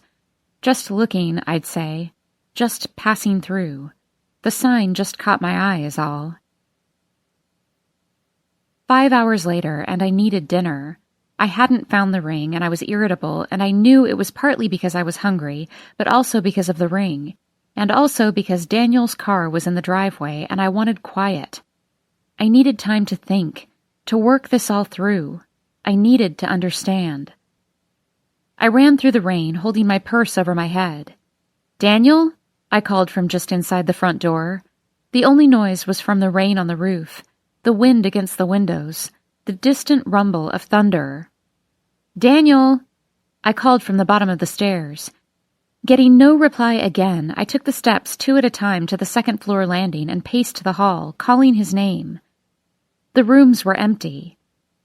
I went back downstairs for my phone, called his cell, and heard the familiar ringing from somewhere in the house. I pulled the phone from my ear and followed the noise into the kitchen, saw his phone on the edge of the table beside his wallet and car keys. "Daniel?" I called louder. I threw open the back door, eyes drilling into the woods.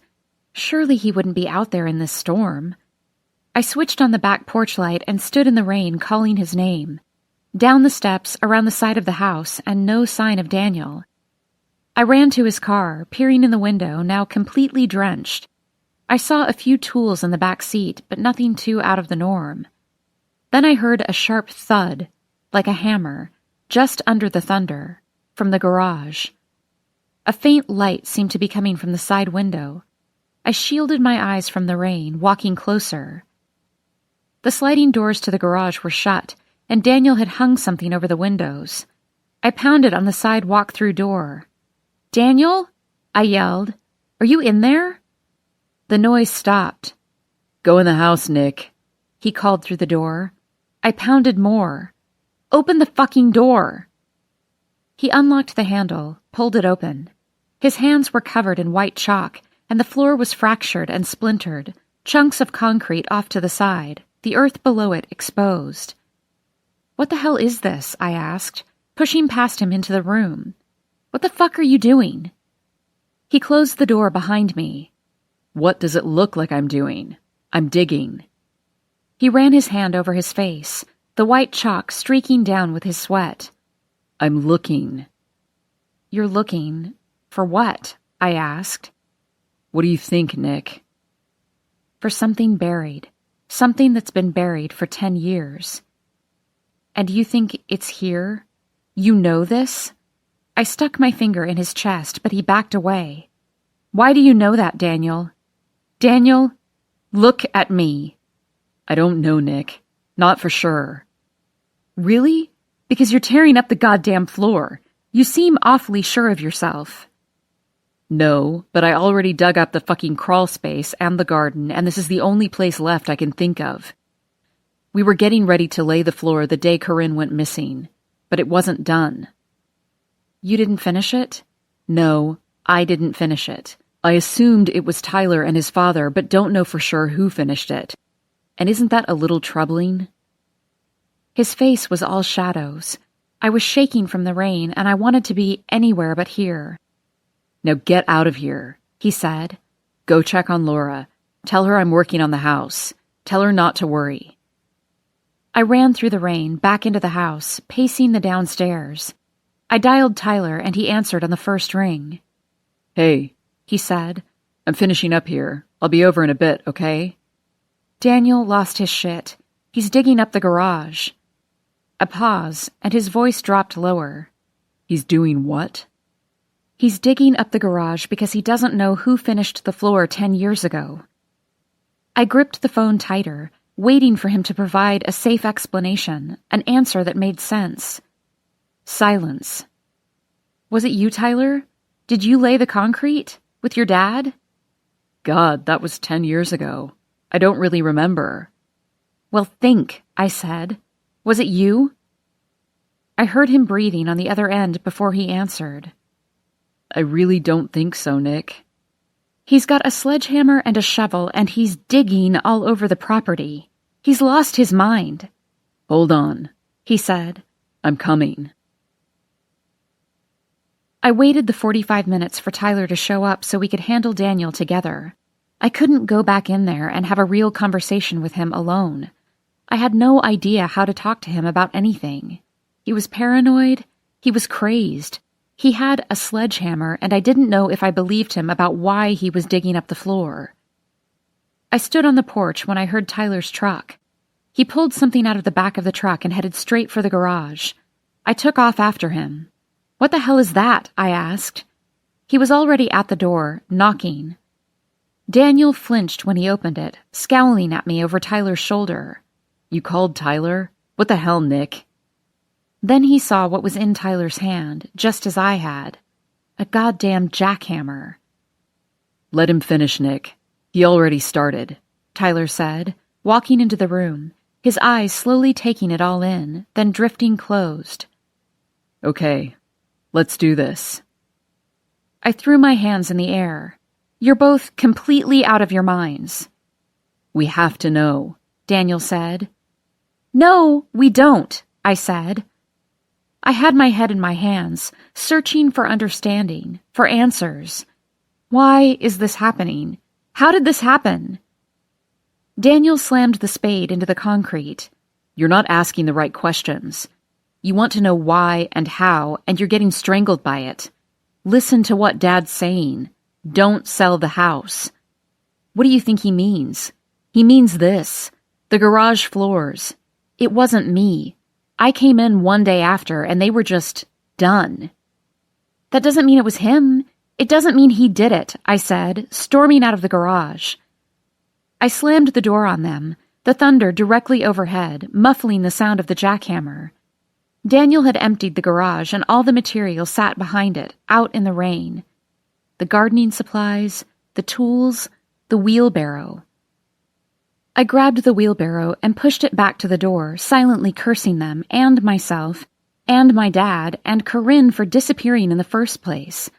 Tyler and Daniel paused to stare at me when I threw open the door again. I started picking up chunks of concrete, hauling them into the wheelbarrow. Well, what should I do with this? I had my hands on my hips, trying to focus on the task. Just the task. Tyler met my eyes. Back of my truck, he said. I wheeled it out into the rain, lifted the tarp, and hauled the pieces underneath, my hands turning chalky like Daniel's. When I turned back for the garage, Tyler was standing a few feet away, watching me. You should go to Dan's place, he said. The rain fell from his hair, soaked his clothes, came down in a torrent between us. Did he send you out here to tell me that? He stepped closer, and I couldn't read the expression on his face in the dark, in the rain. Yeah, he did. Another step. Look, it might be nothing. If you believed that, you wouldn't be here. He came closer, put a hand on the truck behind me, dropped his head, letting out a breath I could feel on my forehead, resting his own against mine for a second. I'm here because you called me. It's as simple as that. And then his lips were sliding over mine in the rain, my back against his truck, and my fingers were in his hair, pulling him impossibly, desperately closer until the jackhammer started up once more. I'm sorry, he said, pushing himself away. I wish we could go back. My hands were shaking. Everything about me was shaking, and the rain was coming down harder. You really should go, he said, striding back to the garage with his head tucked down. I should have listened. I wanted to. I wanted nothing more. But it wasn't fair to them or Corinne. I had to bear witness. I had to pay my debts. The next few hours consisted of Daniel and Tyler dislodging fragments of the floor and me moving the pieces in a wheelbarrow to Tyler's truck, all of us covered with white powder. None of us spoke. None of us came close to touching each other again. The floor was in pieces, and Tyler stood back, hands on his hips, breathing heavily with exertion. The earth was exposed and waiting. Tyler got a shovel from his truck. Daniel used the one in the corner, and I used the garden spade from out back, softening the earth until it crumbled, coming up in chunks. The only sounds were our breathing, shovels hitting earth, dirt hitting dirt, and rain and thunder. And from deep in my memory, Corinne's words in my ear, the scent of spearmint, her cold fingers, and my skin rising in goosebumps as I dug in once more, hitting something that was not earth, not rock. My fingers reached in, touched plastic, and I jerked back, used my shaking hands to brush aside some dirt. It was a blue tarp, like the one Tyler had in the back of his truck at this very moment. Of course it was me.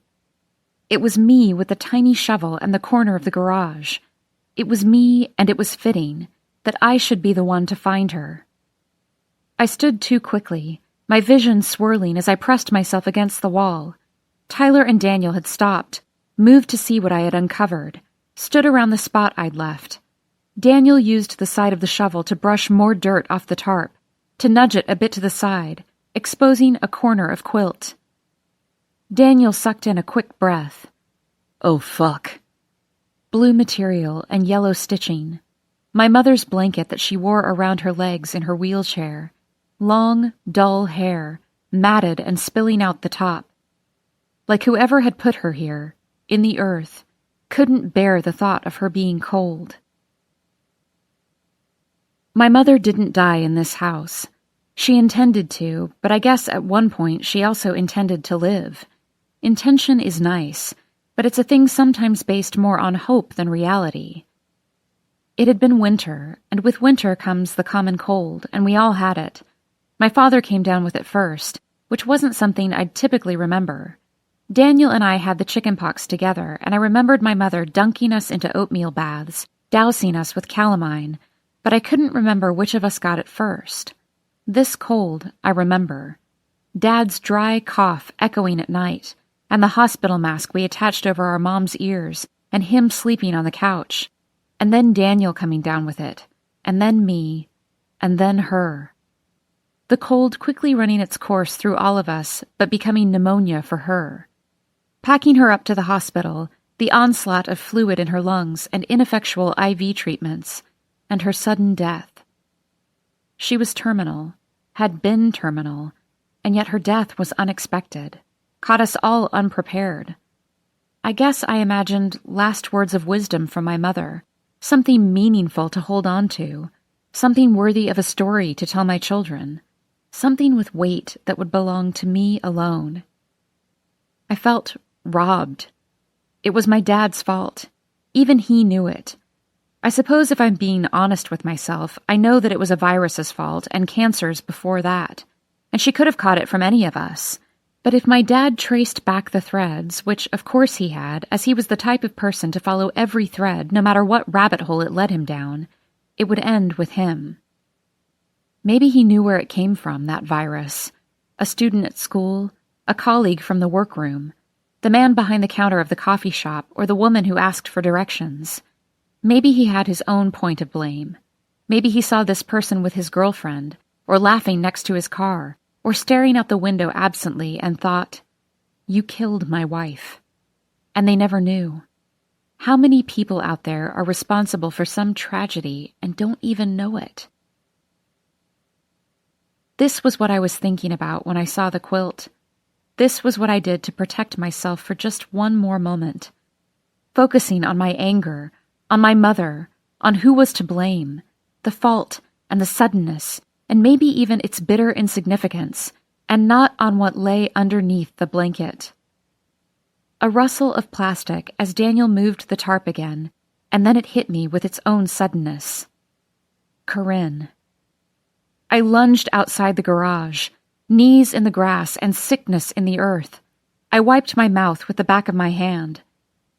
Daniel was standing over me, a hand on my shoulder. I shrugged him off. He dragged the hose from the side of the house, even though it was already raining, to clean up the mess. And for once, just once, I wished we would discuss what was actually happening. At least mention it. Acknowledge it. What should we do? What? My mouth formed the W, but no sound would come forth. Daniel was already making a list. Clean up the mess. "We'll burn it down," he said. "And what?" Tyler said from inside. "Get the cops here so they can find a body? Get an investigation started?" Inside the door, in the dim light, I could just make out Tyler's profile, still staring down at the blanket, which would implicate someone in this house, and the plastic tarp, and the concrete floor which might implicate him. He cursed, kicking the tools on the floor, stormed past us and tore the tarp from the top of the truck bed. He threw it over the exposed plastic, used the shovel to tuck it under at the edges. I stayed outside while Daniel helped Tyler roll the tarp up. Daniel peeled back the corner to check and ended up in the grass beside me. "Is it Corinne?" I asked. He didn't answer at first, just dragged his arm across his mouth, spitting out anything left, which was answer enough. A body with long hair buried under our garage. Of course it was her. "It's her clothes," he said, and then he gagged again, retching over the grass. "Nick," Tyler said, "watch the woods." I watched the woods, tried not to notice the rolled-up tarp and the blanket underneath, and Corinne underneath that, being carried from the garage to the back of Tyler's truck. Tried not to picture the girl she had been, or the times I had stood in that very spot, the truth just inches below the surface. Daniel put a hand on Tyler's shoulder, took the keys from his grip. "Not your responsibility," he said. Tyler rubbed a hand down his face. "We've got work sites." "This won't come back to you," Daniel said. "Thank you." "Daniel," I said. "I know plenty of places, Nick. This is my region. It's full of abandoned sites." We were doing this. Really doing this. Moving a dead body with no idea how it truly got there. I thought of police and lawyers and all the ways her body being under this house might get twisted around. And then I thought of Everett, trying to get the phone records thrown out in the Parlito case. "Leave your phone," I said. "It's a GPS." "It's in the kitchen," Daniel said, and then, tilting his head toward the mess. "Will you take care of this?" He looked at Tyler, since I am unreliable, apparently. Tyler nodded.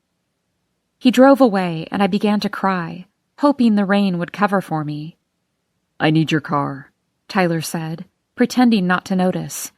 He kept his gaze focused on the garage as he spoke to me. "For what?" "Gravel. Concrete. We need to pour a new floor." "Shouldn't we wait until morning?" "I don't think that's a good idea. We need to clear the area, level it. Can you do that?" This was a task. I could do the task. "Okay," I said. "Yes. Stop crying." Focus on the pieces of concrete. Focus on the dust, on the pressure washer, on the thunder. Focus on the tiny, insignificant details. Leave out what's happening. Pull yourself together, Nick. Pick yourself up and move. Tick-tock. The day before. Day 2. It was just after midnight. A new day, I thought. The long drive home behind me. Me and Cooley Ridge slowly adjusting to each other once more. I'd get some sleep before sunrise and see it again with fresh eyes, and I'd do what I had to do to get Dad to talk, to remember what he'd seen. I'd come at it from a different angle, work my way back to it, find out what had been hiding, buried for the last 10 years, the ghost of Corinne spinning and blurring in my mind. I need to talk to you. That girl. I saw that girl. I turned off the hall light, and the house was completely dark. I put my hand against the wall, feeling the familiar chips in the paint at the corners. 5 steps from here to the stairs. I knew the way by heart. Shit. The ring. I forgot the ring again. I'd left it in the middle of the kitchen table so it wouldn't get lost amid the cleaning supplies. 2 steps back to the light switch and the give of the floorboards at the kitchen entrance, and the faint flickering of something out in the night. I kept the light off, took a step closer to the window. There was a shadow moving up on the hill. I could see it because there was a light in front of it, a narrow beam cutting through the trees. I pressed my face closer to the window. It was descending the hill, and for the briefest moment my heart soared and I thought, Tyler, like always. But the shadow was too small, too narrow. In my backyard, her blonde hair caught the moonlight, and she flicked off the flashlight with her delicate fingers. It occurred to me as she stared at the darkened windows that she couldn't see me watching her. She had an off-white packet of some sort under her arm, and I watched her bend down, disappearing from view. Then the gentle sound of paper wedging itself under the back door.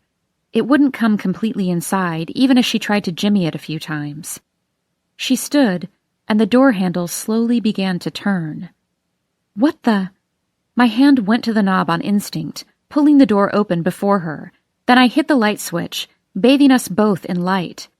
She jumped, gripping the envelope to her chest, her eyes wide and innocent.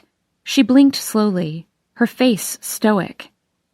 Hi, I said, stepping back so she could enter. Annalise.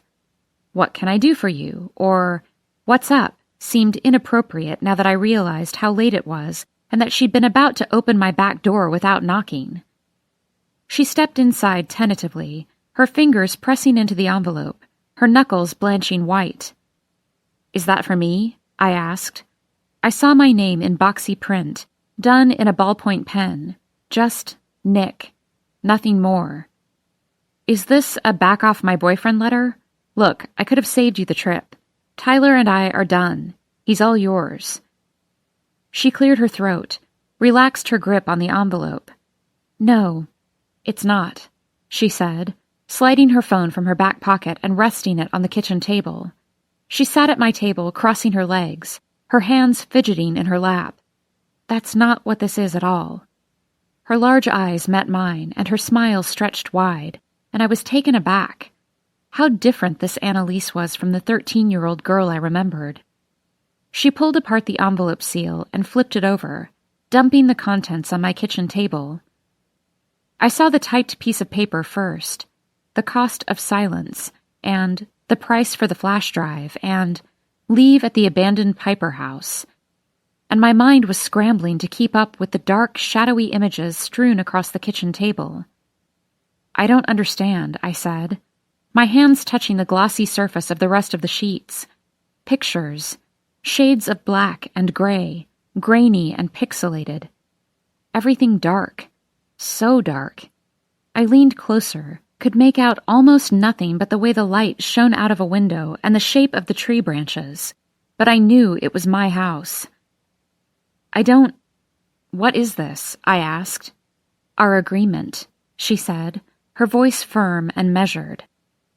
I leaned closer, focusing on the backlight, the way it reflected off something lower on the porch. A lump, a carpet, a blanket.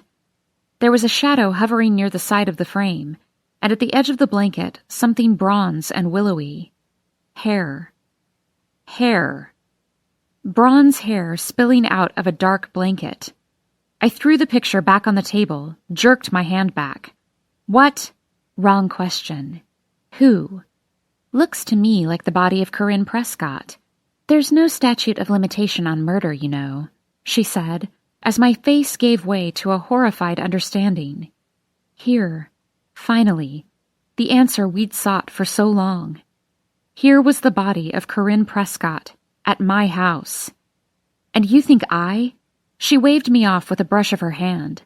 I don't think anything. Actually, you're going to pay me not to think. I picked up a picture with my pointer finger and thumb, strained to see the shadow off to the side.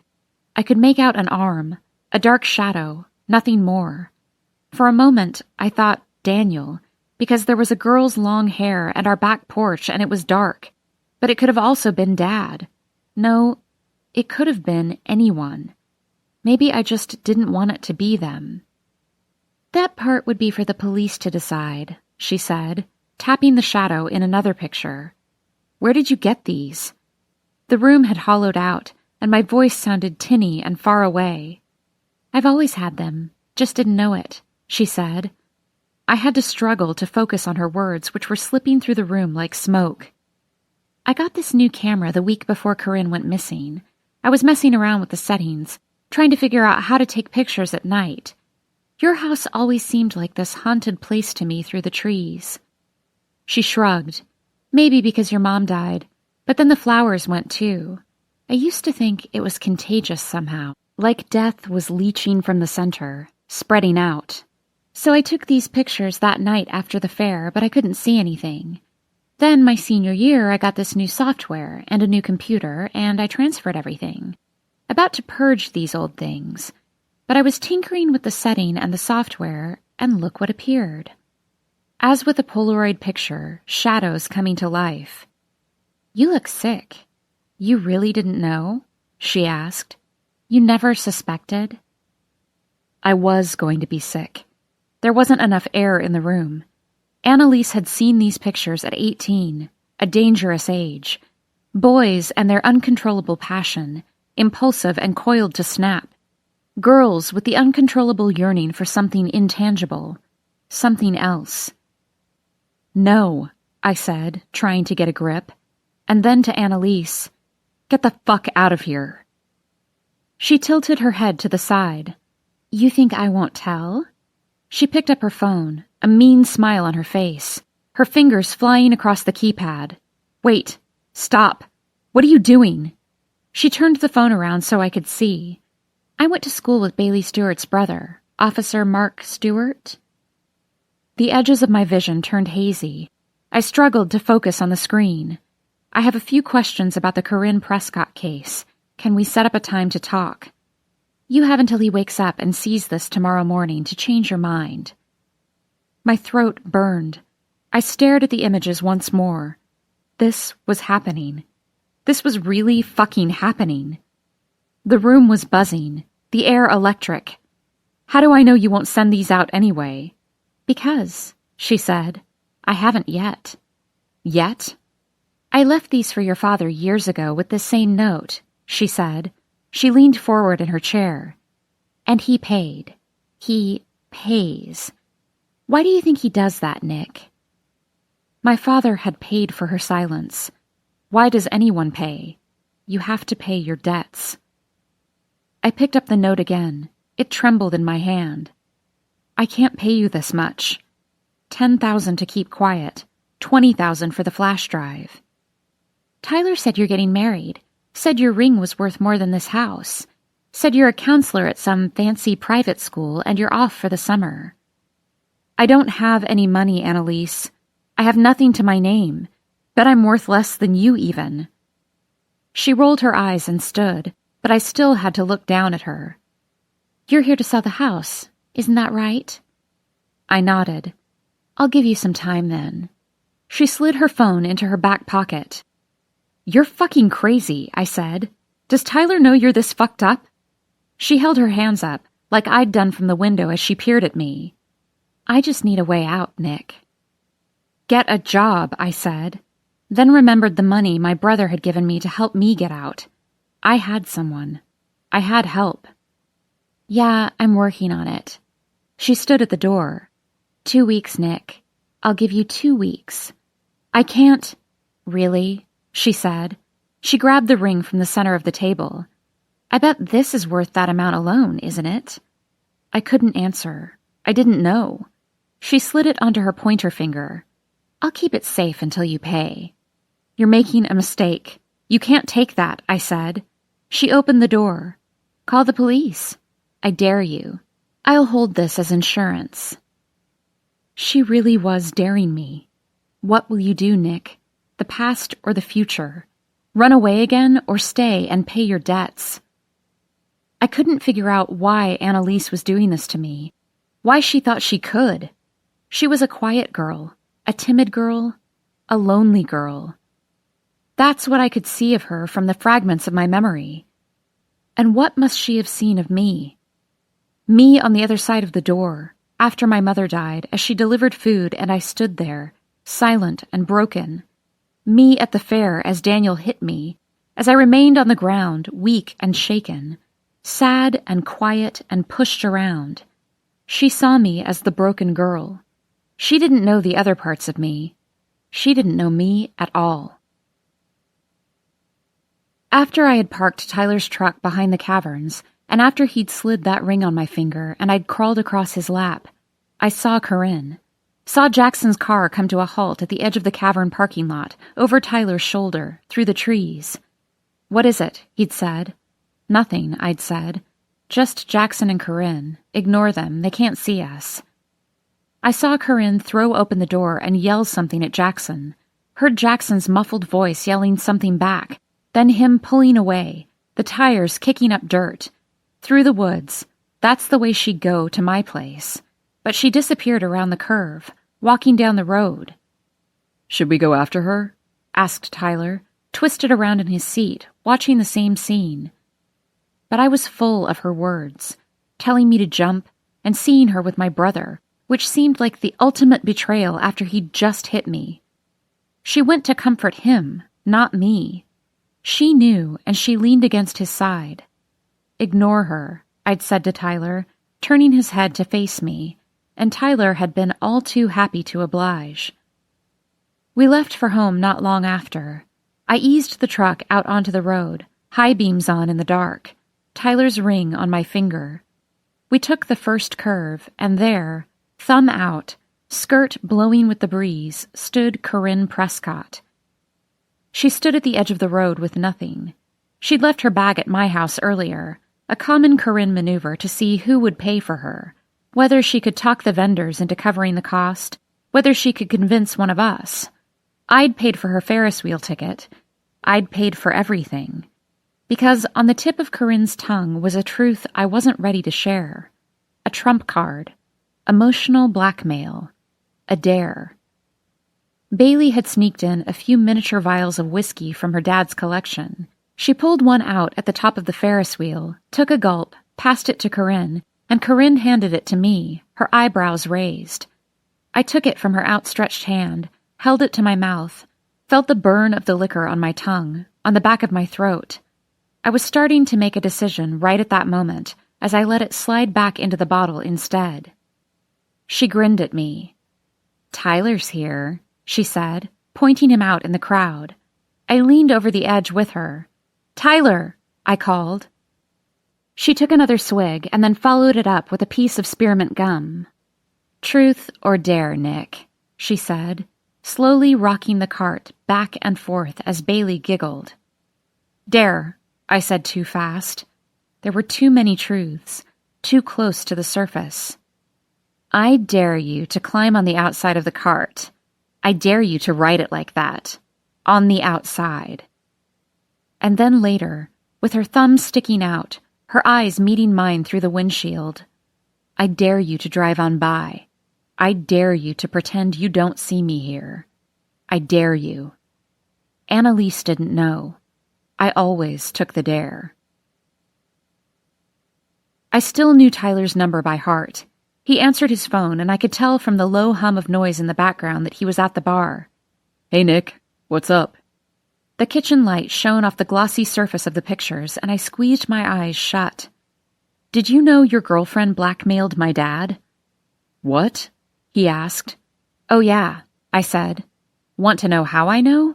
Because she just came to my house trying to blackmail me. Calm down. Hold on, what? Your girlfriend. Your fucking girlfriend. She has pictures, Tyler. I saw them again on the table, and I sucked in a sob with my breath. Pictures of a girl. A dead girl. A dead fucking... Oh, God, he said. I'm coming. I stared at the pictures for so long they turned blurry, trying to talk my way out of what they were, what they meant. Everything was grainy and indecipherable, but it was my porch, and that was a girl, wrapped in a blanket. That was enough. I was waiting on the front steps in the dead of night when Tyler's truck pulled in, and I led him straight back to the kitchen. Look, I said.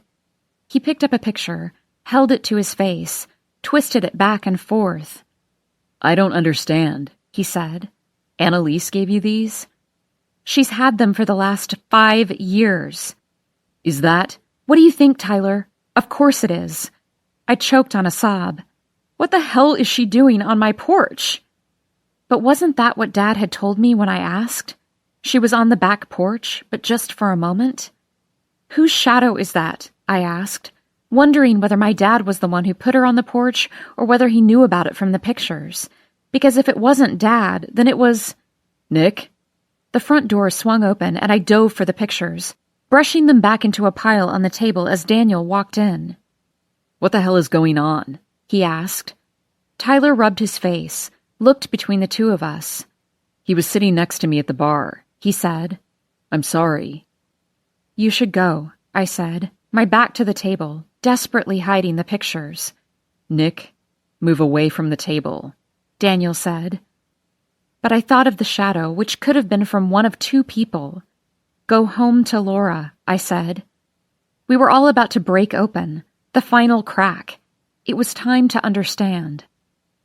The line between Daniel's eyes deepened and his steps took on a slow and dreamy quality, like he wasn't sure he wanted to walk over and see what was on the kitchen table. He reached around me, picked up a photo off the top, narrowed his eyes as he twisted it back and forth in front of his face. What is this? He asked. Then louder, What is this? Like it was my fault. And then Tyler was pushing Daniel out of my face, and I was pushing Tyler because I had to do something. It's pictures of Corinne, I yelled back, tears stinging my eyes. Daniel stared at the picture, his hand trembling, and his eyes slowly rose to meet my own. We stared at each other over the dark corner of that photo. Even now I had trouble asking. Silently I mouthed, You? He shook his head just once.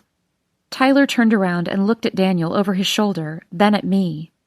Who is this? He asked, pointing to the shadow. It's Dad, Daniel said. It had to be, because otherwise it was him. Did you know about this? I asked. No, Daniel said, frowning at the other pictures. No, I swear. The woods have eyes. Where did you get these? He asked. Tyler was silent, staring across the lawn deep into the woods. Annalise Carter, I said. Daniel's face hardened. Burn them, he said. She has a flash drive, I said. Dad paid before, and now she wants me to pay. She sent a text to Officer Stewart asking about Corinne and said I had until he saw it to make up my mind. I had to say yes. I felt the tears rising again, and I fought them back down. Daniel dragged a hand down his face, shaking his head. Okay, he said slowly. Okay, tell me. What does she want? 10 to stay quiet. She'll give us the flash drive for 20,000? Daniel barked. How the hell does she think we can get $20,000? Tyler looked down at the floor, but not before I stared at him for too long. Because, Daniel, we're selling the house. Everyone knows. We need that money, Daniel said. We can't afford to pay her off and pay for Dad. I know that. Do you? He asked. Great. We were going to start fighting about something that had nothing to do with the pictures of a dead Corinne Prescott. We were going to fight about how I didn't understand basic finances, how I'd checked out of family affairs for the last 10 years, how I'd left all the responsibility to him like always. These are just pictures, Tyler said. And really hard to see pictures. They don't prove anything. Except they're enough to investigate, I said. Okay, Daniel said, pacing the room. Well, we have some time. Even after we get an offer on the house, it can take months to close. Buy us some wiggle room. I'll talk to her. We'll talk to Dad. We'll figure something out. I started laughing, my chest heaving, my eyes tearing over. I held up my left hand. She gave me 2 weeks, and she took my ring. What? Tyler yelled. Yep. As insurance, she said. Thinks maybe I'll get the money faster. Thinks I won't report it missing. How much is it worth? Tyler asked. You're not serious. I can't just tell her to sell it and keep the money. It's appraised and insured, and trust me, Everett's not just going to let it go. Everett, Tyler mumbled. Really, Tyler? I said. She thinks I have money because of you. This is ridiculous. It isn't like her, Tyler said. Are you sure? What's she like, then? We all have 2 faces. I learned that from Corinne. Call her, Daniel said. What? The panic made my voice too high, too tight. Call her, get her over here. This shit ends now, Daniel said. Oh, right, I said. Hey, baby, you know how you've been blackmailing the Farrells? Can we talk about that? Tyler stared right at me as he pressed his phone to his ear. Hey, he said. Did I wake you? He lowered his eyes from mine and left the room. I know it's late. I'm sorry. I've got a favor to ask. More pacing. I left my truck at the Farrell's place so Dan could cart some stuff to the dump in the morning. I left the keys, but now I'm thinking I might have left my wallet. I can't find it. He leaned his forehead against the window while he listened. Can you drive it over if it's there? Do you want me to stay on the line? Okay, thanks. He hung up. I didn't know what was about to happen, but it was happening now, whether we were ready for it or not. The 3 of us clumped into the kitchen. Turn off the lights, Daniel said. Tyler came up behind me in the darkness. I'm sorry, he whispered. Let's go, Daniel said.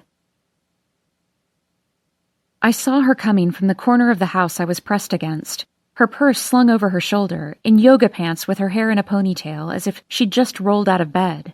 She had a flashlight, and she strode across the backyard, around the side, straight for the driveway. I saw the moment she realized, when she noticed not only Tyler's truck, but Daniel's car behind it. She slowed and stopped, and I could sense her debating. She took a tentative step back. Wait, I said. I had circled behind her, and Tyler was standing beside the truck. He opened the door, switching on the overhead lights so we could see each other better. I could make out her outline, but not her face. Couldn't tell whether she was surprised or scared, pissed or sad. I couldn't see Daniel at all. She whipped her head back and forth between me and Tyler. What the hell? She said, but she knew. She knew exactly what the hell. You made a mistake, Tyler said. The ring. Give it back. She hitched her purse up on her shoulder, folded her arms across her stomach. Did she tell you? She asked. About the pictures? You made a mistake, he repeated. Seriously, Tyler? She looked over her shoulder. Where's Dan? Why am I not surprised? Are you out here too? She said, and then louder. You know what I realized? You all lied that night, didn't you? All of you.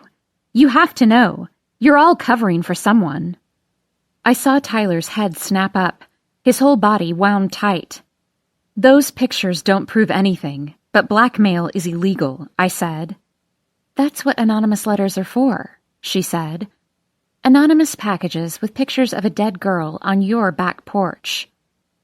Give me the ring and give me the flash drive, and I'll pretend you didn't suck my father's life away. Really, Nick? You'll just let it go? Why is that? Annalise, cut the shit.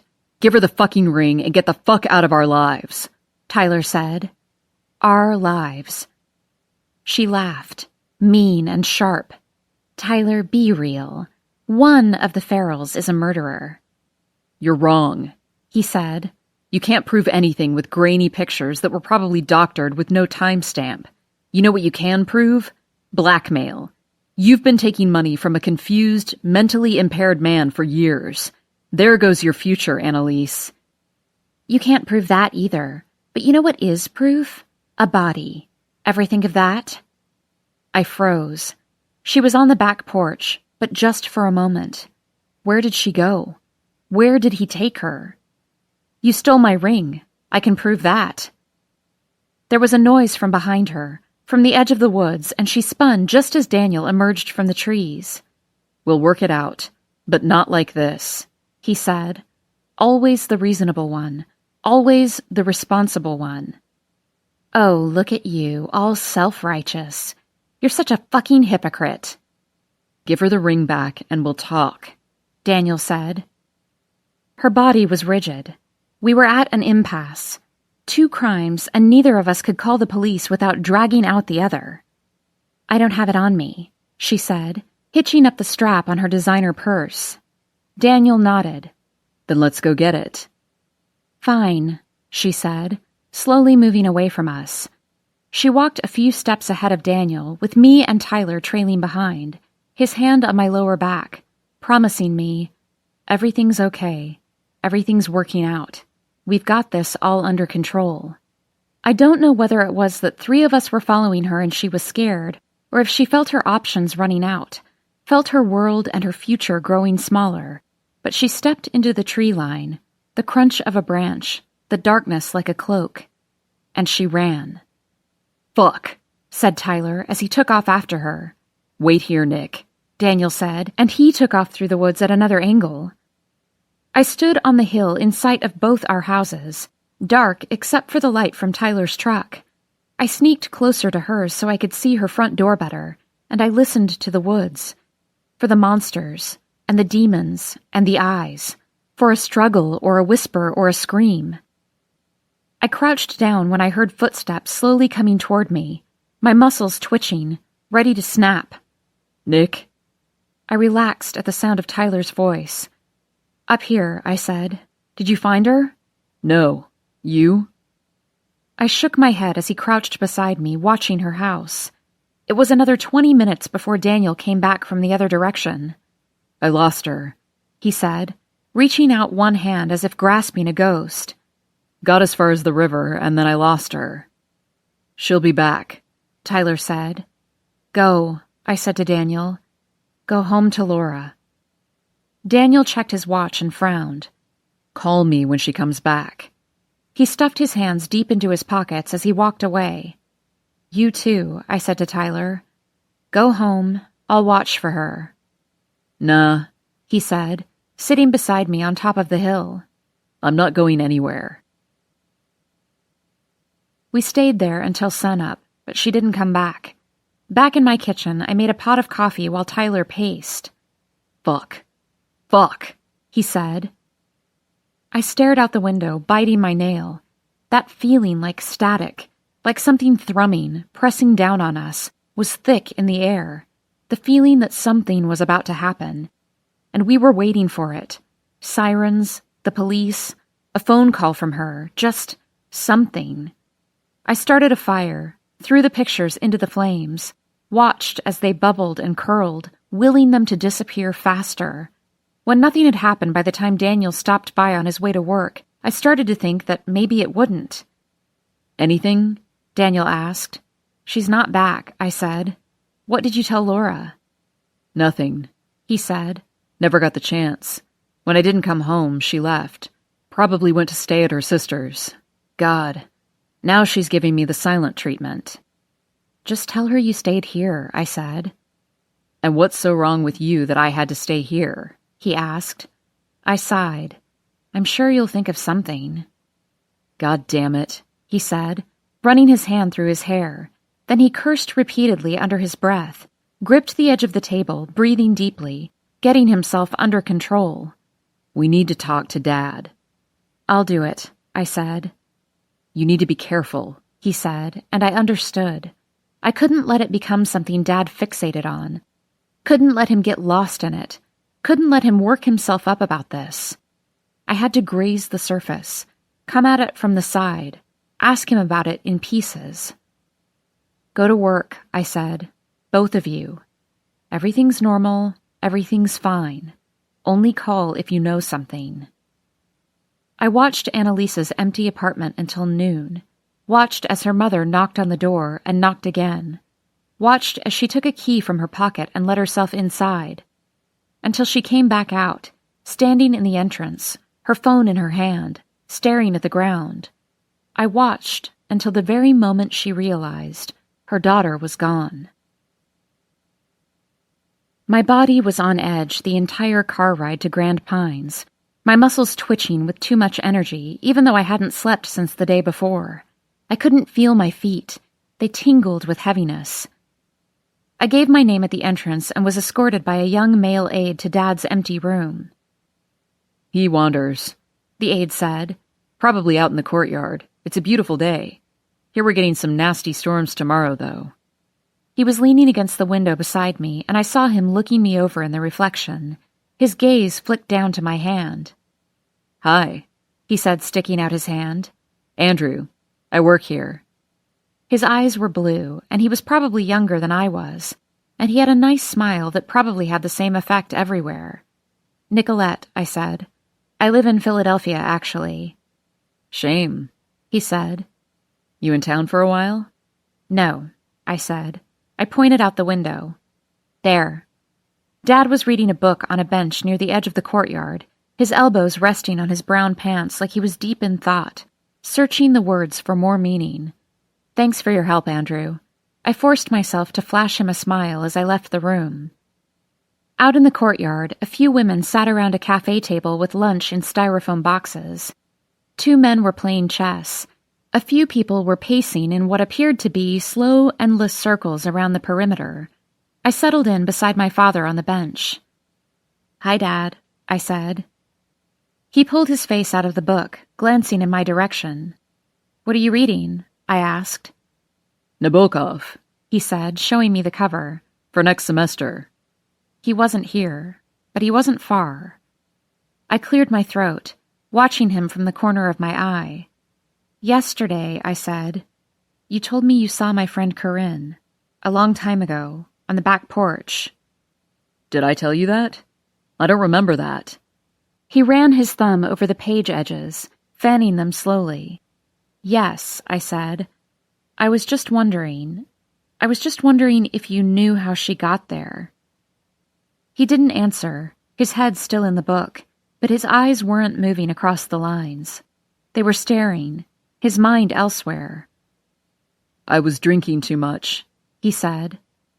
I know you were. It's okay. I mean, I went to get you.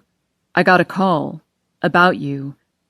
My daughter and some stunt on the Ferris wheel. I said I couldn't come, but I did.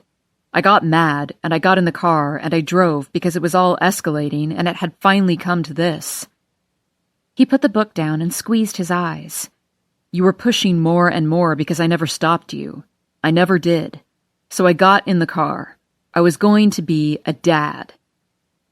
I started shaking my head because I didn't like where this was going, and it was too much, too direct, nowhere to hide for either of us.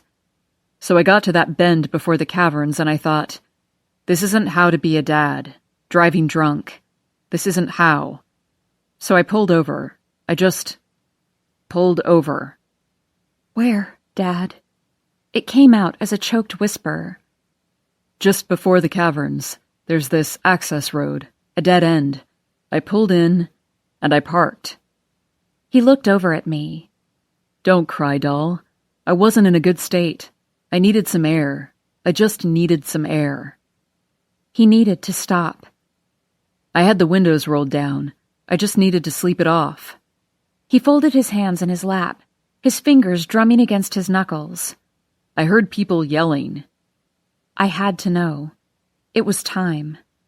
Dad, I said, what did you do? I felt his body tense, parts of him twitch. What do you mean? He looked around, narrowing his eyes. This place is a rabbit hole, he said. And Corinne was the rabbit. We followed her down, down, down, and she left us here. Then to me. I don't like it here. You need to go. I want you to go now. Nick, you need to leave. I stood, the air too heavy, his words like static, my memories spinning and blurring like our pictures, like our ghosts. I couldn't look him in the eye when I left. Tyler's truck was in my driveway, but he wasn't in the house. I found him around back, sitting on the edge of the porch, his feet on the grass. Anything? I asked. No, he said. Did you see your dad? I sat beside him, pulled my knees up, dipped my head down so I could see only the blades of grass under my shadow. I don't understand what happened. I don't understand that picture. It doesn't make sense. He said he was driving near the caverns. He said he was there, but that's all he said. That's all. Tyler reached out, took my hand. Did you lie to me? I don't lie to you, Nick, he said. But what do you think happened to Corinne? The hairs on the back of my neck stood on end as I imagined her on this porch, inches away, her hair falling out of a blanket, the shadow hovering near the edge of the frame. He cut his eyes to me, held tighter to my hand. Don't you see? I don't care what happened to her. Well, it's time to start caring. I took a deep breath. There are pictures, and she's dead. So tell me what happened. You didn't do anything wrong. I promise. Let it go. I nodded, let him wrap an arm over my shoulder, and I let myself believe him. I have to tell it this way, in pieces. I have to work my way up to it, work my way back to it. I have to show you the beautiful things before I get to the ugly. You have to understand that she was messed up. First, I have to promise you that I loved her. Corinne stood on the side of the road, her thumb sticking out. I didn't slow down. You're not going to stop? Tyler said. No, I said. My eyes went to hers. Her thumb was down, and she was staring right back. I pressed the gas harder. Screw you, Corinne. And I blinked. Just once. Once. And she was already stepping into the road, right in front of the truck. Tyler's hands went out in front of him just as I slammed on the brakes. I cut the wheel hard and squeezed my eyes shut as the tires screamed for traction. The seatbelt felt like it was cutting me in half, and I couldn't breathe as we spun, the window cracking, then the thud of metal as we came to rest. I struggled for my bearings as the adrenaline sharpened everything into focus at once. And then there was too much to process. We were facing the wrong way, pressed up against a guardrail, hovering too close to the edge. A branch jutted through the window in front of me, the edge slicing my shoulder where it would leave a scar. Tyler's voice, not making any sense, not coming all the way in. I couldn't move. I couldn't feel. Until I could. Everything, all at once. I felt a wave of nausea and a pain that began in my stomach and worked its way up my back. My hands were desperate and ineffective at the seatbelt button. Tyler had to do it for me. We were too close to the edge, near a drop-off, so Tyler pulled me out his side. There was a ringing in my ears, and the earth kept spinning on me, or I was spinning, looking for Corinne. I put my hand on the hood of the truck and realized it was running, hot to the touch. Everything tingled. Where is she? I whispered. Tyler had his hands on the hood of the truck, too, his arms shaking like he was about to fly apart. Corinne? I screamed. Answer me! What the fuck is wrong with you? In a panic, Tyler checked under the truck, and my stomach ended up in my throat. The road was dark and empty, the woods even darker, our headlights pointing back toward the caverns. "Corinne!" I yelled again, bent over as I screamed her name. Tyler peered over the edge of the drop-off, jogged down the road a bit before coming back. "I don't see her," he said. "Did I hit her? Did I hit her? No, no, no," I said, frantically making my way down the rocks. I tripped, my knees catching the sharp edges, my palms gripping the cold stone. The drop-off was dark and steep, and I couldn't make out any shapes in the shadows. "Stop, Nick. Stop." Tyler was following me down the rocks. I couldn't see her. Why would she do that? She jumped in front of me. "I know. I saw." He grabbed my arms to keep me from going any farther. "Your shoulder," he said, pressing his hand to it, but the pain was in my abdomen, radiating across my back. My hands were shaking. She stepped in front of me. They'll believe me, right? His grip on my arms loosened for a moment as something twisted in his face. "Call 911, I said, because I couldn't find her and she wasn't answering. He took his phone out with his uninjured hand and looked deep into my eyes as I felt another wave of pain roll through me. "I was driving," he said. "What? No. I was driving. Look at your hand. You shouldn't be driving." "You were drinking. You can't." "I didn't swallow any, I swear." "You reek of it." "No, it was me." "How can you even be talking about this right now? I was driving." I was yelling now. "Not you. I won't let you say it. People saw me driving when we left, remember?" He shook his head again, slid his phone back in his pocket. I heard movement in the trees, and I whipped my head in that direction. "Corinne?" I called. No response. No movement. Tyler narrowed his eyes at the trees. "Just the wind," he said. "Where is she, Tyler?" He looked into my eyes, but the world was still spinning. "You didn't hit her," he said. "This is all one of her fucked up games." "Where is she, then?" "Hiding. Fucking with us. Laughing right this second because she's fucked up." I closed my eyes, picturing it. I could see it so easily. It was so her. Of course she would do that. Of course she would try to ruin every good thing in my life. "I can fix the truck," he said almost silently. I sucked in a breath from another wave of pain, and I nodded. And in that moment, we made a decision. A pact. We nudged a domino and set something off. "Stay here," he said. He handed me the key to the caverns. "Go wait for me there. I'll get my dad's car. I'll come back for you." "I can make it from here," I said. "I know the way." But I wasn't going to make it home in time.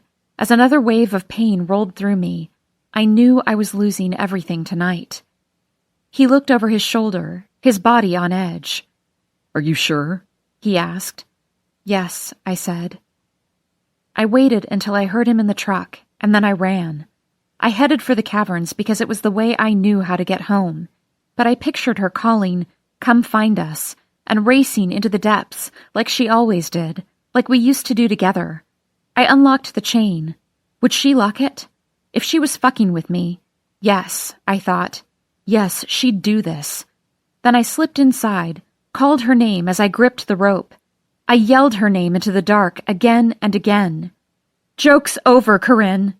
I left the rope, used my phone to illuminate the space in front of me, searching for her in the darkness, so sure I could hear her breathing, but seeing nothing. No one. One more wave of pain, and the fear gave way to anger. She was ruining me without even flinching. I gripped the rope as I pulled myself back out.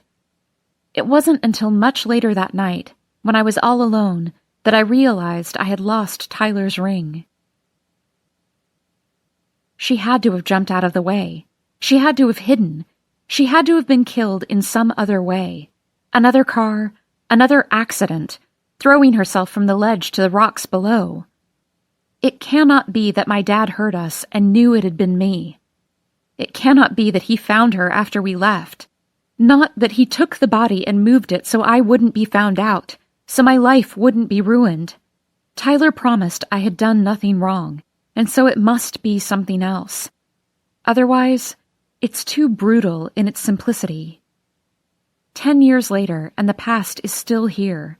A picture shifting into focus. A memory gaining clarity. Something whispering to me in the dark. Look, Nick. Do you see? It was time to open my eyes. The day before. Day 1. Night. I was tired from the long drive and the visit with Dad, and dirty from an afternoon of house cleaning, but there was still so much to do. Be the responsible one, I thought. But I already was. I just wished Daniel could see that. I'd made promises and trades and decisions that Daniel could only begin to understand. The sink faucet and the drain had turned brown with rust. I rummaged through Daniel's box of supplies, poured the rust remover down the drain, listened to the crackle of the chemical reaction. I slid the thick yellow gloves over my hands and took out the scrub brush, but the ring was twisted, the rock catching on the inside of the rubber any time I bent my fingers. I removed the glove, slid the ring off my finger and placed it in the middle of the kitchen table in my direct line of sight. Something to tie me to the outside, a reminder that I had moved on from Cooley Ridge. I tackled the sink and the counters, vaguely satisfied with myself, meticulously scrubbing and buffing it all to a shine. The ringing phone was a welcome relief. My eyes had started to go blurry, and I wiped my arm against my forehead to brush the hair back, pulled one of the gloves off my hand. Hello? Hey, sorry I'm calling back so late, Everett said. I sank into the kitchen chair, pulling off the other glove with my teeth. No worries. I know you're busy. So you made it? I made it, I said. How's it going so far? He asked. Pretty much as expected. Dad's the same. Daniel's the same. Dropped off the paperwork for the doctor. I'm tackling the house already.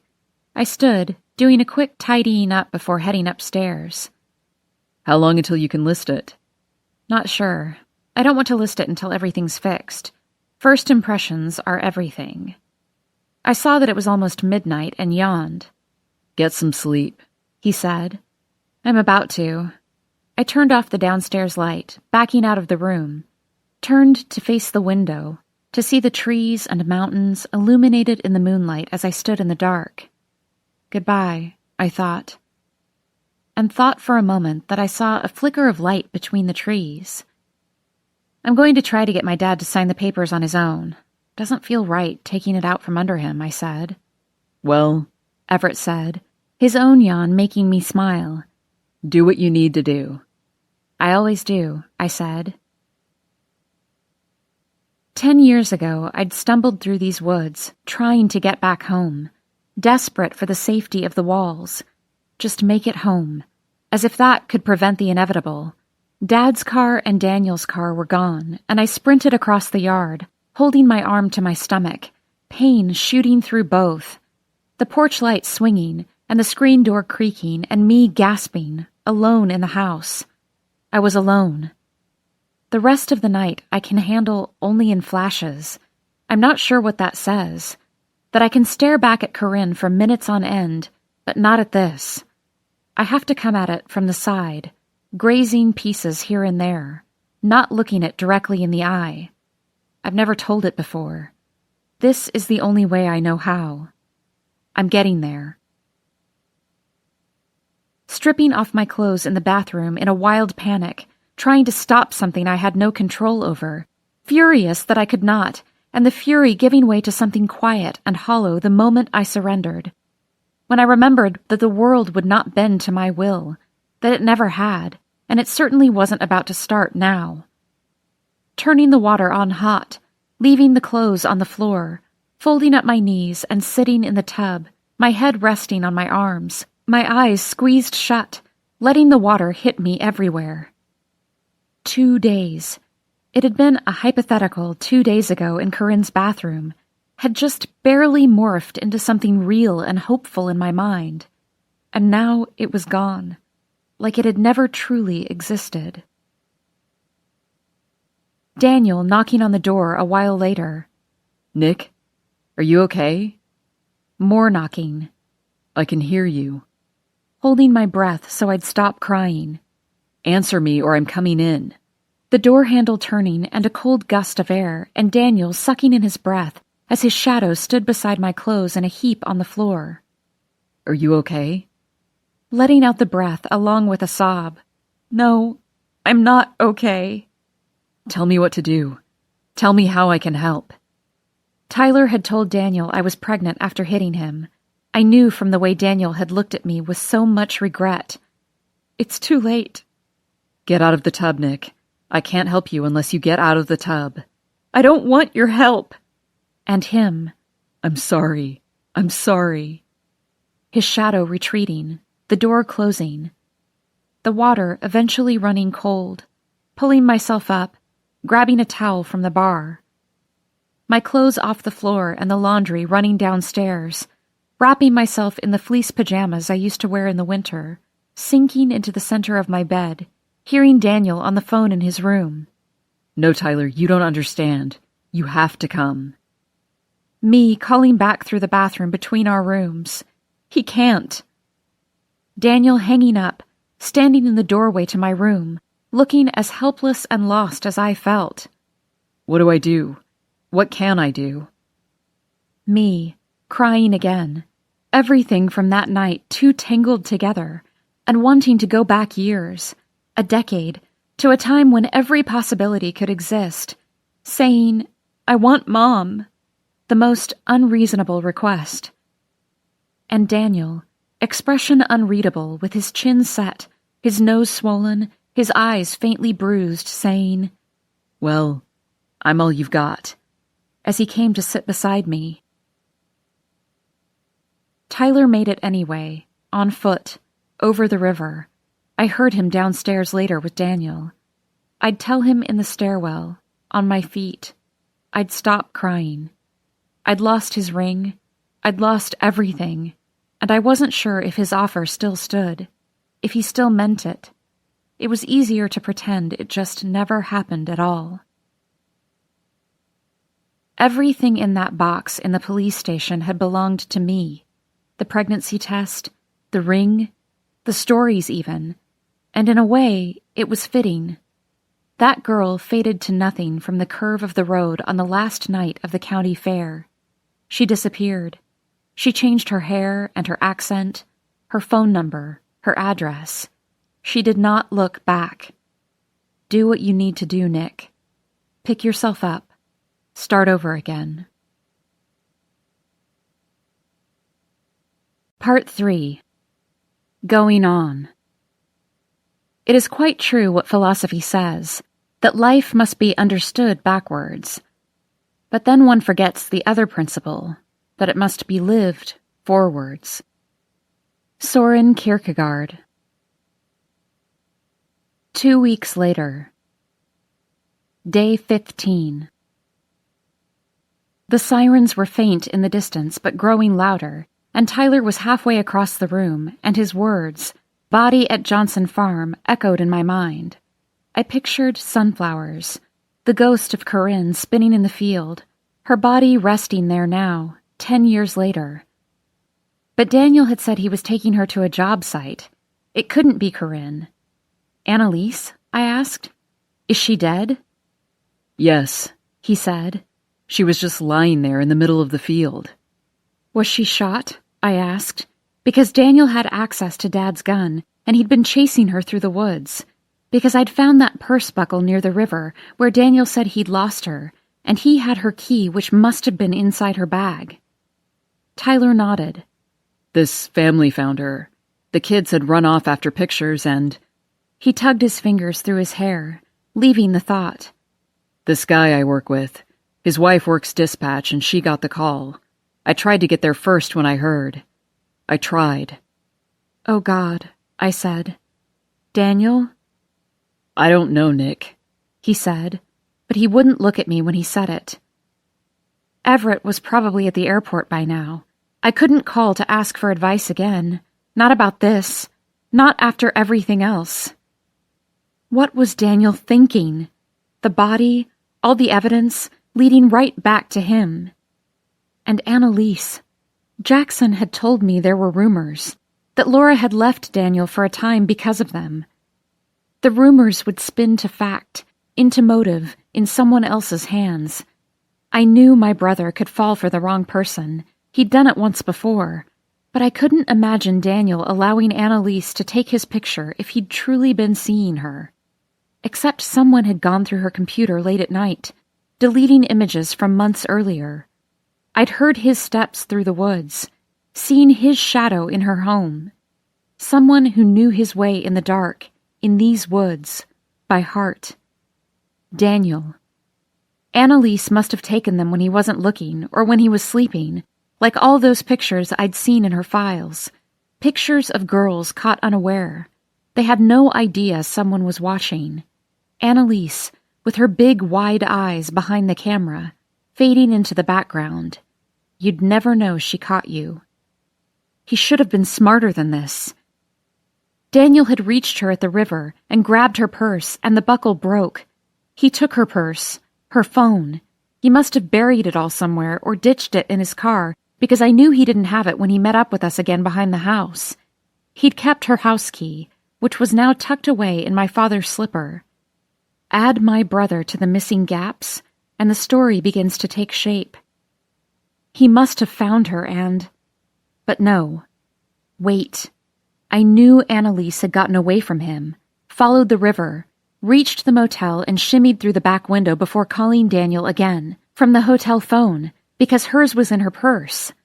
I didn't understand. Why had she called Daniel's house? She'd been trying to get away from him. Daniel was probably here anyway. It made no sense. But I'd stood in that motel room and I'd hit redial and I'd heard the machine.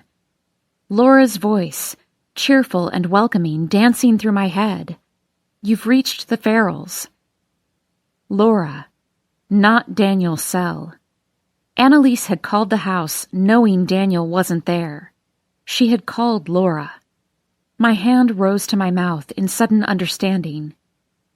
It's not Daniel, I whispered. Tyler nodded, staring at the mess around him, but I wasn't sure if he believed me or if he thought this was just me hoping. But I could feel it all coming together, could see all the pieces lining up in reverse. Annalise's whole world was shrinking to a point, and this must have been the only card she had left, her only way out. Tell Laura. Tell her about her dangerous husband, his dangerous family. No need for the blackmail pictures to come into it if she could convince Laura to come forward instead. Where's your husband right now? I can tell you. Chasing me through the woods to keep me silent. He has my purse, my phone. It's not safe for you. Someone in that house killed Corinne Prescott. You must know that. I tried to imagine Laura picking up the phone, listening to Annalise. Would she believe her? Would she listen? Daniel had said Laura wasn't home when he got back, that she'd probably gone to her sister's place, that she was upset. She'd done that before, if rumors were to be believed. But what if she hadn't? What if she'd answered that call and listened? What would she do? What if my brother had been telling the truth, that he followed Annalise to the river and then he lost her? His arm reaching out, fingers grasping the edge of her bag and yanking, the handle breaking, the purse dropping, the buckle lost in the mud. All he had was her purse, her phone, her key, and he'd hidden it all, and waited. As the days passed and she didn't reappear, he must have felt that net closing, all the secrets threatening to shake loose, then and now. He used her key to check for evidence at her place, to go through her files, deleting himself from her history as the investigation gained force. Hid the key after in his desk just in case, where he figured Laura wouldn't look, and where I'd found it. The only thing my brother had been trying to cover up was the rumored affair. He knew, as well as I did, what it could lead to. But somehow, Annalise ended up dead in a field of sunflowers, just lying there. Daniel would have buried her, brought the body to one of his abandoned sites. But Laura... I closed my eyes and saw it all sliding into focus.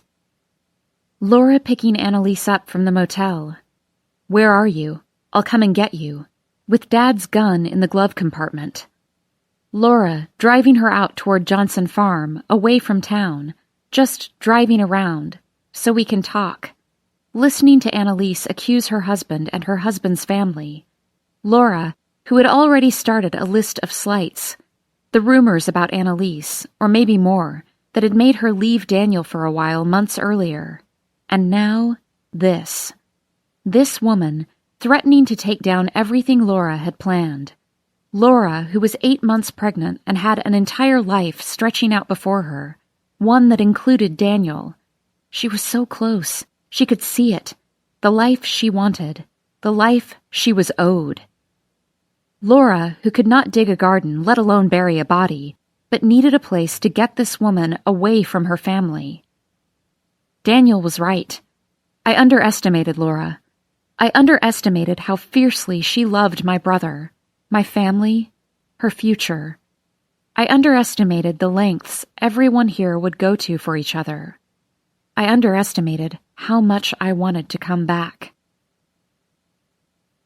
Tyler looked out the window because the sirens were getting louder. A shudder ran through him. "I tried to get there first, Nick. I did get there first. I was trying to find the ring, but I heard the sirens and I ran. I ran out of time." "It's okay," I said. The sirens were moving closer, moving with purpose, and Tyler was trembling in the middle of the kitchen. "No, it's not okay." His hands shook. Did he touch her? He must have. "They found..." He ran both hands down his face. "They found the ring?" I asked, my vision turning hazy. He shook his head. "A letter." "She sent a letter?" No, it was tucked inside her waistband. I didn't see it. I heard the sirens and I ran." "So then how do you know?" I asked. He had run, he said, and it looked like he had driven straight here. "Everyone knows," he said. "Jackson called just before I got here to make sure I'd heard." He winced, dropped his head in his hands. "To make sure I'd heard about the piece of paper folded over and addressed to the Cooley Ridge Police Department." He fixed his eyes on me. "No envelope. Like she meant to leave it for them somehow. An anonymous letter." I pictured the blank pad of paper from the hotel, imagined her scrawling a note in desperation, pictured her tucking it away when Laura pulled up to get her, saving it for later. "What did it say?" I whispered. All the terrible possibilities echoing in my head. All the reasons Daniel had just called in a panic, telling me to get out. Nothing keeps in this place. Tyler paused, lowered his voice. "That they could find the body of Corinne Prescott on the property of Patrick Farrell, advising them to take a hard look at Nick Farrell and Tyler Ellison." I felt my body start to tremble, mirroring Tyler's. Oh God. Annalise had not meant to be tied to the letter. An anonymous note and Laura. She was counting on both in a desperate effort to come out unscathed. "Listen, I'm sure someone saw my truck. The family who found her was waiting out on the road. Even if they didn't see me, someone saw the truck.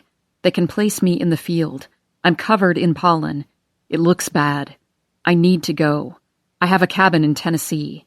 It's not registered under any name, just this place I built on my own a few years back. I need to disappear for a while. I set it up this weekend just in case." Tyler had been in the field of sunflowers with Annalise's body, with a note implicating us. Maybe he could explain away Annalise. Maybe he could even prove it, but not without revealing what had happened 10 years ago. Corinne comes back to us. To me. His truck, which I had been driving. He's always known, but he let me believe that I wasn't at fault, that something else must have happened to Corinne on the side of the road after we left. He let me believe I was innocent. The box is full of lies, but none of them has the same type of power. There is nothing more dangerous, nothing more powerful, nothing more necessary and essential for survival than the lies we tell ourselves. I stuck my finger in his chest, a desperate plea rising in my throat, coming out in a gasp. You swore I didn't kill her. You promised I didn't do anything wrong. You swore. His eyes closed, and he took a slow breath, time stretching, pausing, giving me one more moment. Just one more. You didn't, Nick. She threw herself in front of the truck. She killed herself. She did it. There's a moment when you know, Everett said, when you can't explain it away anymore, and you can never go back. Up until the moment I saw those pictures, all the possibilities could still exist. She left. She ran away. Someone else hit her. She jumped. She jumped. I believed she would do that, hearing her whisper at the top of the Ferris wheel, seeing her step out in front of my car. After Hannah Pardo broke her open, I believed it even more. Corinne Prescott was the most deliberate person I knew. She would have done it. But it had been me behind the wheel, Corinne dead, and Tyler the one who would pay for it. Get out of here, Nick. Right now. Drive straight back to Philadelphia. There's still time. Don't look back. No. I suddenly saw what I needed to do. How to ask for Cooley Ridge to let me come back. How to pay my very last debt. It's your turn now, Nick. You were never at Johnson Farm, I said. Whoever saw your truck is wrong. You've been here. Listen to me, Tyler. Listen and do exactly what I say. The sirens grew insistent, but Tyler was wrong. We had time. I could make time work for us. Right now, it could save us. I could see it so clearly, the debts I was meant to pay. 10 years. That's the cost. That's the trade. Corinne has weighed and assessed and assigned it a value. The 10 years I've fought for. That's what was owed. Like it's a blink. Like nothing. Pay your debts like everyone else. My father for hiding her body. Jackson for not taking her back. Tyler, my enabler. The fairness of it all. The give and take like a ledger of rights and wrongs. I could feel her in this house. How could I not see it before? Of course she had been here. Of course. And it was so clear that I would do it. I would pay. But not for Corinne. Get in the shower, I said. Nick, it's too late. Leave your clothes in the bathroom and get in the shower. It's the middle of the day and it's not my house. This makes no sense. I came to say goodbye. I gripped his arm. I know you did. And I'm telling you to get in the goddamn shower, Tyler. Please trust me. I used a paper towel to wipe up the mud he'd trailed through the kitchen as the sirens got closer. They were coming here. They were coming for us. Run, I said, and he did. I left his work boots in the back of Dad's closet as if they were his, took the key in the slipper and tossed it into the vent, as far as it would go. Then I ran to my bathroom. His clothes were on the floor like I'd asked. I picked them up and ran them down to the laundry room with a pile of my own clothes, starting the machine. Tyler's clothes from last week were still in my dresser drawer, and I threw them on the floor of the bedroom, slid out of my own and left them on the floor too. Okay, I said, stepping into the bathroom. Everything's okay.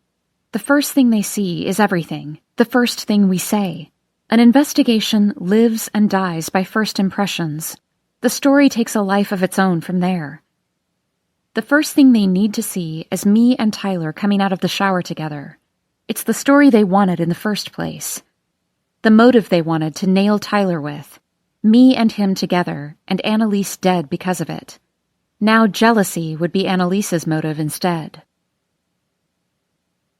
I heard the knocking, could see the lights coming through my bedroom window from the bathroom, flashing red and blue against the far wall.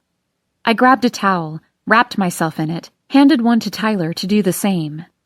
I threw on a bathrobe, padded down the stairs, and opened the door to Mark Stewart, Officer Fraze, Jimmy Bricks, and that guy from State. What was his name? Detective Charles? It didn't matter. It really didn't. Water dripped from my hair in the silence that followed.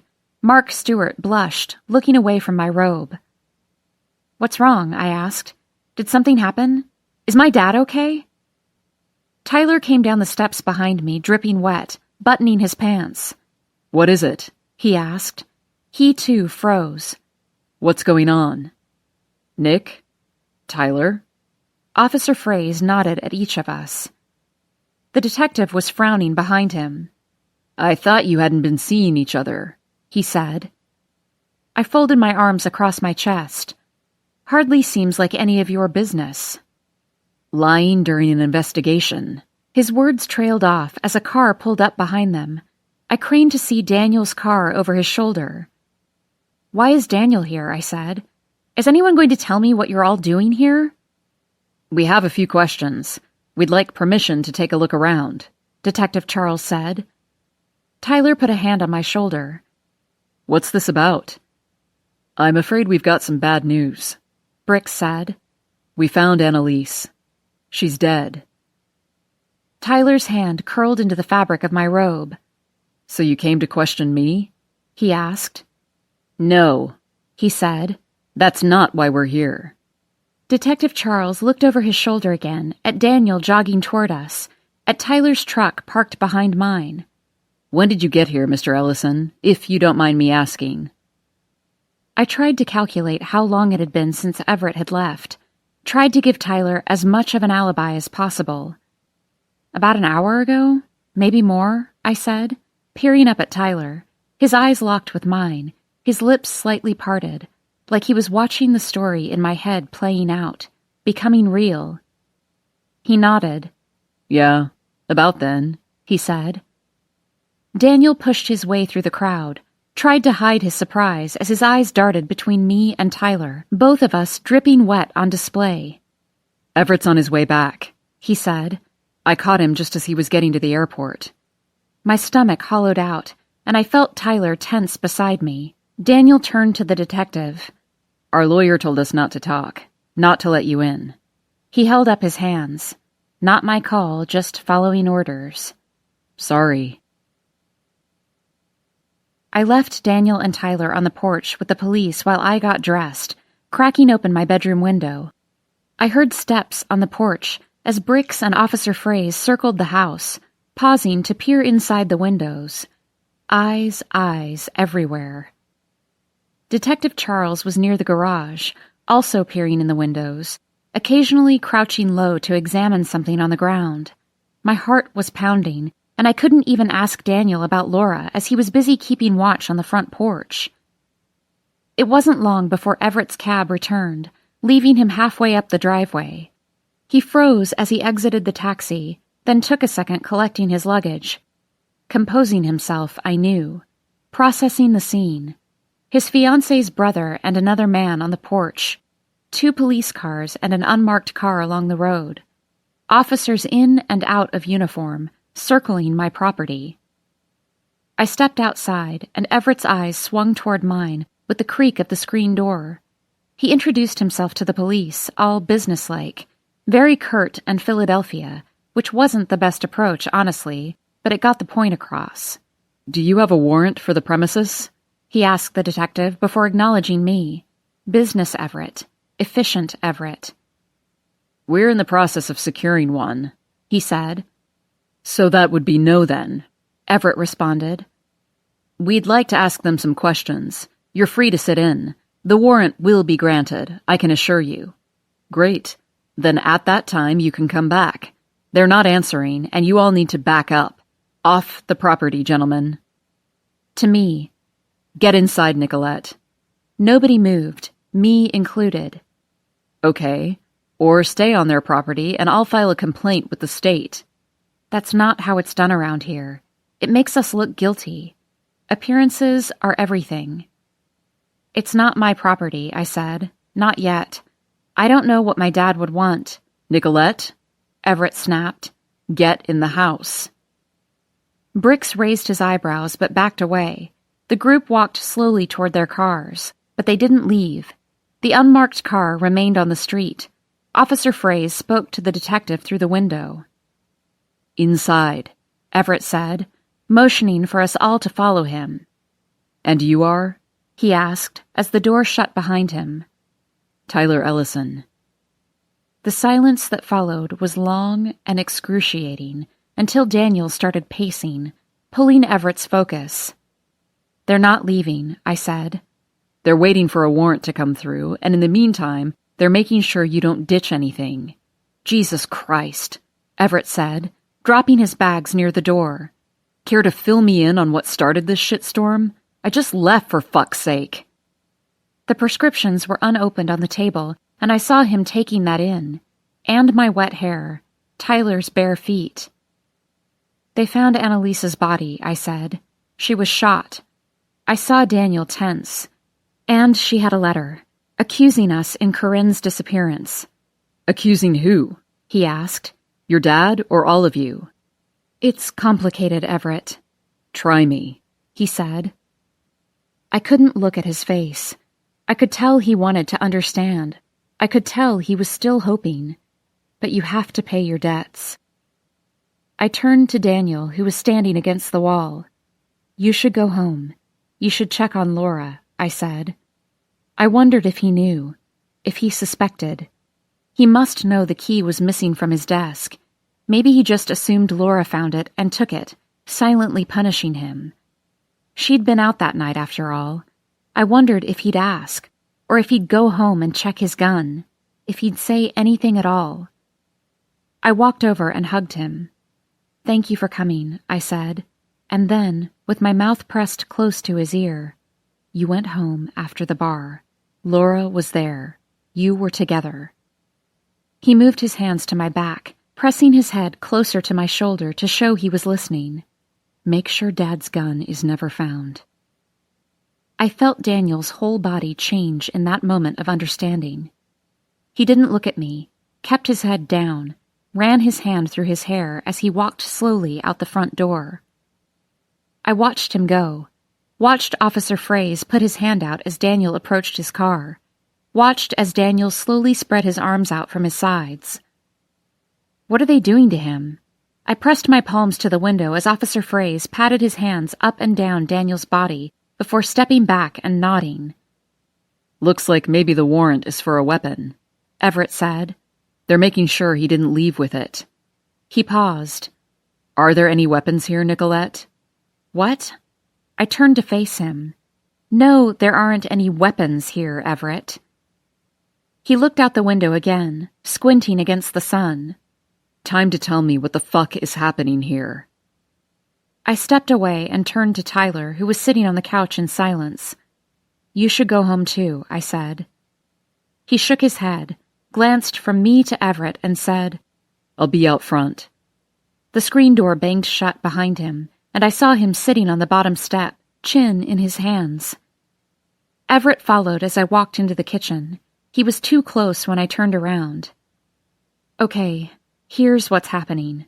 Annalise Carter is dead, I said, and she's trying to bring us down with her. She left some note that said the police should look into me about what happened to Corinne. The note said Corinne's body might be here. And why would Annalise want to do that? Why would she make something like that up? Because she's fucked up. The world is full of fucked up people, Everett. Do you know how many I see a day? And those are just the ones I can see. But Annalise is dead, Nicolette. Somebody killed her with that note on her. Do you see how that looks? Oh, I see. Do you think I'm stupid? They're getting a warrant. A warrant. What do they think they'll find? I don't know, I said. Everett got closer and I backed up. What was your father saying? Why did you need the cops to stay away from him? Why do you need him silent? Back up, I said, my hand on his chest. I opened the fridge, grabbed a soda, buying myself time. Clarity. He paused, hands hanging at his sides. Okay, let me put it to you this way, he said. You're called up on the stand. A lawyer asks, what happened to Corinne Prescott, I said. What happened to Corinne Prescott? What would you say, under oath, on the stand? I tipped the can of soda to my mouth, but he didn't back away. The carbonation fizzed against my lips. Well, I said, I guess I'd plead the fifth.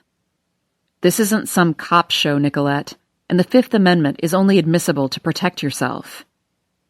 I looked out the back window, lowered my voice. Everett, you're bound by oath, right? This is confidential? I put the drink on the table, eyes on his, and hated the way he was staring at me, his head tilted to the side. What was he looking for? What would he see? He staggered back, or maybe I'd pushed him. My hand was charged, numb, and I couldn't tell. What did you do, Nicolette? He whispered. Everett lived in a world that didn't touch mine, in a place where he saw the injustices elsewhere, somewhere lesser than his place in life. His moral compass did not falter. His world was black and white. He could not look into the darkness, or take it home with him, or love it. He'd never welcome the monster into his heart. Would he hide a body for his daughter? Move one for his sister? Everett's world was all on paper because he'd never been tested. What was it he'd told me? The terribly dark thing that nobody else knew about him? He'd seen someone die. And what had I done, he wanted to know. So many things. I'd killed Corinne. It was the only explanation remaining, no matter whose fault it had been. Abandoned her on the side of the road. Lied to the police then and now. Lived with her underneath my house. Run away from Tyler and home because of it. Left them all to pick up the pieces. But I didn't owe Everett that truth. Pay your debts, she insisted. Pay them all. I thought of my apartment, with the painted furniture and the desk with my nameplate, waking up and feeling for Everett beside me in his darkened room. I slept with Tyler, I said. Everything about Everett hardened, and I realized this was a blindside, not something he'd anticipated. I waited for seconds, moments, as it sank in. Tell me again, he said. I backed up, felt the cold, impersonal wall. I slept with Tyler, I said again, my heart pounding, my skin tingling. Tyler was outside, and it was just us now. I waited to see what Everett might do, if he was going to rush out front and hit Tyler, grab my shoulders and shake me, call me words that would burn in my memory. But he closed his eyes and lowered his head as he backed away. Everett wasn't like that. He wouldn't kill, or move a body, or lie to take the heat or blame. He was a better person than the rest of us. I'm going to be sick, he said. Let us both believe it was because I'd been unfaithful. He called a cab, had to ask for my phone because he didn't have a signal, and even speaking those words seemed to kill him. He didn't look at me during the wait, didn't speak to me as I sat across the table from him, drumming my fingers. When he heard the car pull up, he grabbed his luggage, headed for the entrance, didn't look at Tyler as he walked through the door. Not a violent bone in his body. I'm sorry, I said, as I stood at the top of the porch beside the screen door. No, I was wrong. As he was leaving, he took my upper arm in his hand and whispered in my ear, something about how he had really loved me, and something more like, how could you, or, I hope you're happy, some empty platitude, but I couldn't hear him clearly because I was focused on his fingers, digging and digging into my skin, grinding into the tendons, pinching a nerve, my knees giving slightly as my mouth opened in silent pain. He left, and the bruise was already forming. I sat beside Tyler on the steps, watching him go. You okay? He asked. Come on, I said. Come inside. They'd be back. That's what Everett had said. They'd be back with a search warrant, and they were watching us now. As soon as the door shut behind us, I leaned into Tyler, felt his arms slowly come up around me. There's a key in the vent. I need to get rid of it, I said. Tyler and I decided we'd flush the key, using a plunger to make sure it wouldn't float back up. But first, I studied the intricate pattern of the A on the keychain, and I told him I'd found it at Daniel's. told him everything I believed about Daniel and Laura. I whispered all of it under the sound of running water as he scrubbed the mud from his boots. I noticed now that there was a thin line bisecting the keychain, and I instinctively pulled the two halves in opposite directions. A lid slid off, revealing a flash drive. My ring for the flash drive. In the end, it turned out I'd paid that debt too. I wondered when Annalise had felt that unbreakable thread growing between her and Corinne. If it was after she saw the pictures. If it was before. If it started all the way back that night at the fair. I imagined Corinne looking away after Daniel pushed her back, and Annalise standing there watching, their eyes locking for a moment too long. I imagined Annalise seeing Corinne cry, all alone maybe, something I'd never witnessed. Or maybe Corinne looked deep into Annalise and saw something dark and appealing inside. Something that bound them together. Or maybe it was brief and one-sided, like most moments we assign weight to.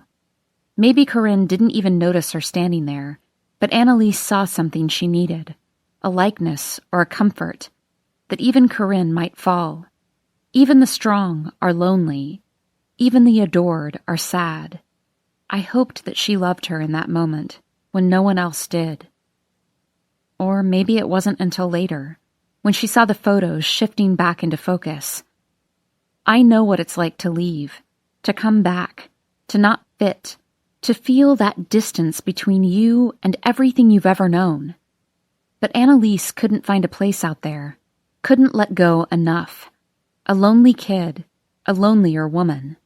She came back to what she knew. You want to believe you're not the saddest person in the world. Annalise found her there, in the pictures.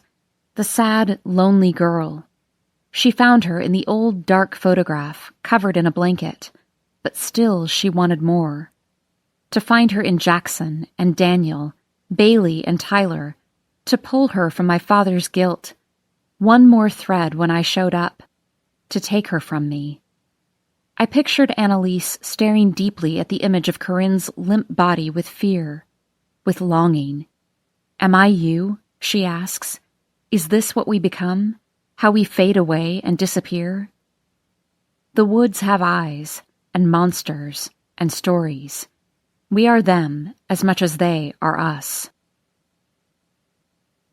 Another car pulled in before sunset, but not much earlier. The fireflies were flashing in the yard. Detective Charles walked up the porch steps, warrant in hand, detailing what they were searching for. Everett was right. They were looking for a gun and a body. I stepped aside, grateful that I had burned my father's ledgers and all the receipts, the history of his debt to me, his money for Annalise's silence. I'm late, he'd said to me at Grand Pines, late on hush money. My daughter's not safe.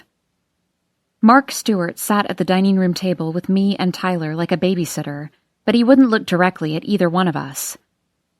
I moved out to the front porch an hour later when a new team showed up with machines. They tore up the new garage floor as if the fresh concrete was evidence enough, dug through the garden, brought out a dog to sniff around the rest of the property from the road to the dried-up stream bed, but eventually they left too.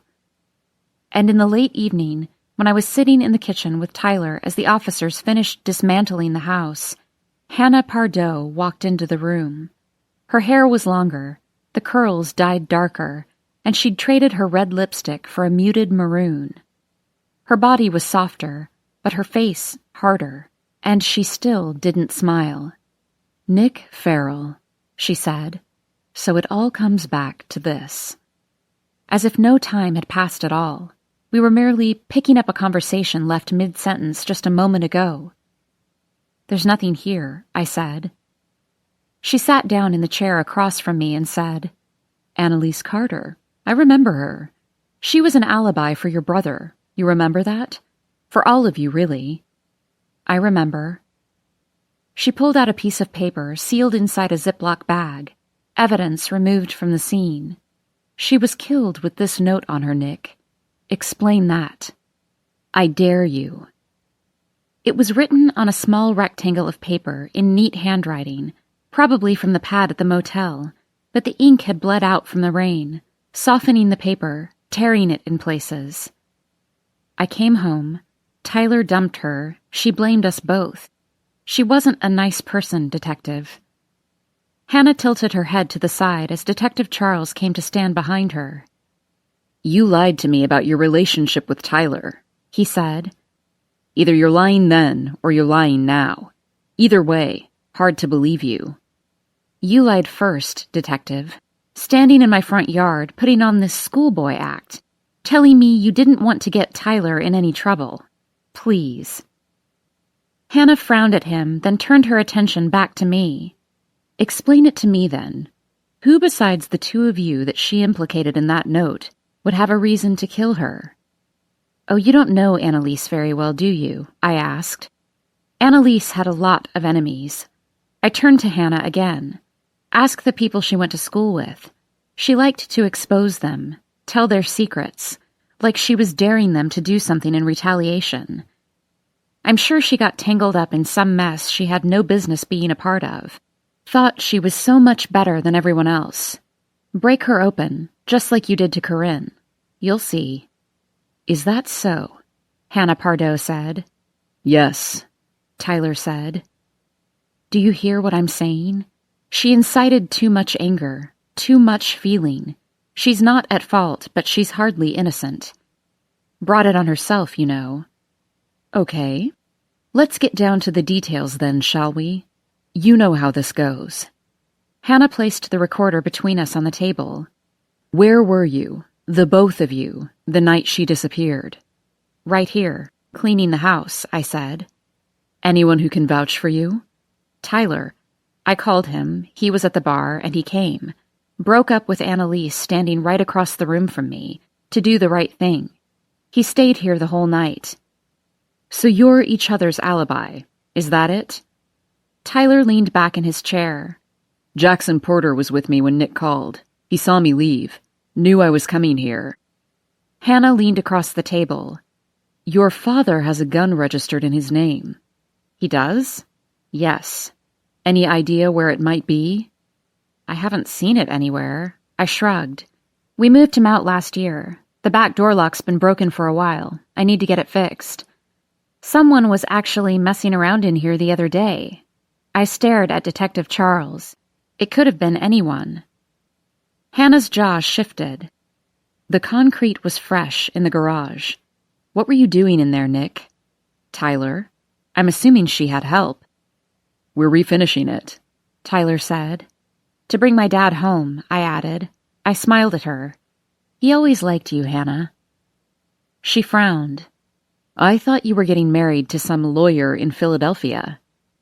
Do you see a ring? I asked. She shifted in her seat. You're filing guardianship to sell the house. We've seen the paperwork. My mind drifted, but only for a second. I shook my head, smiled to myself. No, not to sell. There's no sign. It's not on the market. We have a court date for guardianship. I'm bringing him home with me. As if this had been my plan from the start. The distance, like time, just a thing we create. All the pieces falling in a beautiful crescendo, lining up to bring me safely home. 3 months later. Somewhere there's a storage unit full of painted furniture, and when the money runs out and they can't reach me because I've left no forwarding address, they will auction it off or cart it out to the dumpster in the parking lot behind the building. That person will disappear, a ghost in their memories. I changed my number. It's just easier this way. The ring hasn't turned up. Maybe Annalise's brother found it before the police swept through. Maybe her mother hid it to save her from something she didn't understand. Maybe it's buried in her purse, along with everything else, wherever Daniel left it. Maybe it will turn up one day in the form of a new car, or a redone garage, or a year of college. Nothing stays lost forever here. They took Annalise's life apart, put it back together again, broke open her family and the people she went to school with. tracked down leads from college, dug into her past. As for me, I was done talking. I didn't have to speak again. I knew that much from Everett. Tyler stopped talking too, and then Jackson and Daniel and Laura, until we slowly became a town without a voice. Could they really blame us after last time?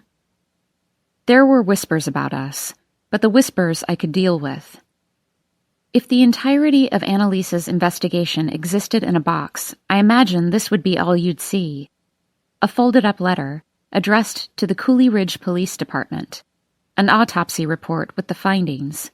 Gunshot wound to the chest, bled out, clean and simple. All other evidence washed away. Her phone records, which Daniel explained away. I told her to stop calling, she was harassing me, as he rocked his baby in his arms. And lies. He was home with me, Laura swore. Came home from Kelly's just after midnight. We were here together. I was up sick with heartburn from the pregnancy. He made me pasta to settle my stomach. We were together the rest of the night. The house was coming along. We completed the garage first, for Dad. Sometimes I thought maybe there was nothing wrong with him. He was doing better back home, surrounded by things he knew. But occasionally he'd wander off, end up across town. Someone always brought him back.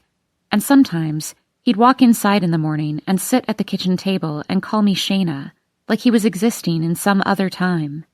His eyes might drift to my stomach those days, and he might say something like, "I hope it's a girl this time. He needs a sister, someone to protect. It will make him a better man." It was a week after we brought Dad home when I noticed I was 4 days behind on my pills. It was 2 weeks later when I noticed the same nausea, the same feeling of bone tiredness that I'd felt in Corinne's bathroom 2 days before everything changed. Tyler's been renovating room by room, making a place for us. My bedroom will be the nursery. Daniel's old room will become Tyler's office. He had to gut my parents' room before I could sleep in it, repainting it, putting in carpet and new furniture. I thought of Laura, of the hoops she made Daniel jump through, and I thought I understood. Despite the tiredness, I still have trouble sleeping in long stretches. Sometimes I can't differentiate night and day, sleep and wake. And sometimes the tremble comes back in my right hand, so I press it to my stomach to keep steady. I'm still scared. I feel like it's all too close to the surface, that it would only take a nudge and our fragile story would tumble down, crack open, exposing us. But it hasn't yet. I think we'll be okay. How do I sleep at all, after everything? I don't know who it would help at this point to tell. Corinne was beautiful and a monster, and I loved her once. But in the end, I abandoned her, like everyone else. In the end, she made me kill her. There's my confession. But she was the most deliberate person I knew. She knew what she was doing. She had to. That's how I sleep at night. But sometimes, she's all I can think about. And that night, barreling straight for me. Sometimes when I'm falling asleep, I see her eyes in the headlights, locked on mine. On those nights, as on this one, Tyler pulls me closer, like he knows. If there's a feeling to home, it's this. A place where there are no secrets, where nothing stays buried, not the past and not yourself. Where you can be all the versions of you and see it all reflected back as you walk the same stairs, the same halls, the same rooms. Feel the ghost of your mother as you sit at the kitchen table. Hear the words of your father circling round and round over dinner, and your brother stopping by, wishing you'd be a little better, a little stronger, just checking in to be sure. And Tyler. Of course, Tyler. It's 4 walls echoing back everything you've ever been and everything you've ever done, and it's the people who stay despite it all, through it all, for it all, where you can stop fearing the truth. Let it be part of you. Take it to bed. Stare it in the face with an arm tucked around you.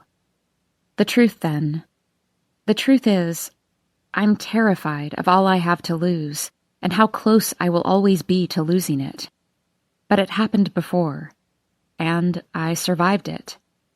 I like to believe that's what Everett saw in me, and what Tyler knows, that I survive. It's only one thing, but it's also everything. Pick yourself up. Start over again.